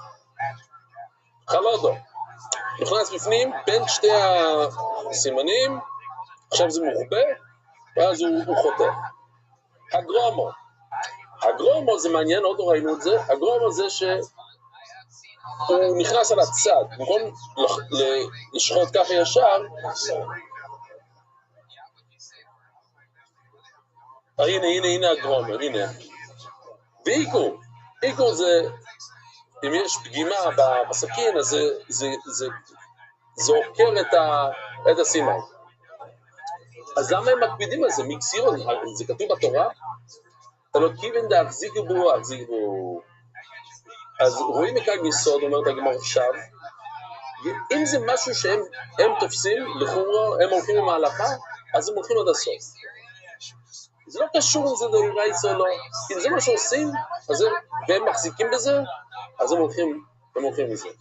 כפנעמי, אז גם שחיטה טוב, כאילו להחזיקו, הנה, עובדה שהם שוחטים עופות, זה לא משנה אם זה כתוב בתורה או לא כתוב בתורה. אם הם עושים את זה, אז הם מקפידים על זה, אז אפשר לסמוך עליהם. אז זה בעצם צריכים לברר את העניין הזה. האם משהו שכתוב מפורש בתורה, והם לא מקפידים על זה, האם אפשר לסמוך עליהם? כי זה כתוב בתורה. והאם משהו שלא כתוב בתורה, והם מאוד מקפידים על זה, האם אפשר לסמוך עליהם? כי הרי זה לא כתוב בתורה, אבל מקפידים. כאילו, מה היסוד כאן? אם זה משהו שכתוב בתורה ומקפידים, זה אנחנו יודעים. אבל יש לזה רק חלק אחד, שהם מקפידים על זה וזה לא בתורה, או שהם לא מקפידים וזה כן בתורה, ועכשיו הוא אומר לך, אני מקפיד על זה, אבל אתה יודע שכל השכונה שלו לא מקפידה, הם אפשר לסמוך עליו. ואחזו ולא יאחזו, ולא הקסיבו, אם זה לא כתוב בתורה, אבל הם עדיין תופסים את ההלכה הזאת, הנועים. זה בעצם אחרי הסתנות. וזה מצס כוסי מותרת. יכול ללכת, אני פשוט, זה פלא פלוי, איך זה היה עובד היום? מצה של, היום יש קוטים, האם מישהו היה אוכל את המצה שלהם, את העוף שלהם? בהר של הכוסים, שישראל לא נדרגה בו. האם מישהו היה נוגע בכזה דבר? מצס כוסי מותרס. אם הכוסי הזה המצה, זה מותר. ועוד הוא יצא בדי חובה, זה בפסח. ולא רק זה, אתה יכול לצאת בדי חובה, מצה בפסח, בסייטה, ולא לסייטה. ועוד הוא יצא בדי חובה, זה בפסח. ולא זו אויסר, לפי שהם בקים בדקדוקי, זה מה שיצחק אומר, בדקדוקי מצוויס כישראל. הם, אולי הם מכירים את המושג של פסח וחומץ, אבל יש כאן דקדוקי מצוויס. יש מדידויס, יש כל מיני זה, יש, איך קוראים לזה, שהם עושים את החבורס, ואת הזה, הם לא מכירים את דקדוקי מצוויס, שבאמת, שזה עושה לך כמיני, לא על זה שלא עושה לך כמיני. אנשים לא עם הכל מצווה שיחזיקו בו כוסים, רבו ישראל הקשיבו אותו, כל מצווה שיחזיקו בו כוסים, הרבה מדקתם בו יויסם מישראל. בישיבה אני הייתי קורא את זה, כל מצווה שיחזיקו בו כוסים הרבה, מדקתם בו יויסם מישראל. מה? אל תצחקו עליי. כל מצווה שיחזיקו בו כוסים, הרבה מדקתם בו יויסם מישראל. שואלת הגימור, הוא אמר, מצס כוסים מותרס? ועוד יויסם די חובס בפסח. פשיטו. אם אתה אומר לי שהמצה מותר, זה כשר, אז למה שלא יצא ידי חובה בליל הסדר? מה? זה הולך ביחד, לא? אמרת לי, לא, זה לא הולך ביחד. מה עוד הסיימר לא בקיא בשימור? יש עניין לעשות את המצות לשי מצס מצווה, כן? הנה, בואו נדבר על מרוקאים שנייה. זה אני מכיר, לשי מצס מצווה, כן? אני אצל אשכנזים, לשי... זה לא עובד ככה אצלנו.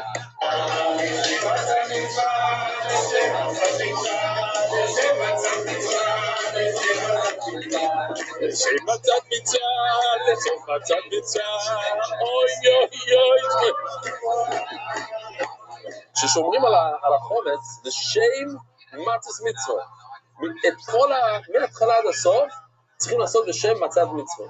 זה עניין של שימור. עכשיו, יכול להיות שזה לא חמץ, מותר לאכול את זה בפסח, אבל זה לא לשם מצס מצווה. אז בסדר, אתה לא יכול לאכול את זה. כל משהו לא שזה בסדר. אבל לא זו רואים אויסר. לפי שהם בקים בדקדוקי מצוות. ואז הוא אומר לא, הם לא בקים בכל ההלכות. בסובר לא בקים בשימור. עכשיו שימור כאן, זה מה זה שימור רבו ישראל? לא כמו שאמרנו קודם. שימור כאן זה מחומץ. הם לא יודעים לשמור אותו מחומץ. לא קשור לה לשמו. מקודם דיברנו על לשמו, לשי מצווה, זה צבויות בראש, איזה עניין בראש. לא, כאן אנחנו מדברים פשוט שימור. לא יודעים להחליף את הפלסטיק, נופל כל מיני חתיכות, לא יודע מה. לא יודעים להחזיק את המגבת. שימור ימני לא אומר, כל מישהו שהחזיקו בו כוסים. הרו באמת דקתם ביוצאים ישראל. זאת אומרת, היינו אותם לכמה. אז מה הוא הוסיף? זה בדיוק מה שאתה לכמה אומר. אומר את הגמור, קיבל להם, יחסיבו ולא יחזיקו בו. אז זה עוד נקודה שהזכרנו מקודם. יש מושג שזה כתוב בתורה, והם לא כמו חודש. זה כתוב בתורה, הם מאוד לא מקפידים על זה עדיין. כאן גם מסובה, כאילו דחסיבו, כמו מצה, זה כתוב בתורה, אבל פידולה והחזיקו בו, אם הם לא החזיקו בזה, אז עדיין אפשר לסמוך עליהם. כשאומרים לי לסובה, כי יחזו כן, כי לא יחזו לא, זה דווקא, אם אתה יודע, מפורש שמחזיקים בדבר הזה, אז אפשר לסמוך עליהם. רק כשזה כתוב בתורה, זה לא מספיק בשבילם. כי זה קושיה פצצה. כתוב, כל מצווה שהחזיקו בו כוסים. כל מצווה, מה זה כל מצווה? זה לא המילה הנכונה, כל. זה אם. כל הנקודה הזו, כל זה ריבוי, זה הכל, כולם, כל המצוות. איזה מצווה שכתוב בתורה? אפשר לסמוך עליהם. זה לא, הרי עכשיו אתה אמרת, זה לא הכל, זה רק אם יחזיקו מבוא אליהם. היה צריך להיות כתוב את המילה אם ולא כל. ולא גמנאיות ולא הקסיבו והחזיקו בו. אז בואו נעשה הפוך. זה לא כתוב בתורה, אבל הם מאוד מקפידים על זה. גם בסוף הכיוון דלו הקסיבו, אף אגב, תחזיקו בו נעמי, לא, איפה אנחנו? לא גמנאיות דלו הקסיבו והחזיקו בו. כאן גם הסובה, כאילו זה לא כסיבו, זה לא כתוב בתורה, אבל זה לא משנה הם תפסו את זה כמו הלכה או לא, אבל גם דאחזיגו בו נמי לא, זה לא, אי אפשר לסמוך עליהם. עכשיו, אני סובה, אם דאחזוג, אז עכשיו הגמרא אומרת לו, מה המחלוקת במקרה שהם תפסו משהו שלא בתורה? האם אפשר לסמוך עליהם או לא? זה לא מחלוקת, זה מחלוקת מאוד יפה. תכל'ס הם תפסו את זה, והם תפסו את זה, אז אפשר אולי כן לסמוך, או לא, זה לא משהו כמו דומה. יכול להיות שמישהו לא מקפיד על זה, אי אפשר לסמוך עליהם. אמרו בישראל מומוריך לבייס ותיאבל. מה עושים? הבן אדם, יש לו בעיה, יש לו יצורים רציניים, הוא אוהב אוכל טרף, הוא אוהב את האוכל הלא כשר. יש אנשים שגרים בכל מיני מקומות, בחוץ לארץ, לא יודע מה, כשר שם, מאוד קשה להשיג אוכל כשר. היום קצת פחות אולי, אבל אני הייתי באירופה, במקומות לפני שנים, אם אתה לא, אתה יכול לאכול פירות, זהו.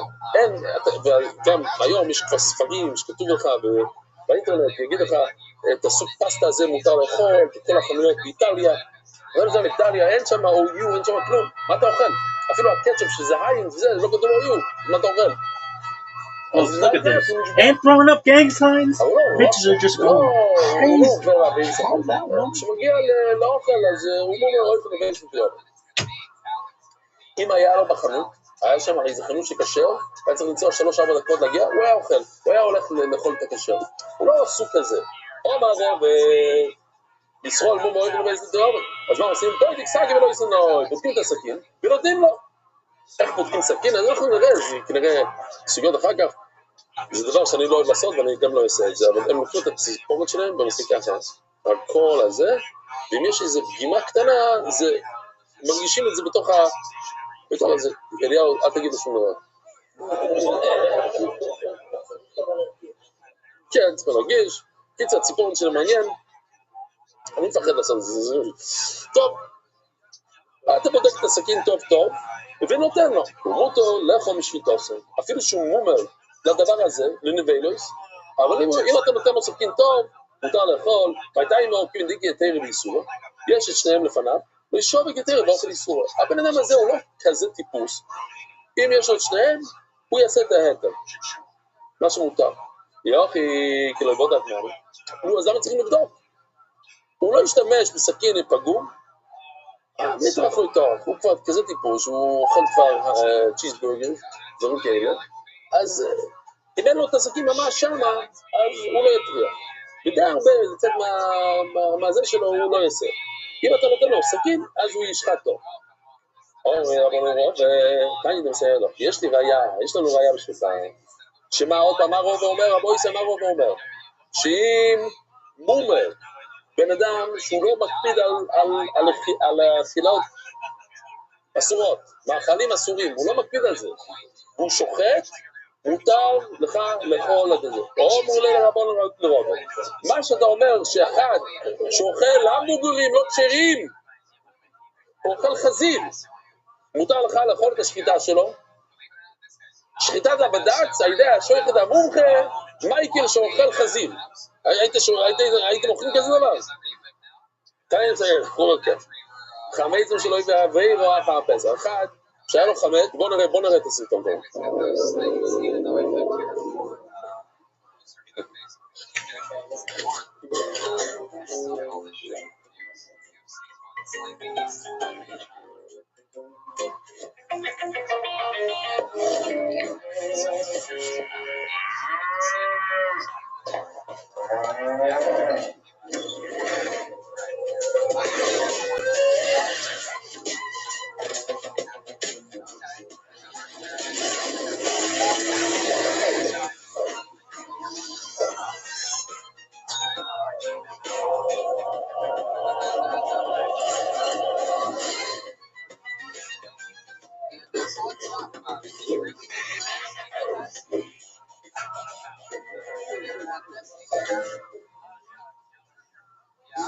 כאן נמצא לו, חמץ שלו ביעבירו, אחר פסח מותו מיד.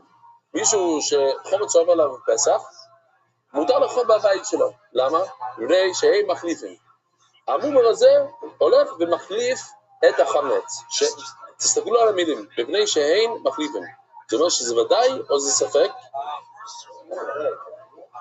אוקיי, סברו או מה אני רבי יהודי? עכשיו אולי זה הולך לפי רבי יהודי, דומה, חומץ אחר הפסח דוי רייסה. הוא אומר שאסור לאכול חמץ שעבר עליו הפסח מדוי רייסה. הוא פתאוני, מפני שהם מחליפים. אלמו, ושובת יתירו באוכל איסורו. רואים מכאן שמומו, למה מותר לאכול אצלו? כי אם יש לו את ההתר, יש לו את האיסור, הוא יעשה את ההתר. אם זה קל בשבילו, אם זה לא משהו ממש כמו לבדוק סכינים. סתם, הוא הולך לגוי, מחליף את זה בשלום. זה ממש קל להחליף. אבל אתה גמור, מה העדים? הרבי שמעוני דומר חמץ אחר הפסח דרבנו? יאמר, אולי זה הולך לפי השיטה שאומר שזה בכלל דרבנו. וכי מקלינו מדרבנו. אם יש לך מומו, אז אפשר להקל בדרבנו. אבל דרייסה מקלינו, מה פתאום בדרייסה? בדרייסה לא מקלים.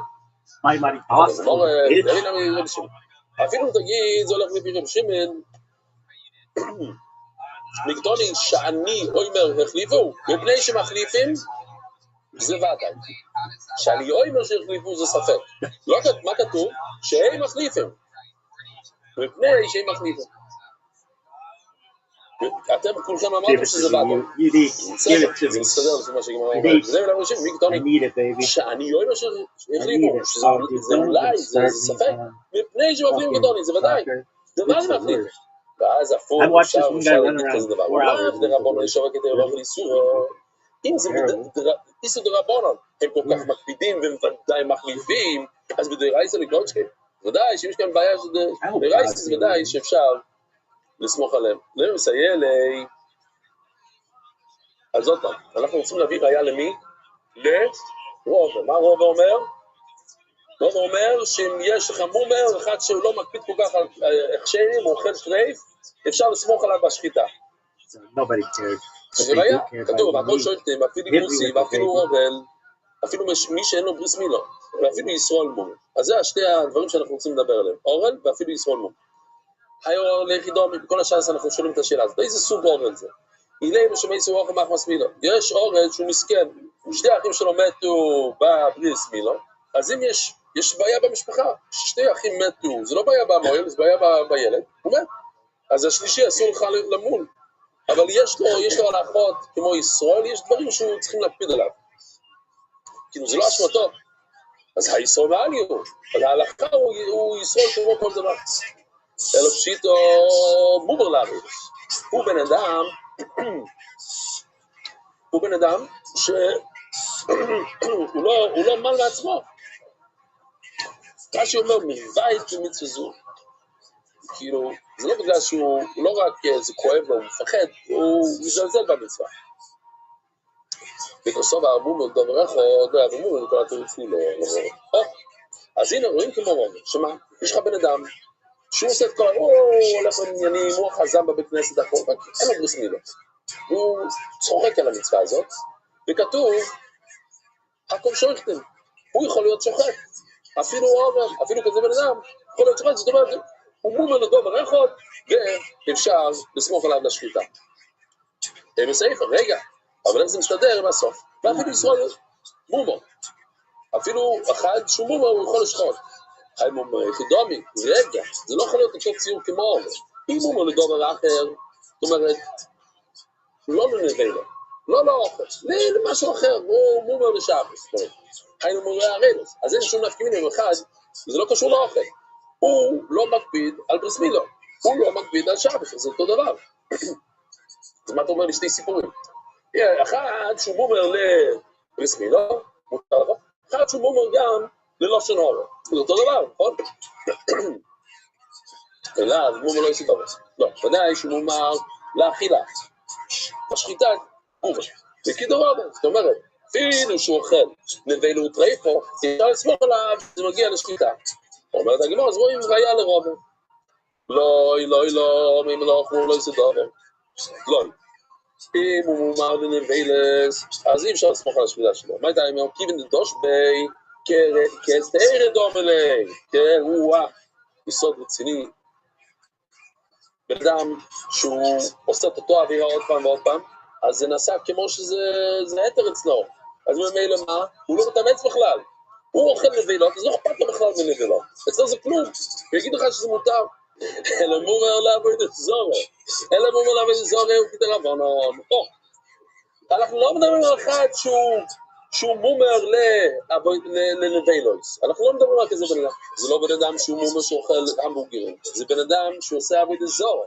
אלא מומר לעבוד את זורם הוא כדרבנן. זה צריך חידוש, זה חידוש של רבנן, גם רבנן, לא משמעות. ישראל מומר לעבוד את זורם. היה להם טבע ענקית לעבוד את זורם. זה לא אומר, הוא שומר את הכל. הוא מסל גדול, הוא מלבד כולל. הוא עושה קצת עבוד את זורם בלילה.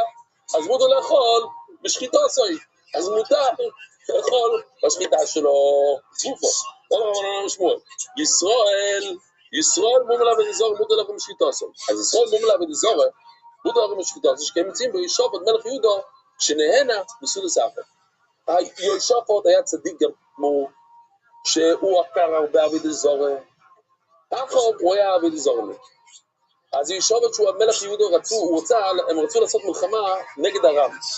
אז הוא הלך שם ונהנה מסעודה סחר. עכשיו הבעיה היא שהרי יעקב הוא בא לעבוד את זורם. הוא אכל מהשחיטה שלו. זאת אומרת שמותר לאכול מבן אדם שעובד עבוד את זורם, אומר רבנו. שנאמר ויזבח לוי אחוב צוינו ווקר לרוי ולרום אשר אימוי. אם הוא נחשב מומר לכל התורה, אז היה אסור לאכול את הבשר שלו. רואים? לא, מומר לעבוד את זורם, זה בסדר, אפשר לאכול את הבשר שלו. ואז ידעו לעלו אצל רמויס גילון. הידי האוכל, הוא השפיע עליו ללכת על רמות גילון, להילחם עם הרם. ודימו מזבח זרח, מאיפה לא יאכל, אולי באמת כתוב שהוא עשה לו הרבה אוכל, מי אמר שהוא אכל?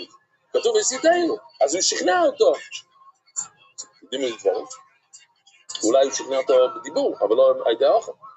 אין לעשות בדברים, אז איך מסיתים, איך משכנים ביניהם הידי האוכל? יודעים בדברים, אין לעשות בדברים. ולא יבקסיב כי סיסרו אחיכו, והכי נבוא ושתיו. שם כי סיסרו אחיכו, והוא לימור, והוא מוריד אותך מהדרך, זה באכילו ושתיו. יבקסיב, פסיסי בואי לבא לו אכילו, זה על הקודש ברוך הוא. עכשיו הקודש ברוך הוא לא אוכל, לא, זה גמור לבא לשעני, נכון. כשנדבר שהמילה ותסיתני, שזה נוגע לקודש ברוך הוא, זה בלי אוכל. אבל כשזה מדבר על בן אדם, תמיד, הסתה, זה ידי אוכל. שואלת הגמור, בדילמו, מישתי, אישתי, מאיך לא יאכל. אולי הוא שתה הרבה, יין שם, אבל לא אוכל. מה ששתי, אדם גנם מומר לעבוד אזור, לא יבוא מול כל התורים כולו. אכיל נעמי, מומר לעבוד אזור, לא יבוא מול כל התורים. מה נפקים בין אכילה לשתייה? אומרת הגמור, שתיו סתם יינו מום. לשתות יין מאחד שעובד עבוד אזור ודאי לא נסע, סתם יינו שגוי. אז זה לא יעשו בכלל, אבל אפילו אם לא מומר לעבוד אזור, יבוא מול כל התורים כולו. אבל כשמגיע לשחיטה, אולי, מכיוון שהוא עובד עבוד אזור, אז ממילא הוא לא מקפיד על שחיטה גם כן, אבל יין אפשר לשתות. בואי יסיים על אבוך ודמה כמשתי בלמך, לא? ושופט לא היה סתם שותה, בלי לאכול, ובואי יסיים ואיזו זה סיוקסים, ומי סיטוי, וסביבו, טוב נעצור כאן, רבוי סי, שיחם ערב טוב ונעים.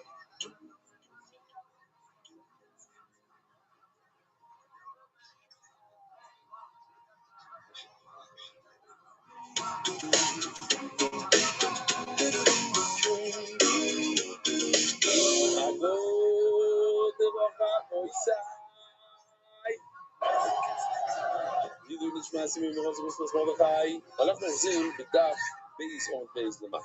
היה לו קצת בעיה. עכשיו מה מדבר כזה ויש 6 תירוצים לבעיה הזאת. כתוב במשנה, הכל שואפתם הוא שחיטה סוג שאלה. 4 מילים. הכל שואפתם.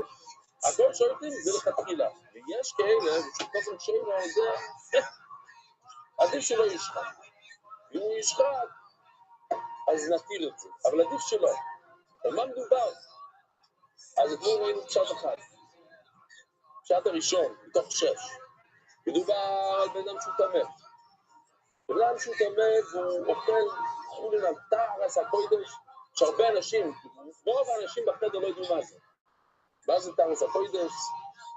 שהוא אוכל, הוא מקפיד על חולין, על בהמות רגילות, כאילו שזה הקדש. כאילו שזה קודש, כאילו שזה קורבן. הוא ככה מקפיד עכשיו בחיים שלו. זה הקפדה שלו בחיים, עד שהוא יחליט שלא. הוא כל דבר עושה כאילו שזה קודשם, כאילו שזה קורבן. הוא לוקח בהמה רגילה, ועושה כאילו, הוא אומר, עכשיו, אם זה היה קודשם, אם זה היה קורבן אמיתי, היה אסור לו לשחוט את זה. למה? כי אם הוא טמא והוא נוגע בבהמה, אז הוא יטמא את זה. הוא יטמא את הקודש, הוא יערוף את הקודש. אז לכתחילה בן אדם שהוא טמא, והוא מקפיד כאילו שהוא מתעסק עם קודש, מותר לו לכתחילה לשחוט. העיקר שיהיה לו סכין הראש, שלא ייגע. אז מה החלק השני בדיעבד? אם הוא שוחט קורבן. אם הוא שוחט קורבן, אסור לו לשחוט קורבן. למה? כי הוא טמא. אם הוא לא הקשיב, הוא שוחט, אז השחיטה כשירה, אם אנחנו בדיעבד, אנחנו יודעים שהוא לא נוגע. אוקיי. היי תומד, יש שתי שורות מלמד. היי תומד, דהיתמה במאי. איך הוא נהיה טמא? זה היסודות שש"ס, לא כולם יודעים את זה. מת, זה אבי אבוי זתומו. אחת שנגע במת, אז היא יורד. זה תמיד יורד, לא תמיד, 90% מהזמן זה יורד. אם אחד הלך ללוויה ונגע במת, אז הוא לא אבי אבוי זתומו, הוא אבא תומו. שרץ הוא גם אבא תומו. אם שרץ נוגע בבן אדם, יורד מדרגה אחת, נהיה ראשון. עכשיו, אבי אבוי זתומו נוגע בזה. מה קורה? מה זה נהיה? זה צריך לרדת לאבא תומו, זה לא. יש פסוק שזה נהיה בדיוק כמו מה שזה נוגע. שזה נוגע למת. אז אם זה נוגע במת עצמו, זה נהיה אבי אבוי. אם זה נוגע בבן אדם שנגע במת, אז זה נהיה אבא תומו.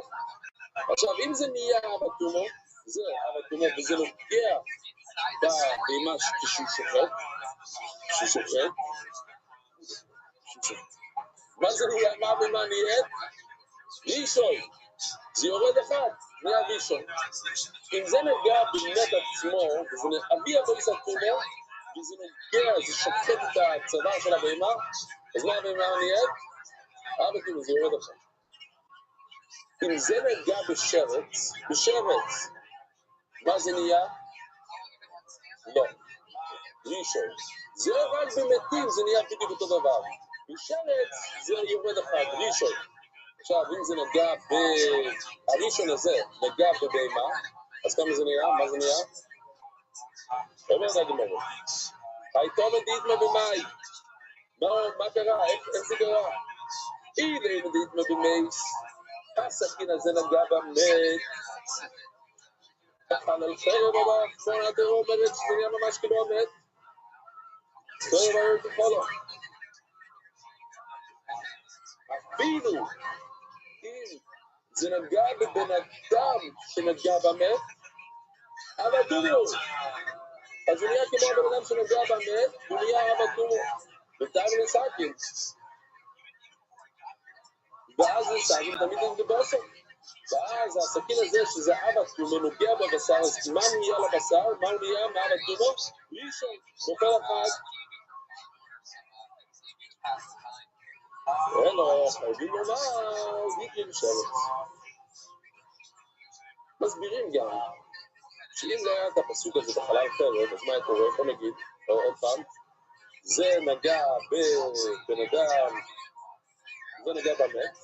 זה נגע במת, אז זה נהיה אבא תומו, ואבא תומו נוגע בבהמה, וזה נהיה ראשון. לא צריך בעצם את החלל חרב. חלל חרב זה עוד יותר גרוע. לא עוד יותר תמיד. זאת אומרת, הנה בוא נראה את הסרטון.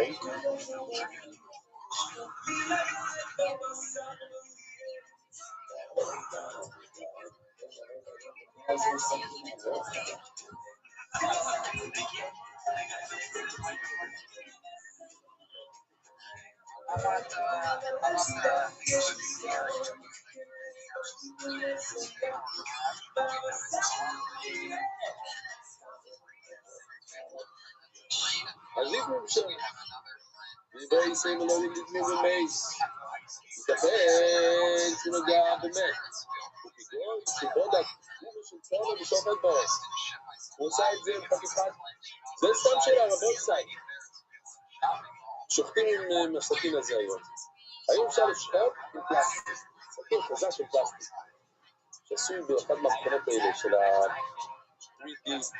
אז אומרת, אני אומר שזה בסדר גמור, זה לא נשבר. לא יודע, פקטור שויפטים, הנה, אתה מדבר על זה, פקטור שויפטים, אתה מדבר על משהו אחר, לא משמע, מתעמוד החשבון הזה.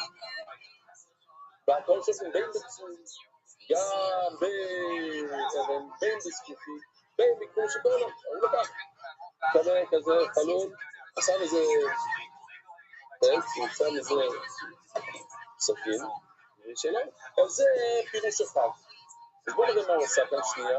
הלך ירוזים מה? ברב בברולה, שמה? הוא נגע בשרץ.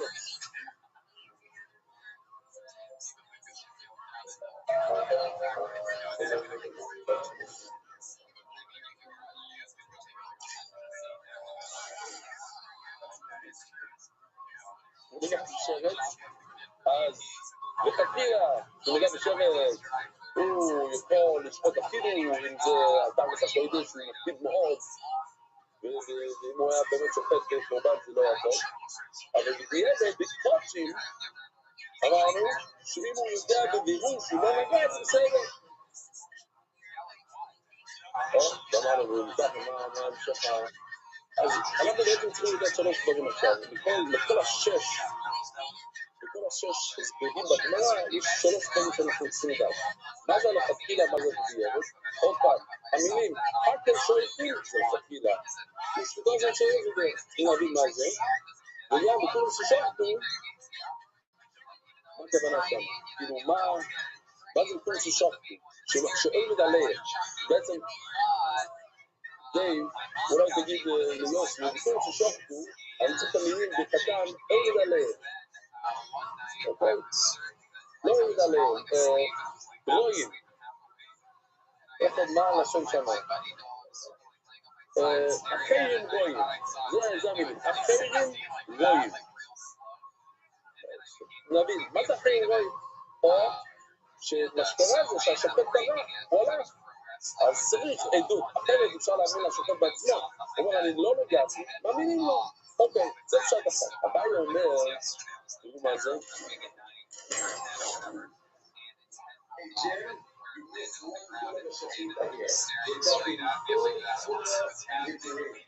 Something really special.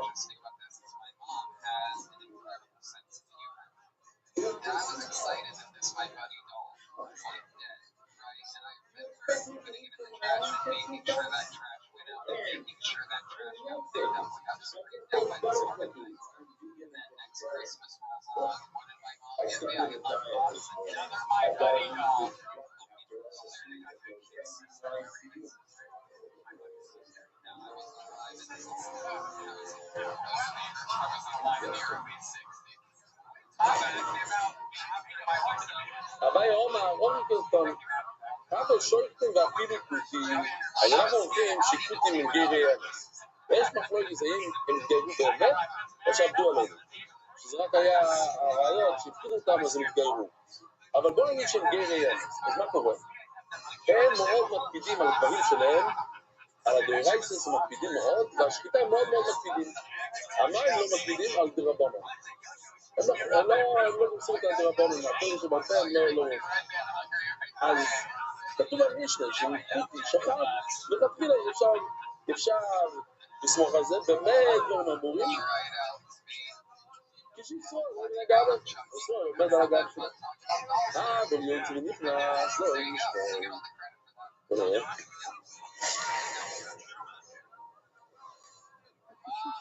נייס.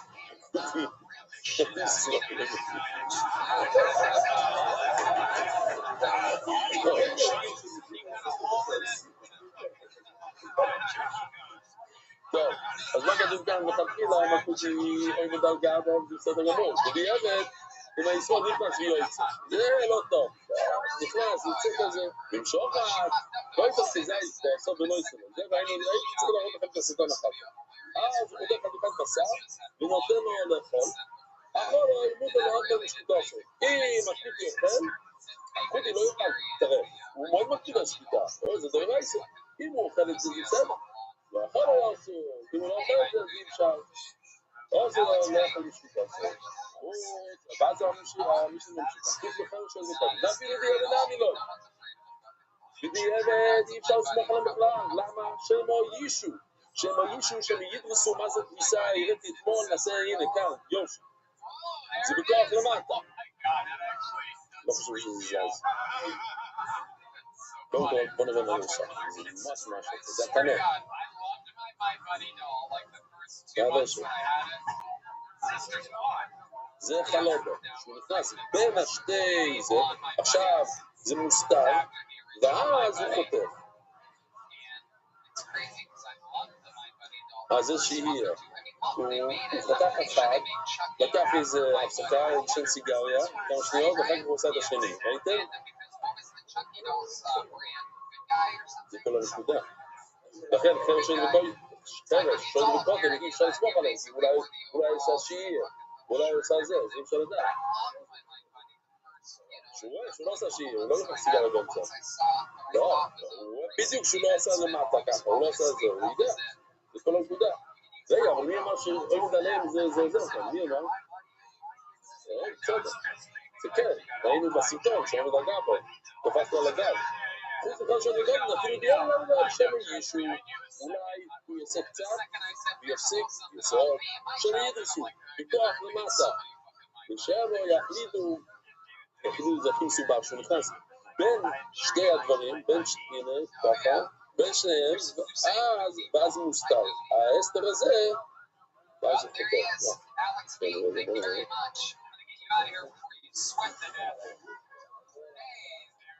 זה עובד, אוקיי. עכשיו, הביטוי ששופטו, בואו נראה לכם אם נעשה את זה יותר קל, תסתכלו פעם משתתל. חוץ, מחרש, שויד ובקוטים, שזה אסור, וכולם ששחטו ואחרים רואים אויסון, שבתוך זה משהו, מה זה וכולם? אחרי שויד ובקוטים, וכולם? אם אתה היית כותב את זה, היית כותב ככה, חוץ מחרש שויד ובקוטים, שזה אסור, ואם שחטו, ואם השלוש האלה שחטו, ואחרים רואים אויסון, שבתוך זה משהו, לא בכולם, כאילו, מה זה וכולם? כולם זה כאילו אנשים חדשים שלא דיברנו עליהם. אחרי שויד ובקוטים זה, והמילה מיד אחת זה בכולם, זה לא מתאים שם. וכל זה בעיה. אז את הקושייה הזאת נראה עוד פעם ועוד פעם, זה חלק מהפיזית. אם לילה אחרי שזה קודם על הפעמים, עכשיו מדברים.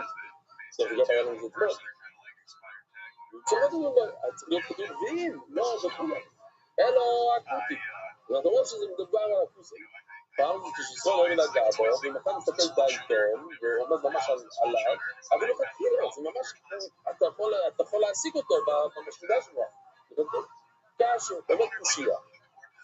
אחר שהגמור נשאר, אז למה כולם לא סוברים כמו הבית? והיה כאן קושייה. זה הקושייה. בואו נראה אותו. בגלל יצא בנכון, תחילה, לא? אני לא מבין. אז עוד פעם, בואו נחזור לבית, שנייה. הבית אומר, מה זה בדיעבד? אם המשגיח נכנס, מה זה לא זה שהוא מפחד שהוא יתפוס אותו. ואסנן. אבל לא, ביום צבא נכנס, מה הבעיה ביום צבא נכנס? למה אתה אומר שזה רק בדיוק ביום צבא נכנס? ודע, נמלי הפרטי בחמיסו, יש לך חנות של יין, ספור את זה, צבא נכנס, לי טוב, זה בסדר? מה הבעיה? אז לא, סתם מצאתי סרטון מעבוד הזה, זה לא מהסרטונים הטובים, אבל זה מה שהיה אז בזמנו, זה תחילת הדרך.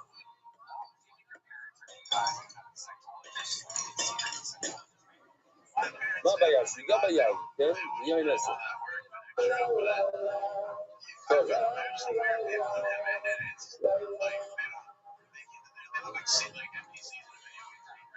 קרינג', אז זה אומרים קרינג'.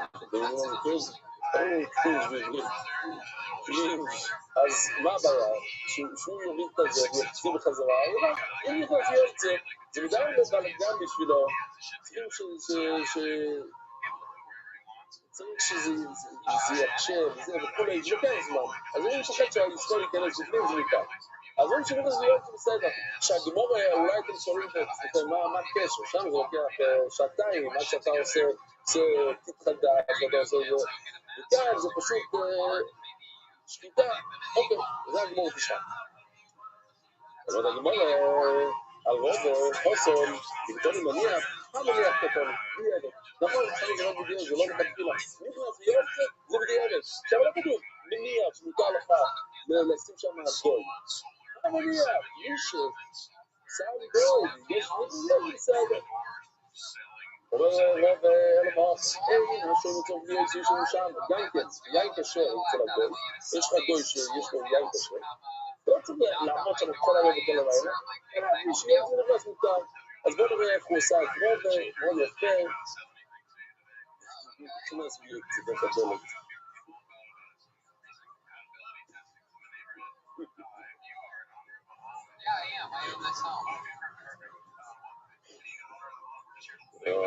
אוקיי, בסדר, אז עוד פעם, מדברים כאן, רוב רק חולק על הבית, הוא אומר שזה אותו סיפור, אנחנו מדברים על חוטי.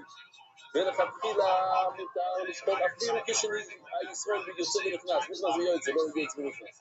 בסדר, זה מוצא שבס, כן, הכל ברגע האחרון, זה אחרי שבת, זה לוקח המון זמן. אז לא היה לי זמן לעבור על כל האותיות כאן, אבל בסדר. בדיעבד. מה זה בדיעבד? אם הוא בא ורואה שנקרא שחור, אז זה בדיעבד. אוקיי. אלא, אולי זה יהיה יותר קל, אני אומר עכשיו, שרוב בעצם נכנס לתירוץ של הבית ומתקן את הבית. הוא בעצם סובר משהו אחר, גם הסגנון תגיד, הוא יש לו תירוץ אחר לכל הסוגיה. והבית, אפשר להבין את זה כאן, כן? הבית אומר שמדובר בקוטי. והבדיעבד זה שנכנס ליועץ, הוא אומר, לא, אני לא אוהב את הבדיעבד שלך ליועץ. אז בוא נעשה, בוא נתקן את זה קצת. הלכתחילה זה נכנס ליועץ. הבדיעבד זה משהו אחר. אוקיי, אבל אני בעצמי לא סובר את זה. אלא הבעיה הוא גדולה הזאת ולהביא לקוסי. באמת, לא אמרו שישראל נכנס, זה הלכתחילה שאנחנו מצד ימין. אבל בואו הוא רוצה ששחט, הוא נכנס. הוא מוצא שהוא שחט. כזה הסבור שלו, מה הוא עושה? יש טסט, יש בדיקה, לוקחים חתיכה קטנה, אבל הוא תפעל. אם אתה אוכל, אז הוא יודע שאתה שחט טוב, יכול לבוא לא יכול לשחט, זה לא יכול, זה לא יכול לשחט. אז עוד פעם, אנחנו עוברים על הכל סביבי, כמו פרש, שויטו וקוטו, ואפילו דיאבד נמילוי, ושאלה קודם יחדיבים שחקי זה לא טוב, אפילו בדיאבד, למה? שהם לא יישו, אולי הוא יפסיק את זה, שהם ידרסו ילד למטה, ושהם לא יחלידו, מה זה יחלידו? יכניס את הזל בין הקנה לבשת, ואז הוא ישחק. וכולם ששוחטו, עוד פעם, אותו דבר, כמו שאמרנו קודם. כתוב, איזה שבאנו, וכולם ששוחטו, הנה אנחנו מדברים, אוקיי, על זה אנחנו מדברים, אז זה לא בכולם. ואם מדברים, אלו הכוס. אז הכותי, אם אתה ראית את הכותי שלך, זה בסדר גמור. רגע, אז אפילו יש לי שוחט בכתחילה. מה זה? אם אחרים רואים, אם אחרים רואים, אתה נכנס ויוצא, זה בסדר. קש, קושייה טובה, אז זה הזמן תגיד, לכן אחרים לא אוהבים את התירוץ הזה, כי יש כאן קושייה. לא, זה לא קשה. רש"י אומר אוכל תקרבי, הכל שהולכים להפעיל ישראל מומור, אוי רחמון הזה. יש בכלל לשמאל הבן מומור. אבל יש שתי סוגי מומור. יש מומור לאפס, ויש מומור לתיאבן. כאן יש לך מומור לתיאבן. למה זה מומור לתיאבן? כי בצד ימין, ההמבורגר עולה $11, שזה מוזמן, כי זה עולה $15 כבר. ובמקום זה באמת מוזמן $15 וחצי. אז כאן, הוא יכול את זה למה? הוא בלתיים, זה לא מבין, זה... כן? אבל יש מומור לארץ, יש אחד שאוכל ביום כיפור, חזיר ביום כיפור, למה הוא אוכל כזה? כי הוא רוצה להראות שהוא עושה את זה לארץ. כאן זה לא מחיר, מה, תיכנס לקשר, ובכלל, מה אתה אוכל במגדול? זה לארץ.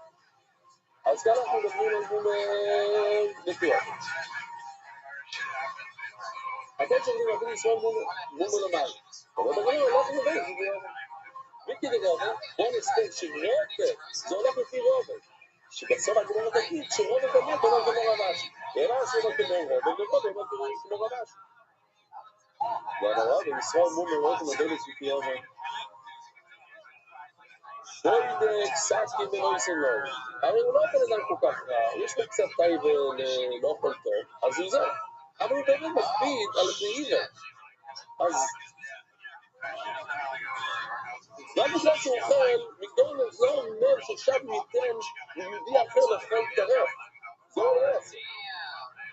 הוא בעצמו לא יכול לדבר על הבית שלו, אוקיי? אז ממילא, אם אתה בודק את הסכין, אתה רואה שזה בסדר, מה אתה נותן לו? אז הוא לא יכול בשביל לעשות. אבל לא יבודק בנסים, זה עבדי, אבל אנחנו עוזים ברבה שלי. יפה.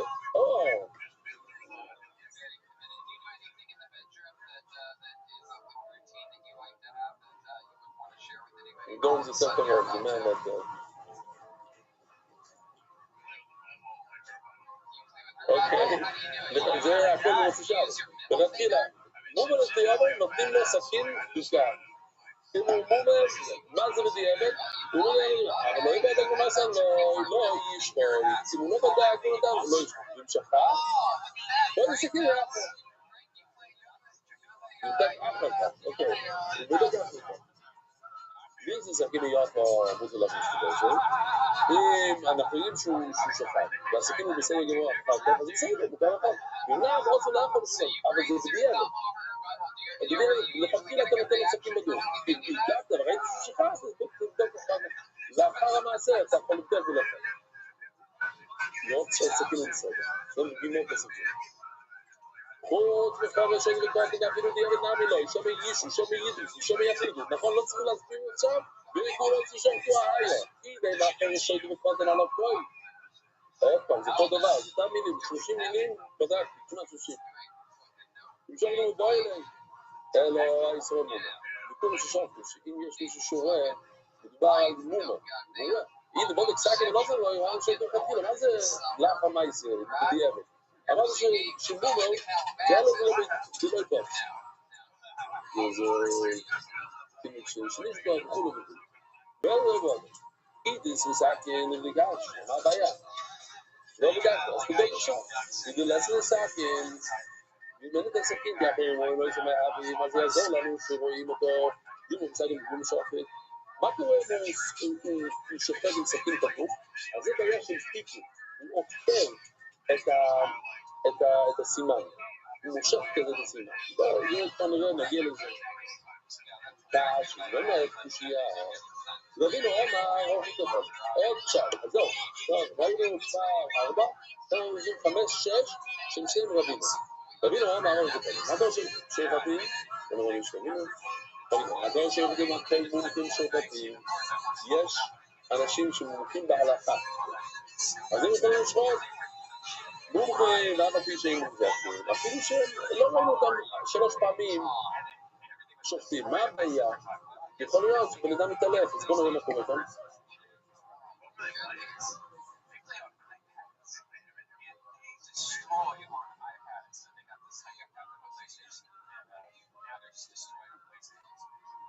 באמת גם אמרו, שיודע בו, שידע לא מהיר בשביתו. אם הוא יודע, בחרו אותו, הוא יוצא את הלכות בסדר, אבל אם יודעים שידע לא מהיר בשביתו, לא יושפט. בסדר. שחר, לא התקינו ישראל.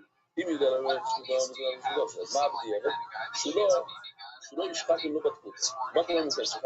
אז אחרי, הלך המייסר, אתה יודע ואתה בודק אותו. כן, צריכים לדעת מה אנחנו מינים, מתי בודקים. ככה, שהוא יודע להלכות. ואומנם, מה שלך בשביל דסו. חוץ, מחר של וקודם, ובדברים המילוי, שנגישו, שנגישו, לא. ואיתנו ששחטו, למה משנה אומר, איתנו ששחטו וראו, אז זה בסדר בדיעבד. הנה, אחרי שגרו קודם, לא טועים, זה לא מלא, לא יכול להיות. ואם שחטו מבאלה, אלא שיפור לכם.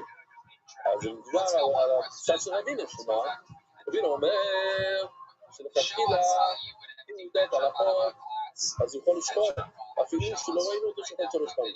בדיעבד, לא יודע, אם הוא הלך, לא בחנו אותו, והוא תחנו אותו אחר. לא נגדול, אלא השימו. אבל לא יודעים סיים, מספיק, לבדוק אותו. בגלל שזה כאן מאוד לבדוק, אי אפשר לבדוק אותו. בגלל העמנו רבינו אמר, עכשיו, יש 2 דברים. רבינו דיבר 2 דברים. בן אדם שיודע הלכות, ובן אדם שכבר שחט 3 פעמים. הוא יודעים שהוא לא טרף. כלומר שהלכתחילה זה שהוא יודע את ההלכות, ודיעבד שהוא לא ראינו. ועכשיו אנחנו הופכים את זה. ביגדם רבינו אמר הכל שירתים, הכל מוגזוקים שירתים. מי ששחט 3 פעמים, ראינו אותו והוא לא מתעלם. וזוכים המביא שאין מורסים. אפילו שאנחנו לא יודעים בבירור שהוא יודע את ההלכות. באמת הוא אמר ברור ששחט לפנינו 2-3 פעמים בלויס א', הוא שחט לפנינו 3 פעמים ולא מתעלם.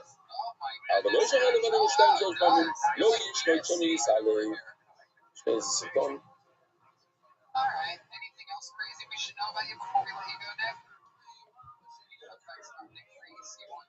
Saved a person's life, he wrote the life note at a Greeny. Just to rap battle people? Really? Can you if we gave you a little beat, would you be able to rap a little bit for us? Come on, just do it. Get right into it. You want a beat? You want some instrumental rap music or something? Or maybe Joel can lay down a little. There you go. Yeah, there you go. A little bit lighter. Maybe go volume down. אוקיי, אנחנו עומדים ברבינו 2. הנה רבינו 2. הנה.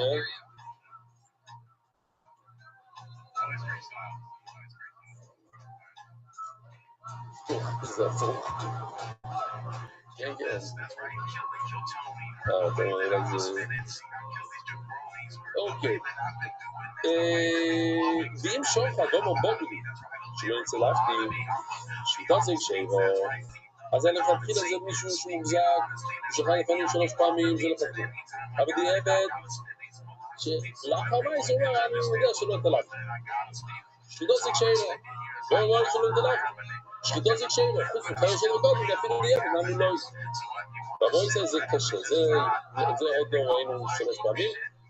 שמו יישו, שמו ידרישו, שמו יחליט, ידרישו ישראל חדוע, הנה, אבל זה קודם, אבל בואי, אפשר לנו בואי, כאן זה חדש, אלו שאין מוחזקים, דיברתי על מקרה שאולי המקרה, שלא ראינו כזה של הסדר, ואנחנו לא ניסייתי, אבל אם הבן אדם אומר בעצמו שהוא יודע בגרור, שהוא לא יתראה בסדר, אולי זה גם לא נשאר לו אותו דבר, כמו שלא נמצא פה, שהוא לא נמצא פה.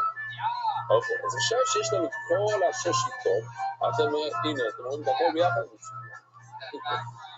רבינו ברבו, תראו לו, רבינו מה הוא אומר, שמדובר כאן על בן אדם, שום זה, מה רבינו אומר? רבינו, בוא נראה רבינו, תראו, מומחה, כן, זה שני הדברים, או שהוא ידע את ההלכות הוא מומחה, או שהוא עושה את זה שלוש פעמים. אז רבינו ברבו, תראו לו, מה רבינו לו? טוב, הבית רואה קורסי, קורסי שרואה מן הגבר, רואים כזה יוצא, ורבה שהוא מומו, לא יעד, לא, למה? שהוא קשור, עכשיו היא קשורה, לא בדיוק, לא לכם תשובה ככה. רבו ואמרו לו זה השעון של הבא לגבור גם היום, על תומר. הוא אומר, אתה עושה פה את זה, למה לא רואים? למה מי שדעה מסורת ואיתו, אז זה היה קושייה, שבעצם על תומר כבר למדנו לצבוע. אמרנו לא, או שזרוחים זה תפל, וכאן זה העיקר שזה יביא לקשפיתו, או ששם זה העיקר כי זה תופים, וכאן זה התופל. בסדר, לא משנה אומר, אבל זה בעייתי. למה שדעה מסורת ואיתו, עד רב, או שמיקו. למה אתה אומר שכאן זה יהיה קשפי, זה העיקר, שם זה העיקר, זה תופים. להכניס והנה אתה אומר הפוך, לא יתפוס לנו יותר, ואף אחד דיברנו בגלל שדיברנו על כמה דיברנו גם על כמה מגדושים, רגע, אתה רוצה לדבר לו, יציג אליי, כפור שנעשה עד אז הפועל, יש לך איתו לגמרי, אני לא אוחז, אני לא סותר, שבן אדם שמקפיד, הוא ישרוד ומקפיד שזה יהיה כמו פאצ'ים, שיש לזה על הפאצ'ים ככה, אני לא סובר ככה. טוב, כולם כמעטים עליה אומרים, מה רבינו אומר, לא נקוד. ואחרי שלא אמר מומחה דין, שהוא מומחה בהלכות, שהם מומחה מילוי, לא רוצים איזה שחידים מומחים, זה לא נכון. רוב האנשים שמתעסקים בשחיטה, הם יודעים טוב טוב את ההלכות. ואחרי שלא אמר, אני רק לא רוצה פספס כאן, הנה, נכנס כאן את כל הביטה, הנה, אתם רואים את זה בסוף, את הליסי קארן, Baby, I can hear you through a kiss from your rose. למה שזה לא מוזר תמיד, אם רבי דיבר על אנשים שהם עשו שלוש פעמים, שהיו חודשים, לא חושבים ככה. רוב לא ירק הבעיה דיבר על קוטי שאוהב בדרגה, רוב לא אומר כמוך, הוא הוכיח לו שלא צריך אוהב בדרגה, אפשר להיכנס ויועד, זה בעיה אצלנו בעבד הזרות. הבעיה לא אומר כרוב, שמה, רוב אומר שזה גם קוטי שלך, זה עושה גם נוגע, זה הקושייה שהימדתי לכולם. אין לנו שום לנבוע, בנאדם מפחד, מה זה תגיד לבעיה בעבד הזרות, משלוקח 3 שעות, לא שם לחצום את החלטית, נמקית, וזה, הוא לא עושה את זה באמת. וכן, אני לא בא לדעת, מתאפס, בנוגע, מה? כאן מותר לו לשפוט, מה שהיא לא יומק התרביו, ומה שאומר מה? הוא אומר, הוא אומר כדבר, למה הוא לא אומר כמו הבאי מרודו? הוא אומר ותראה ברבשי. רבשי לא יומק התרביו, אני לא מסביר. רבשי, כשמדבר על מומר, הוא אומר שמדובר על מי שמדברת על מומר לתיאבוי, ולכתחילה נותר לו לשפוט, הוא לא מדבר, הוא לא מסביר כמו הבאי ורובו שהם מדברים על קוטי, למה? תוסור הקוטי גאה הרויסה. הקוטי, הוא לא יכול לשחוט, למה? כי הוא לא יהודי, הוא גוי, הוא עשה כאילו שהוא גר, הוא לא גר אמיתי, השאלה, הבאי לא יאמר כרבשי. למה הבאי לא סובר כמו רבשי שמדובר על מי שמדברת על מומר? לא תסביר אליי עוד רוב. רוב הוא הזה שאומר שמומר מותר לו לשחוט. אבל רוב בעצמו שאומר בעצמו שמומר יכול לשחוט, אז למה רוב לא הסביר את המשנה שמדובר במומר? למה רוב הסביר שמי שמדברת על קוטי, אדם לא מגיש מייטי, שיגיד כמו השיטה של עצמו, כמו רבשי. ועוד הבאי כאומר, נכון, אתה צודק. הבאי רק מסביר את רוב רק מסביר את הבאי. רוב אמר שהמשנה מדברת על קוטי. ואומר בגלל כמה, אומר לו רוב, לא צריך להגיד שהוא מדבר, צריך להגיד שזה קוטי, נכנס ויועצה. אבל אני בעצמי מסביר את המשנה שמדבר על מומר. ולא, הוא הסביר לי, הוא באמת, הוא סבור לנו הרבה חי. שכל שבוע טוב, הגדולות, לגויה.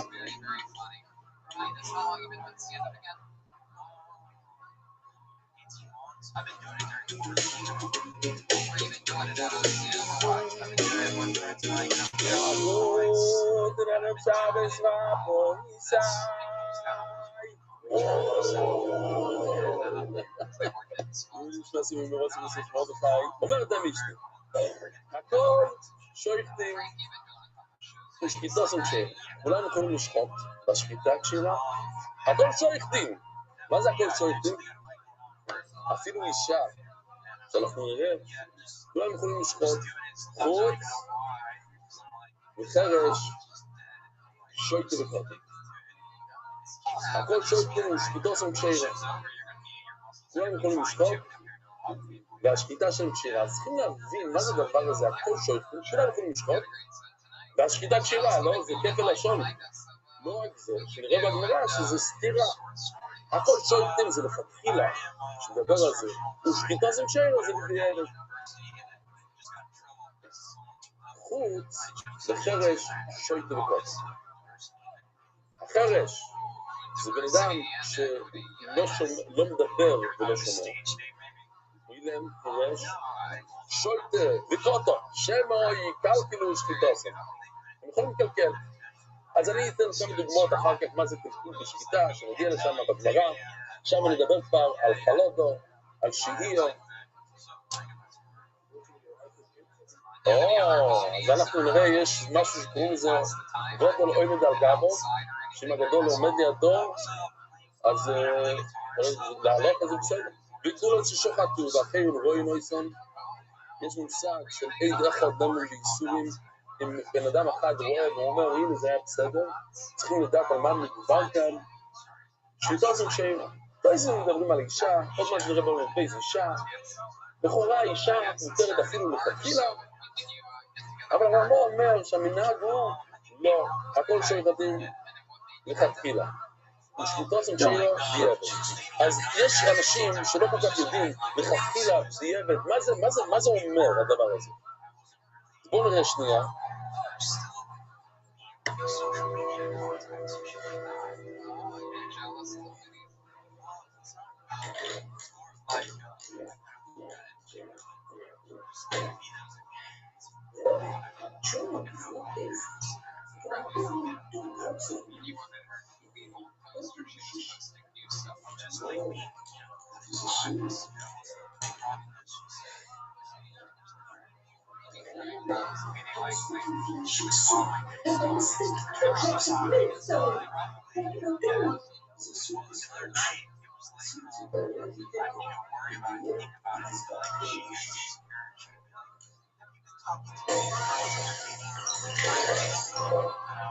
אוקיי. אז זה מבוסס על מייסר שלו היום. מה קרה? אחד נפל לו חתיכת חמה בתוך הצ'ול. פצקו לו. ובטל ב-60, היה 60 פעם יותר שולט מהחמה. אז הרב פסק שזה קשה. אז ההוא הלך, כל שבוע היה לו את הצ'ולת הכי טעים בשכונה. למה? הרב אמר שזה קשה, אז הוא הכניס כף של חמה. מה זה שולט? מה קרה כאן?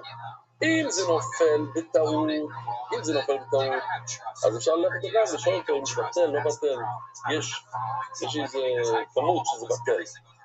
אבל ללכת לכתחילה, זאת אומרת, בדיעבד, זה אומר, אחרי שכבר עשו את זה, אוקיי, נתיר את זה, בדיעבד.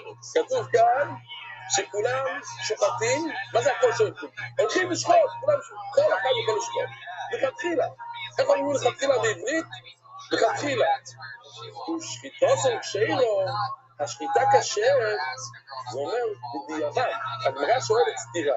כי בעצם הגמרא גם תסביר אחר כך, מה זה הכפל הלשון? הכל שוחטים ושחיטו זה כשאילו. תגיד, הכל שוחטים, שלום, אנחנו יודעים שהיא השחיטה כשרה. אלא מה יש כאן באמת? ניגוד בלשון. יש כאן, הכל שוחטים זה לשון של מותר להם. ולך לזה לשחוט, לכתחילה. ושחיטות זה אם תלך, תשאל רב, הוא יודעים, בסדר. משהו שזה גם בדיעבד. או נראה לך זה גם בלבד עצמי. בכל הכל לכתחילו, אבל רגע, בכל פעם שכתוב במשנה, כתוב במקום הכל, אז זה לכתחילה.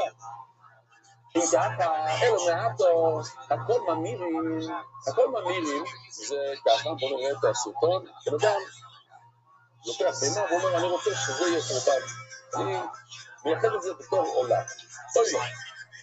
ופתאום הוא פועד רגע, עשיתי טעות, אחרי שהוא עושה את זה, הוא רואה משהו יפה, טוב, פס, שמק, שמן, טוב. אז הוא אומר, וואי, חבל שאני מביא כזה קטן לקדוש ברוך הוא, אני רוצה להביא משהו גדול. זה נשמע שהוא עושה דבר טוב, אבל זה לא טוב, ומה שקורה זה ששניהם תופסים את הקדושה, ואתה מסתכל על כל אחד בתור עולה, אוי לא, וכזה נקרא. ומה שהוא עושה זה איסור דאורייתא. הנה הסרטון.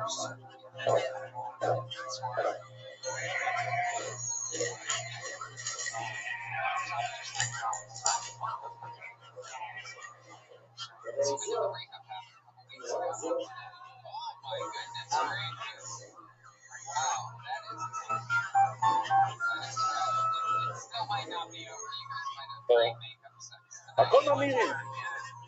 אז כאן ודאי שזה איסור דאורייתא לעשות תמורו, אז מה הכל ממירים? זה לא לכתחילה. הכל ממירים, לכתחילה אנושים, גם אישה יכולה לעשות תמורו. זה עובד, זה איסור דאורייתא.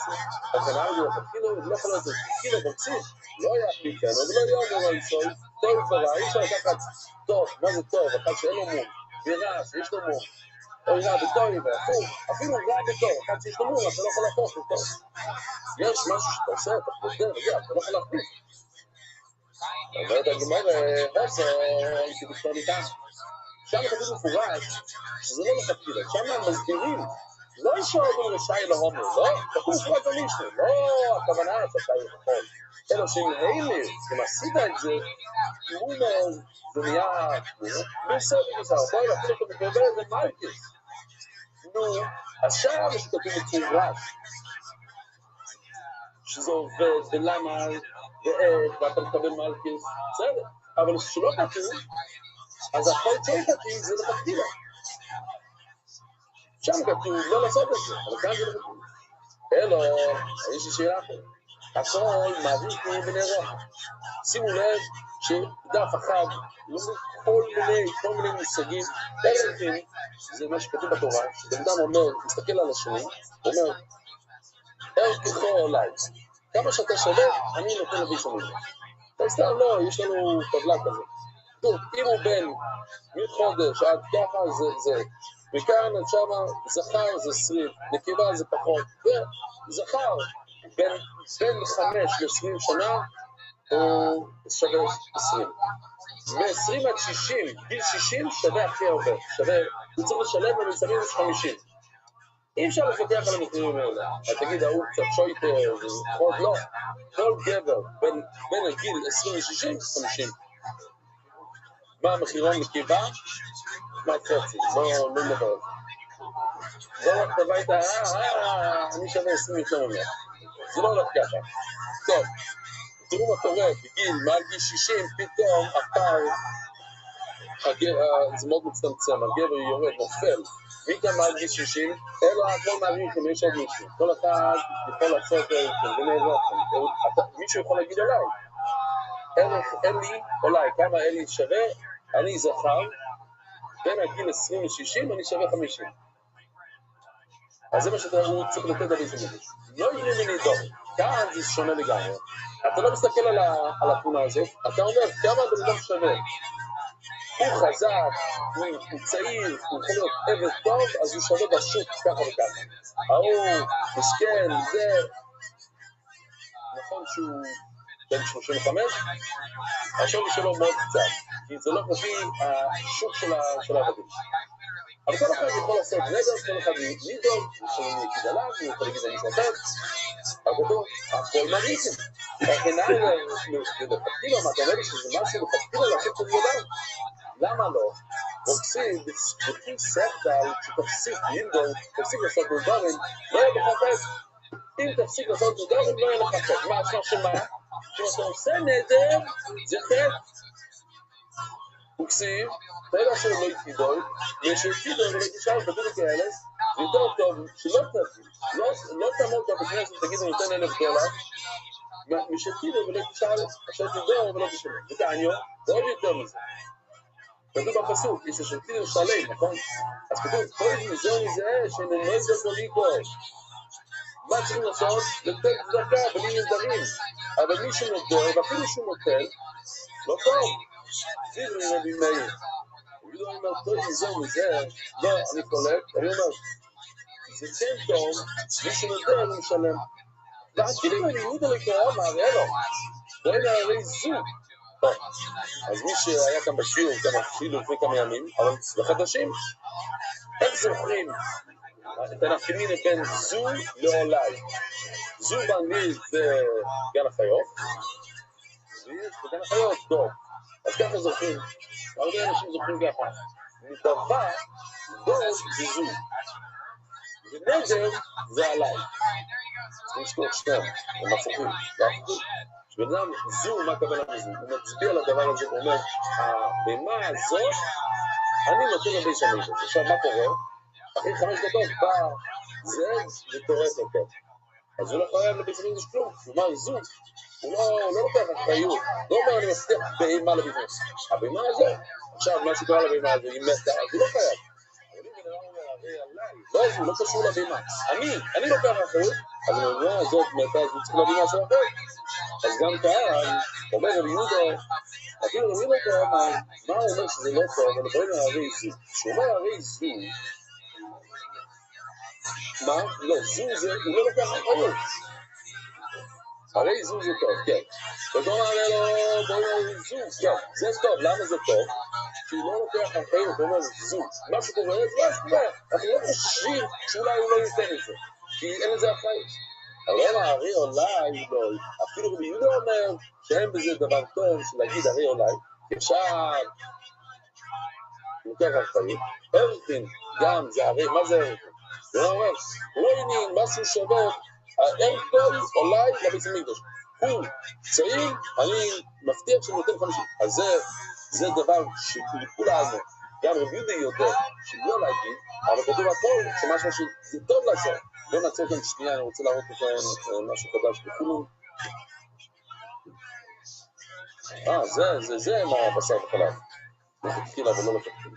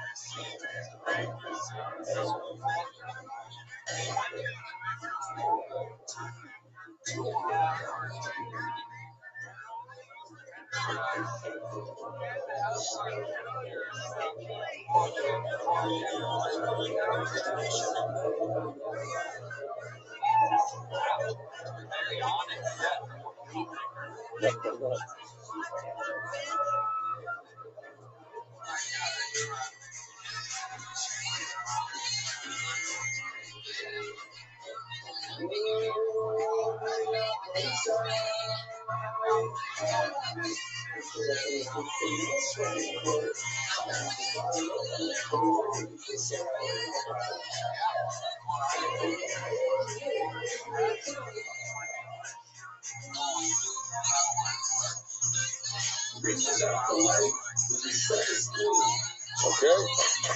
תשימו בסטטוס. אבל לא מעניין להם, בכל הכל, למה תתחילו? אז מה שכתוב, ולאכול חיום בסיסו. הכל חיום בסיסיס. זה בא לרבות, כאילו פוטו, כן? כל מי שנצטרך להגיד לכל יצטרך פסוקה. הכל חיום בסיסיס. אוטונומי. זה למה תתחילו? מה? אז אתה אומר לי שהכל חיום בסיסיס זה לא לחתחילה. לא, אתה לא חייב לחתחילה לבוא, אתה חייב לחתחילה לבוא שזה מתקבל את זה לערב גם. אז אתה חייב לשאול את הפסוקה. אבל למה זה לחתחילה? עוד הגמור, חיום לא תאמינו. לא, אם כתוב, הכל חיום, אז ודאי שזה לחתחילה. אני כתוב בדי המילה חיום. אצלנו בעלי שכתוב, הכל שפטים. לא כתוב, הכל חייבים לשפוט, הכל חייבים בסוכה, ודאי שזה חיום, זה לחתחילה. אלא מיעטר, הכל סולחים, איפה עוד האנושים ואיפה עוד כאן מוצאים את המילה אנושים, כי אנחנו בדיוק למדנו את ההלכות האלה, שאישה לא עושה סמיכו, אז בואו נוציא את זה עכשיו. מה זה סמיכו? הנה סמיכו. ורואי סי, אם תסתכלו על הדלת, תראו את גדול הבעלי חסד של הדור, יוצא עכשיו. טוב, זה סמיכו. סמיכו זה לסמוך כל הכוח על הבהמה, שמביאים קורבן. אז כתוב, הכל סוינקים. אופנם זה למה חתכו. עכשיו אתה אומר לי שהכל זה לא לחתכו. אז הכל סוינקים זה לא לחתכו. אופנם זה למה חתכו. תופסים בסוף יום בזמין קצת. זה פסוק בתורה שצריכים לעשות סמיכו. אם לא עושים, זה לא פוסל, אבל זה חתכים אותם. עוד הגמוריים, לפעמים זה ככה, לפעמים זה ככה. איקה הכל לחתכילו, ואיקה הכל לחתכילו. לפעמים הכל זה לחתכילו, ולפעמים לא, ואצלנו במשנה הכל זה לחתכילו. אלא הכל, דעות אמורה לחתכילו, זה תיק שלו. מי אמר לך? דין מדייבדו. אולי הכל, מדייבד, זה תיק שלו. אתה אומר, אני לא מצליח לדעת שאלה שלי. אתה צודק, אם רק היה כתוב הכל שולטים בסדר, אפשר ללכת לכאן, לכיוון הזה, לכיוון הזה. אבל מה המילים מיד אחת? שקידון של שיירו, קעה שלי. שמאמין את כל שקידון של שיירו או ביאבת. המילים מיד אחת אומר, זה כאילו, אני לא אגיד שמות כאן, איך שם הפחות, יותר נמוך. יש כאלה, יש כאן למעלה, שזה יקר, ויש כאלה. חוץ לארץ, זה עכשיו מסכן כזה. אז נגדול שקידון של דיאבת, נקרא זה הכל לחתכילו. כתוב, שקידון של דיאבת. אבל מילים לפני זה, זה הכל לא יכול להיות שאנחנו חוזרים על עצמנו, לא יכול להיות. הכל שולטים בדיאבת. הוא שקידון של דיאבת. מה, אתה סוף חוזר על מילים? יש מקרה שזה לחתכילו, ויש מקרה שזה דיאבת. זה היה החוכמה שלנו. דיאבת, כך דיאבת דובלית. בשביל מה? להגיד, כתוב דבר פעמיים. ועל זה הגמרא מפרשת עכשיו 6 פירושים. לא ניתן את כל 6 היום, אבל נתחיל. איך זה עובד? עוד פעם. הכל שוקטים חייב להיות לכתחילה. ושקידון של שיירו זה בדיעבד. מה הכוונה? על מה מדובר כאן? אומר רבי ואמרו לו, הכל שוקטים, מה הכוונה לכתחילה ואפילו פעלות וכולי? בן אדם שכאן הלך ללוויה, הוא יכול להיות שופט כולי. מה החידוש בזה? כל מיני כולים, מה למען זה? אז מה? כל השופטים היום, גם של השחיתות הכי, הם כולם פנויים. כולם היום פנויים. אז מה החידוש? אומרת הגמורת בכולים שנעשו על תארץ הקודש. או מושג חדש. בואו נזכור את זה. מה זה כולים שנעשו על תארץ הקודש? אומר רש"י, וכיוון עליהם לאכול בתארץ קודש, שלא יצא להרגי לעצמו בתארץ קודשם. הוא עושה חומר, מעל ומעבר. הוא עושה כאילו שהחומים הם קודשם. למה? כשמיועד השלומים, יום אחד יביא שלום מבית המקדש, לא דווקא כהן. כל אחד יכול להקפיד ולהחמיר על עצמו, לאכול קודשים, לאכול שלומים, אותו דבר, יהיה בוקר לשמירו שם. הוא רוצה להגביל את עצמו, בכוסו והתחולים שנעשו אותם עשה קודש, כקודש דום. זה ממש הערכה של קודשים. אם ככה, מישהו שהוא טמא, ודאי שאסור לו לשחוט. מישהו שהוא טמא, אסור לו לשחוט. הוא מתנהג כמו שזה, סליחה, בקודשים, כן? בקודשים, אם אחד יש לו... Oh, look who it is. Everybody stop what you're doing. Everybody stop what you're doing. It's Aquarius is here. How you living, girl? רק מה הבעיה זה שאתה תשחוט את זה ושנייה אחר כך אתה לוקח אותה איך שהיא מתה ואתה שם I'm well, thankfully. I did a 3-hour podcast today. I was really nervous about it, but they were very nice to me and it went really well. And then I got this email from a girl that we might do a podcast on Tuesday, which is great. And then I got another email, maybe. And somebody goes, 250,000 followers. That's this one that I've been flirting with and seeing if I could do their podcast. And at first he was like, this is kind of a strange bird. So at first he's like, what do you want to come on and talk about? I'm like, well, I stream my life 24 hours a day, 7 days a week, yada, yada, yada.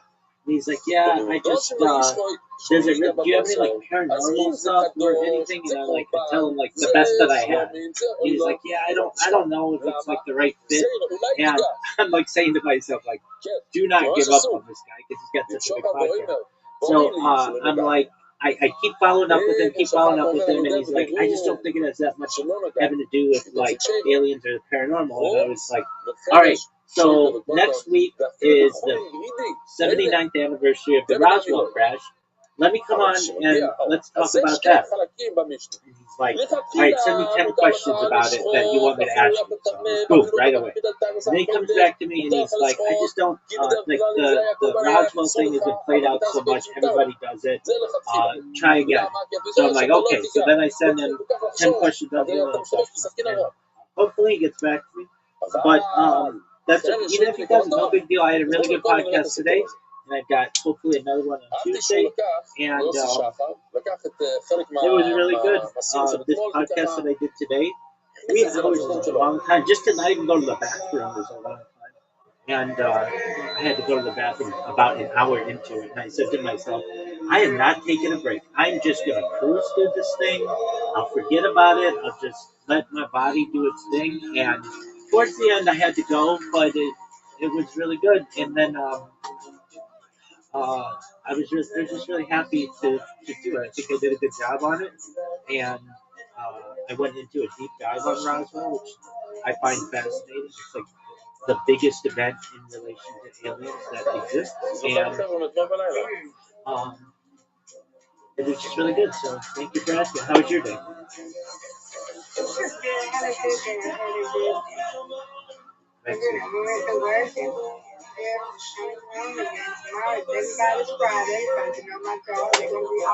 On Friday, exactly. I was going to ask you that. Okay, so great.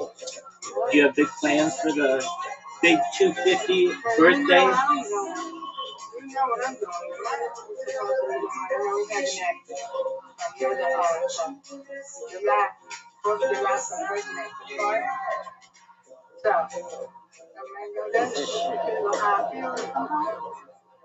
טוב, אז עכשיו, חוץ מכלל ראשון לקרוא את העובדה, אפילו בחו"ל עברי דתי, תהיה מדינה ממנו, שהם הרגישו, בואו אני אוציא את זה, זה, בבוא ישראל זה ממש, זה הקרנה. כך זה נראה, מה שיש לנו למזגנים, לוקחים הרבה מהבהמות, מחברים אותם, זה קונה, כן? אני חתכתי את זה פעם בסוגיה, להראות שזה נפתח, בסדר, נביא עוד. זה נושמים, זה מאוד קשה.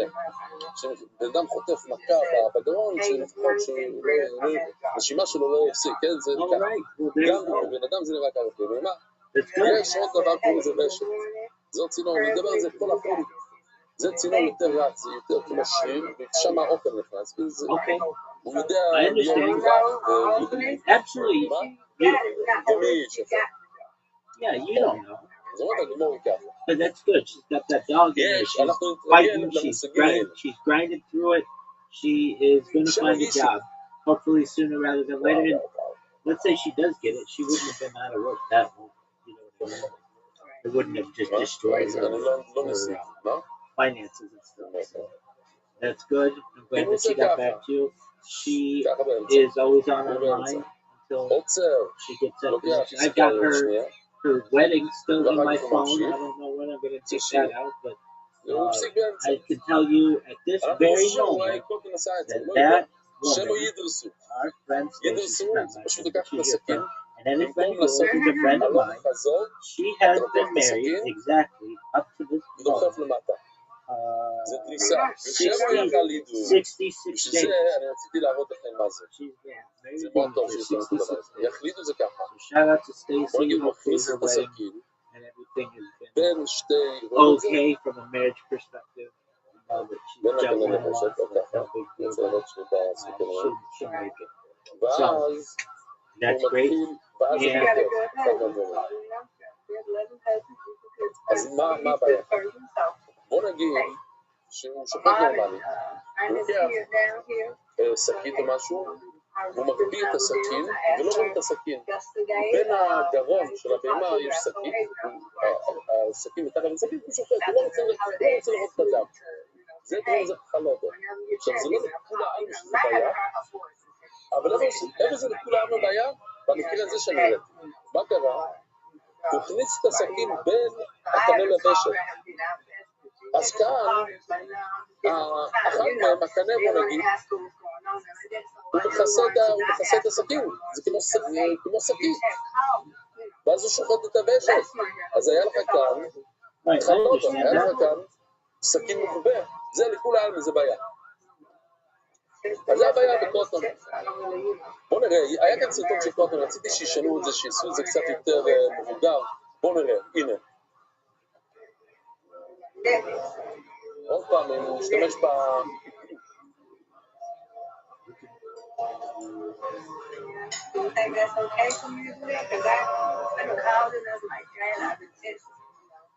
ג'ים שטיינבורג, בלש. Yeah, absolutely. I think it's a great idea. Text her beforehand. Text her beforehand and say, I want you to know that I love you, I care about you, and I haven't heard your voice in a long time. So when you find the moment, send me call me. I'd love to catch up. Yeah, definitely. And I think it's a good idea doing it after the holiday and everything. That's important. And for her to be at a job interview this week, that's really good because a lot of people take this week off, and because it's a short week, like the big middle of the summer holiday, and that she's getting bites at least on jobs. That's great. She just got to keep that grind up. Sure. She'll get it. זו מדלגת. 100%. She doesn't have any updates right now. They haven't chosen anybody for that job yet. משיח. You know that you'll be in that short list of people, probably after her husband לא and her הבנתי מה mom הוא שינה and כאן, dad, בגלל whatever, ששישמעו את זה. family. And then you're going to be טוב. told, then I'm going to find out. Then the world's going to find out. So Stacy, if you're watching this ever, now or in the future, you should know that we are all waiting with bated breath for you to get שאם this יש position. מישהו Whatever it שרואה, may be. יש ידי חול, And זה בסדר. exactly. על איזה ציור? הנה, And אתה יושב no one בקוטון. says it has to be your forever job. It's just אז something. אנחנו It מדברים על just חרשות וככה. get off, מה זה? get off your feet, get on your feet, זה לא and ככה then מדברים. ואם שחטנו, ממשיכים הלאה. exactly. And then from there, you find something. If you want, if you don't like this job, go find something else. But הטוב לא at least this זה לא way, הגנה למקרה שלנו אולי. will העם הזה say מתחיל active לנהל and שם, ולא everything, and you צריך never know, you שמישהו may יראה, fall in love with this ומישהו job, יתאמן, and it's הוא the יכול best לשחוט job. בלי שיראו, בלי שיהיה משגיח. And she's ואלו, and אתה she's saying, you know וכולי, what? העם הזה מתחיל לנהל What שם, happened with the ואלו, other אתה place is במקדוש. the best אז thing תגיד that ever שגם happened to בכמה me. They מקדושים, didn't appreciate me שם there. They צריך didn't care מישהו, about me there מישהו like they שיראה do אותו, here, צריך משגיח. etc. ובואו ניסעתי, לא צריך משגיח, השוחט בעצמו יכול להגיד, אני לא נגעתי.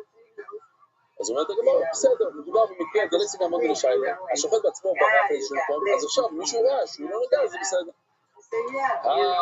תום מקדושים מאוד נאפתו. אז שואלת הגמרא, מה, כל הציור הזה של תום מקדושים מכאן?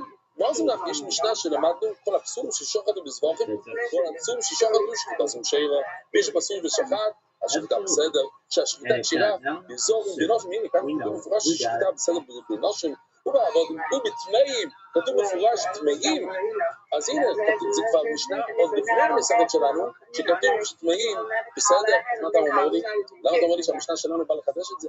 תבינו קודשי קודשים, ועובד שלא יהיו טמאים לא יהיו באוסר, כתוב מפורש קודשי קודשים. אבל הגמרא, הופי גיטו, כאן זה נכון שחיטה, חולין, אז כאן זה העיקר, אוסר, שם מזבוחים, אבל שם פסולים, כאן להם איתם מקדושים, שם כתוב נשים וזה, כל זה, אז מכניסים גם את הקודשים. ובואי סיים עושים לי כתוב קודשים קודשים, שם זה העיקר.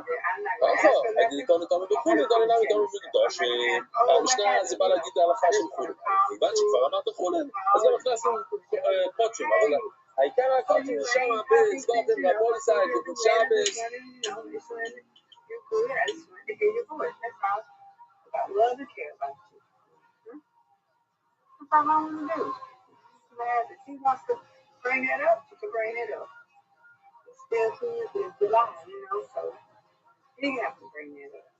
Right. That's absolutely right, Miss Grace. I do want to know. I do want to know, but it's not what I'm doing. I don't know. Because we got a lot of people that's sensitive. They might not want to touch like that. Oh yeah, definitely. Definitely. Yeah. Definitely, and it gets annoying after a while if you're not chosen, and then it's like, look, calm down. I'll get it. I'll tell you when I get it. Don't bother me. And okay, No, I'm talking about because of what happened with Delta. You know what I'm saying? I don't want to. Oh, that. Ask for that, right? Yeah. Well, I mean, we kind of know. They said that she took too much time off. I wouldn't know. I don't know. All I know is she got laid off. Yeah. That's what I think the problem is. Oh, okay. That girl does not go, she don't miss work, only unless she has something to do. That girl don't miss work. So I know that's what it is. Like, y'all jealous or y'all just say, okay, well, she's too many days, so y'all want to go into lay her out. That's what I think. I really do think that. That definitely could be. Because she took out what? Body shower. That was the one with the body shower. That was in March, right? That in March? Yeah, that was in March, right, Rebecca? Yes, ma'am. That was in March. Yeah, that was in March. And then here comes the month after that. Here comes the wedding.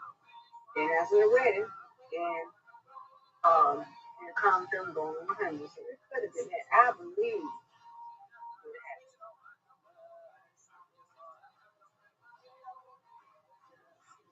I don't know. I just not gonna ask. She'll tell me when she feel like she will.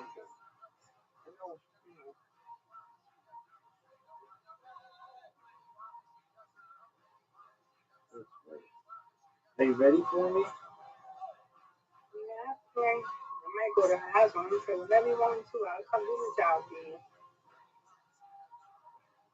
Yeah, you just give her some time to. I'll give her some time. So whatever you want me to visit, I'll come visit. But I just, I'm not going to ask that crazy question. Right. I'm not going to ask that crazy question. I would say let her get the job, let her be in the job for a month, and then say. Right. Yes. Right. I just want to hear her voice. It's not about, I just want to hear her voice. I haven't heard her voice in a minute.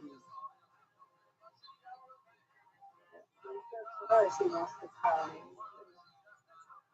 Yeah, I got one. So, yeah, that's all. She's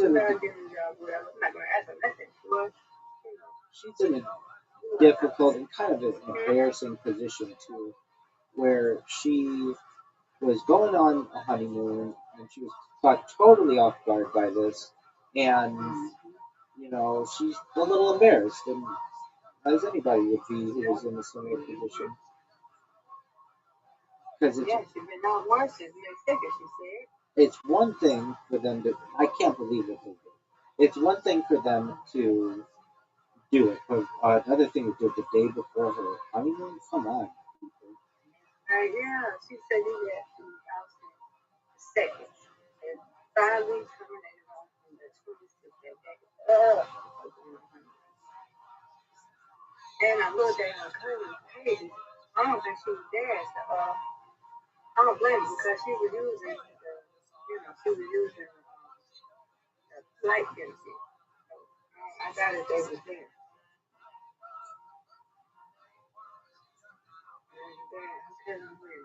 No, that was hurtful news, you know? Absolutely. When was her cousin's wedding? Her cousin, her cousins from Louisiana, Yeah, when was her they got wedding? married. They got married on May 23rd. Oh, okay. After her, May 23rd, after the day after her birthday, the Stacy birthday. Yeah. And you're saying that Stacy was not there for that wedding? I don't think she was there. I didn't see her in no pictures. I don't know. No, she could have been. But hey, that was the wedding, you know. Right. That's how the wedding was. I don't know. I didn't see her Jamal. I don't know. I didn't see her other cousin. I don't know. It could have been, it might not be no pictures, but people were taking pictures. They might not, you know. We still waiting on our pictures, these pictures. We still waiting on Stacy pictures. Oh, how is that?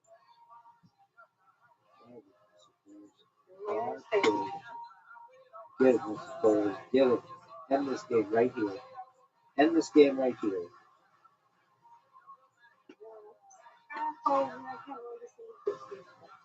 Well, she's got 7 that she's got to get. And she just got them.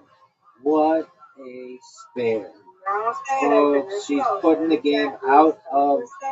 She's putting it out of touch. Miss Aquarius, you got a giant lead on me. You got it. Stop it. Nope, you won. I can't get you. You got it. Miss Aquarius. What a win. Miss Aquarius. I win. She wins. I win. I win. She wins. Reload. Miss Aquarius. That was not my best work and amazing work on your part. You put that game out of reach with getting that spare at the end. Some of the big me got a double on my forehead. Some building up the something down here.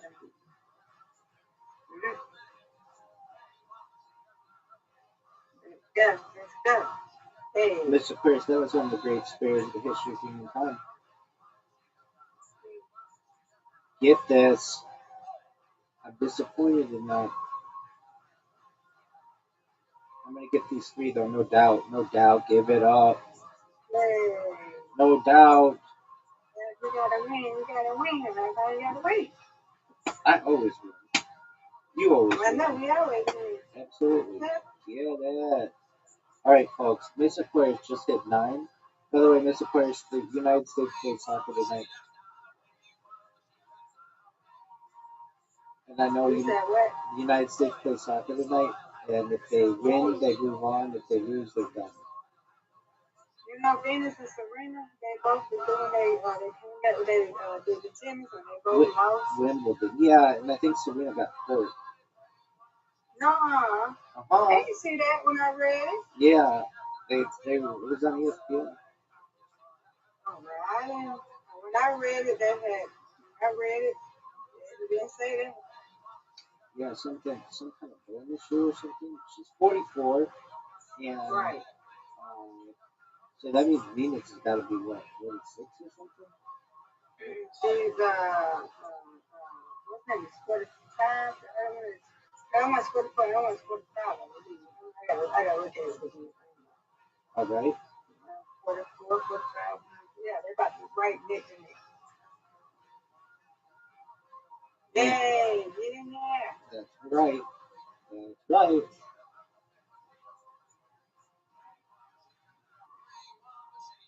And Miss my Aquarius God. matched me.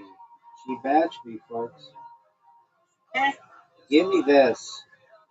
No. Unbelievable miss. Unbelievable miss, folks. Oh, get out of here. Get out of here. We have a rare double loss from everybody's favorite rabbi. A rare double loss. This thing is done. Miss Aquarius had the strike, and now she's going to add to it. Get it, get it, get it. Get it, get it, get it. Folks, she's got 69. She has 69. And now she's got to get this one in the corner, and she did like a champ. Like a champ, folks. Folks, this game is out of reach. Even 3 strikes in a row aren't going to do us much benefit. Folks, it's over. Mr. Aquarius just put this game completely out of reach. I cannot win. Impossible. Even if I got strike after strike after strike, I still would have only had 79. Miss Aquarius, look at you, girl. Look at you. I win, you win, you win, I win. Undefeated in bowling, undefeated in friendship. undefeated in friendship. All right. And you still win. Oh, of course. Before you go, let's get to the bottom of this Williams system here.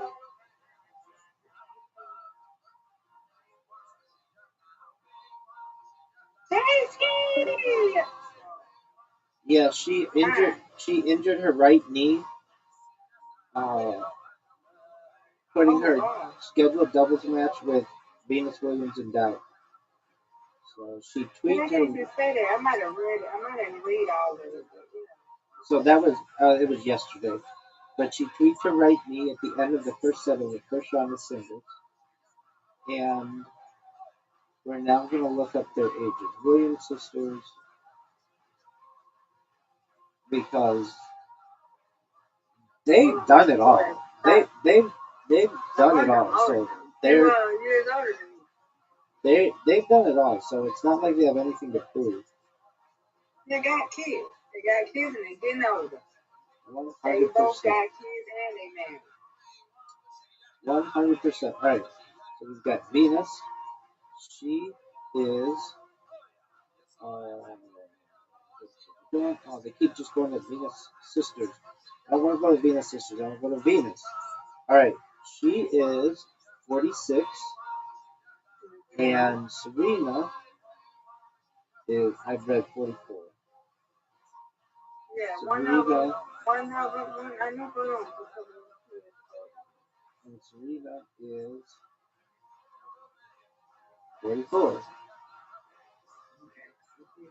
I know she's one of them. Yeah, so they didn't know that's what my answer. She was telling me, she said, yeah, you know, they had kids and they married, so they done got older. I said, yeah, you're right. But they still doing good. They still can play. They just, hey, when we time it, you know, they done got older. But I think it's going to be their last time anyway. I think it's going to be Venus last. Oh, yeah. What else do you have to prove? Yeah. We get it. I think it's going to be their last time, ain't it? You Is two. it going to be their last time playing? They got that. I think that's what it's, They got that. yeah, I think it's going to be their last, not this one I'm saying.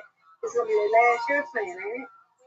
I think one of them That's a said question. it's going to be their last year. That's a question for them, but they've done it all, so I don't know what more they want to do. Yeah, they do that. Right. So it should be, hey, they done did that. I would make a school or make something. Or eventually teach other kids how to, somebody how to do it. Y'all got kids of y'all own. Let your kids be, you know. The next Venus or the next Serena. I Y'all understand. did a good job. Y'all did it. Out the right. Through the years. So yeah. What you think? You think they should hang it up?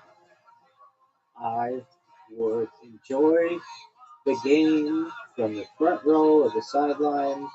I'd be sitting there with a cocktail, watching the next generation of people play, Right. Right. talking to Right. people, Okay. enjoying it. I Yep. would not. What more do I need? I'm a multimillionaire. Right. It's not like even if I won, it's going to be that much more money for me. I would Right. just, I would chill, frankly. Yep. Me too. Hey, I can get retired. I got a whole bunch of them. Y'all do it. That's absolutely right.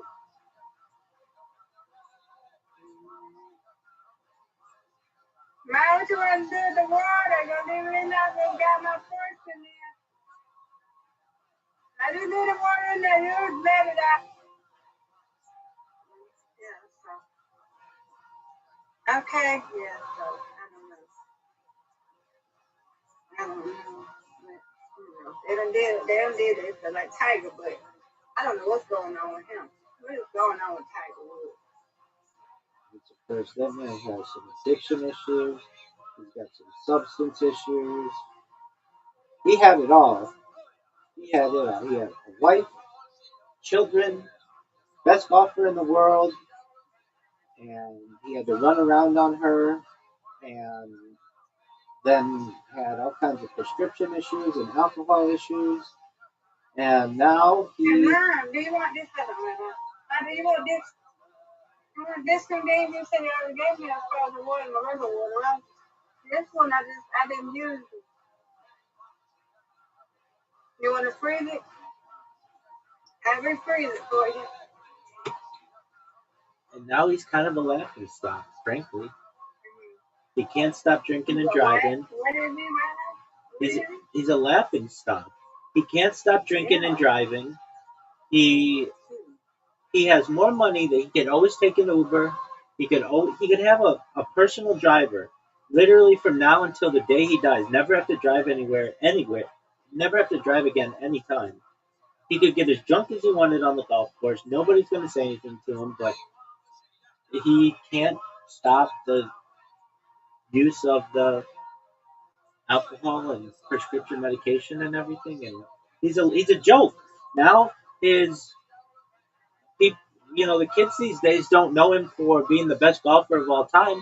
They know him because of his mugshot, and his the police videos and the mugshots, and they know him to be a bad driver who drinks and drives, who cheated on his wife and lost half of his money or whatever it was, and his kids can't have that much respect for their father. I hate to say it, but how are you going to look up to somebody who has like 3 or 4 DUIs? They cheated on your mother while you were little kids with every single cocktail waitress and Applebee's waitress and TGI Fridays hostess that could be found. And I don't really tolerate that kind of behavior. I think that Right. you, in my opinion, if you want to go gallivanting, if you want to go running around, then you have to have a conversation with your spouse and you have to say, I don't want to be married with you anymore. It's not fair to you for me to be doing this kind of stuff behind your back, and let's just get a divorce. It's as simple as that. Right. And all the people who are like, well, they're okay with it or whatever. I mean, that gets murky. Are they really that okay with it? He's Tiger Woods. What are you going to say? No? It's like tens of millions of dollars, hundreds of millions of dollars are on the line. But if you're doing this kind of stuff without her knowledge, and then on top of that, you're abusing yourself, you're abusing your body, you're putting other people's lives on the line. I just don't really think that it's a good. It's definitely not a good look. And He's making his job, his career go down. exactly. And like fortunately, Michael Jordan didn't do that so much. He's not perfect either. He's got a major gambling problem, but he's got enough money that he's able to know when enough is enough. And Tiger Woods could be at that level and was once at that level of like there's Tiger Woods and Michael Jordan, but everybody kind of when I think of Tiger Woods, oh yeah, I think of how good he was as a golfer, but then in the back of my mind I also know this guy's a scumbag.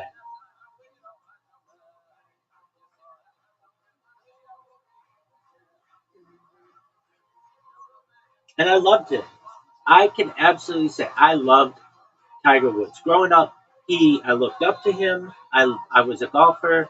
I appreciated what he did for the game. I appreciated how he was different than everybody else, and he just was. He made the game exciting. He helped youth golf. He made the game more diverse. He brought swagger to the game. He brought just uh, an amazing amount of talent. And it was like up until 2008 when all of the things came out, he was untouchable. He was untouchable as an athlete. He was the biggest athlete in the world, arguably.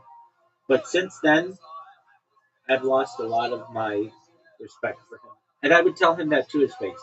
I loved you. And I can't say that anymore.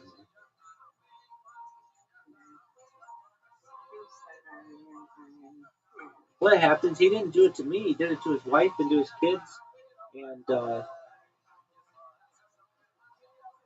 And he'll never be able to get all my respect again. I don't care what he does. Whenever he does Now, anything, what you say he did to the wife now? You say he did what to her? he cheated on her with a lot of different women throughout the United States. And then they got into a The fight. one he's with now? His wife he's with now? Well, they got divorced. Okay. Yeah. And she was just like a nanny for another golfer. She was from Sweden. She didn't ask for this. She just wanted a loyal husband with whom she could raise children, and he ended up cheating all over her.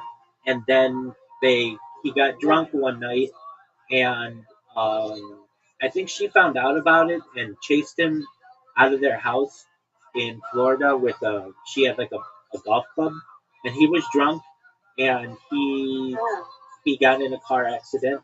That was the first accident, and he's been in like 3 or 4 different DUIs since then. And at that point, you've got a problem. You literally could have a lifetime pass to Uber. Anywhere you are in the United States or the world, somebody will pick you up. You're Tiger Woods. They will drive you home, but he just can't get over that issue that he has. Pardon me, I disconnected for a second. He just can't get over that issue that he has, and for that reason, if anybody ever wants to say who's the best athlete of all time, I mean, there's an argument to be made for golf, but there's an argument to be made that he's not the best of all time too. But if my children, God willing, were looking, God willing, to want to look up to someone, I would say, do not look up to Tiger Woods. He's not the guy to look up to.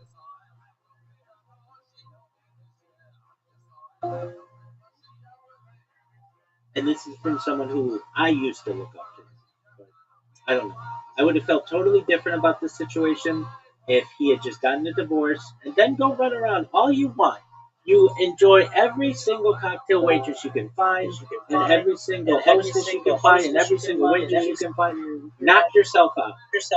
But if you are married and your wife is not okay with that, that to me is scum.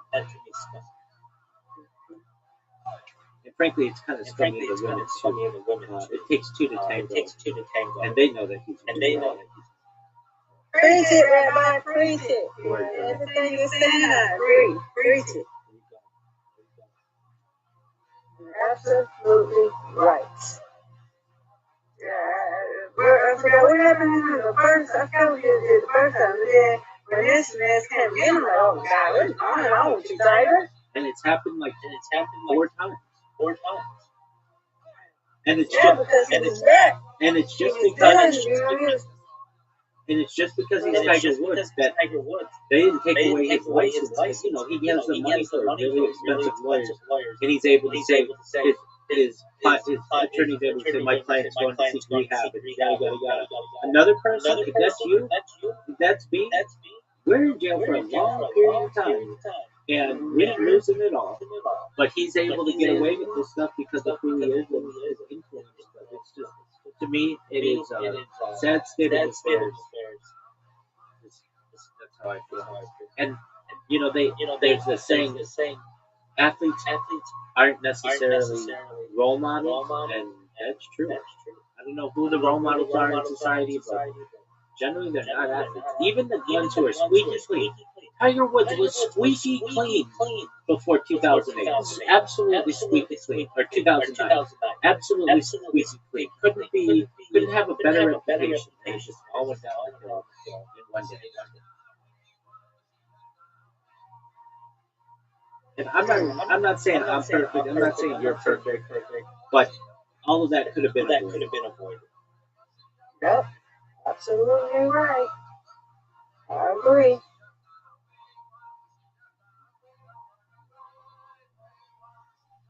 Totally agree. Yeah, because I don't know what happened the first time. I know something happened the first time. And then he went back to, I think he was in an accident, right? Were he in an accident? He's been in like 4 accidents. Okay, well. I know you know, Rabbi, if something happened. Yeah, it was in November 2000. It was in November 2009, right around Thanksgiving. Right. And then he came back, and then he recovered, and then he went back to golfing, right? Yeah, and he ended up winning the Masters in the late 2010s. But he ran into issues again with alcohol at least 4 times total. And that's what we know.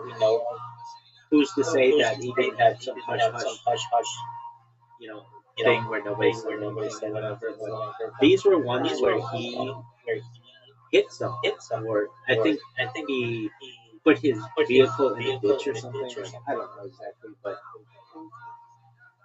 there's just no excuse for that when he has all this money. He's a billion. He literally could pay someone $1 million a year for the rest of his life, never have that really hurt him, and just say, all you have to do is drive me. That's it. Mm-hmm. That's it. That's all you can do. I'll get somebody to drive me around. I'd get a bus pass, bus token, whatever it takes. But why would you risk all of this? I didn't know all that had happened.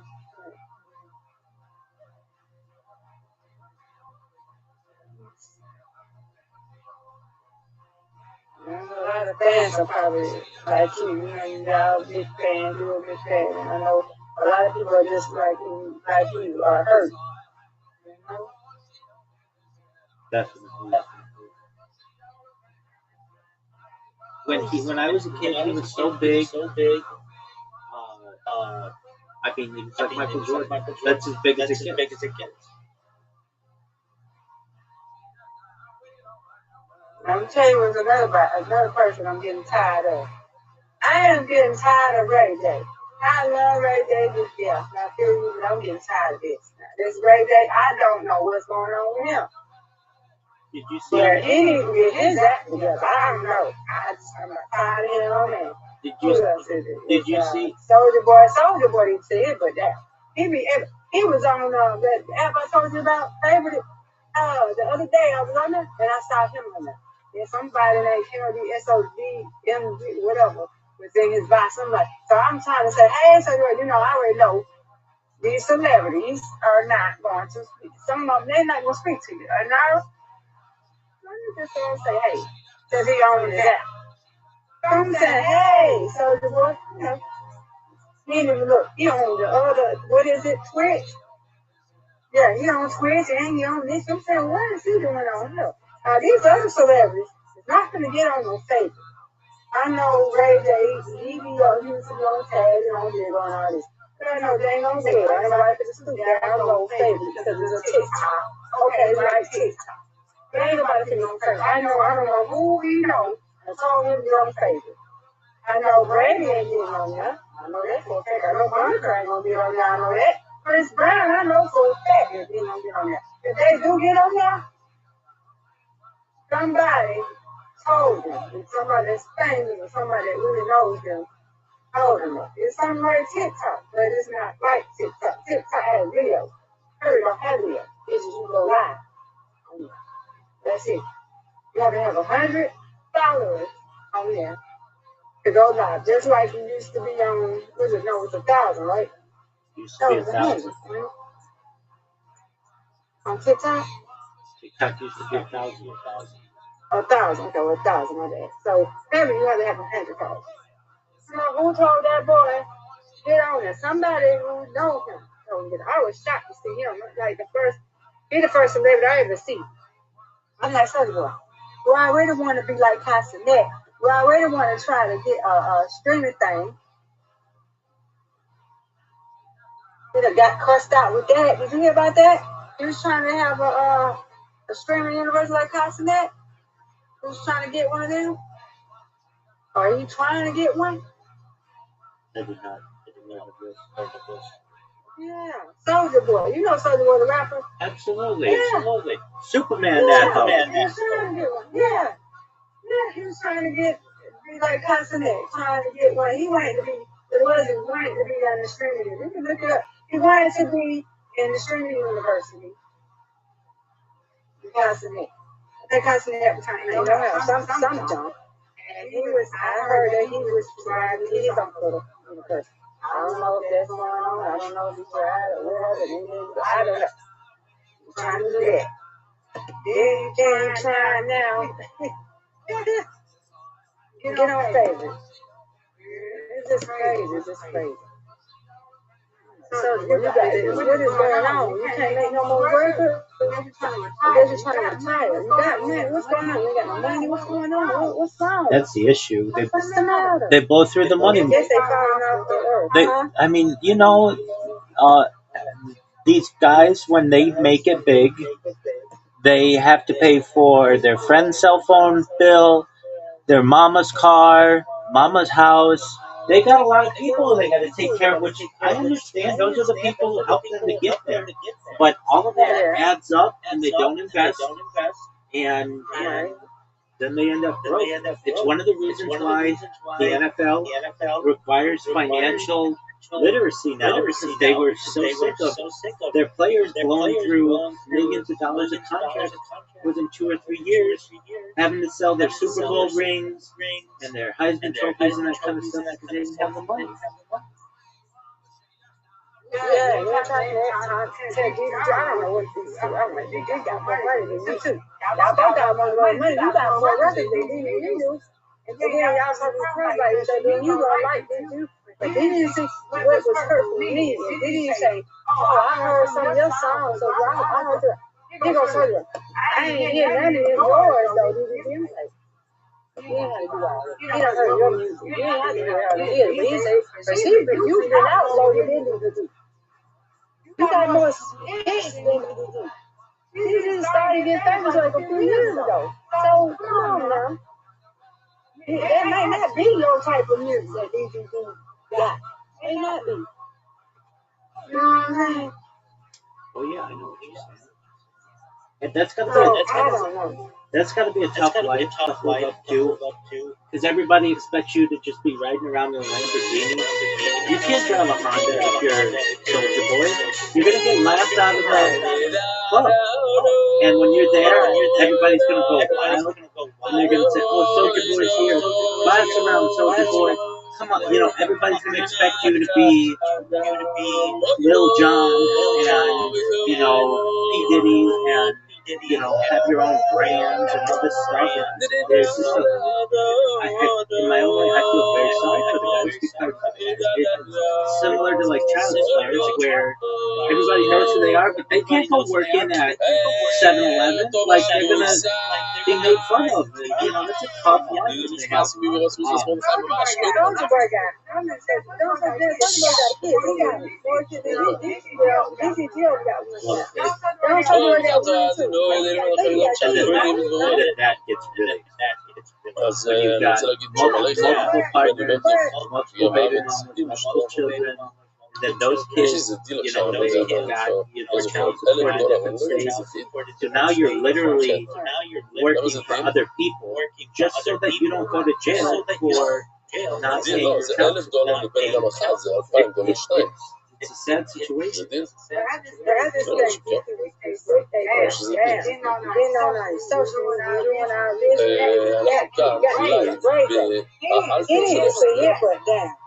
היום היה לי תסריט להמקום, אני מוציא את זה לכולם, שטובנפלד, צריכים, הם הולכים שם, צריכים שתי מכונים, אחד לשיר למטה ואחד יכולים למעלה.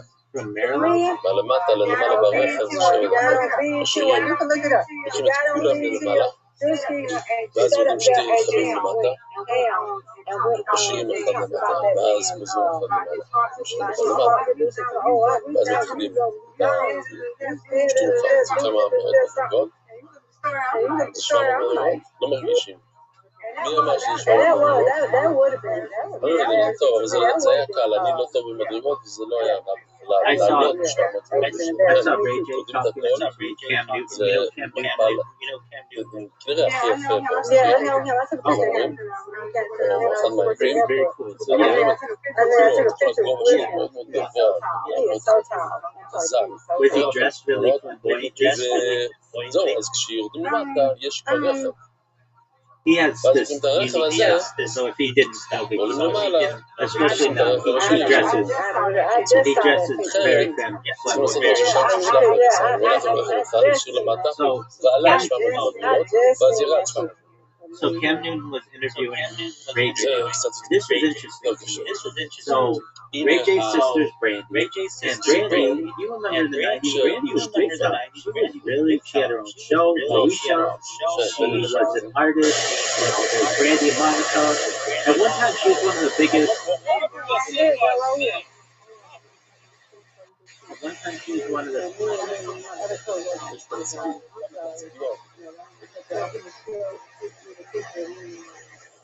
זה לא עושה כלום, זה רבע ממש. כאן צהלתם, אם אפשר לראות, אולי היה יום נהדר בשביל העיר הזה, כי לא ירד גשם, אבל היה נושא של עננים, אז היה חגיג קצת. אז היה תשמע, לא היה אי אפשר לקבל את זה. מה? oh, that's falling. אוי, זה, לא שמעתי.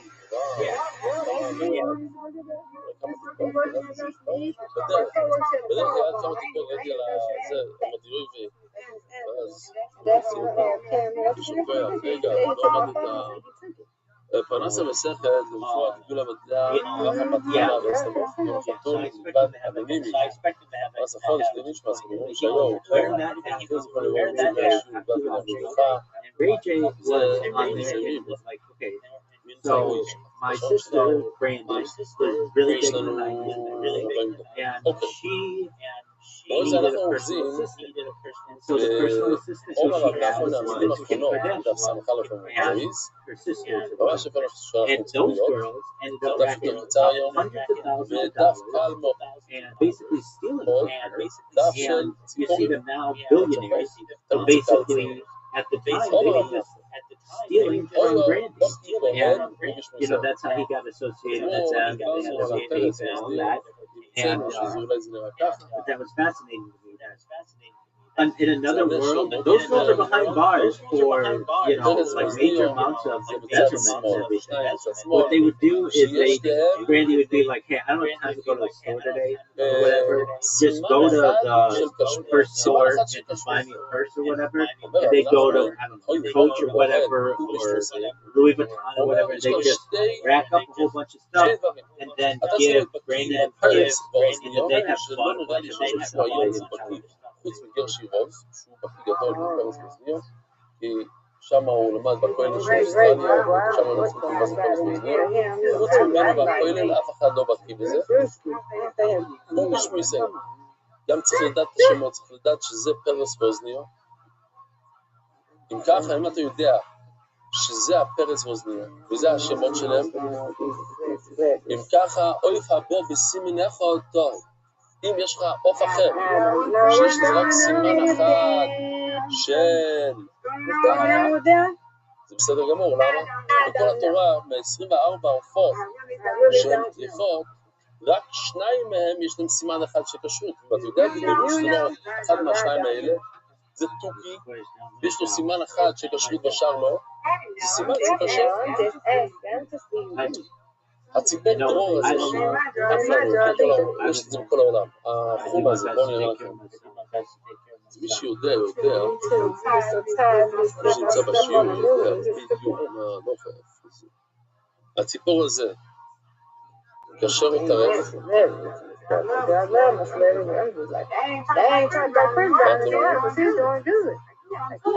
אז מי שזוכר, זה הציפור, מה? מה אתה אומר?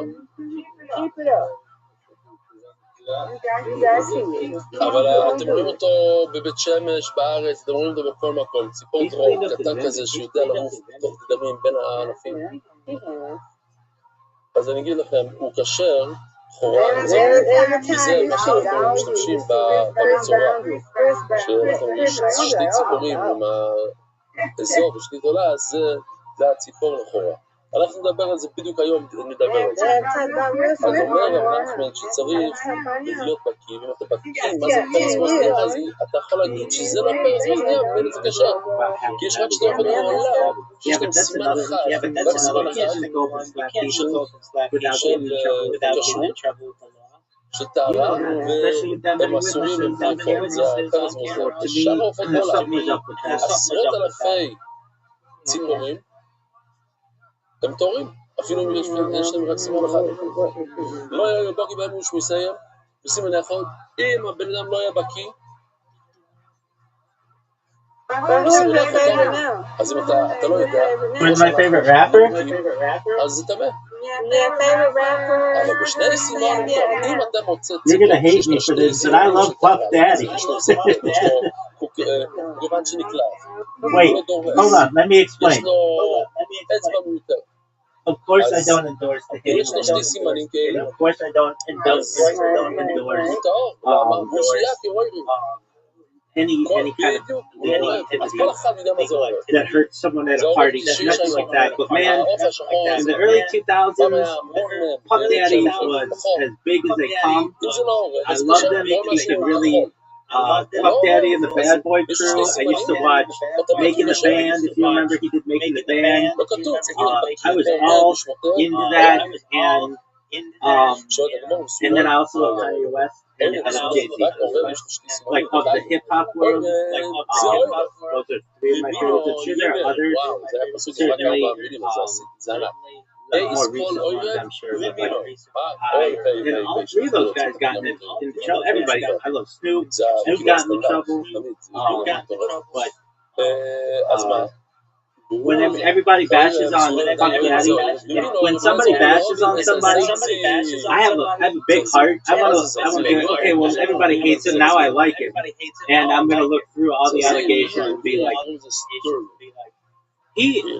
if you ever watched like VH1 or MTV back in the early 2000s or BET, they were talking about it like openly, like yeah, the white party in the Hamptons and all this stuff goes down, and it was like openly talked about. So I was like, oh, you all were cool with it 20 years ago, but now you're not cool with it, and then it's like he went to jail for what, like trafficking of like it was what, שמה? like pimping.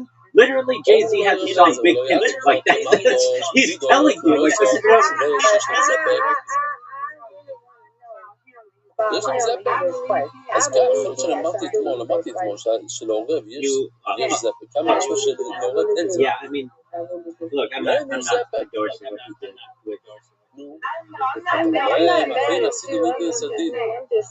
כן, זה מזכיר לי את הסיפור, מחבל זה רוב. לא יודע, אבל לא, הגיע נמצא. שאחד אמר, שמע, זה מישהו אומר, היי, ג'ינג'י. אז יראה ואמר, רגע, סליחה. זה אוכל השם לחברו, מה זה? כולם קוראים לו ג'ינג'י. אז הוא אמר, יש מספיק מקום בגיהנום לכולם. רק בגלל שכולם עושים את זה, זה לא אומר שזה מותר. זה אוכל השם לחברו. Again, that's what the I'm not endorsing that by any means. Right. אבל זה פוגע בזה, זה שונה.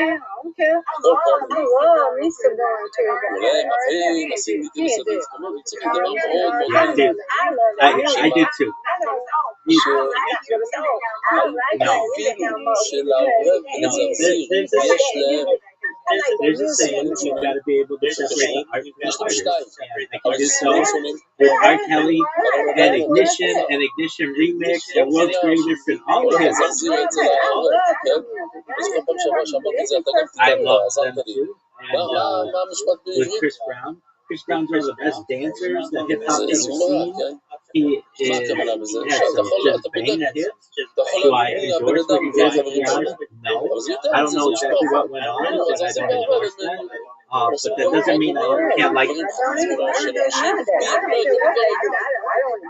But that doesn't mean I can't. Absolutely. But that doesn't mean I can't like the music.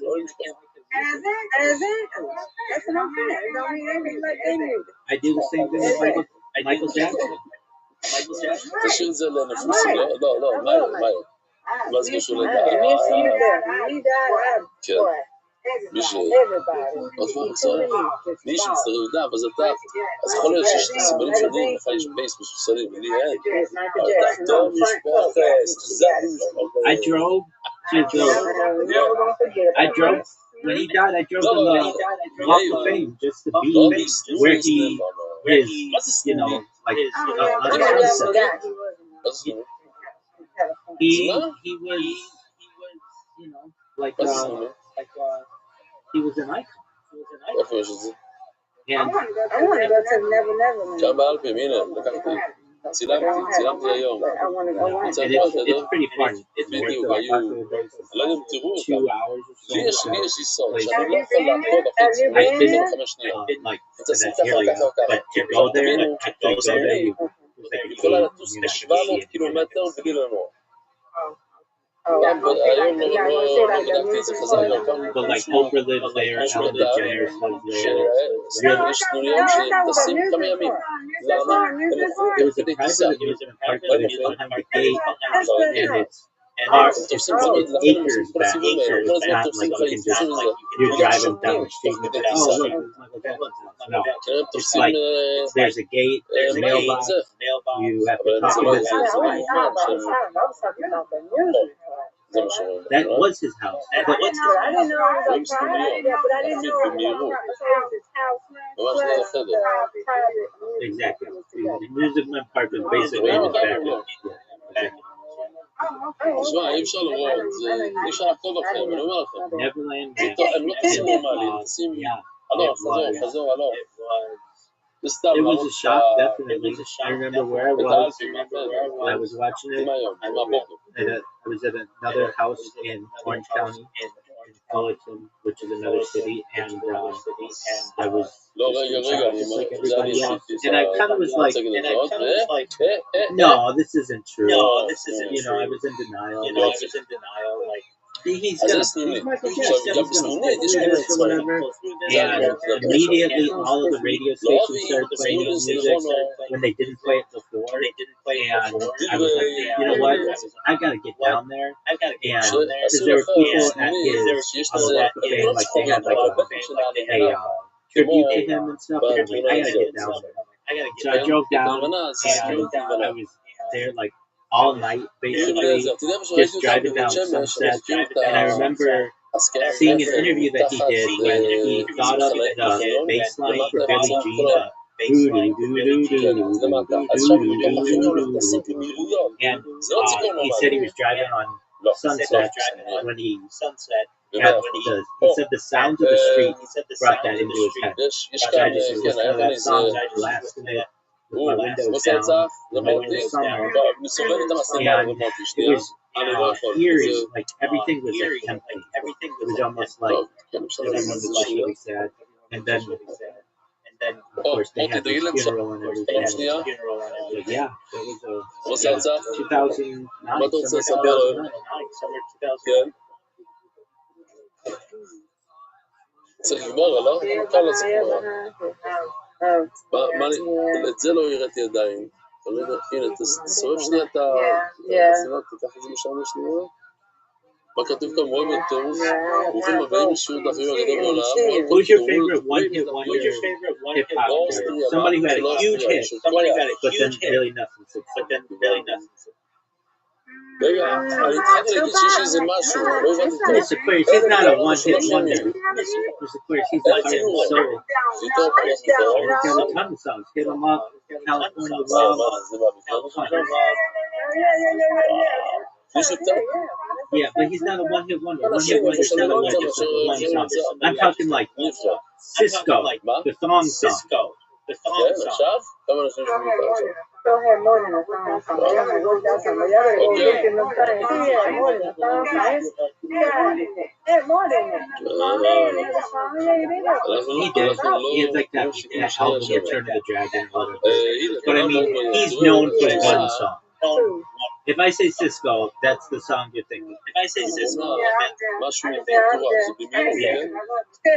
I did too, and he did have another song. He absolutely did, but I can't think of it either. בונס וגם, ממש כמו ביטון, זה הברזלים של הביטון בפנים, אז היא משתמשת עם...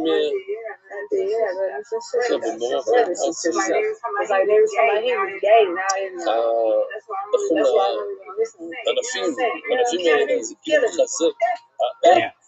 סרטים, מחזקים את הבונס. לא ראיתי כזה, כן, אף פעם? אבל לפעמים עושים בגלל בתורה, ליד השמות כזה. כן. עכשיו מבינים מה זה. אוקיי, אז זאת תגמור.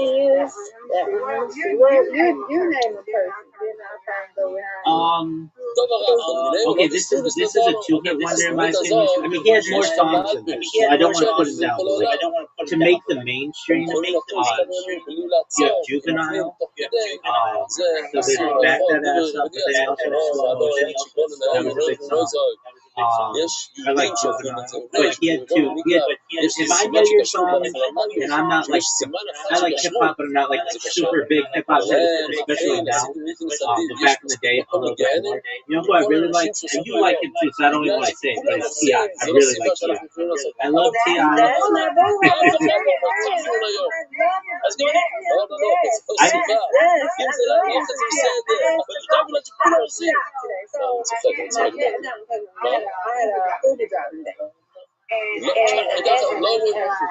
לא, אני רוצה של זה היה קרייזי בגר שם.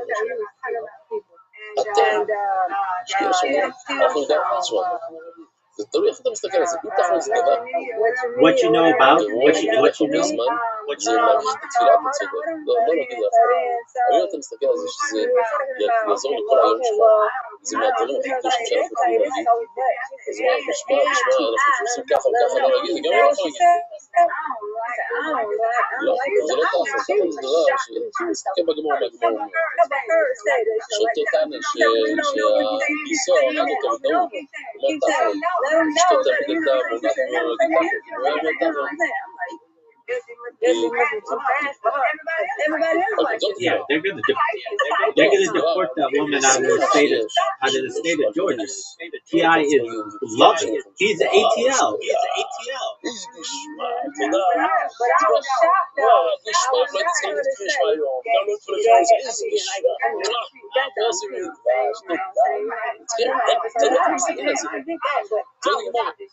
she didn't like that.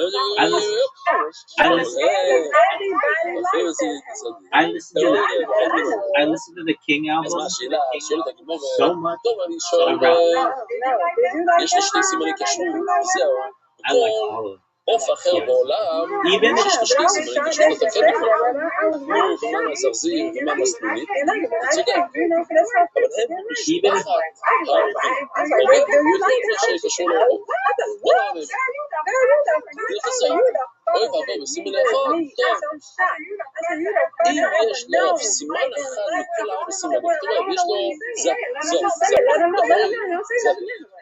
יש לו He doesn't need to say הוא anything. לא That's דורס. all you need to know. זה אחד מהארבע אלה. או שיש לו אצבע מיותרת, זהו, פתרון, אוטומט. אבל לא מוסיפה. יש רק דבר אחד, צריכים לדאוג שני דורס. מה זה דורס? אז כאן פתאום, רש"י כאן אומר אחר מה שאומר אתמול. כאן אומר, דורס, אין לי תכנון. קודם כל, לא הראיתי לישראלים את הדבר הזה, זה דבר מאוד מעניין, שאם אתה לוקח את המילה ציפור, שהתורה קוראת לקשר ציפור, אף פעם לא התורה לא קוראת לציפור לקשר ציפור. תקשיב, ככה, השנייה, בכל מילה, יש לך אצבע, זה פה, Okay, so Big Boy and Andre 3000. Yeah, well, King album. Yeah, absolutely. I just know like every song on that album. At one time, I knew almost every lyric. Probably did know every lyric on it. Used to listen to it with my friends all the time. Got it early. We got some hookup for that album, and that's all we listened to. And even his like songs that are throwaways on that, I really like. I really like that album. I was gonna say, so Outkast. To me, yeah, well, I was gonna say that they're amazing together. I was trying to think of one-hit wonders, and I can't really think of Andre 3000 like a single song that he had. Big Boy had I Like the Way You Move, which I think is a great song, but I didn't really get too much north into that. I certainly wouldn't consider him a one-hit wonder. That was more Big Boy. It was at least on the Big Boy, not Miss Jackson, Roses, of course, Kaya. They at one time were the biggest duo in history, no doubt. נכון אמר שזה לא נכון, צריכים לדעת מה זה פרס ואוזניר, כדי להשתמש בקלעה הזה צריכים להיות נקי, מה זה פרס ואוזניר וגם לדעת את השמות שלהם. Isn't that Rosa Parks? אני לא מכיר אותה. Yeah. לא סובר כאן. I love that song. למה? מה היא כן? מה אתה דואג? אתה לא יודע לדבר הזה. Sorry, he's not really one-hit wonder. I don't like to put him in that category. If they ever watch my stream, we'll listen to all the other songs. These are just songs that are sticking out in my head. But Fabulous, I love Fabulous. And is it Petey Pablo with No Carolina, born and raised up. Take your shirt off. Yes, absolutely. Like a helicopter. Love that song. Yeah. Do you know J-Rock? Yeah, so J-Rock has one of my favorite songs of all time. And it is Hood Don't Love. And I did never really get another J-Rock song. But that song of J-Rock is lit. Love that song. But I'm sure he did other stuff, but it just never made it as mainstream as I would have liked. I'm trying to think of like anybody else בתיאוריה מצוין. I like some female או rappers. ששורד, But זה they're ככה. not. I mean, I יש לנו guess תיאוריה that's מצוין. what it רועם is. I בבלומל, like Cardi B, if you want to consider that a rapper, אבל or a ציפור rapper, דרור, or Megan Thee כן? Stallion, ציפור דרור, or אם אתה, אי אפשר לתפוס אותו, הוא גר בתוך you בתים. know, I פעם like היה לנו כזה Nicki בישיבה Minaj. בתפרח, I ניסו think לתפוס Nicki אותו קשה Minaj, מאוד even though she מאוד hasn't done קשה. anything too much in the לא כמו 2000s, ממנה, the 2020s. זה כמו סיפור, אבל She זה is יותר another, אי she's אפשר. another one. That's the only thing on him. לא, להוציא אותו מהישיבה, הוא נכנס לתוך חלק That כזה. girl got some. איך לתפוס אותו? צורות סמיכות, דברים, הוא לא נתפס כל כך בקלות. הוא גר בתוך בתים, ככה כמו דרום. למה דרום? כי הוא גר בתוך הבית. Back in the day, though, like Mary J. Blige, Eve, Lil Kim, love them up. אז מכל החדשים, בוא נראה לכם, מה זה, יש תהליך. No, I'm not saying that they are. No, I transitioned to female. I know that, but we're talking about one of his. Eve was one of them, but she doesn't have No. None of those people are like none of the females. They're legends. אז באוזן, I also really like Mike.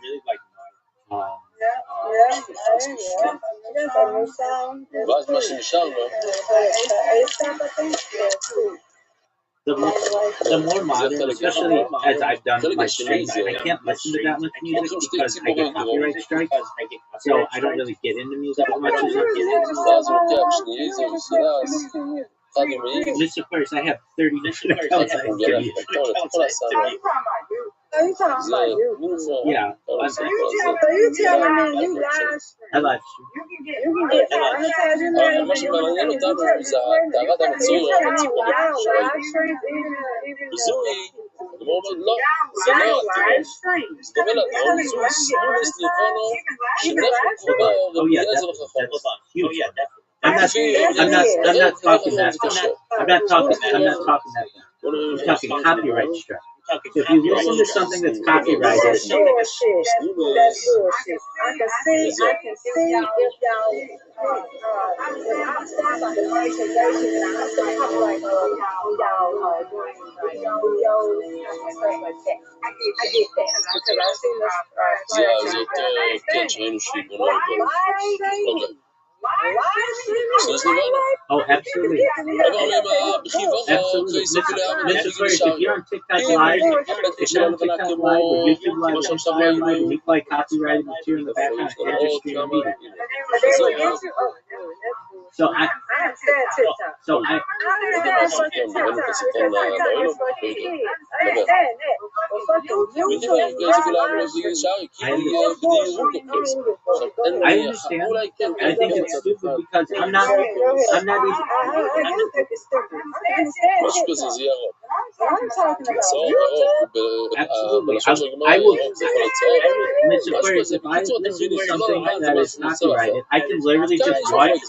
Mr. Aquarius, quit interrupting me. Let me finish my sentence. איך זה גרמני את זה? שאסור. Anyway, go ahead. אז זה משהו I אחר. understand אז because זה you שונה. telling me something. אז זה קצת שונה. They do the same shit מיקרו, on קייסר, video. כולם אמרו בגינס. בצבע הזה ודאי שאסור להשתמש לבצע. נגעי בחיבורו, קייסר, אז בואו נראה פעם. במקרה שלא יראו את זה. I guess because he got kids. It has nothing. It has nothing. Mr. Aquarius, it has nothing to do with kids. Nothing. Zero. It has to do with. But that's bullshit. It has to do with making money. Bullshit. Meaning, if you were to play a song on your end right now because it's coming through my speakers and I'm on YouTube, I will get an email within.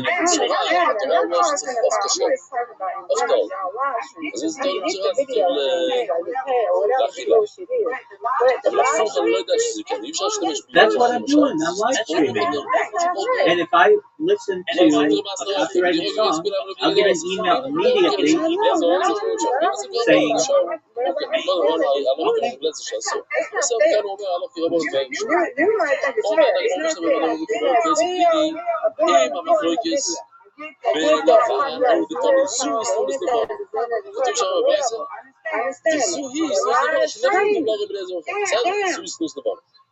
right.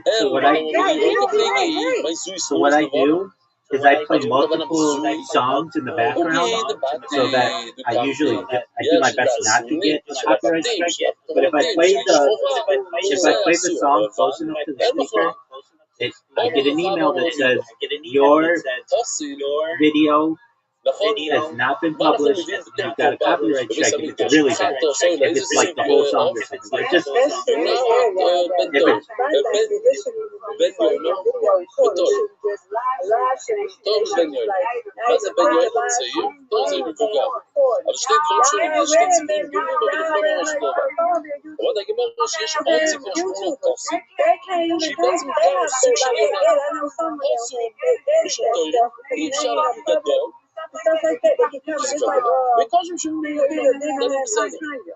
דעתי בתור של עוד סוג של תורים, שם של יוינו, זה מותר להביא אותם בתור גדולים, סוג של תורים, לא כבר סוג של יהודים, סוג של תורים, ואני לא יודע מאיפה אתם, ובצורה של שתי הסוגים של תורים, יש את התורים האלה, החומים, שעושים את הרעשים. תורים, כן, לא, טוב, מה זה טוב? זה סוג של יהודים, יותר קטן על זה. Brandon got his entire account banned because of it. כן, עכשיו אמרתי, בני יונה, בני זה קטנצ'יק, היונים תמיד קטנים, התורים תמיד גדולים. בכל התורה. דעצים הם דברים של רחוב, כשהם של כל סוגרים יום, זה בדיוק הפוך. הסוג הזה שקוראים זה הציפה, התורים של רחוב הם תורים, אז ממילא רק גדולים, פסולים של קטנים. לא זה ברב קטינו, כתוב, כל אויפויס, פסול דף ספר בייס או בייס, מה שעה, עוד 13 דקות, לא זה ממיכה. אבל זה, כשיש אור אדומו,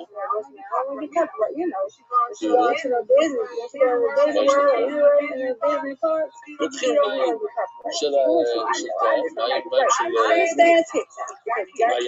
מים, ומכניסים את האפר של החור האדומו, ואז לוקחים את הענפים האלה ומשפריצים. ומזה נמצאים בן אדם חתומה. לא ממש ככה, עשו את זה בדיוק. סתם בשביל המסבר זה אולי. עכשיו, אם ציפור שותה מהמים, אז מה קורה? הוא עושה מזה מלאכה. למה? ואז הוא מסביר, ציפור רגיל שותה, מכניס את הפה שלו, הוא עושה ככה מהראש, וחלק מהמים נופלים לו מהפה. זה לא שואב הבא. יונה מוצצת, היא עושה שוק כזה. ציפור אחרת, מתקומה כפית, ואז נופל לו מים. התפילה הזאת של המים עושה את המלאכה, אתה יודע למה? כי זה כאילו הוא נעשה מלאכה בפה שלו, ואז הוא נותן עוד, הוא לוקח ולכן עוד, מחזיר עוד.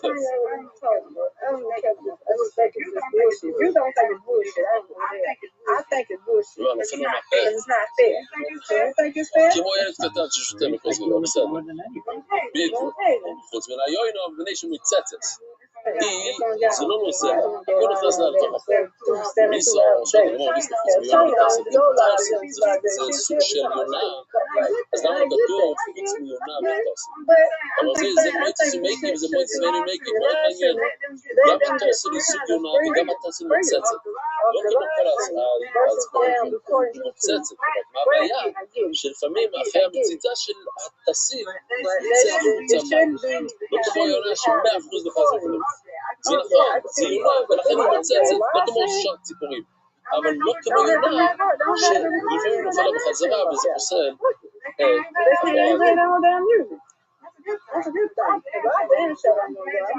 אומר רבי יאלי, שוני, ציוני, שאין לו גם לזמן.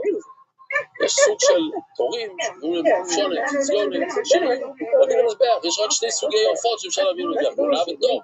הנה הקורשון סוכר, והם הנה חיילים של רחוב, זה מה שאנחנו קוראים תורים של המקום הזכות. לפני, סתם שאלה, פרנץ' פרייז, מה דומה לזה בעברית? לא, שם לבד.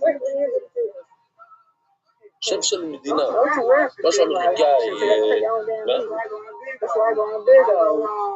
לא, השאלה היא, האם בצרפת אומרים פרנץ' פרייז או לא, אומרים פרייז, מה?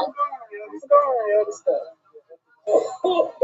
מדבר על סוג אוכל, סוג דבר של שם לבית, של מדינה, של...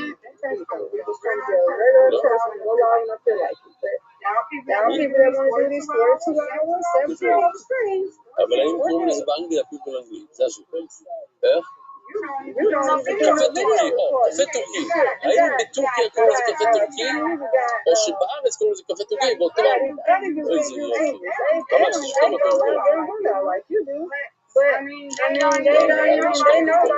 הנה כאן, ממש כאן. אז אומרת הגמרא,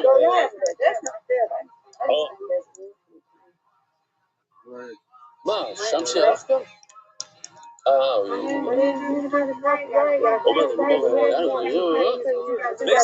באיזוי, כשאתה משתמש באיזוי,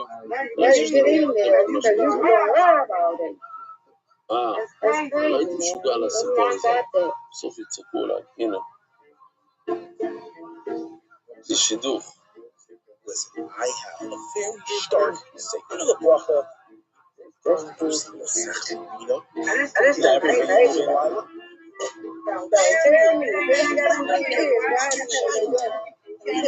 Absolutely, because if you're listening to music on someone's stream, it means that you're not streaming it on Spotify. They want you to listen to it on Spotify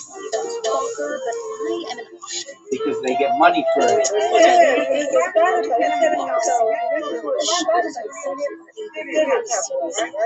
No, okay, so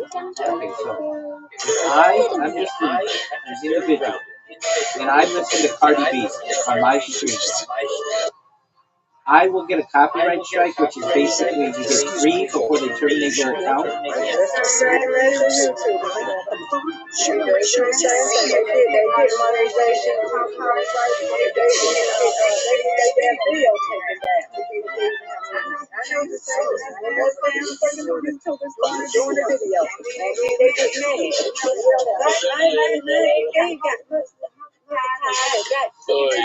בסדר כמה וכמה חסרים טובים, טוב? פעם לא נעשה את זה. אוי, זה בעצם... רגע, אל תעשה לי And Cardi B doesn't make money on my stream. What she does make money on is someone going to Spotify and listening to her song. So her management company tells YouTube, hey, here's the new Cardi B song. If anybody plays this song on a stream, you have to give them a copyright strike and you have to take down their video. And thus, it's difficult for them to...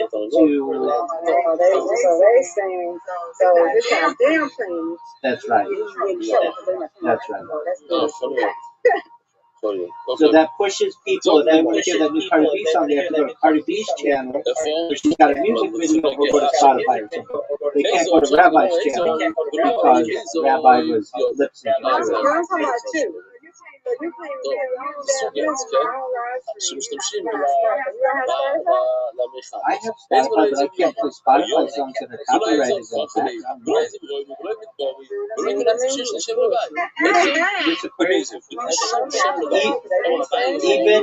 Even people, if Cardi B went live on her YouTube right now, if she listened to her song, Mr. Aquarius, let me finish, please.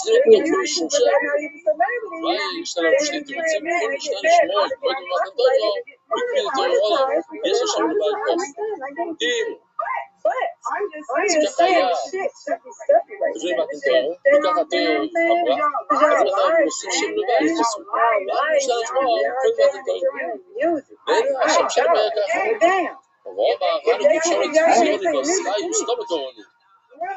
בטורקיה לא קוראים לזה קפה טורקי, קוראים לזה קפה. אז גם כאן, ברחובו לא קוראים לזה תור של רחובו. אז באמת זה מצוין, זה לא שם לבית. אומר רבי יהודה, אני קרוא זה דבי חילפי שוב. החגבים שיש בעקרוא זה, הנה יש לנו כאן איזה סרטון. זה לא שנייה, יש לנו זמן. No, even if the celebrity like Cardi B were to listen to her own song on her own stream, she would get a exactly. מדברים מלכיס, זה לא Right. חומר, זה ודאי. חגים No, האלה you should ודאיים have got איסור, even video. זה שעה זוהי, בדיוק היום, Even doing פגשתי משהו על videos, הראשון שלי, baby. טק כזה, We have seen it, עשיתי brother. ככה, והיה שם איזה חומר, YouTuber. כאילו, הבאתי על הראשון שלי. Sometimes they say they have אמרתי, זה משקע מהחשבון, כי too much when they go to קוראים video. מלכיס על פייסבוק, מלכיס זה בכלל, אני לא יודע מה זה, Because it was copyright. I get what you're saying. Some people לא, think איזה מסלול של הלכי שלנו. again, they should get down because some stuff they do to the music. They're not supposed to do that's not rude. Sorry, I'm So, not I get what you're saying. That is nothing new. But I'm just saying, that shit is not right. Especially in live stream. You should be able to do it. אז קרובי, Where are you getting paid for this? You're not getting paid for doing stuff for free. It's not like people they don't want to play music when they playing games. Exactly. That's I bullshit. agree with you. That's I bullshit. agree with you. Especially that one. If you're not making money off of it, then who cares? I agree with you. If you're not making money off of it, who cares? Right. That's what I'm saying. I get these big YouTubers, they want to get, I don't say getting paid. היה לנו בחור שהיה חייב בשיעור שלנו, הבן של הרופא שלנו, לא לבשור, לא אוהב יהודו, זרות השורי, זה סוג שלו, מותר לאכול את זה, ברדו אוסר, אלא סוג משהו, זה כבר אסור, וסימונף, בר מיני, ברדו זה בר מיני, לא לאכול את זה, ברדו זה כמו ברדו, ספיקו, אוקיי? עומר רב אסי, 8 ספיקי זה, יש 8 עופות של ספיקות, חובר, אני עושה מצווה וחצי, כן? חובר, סובר ברדו,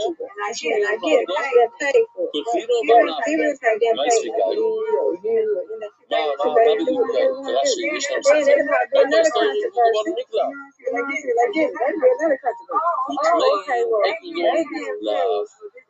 יש לנו את הישראל שכמובן נקלב, אפילו סימן אחד זה מכשיר, לא צריך את 4 סימנים, סימן אחד שכמובן נקלב זה קשה, אבל מה עם סכינו, זה לא נקלב ממש בקלות עם סכינו, האם הרב זה, טוב אז זה הספק, כי זה נקלב ולא נקלב, זה נקלב על ידי סכין, עכשיו תגמור והאם הרב זה היה איזה ארבז, זה היה בין משמעות, ולא היה וגם מכאן כבוד, היה קשה להוריד לו כמובן את הפיפה הזאת שראינו אתמול, בויס ושם שלנו, שם את זה בשמש, כמו בספק של אתמול, הרוב גם חצי זה לה, מקרר, שמתם לב, זה נקלב יפה. וכיוון את הרופי, ואחרי שהוא שם את זה בשמש, זה נקלף יפה. עושים כי רופי, אז זה גם אצלנו, אם זה סכין, אתה יכול להוריד את זה. עושים כי רופי גלוביות, שלא, אתה יכול להוריד את זה מידיים, אבל גם רופי לא מגרמים סכינו. אולי זה לא טוב. אבל הבאי, תרנגול לא דאגנו, אחד משמונה ספיגוס. באינו מרדו. התרנגול של האגם זה גם ספק. תרנגול לא דאגנו, אסירו. תרנגול לא דאגנו, אם זה תרנגול לא, כמו זכר, זה אסור. תרנגול לא, זה מותר. למה? מה אסור מזה? למה זכר מותר, אסור, והנקי לא מותר? אז ברור הפייסבוס, שזה לא תודה, זה לא תוסו. יש שני סוגי עוף שונים, אחד הוא תרנגול של האגם, ואחד זה תרנגול טעם של האגם. מה? אז זה לא תרנגול לתרנגול.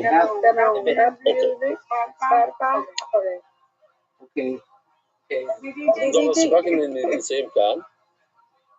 וסימונוף, ולא היה מוינס. שעל דבר שלו כאילו נסחים בלחם, אז רק המויני נסר. למה המויניס לא? למה המויניס לא נסרה לנו? כי רש"י אומר, דרך, Soldier Boy goes on YouTube right now and plays Superman. It's going to end his stream immediately. Well, they must play it on Spotify because that motherfucker's got מה אתה damn אומר? money. מה אפשר? Damn fucking copyright. EJ be live. יפה, הנה. זה בדיוק מה שרש"י אומר, כל היום הוא אומר את הלשון טוב, תוך קשייה של ראש. הייתי אותו מוקדם, אמרתי, מה, זה כבר שמע משהו? אבל הוא לא, הוא עושה כאילו. בכלל לא. זה עוד כלום, אם היית חלק מהשיעור היית עף מכאן, הם רואים אותך עצמם. לא, הפוך, תאמר שאלה, תדע תשובה. נכון תמיד אומרים, מנמיד אותך באמצע השאלה, תדע את התשובה. הנה, זה הפעם שלה שקרה לי בחיים, ניסיתי את זה, וזה וואו. צריך לזכור את הדבר הזה. חבל שאני מצליח. טוב, והבוא ישראל, שלכם ערב טוב, ונעים.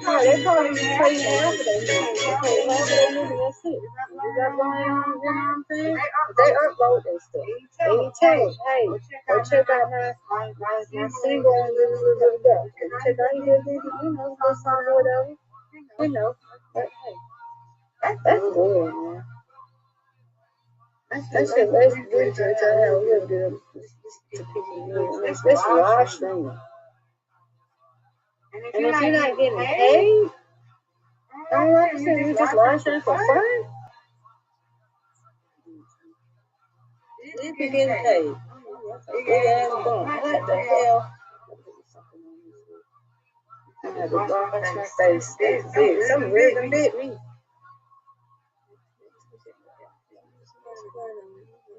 Leave it. It looks like a mosquito in here. I'm not a small hair will cover it. But anyway. Yeah. But it is what it is. So what do you do though? At that point, you don't play music, huh? Or I have to play with other stuff playing over it, or I have to use it.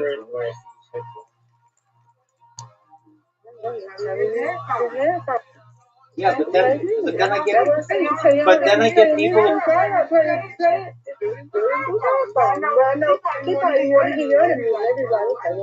No, it's not really that.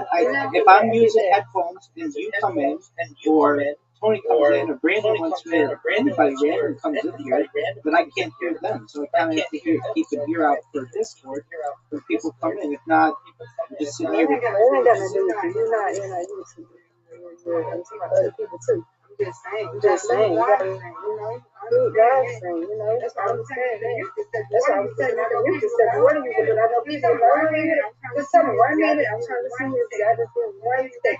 And then if they understand. You want to listen to your music, or you can just pause it and try to come back and listen to music.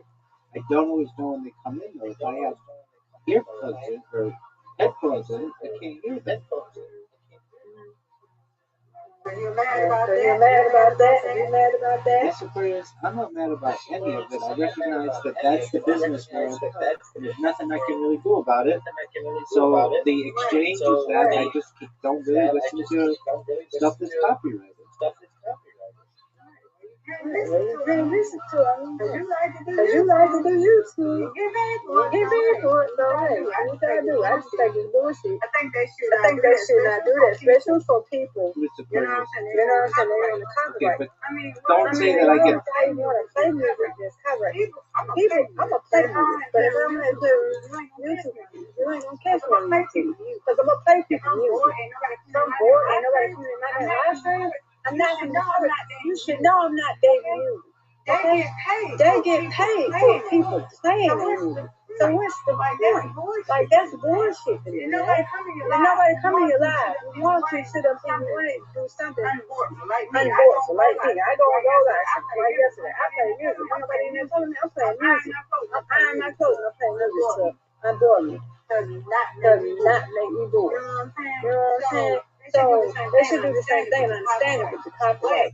But I mean, this bullshit like Spotify. But can they get on Spotify? Okay, they get on Spotify. You still gonna damn copyright the shit because I'm playing on Spotify? That's crazy. I'm lying to you, man. It's gotta be fun.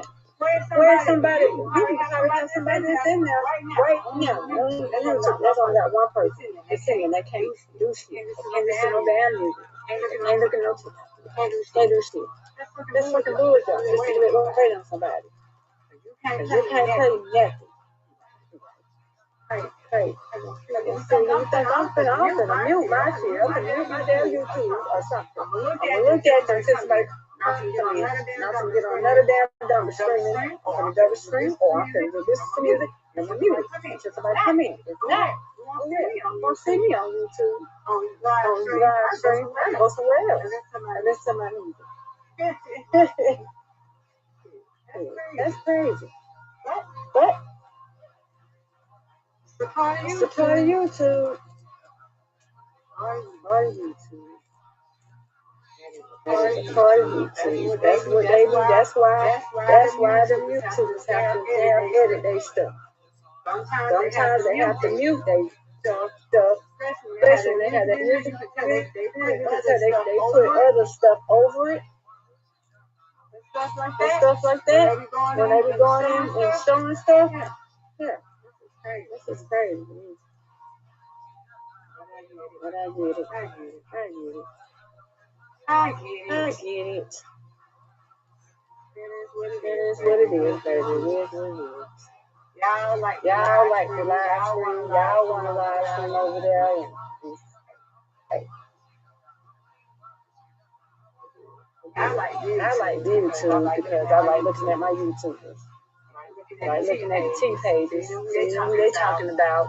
When she retired and all that shit. See, all that. I look at it, I be bored. I look at that stuff, you know. That is what it is. Doing all that live streaming and stuff like that. And, I wanted to be a travel agent. I mean, I traveled with YouTube one time, but yeah. You just have to do what you gotta do. Want to live stream? You gotta obey the rules.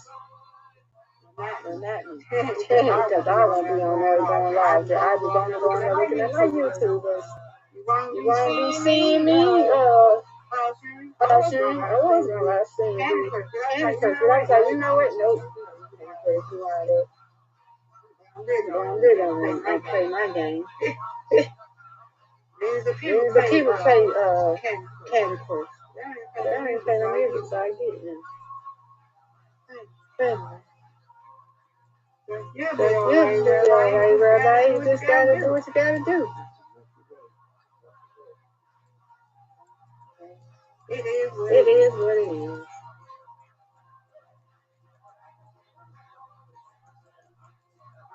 I don't know about all that. It's just bullshit to me.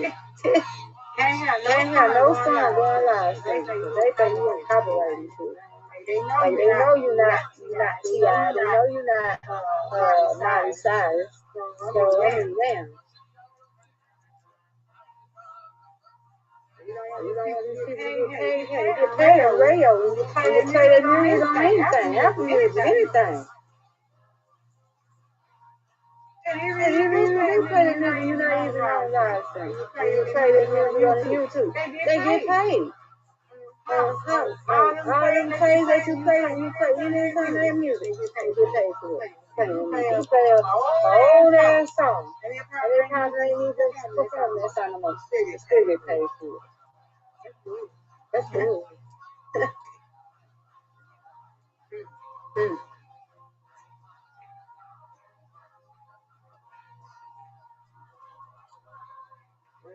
What? You gotta do what you gotta do. You can't even listen to the music because got people coming in. That's great. But that's just a part of live stream. If I do the same thing when I'm going live.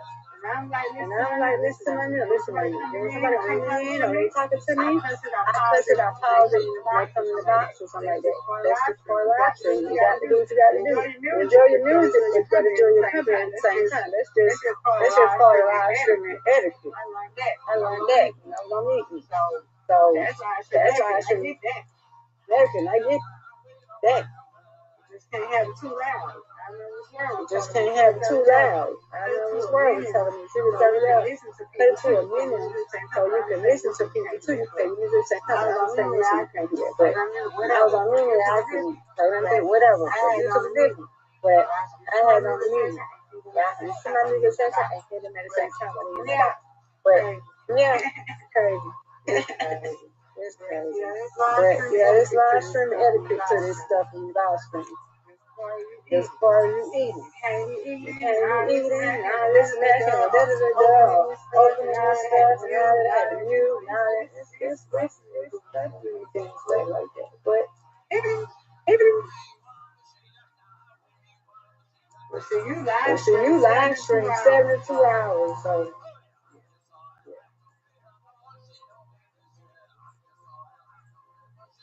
So you telling me you can't even look at TikTok stuff? You can look at TikTok stuff, right? They gonna copyright you down there too. They're gonna take your thing down if you listen to a TikTok with somebody's music on it. That's exactly right. Oh yeah, that's good. Hey, even if they hear it, you just on TikTok. That's not right. That's what I said. YouTube, I love y'all. I just love looking at videos. Go live. You can't even have your own time and just have fun. Unless you don't have, like you don't really have nobody in your live stream. Right? So, you might want to listen to you. You might have somebody else say, oh yeah, I like that. You know what I'm saying? The carry your board until you get a couple.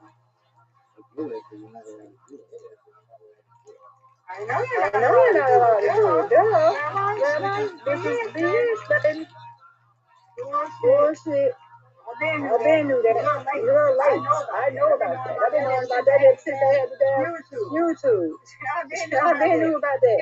People been telling you people been getting in trouble about that. Even the YouTubers been getting in trouble about not being the YouTubers. The YouTubers that I know been getting in trouble about their monetization and getting their shit taken down by this. They don't even have to do music. It could be people just trash talking them or stuff they doing. They're trash talking somebody and they get they shit taken down. They don't even have to be music. It's stuff that ain't supposed to be done on YouTube other than damn copyright music. You know what I'm saying? They ain't even just music. They can talk about somebody and ain't supposed to talk about nobody. They recording that shit get taken down. It ain't about no music all the time. It ain't about music. It's other shit. But I don't think nobody should be trash talking nobody on YouTube.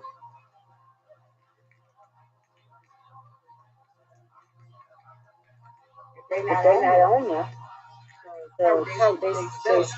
You know what I'm saying? I don't think so.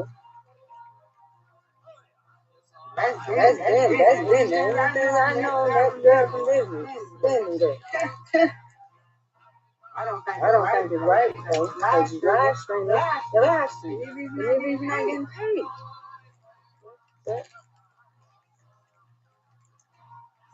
But you can play your music on that other thing, right? If you wasn't even on YouTube, can't you play your music on that other live stream?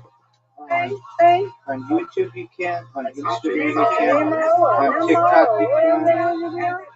Can't you do that? I know you can't. People be playing music all the time on there. On YouTube you can, on TikTok you can. I'm not talking about YouTube, sir. I said, if you're not on YouTube, if you're not on YouTube, that other live stream that you do with that one is with the music, can't you play music on that one? I don't know their rules. Okay. You play music. You don't know their rules. DJing and everything on there.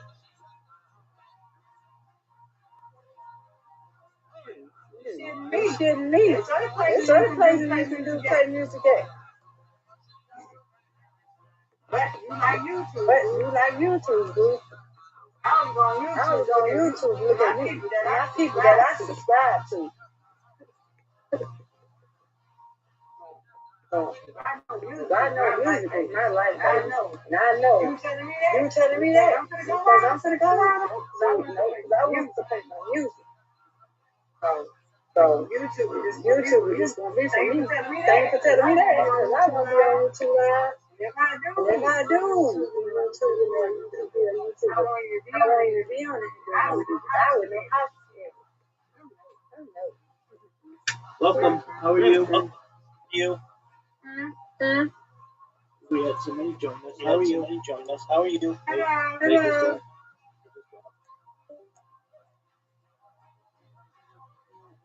I'm done. I'm in Congalap, but hell, I'm gonna have my damn fucking, I'm gonna have my damn say too. I just think it's good. It's crazy, man. And we enjoy the damn music on YouTube. But it's just like, it's a bits and pieces you can cut it out. But I done heard YouTube do the same thing. And it had a little bit, just a little bit of it, and then I cut it out. That's what you do edit. But you can't do that in live stream. Because you can't edit that in live stream. And you have it on record. And then record and have your videos, your actions on your channel. You can't edit it. You can't edit it in live stream. That's correct. You can't edit it until it's done and then it's archived. So you can edit it afterward, but not live. Right. Well, then you can edit it. You don't edit your live stream? That's of course, I spent all day editing. No, absolutely not. Oh. You need to see these YouTubers. They'll cut it out because you can hear some music just a little bit, right? They'll cut it out because they're on, you know what I'm saying? That's the look. It's a little bit. That's it. Like I said, it was a whole lot. Just a little. Even some of these like this girl named Jordan, whatever the ice said, she was on a thing and they was singing with the song. He didn't even do that in copyright because you didn't really get to hear the music and they heard more of them than the music in background. So that's probably what she did. That's right. That's right. That's correct. That's correct. You have to be louder than that. Yeah, you had to sing over the, yeah. But you can still get it. Oh, you do that sometimes. You do that sometimes, right? You do that because I can hear you. Yes, I do. You don't get copyright, do you? Sometimes I do. It's like That's bullshit. These YouTubers I just named. YouTube I just named. They don't, because they all have people that sing it over to them. That's good. That's what I'm saying. So they must be like favoritism. But live stream may be different from actually recording the video. I don't know. Bullshit. I will not be doing no YouTube live stream. Thank you very much for telling me because it will not be doing it. I am a music lover and I'm a person and I know nobody will be in my live stream. I'm going to play some music. Okay? If I have to mute my live stream to listen to my music, that's what I do. If I can't even do that, you're going to tell me that because I'm muting my own live. You ain't got to worry about me live streaming right now. It's bull, man. I'm sorry, Rabbi, for you, boy. I'm sorry for you.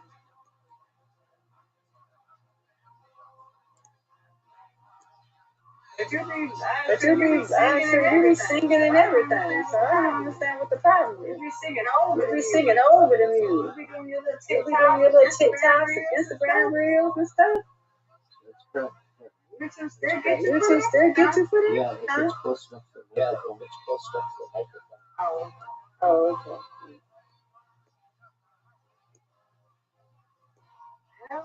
Well, sorry for you, Rabbi. I'm sorry. It's what it is. I've been living with you 5 years. I can't do it. I have to do it. I got to add YouTube because I know how to cut my stuff out. It'll be in the washroom. I'm going to talk to somebody that's different. But I know I ain't alive. I don't want to do it.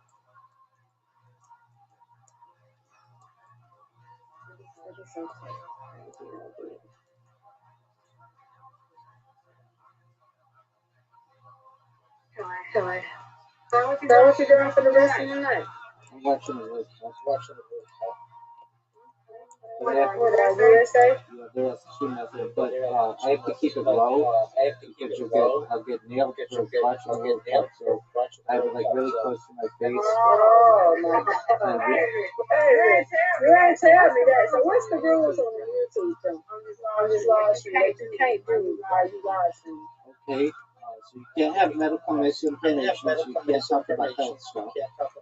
You can't show copyrighted material, which is songs and movies and TV and sports and stuff. You can't show nudity.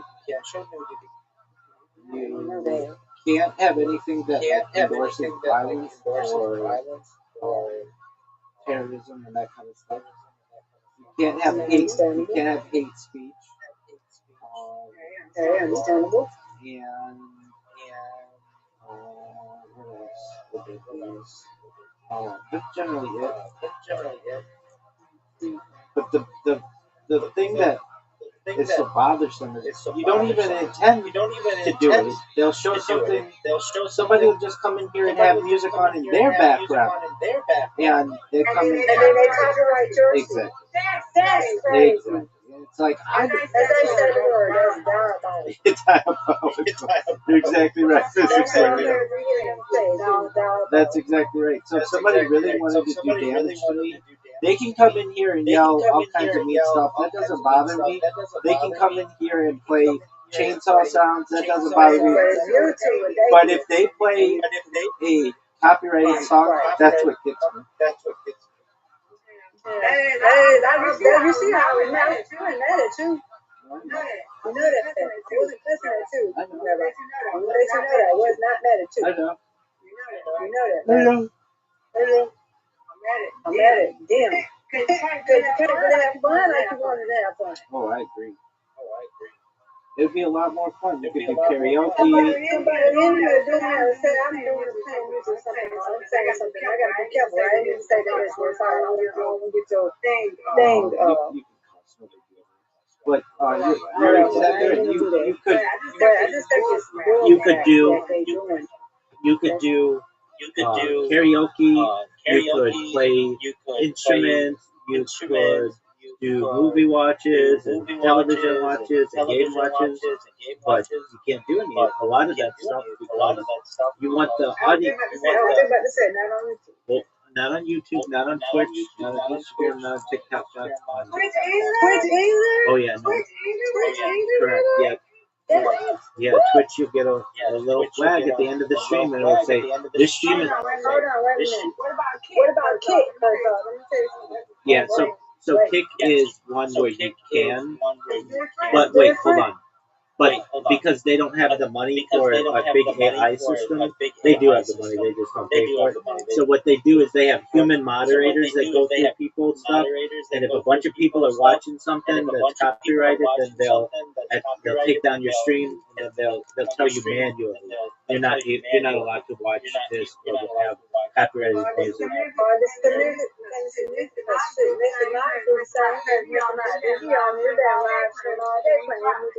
Yeah. So they don't. So yeah, KICK does not have an AI system, but they do have humans, and if they think that you're making money off of the music, they'll take you down.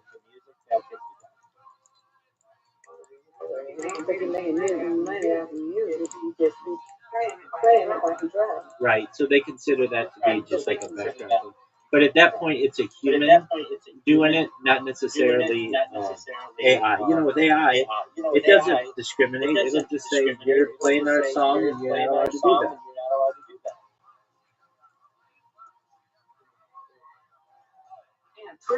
Twitch too? Oh yeah. They're going to do Twitch, and they put a lot of money into that system so that they don't have to have humans do it.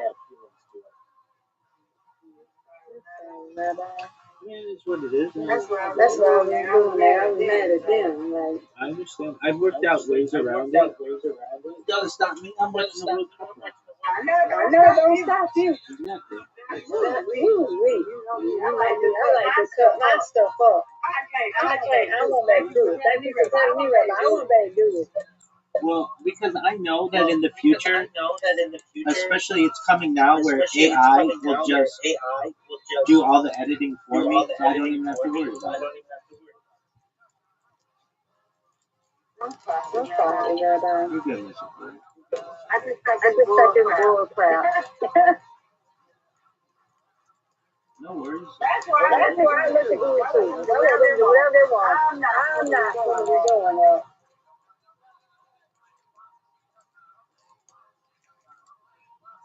But aren't you guys not getting paid for it though, Rabbi? Because you would be pissed. As you go to YouTube, I'll be pissed, man. Just like they could, y'all don't cut my stuff down. Monetize stuff, they take me down. Even if it's like what you were saying, hate speech. Yeah, they be saying something here, take their stuff down because of what they saying. Like, but you shouldn't, like I'm saying, you shouldn't say that about other people, you know. I don't know. Let's do it then, right? I don't agree with you. I don't agree with you. You don't agree with what they're doing? That's not right? Yeah. That's what I'm saying. Ain't that bull crap? That's bull crap. Right? I don't agree with it. Just what it is. Just what it is. It's not a decision that I have any control over. I'm saying, but ain't it bull crap? Yeah, I agree. Yeah, I'm telling you. Well, you know, you've been doing this for 5 years, so yeah, it's good. Right. But I'm glad you told me, because I won't be doing that. I won't be doing that. Well, I feel badly for somebody like Brandon who doesn't know all the politics and doesn't maybe it doesn't all make sense. I mean, I don't know how much he understands or not, but he just wanted to watch baseball. And he's just watching baseball. And boom, they nail him. And not only did they nail him with a copyright strike, they just go and give him 3 copyright strikes and take away his account. And then he says to me, yeah, if you're just showing the game straight up, and it's not just in the background, they just take your account away. I'm saying, if I can do to me next, yeah, but you taking my video down, I didn't get this, I'm saying this. Yeah, I get it. Yeah. But for some, Brad don't even get on there no more, do he? no, he doesn't. And, you know, I wouldn't either. He wanted to, but it's hard for him to.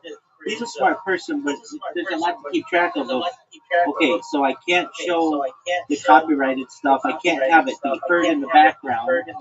And you know, like he lives in a house where sometimes other people in the house have a television on, and even that'll get you nailed just in the background. So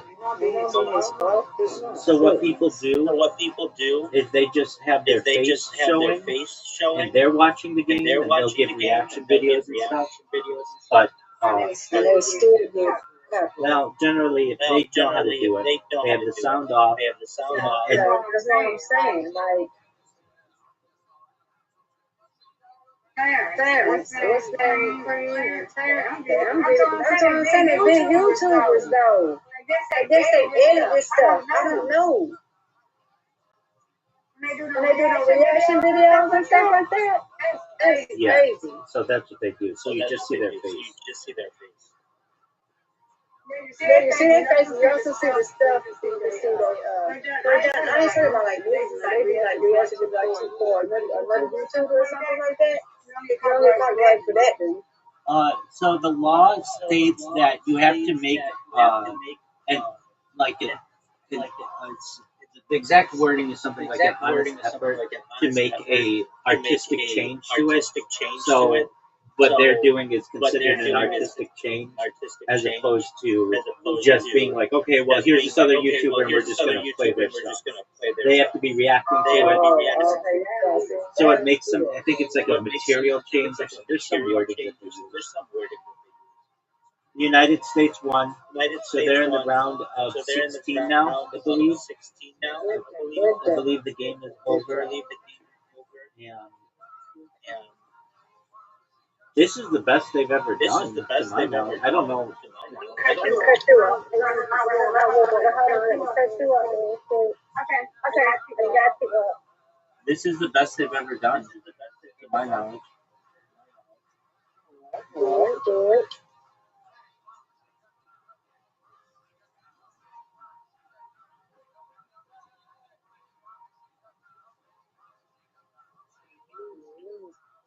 I know, forget that girl, what is it? Clearwater coming to, that's it. Oh, yeah, talk about that. Yeah, here go get USA, now we're in Australia. Keep hurting that. That's crazy. I got to go through that YouTube, I'm sorry. I'm sorry for Brandon. Yeah, I really feel bad for Brandon because I know. That's why I said it's real crap. That's why I'm mad, because it's not fair. I know when he did it, we were just like, I helped him through it. I didn't know what he was showing on his stream.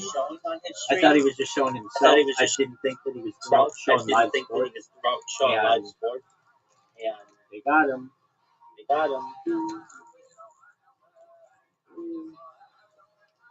And then once they get you, supposedly, I mean, this is, then you're banned for life. You can't ever do it again. So when Brandon is 95 years old, technically he's never supposed to create another YouTube. Oh, you can't create another YouTube. That's correct. Whoa, that's not right. Yeah, that's not right. I need to do something. I need to put everybody can put a strike on that. That's not. I agree. That's not right, man. They got to do something with that live stream separating from that. Especially if you're not a YouTuber. I understand. I get that as a YouTuber. But with the live stream, there should be separation to some of that stuff. I agree. This is how bad it is. You can go in and live stream yourself robbing a bank. The bank, they can find you guilty in a court and send you away for 25 years. 25 years go by, and you're free, but you can't start up a new YouTube account. Meaning. I'm not even talking about robbing. I'm talking about people just not living their life. You're not maybe understand what I'm saying is that we in society give people second chances. We let those people out of jail to rob a bank, but the internet does not give you a second chance, which is ridiculous. Right. What word did you use? It's diabolical. It's absolutely diabolical. Right. Diabolical. Yeah. How the society has changed a lot. Society has changed. Well, and the thing is, if you're a big enough YouTuber, then you have a connection at Google, and if you ever did anything, and it's unfair. And if you ever did anything wrong, then they can, they'll give you your account. But for the little guy, that's not. They got money though, but they got money. They probably did a whole nother. But for us.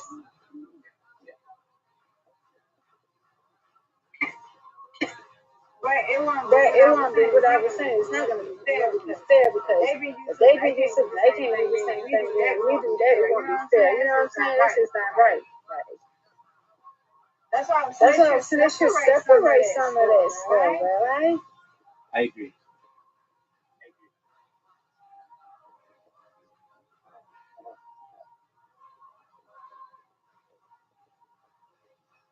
I think that's why some of them be on other stuff, TikTok and stuff like that.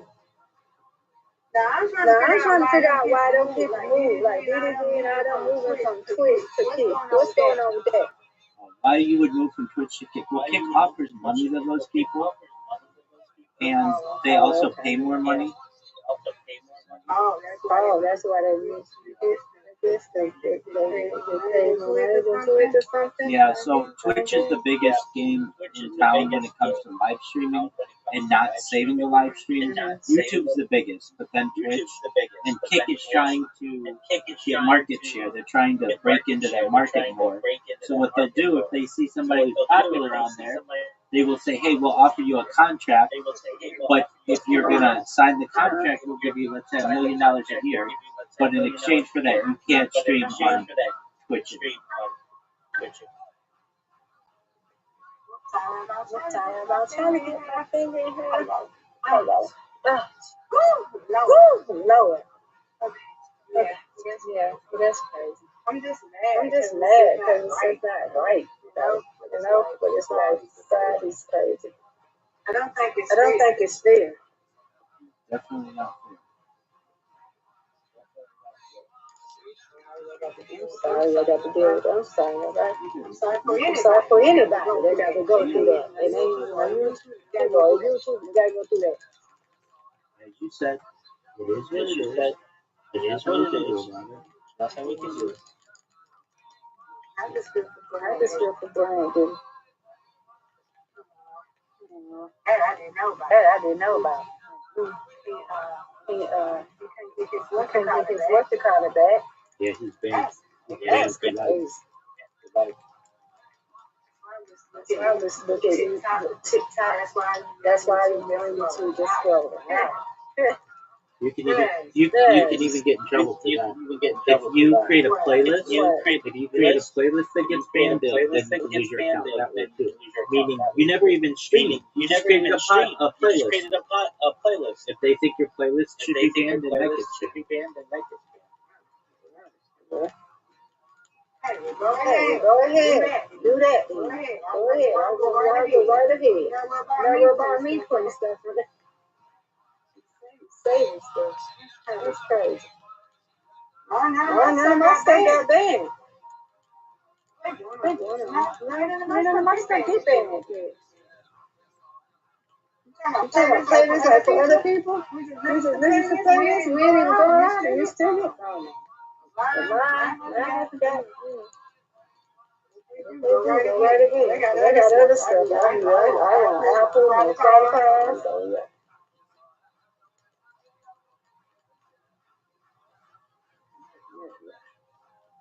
That's crazy.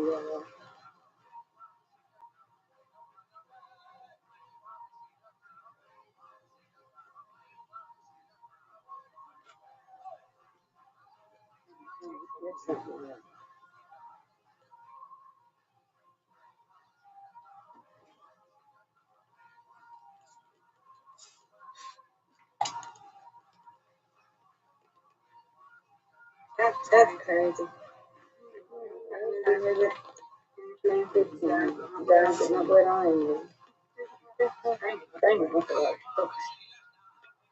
Alright, let me go and get my breakfast. You do what you need to do. Lay down. I talk so much. I know I talk so much. I just want to get my podcast because that is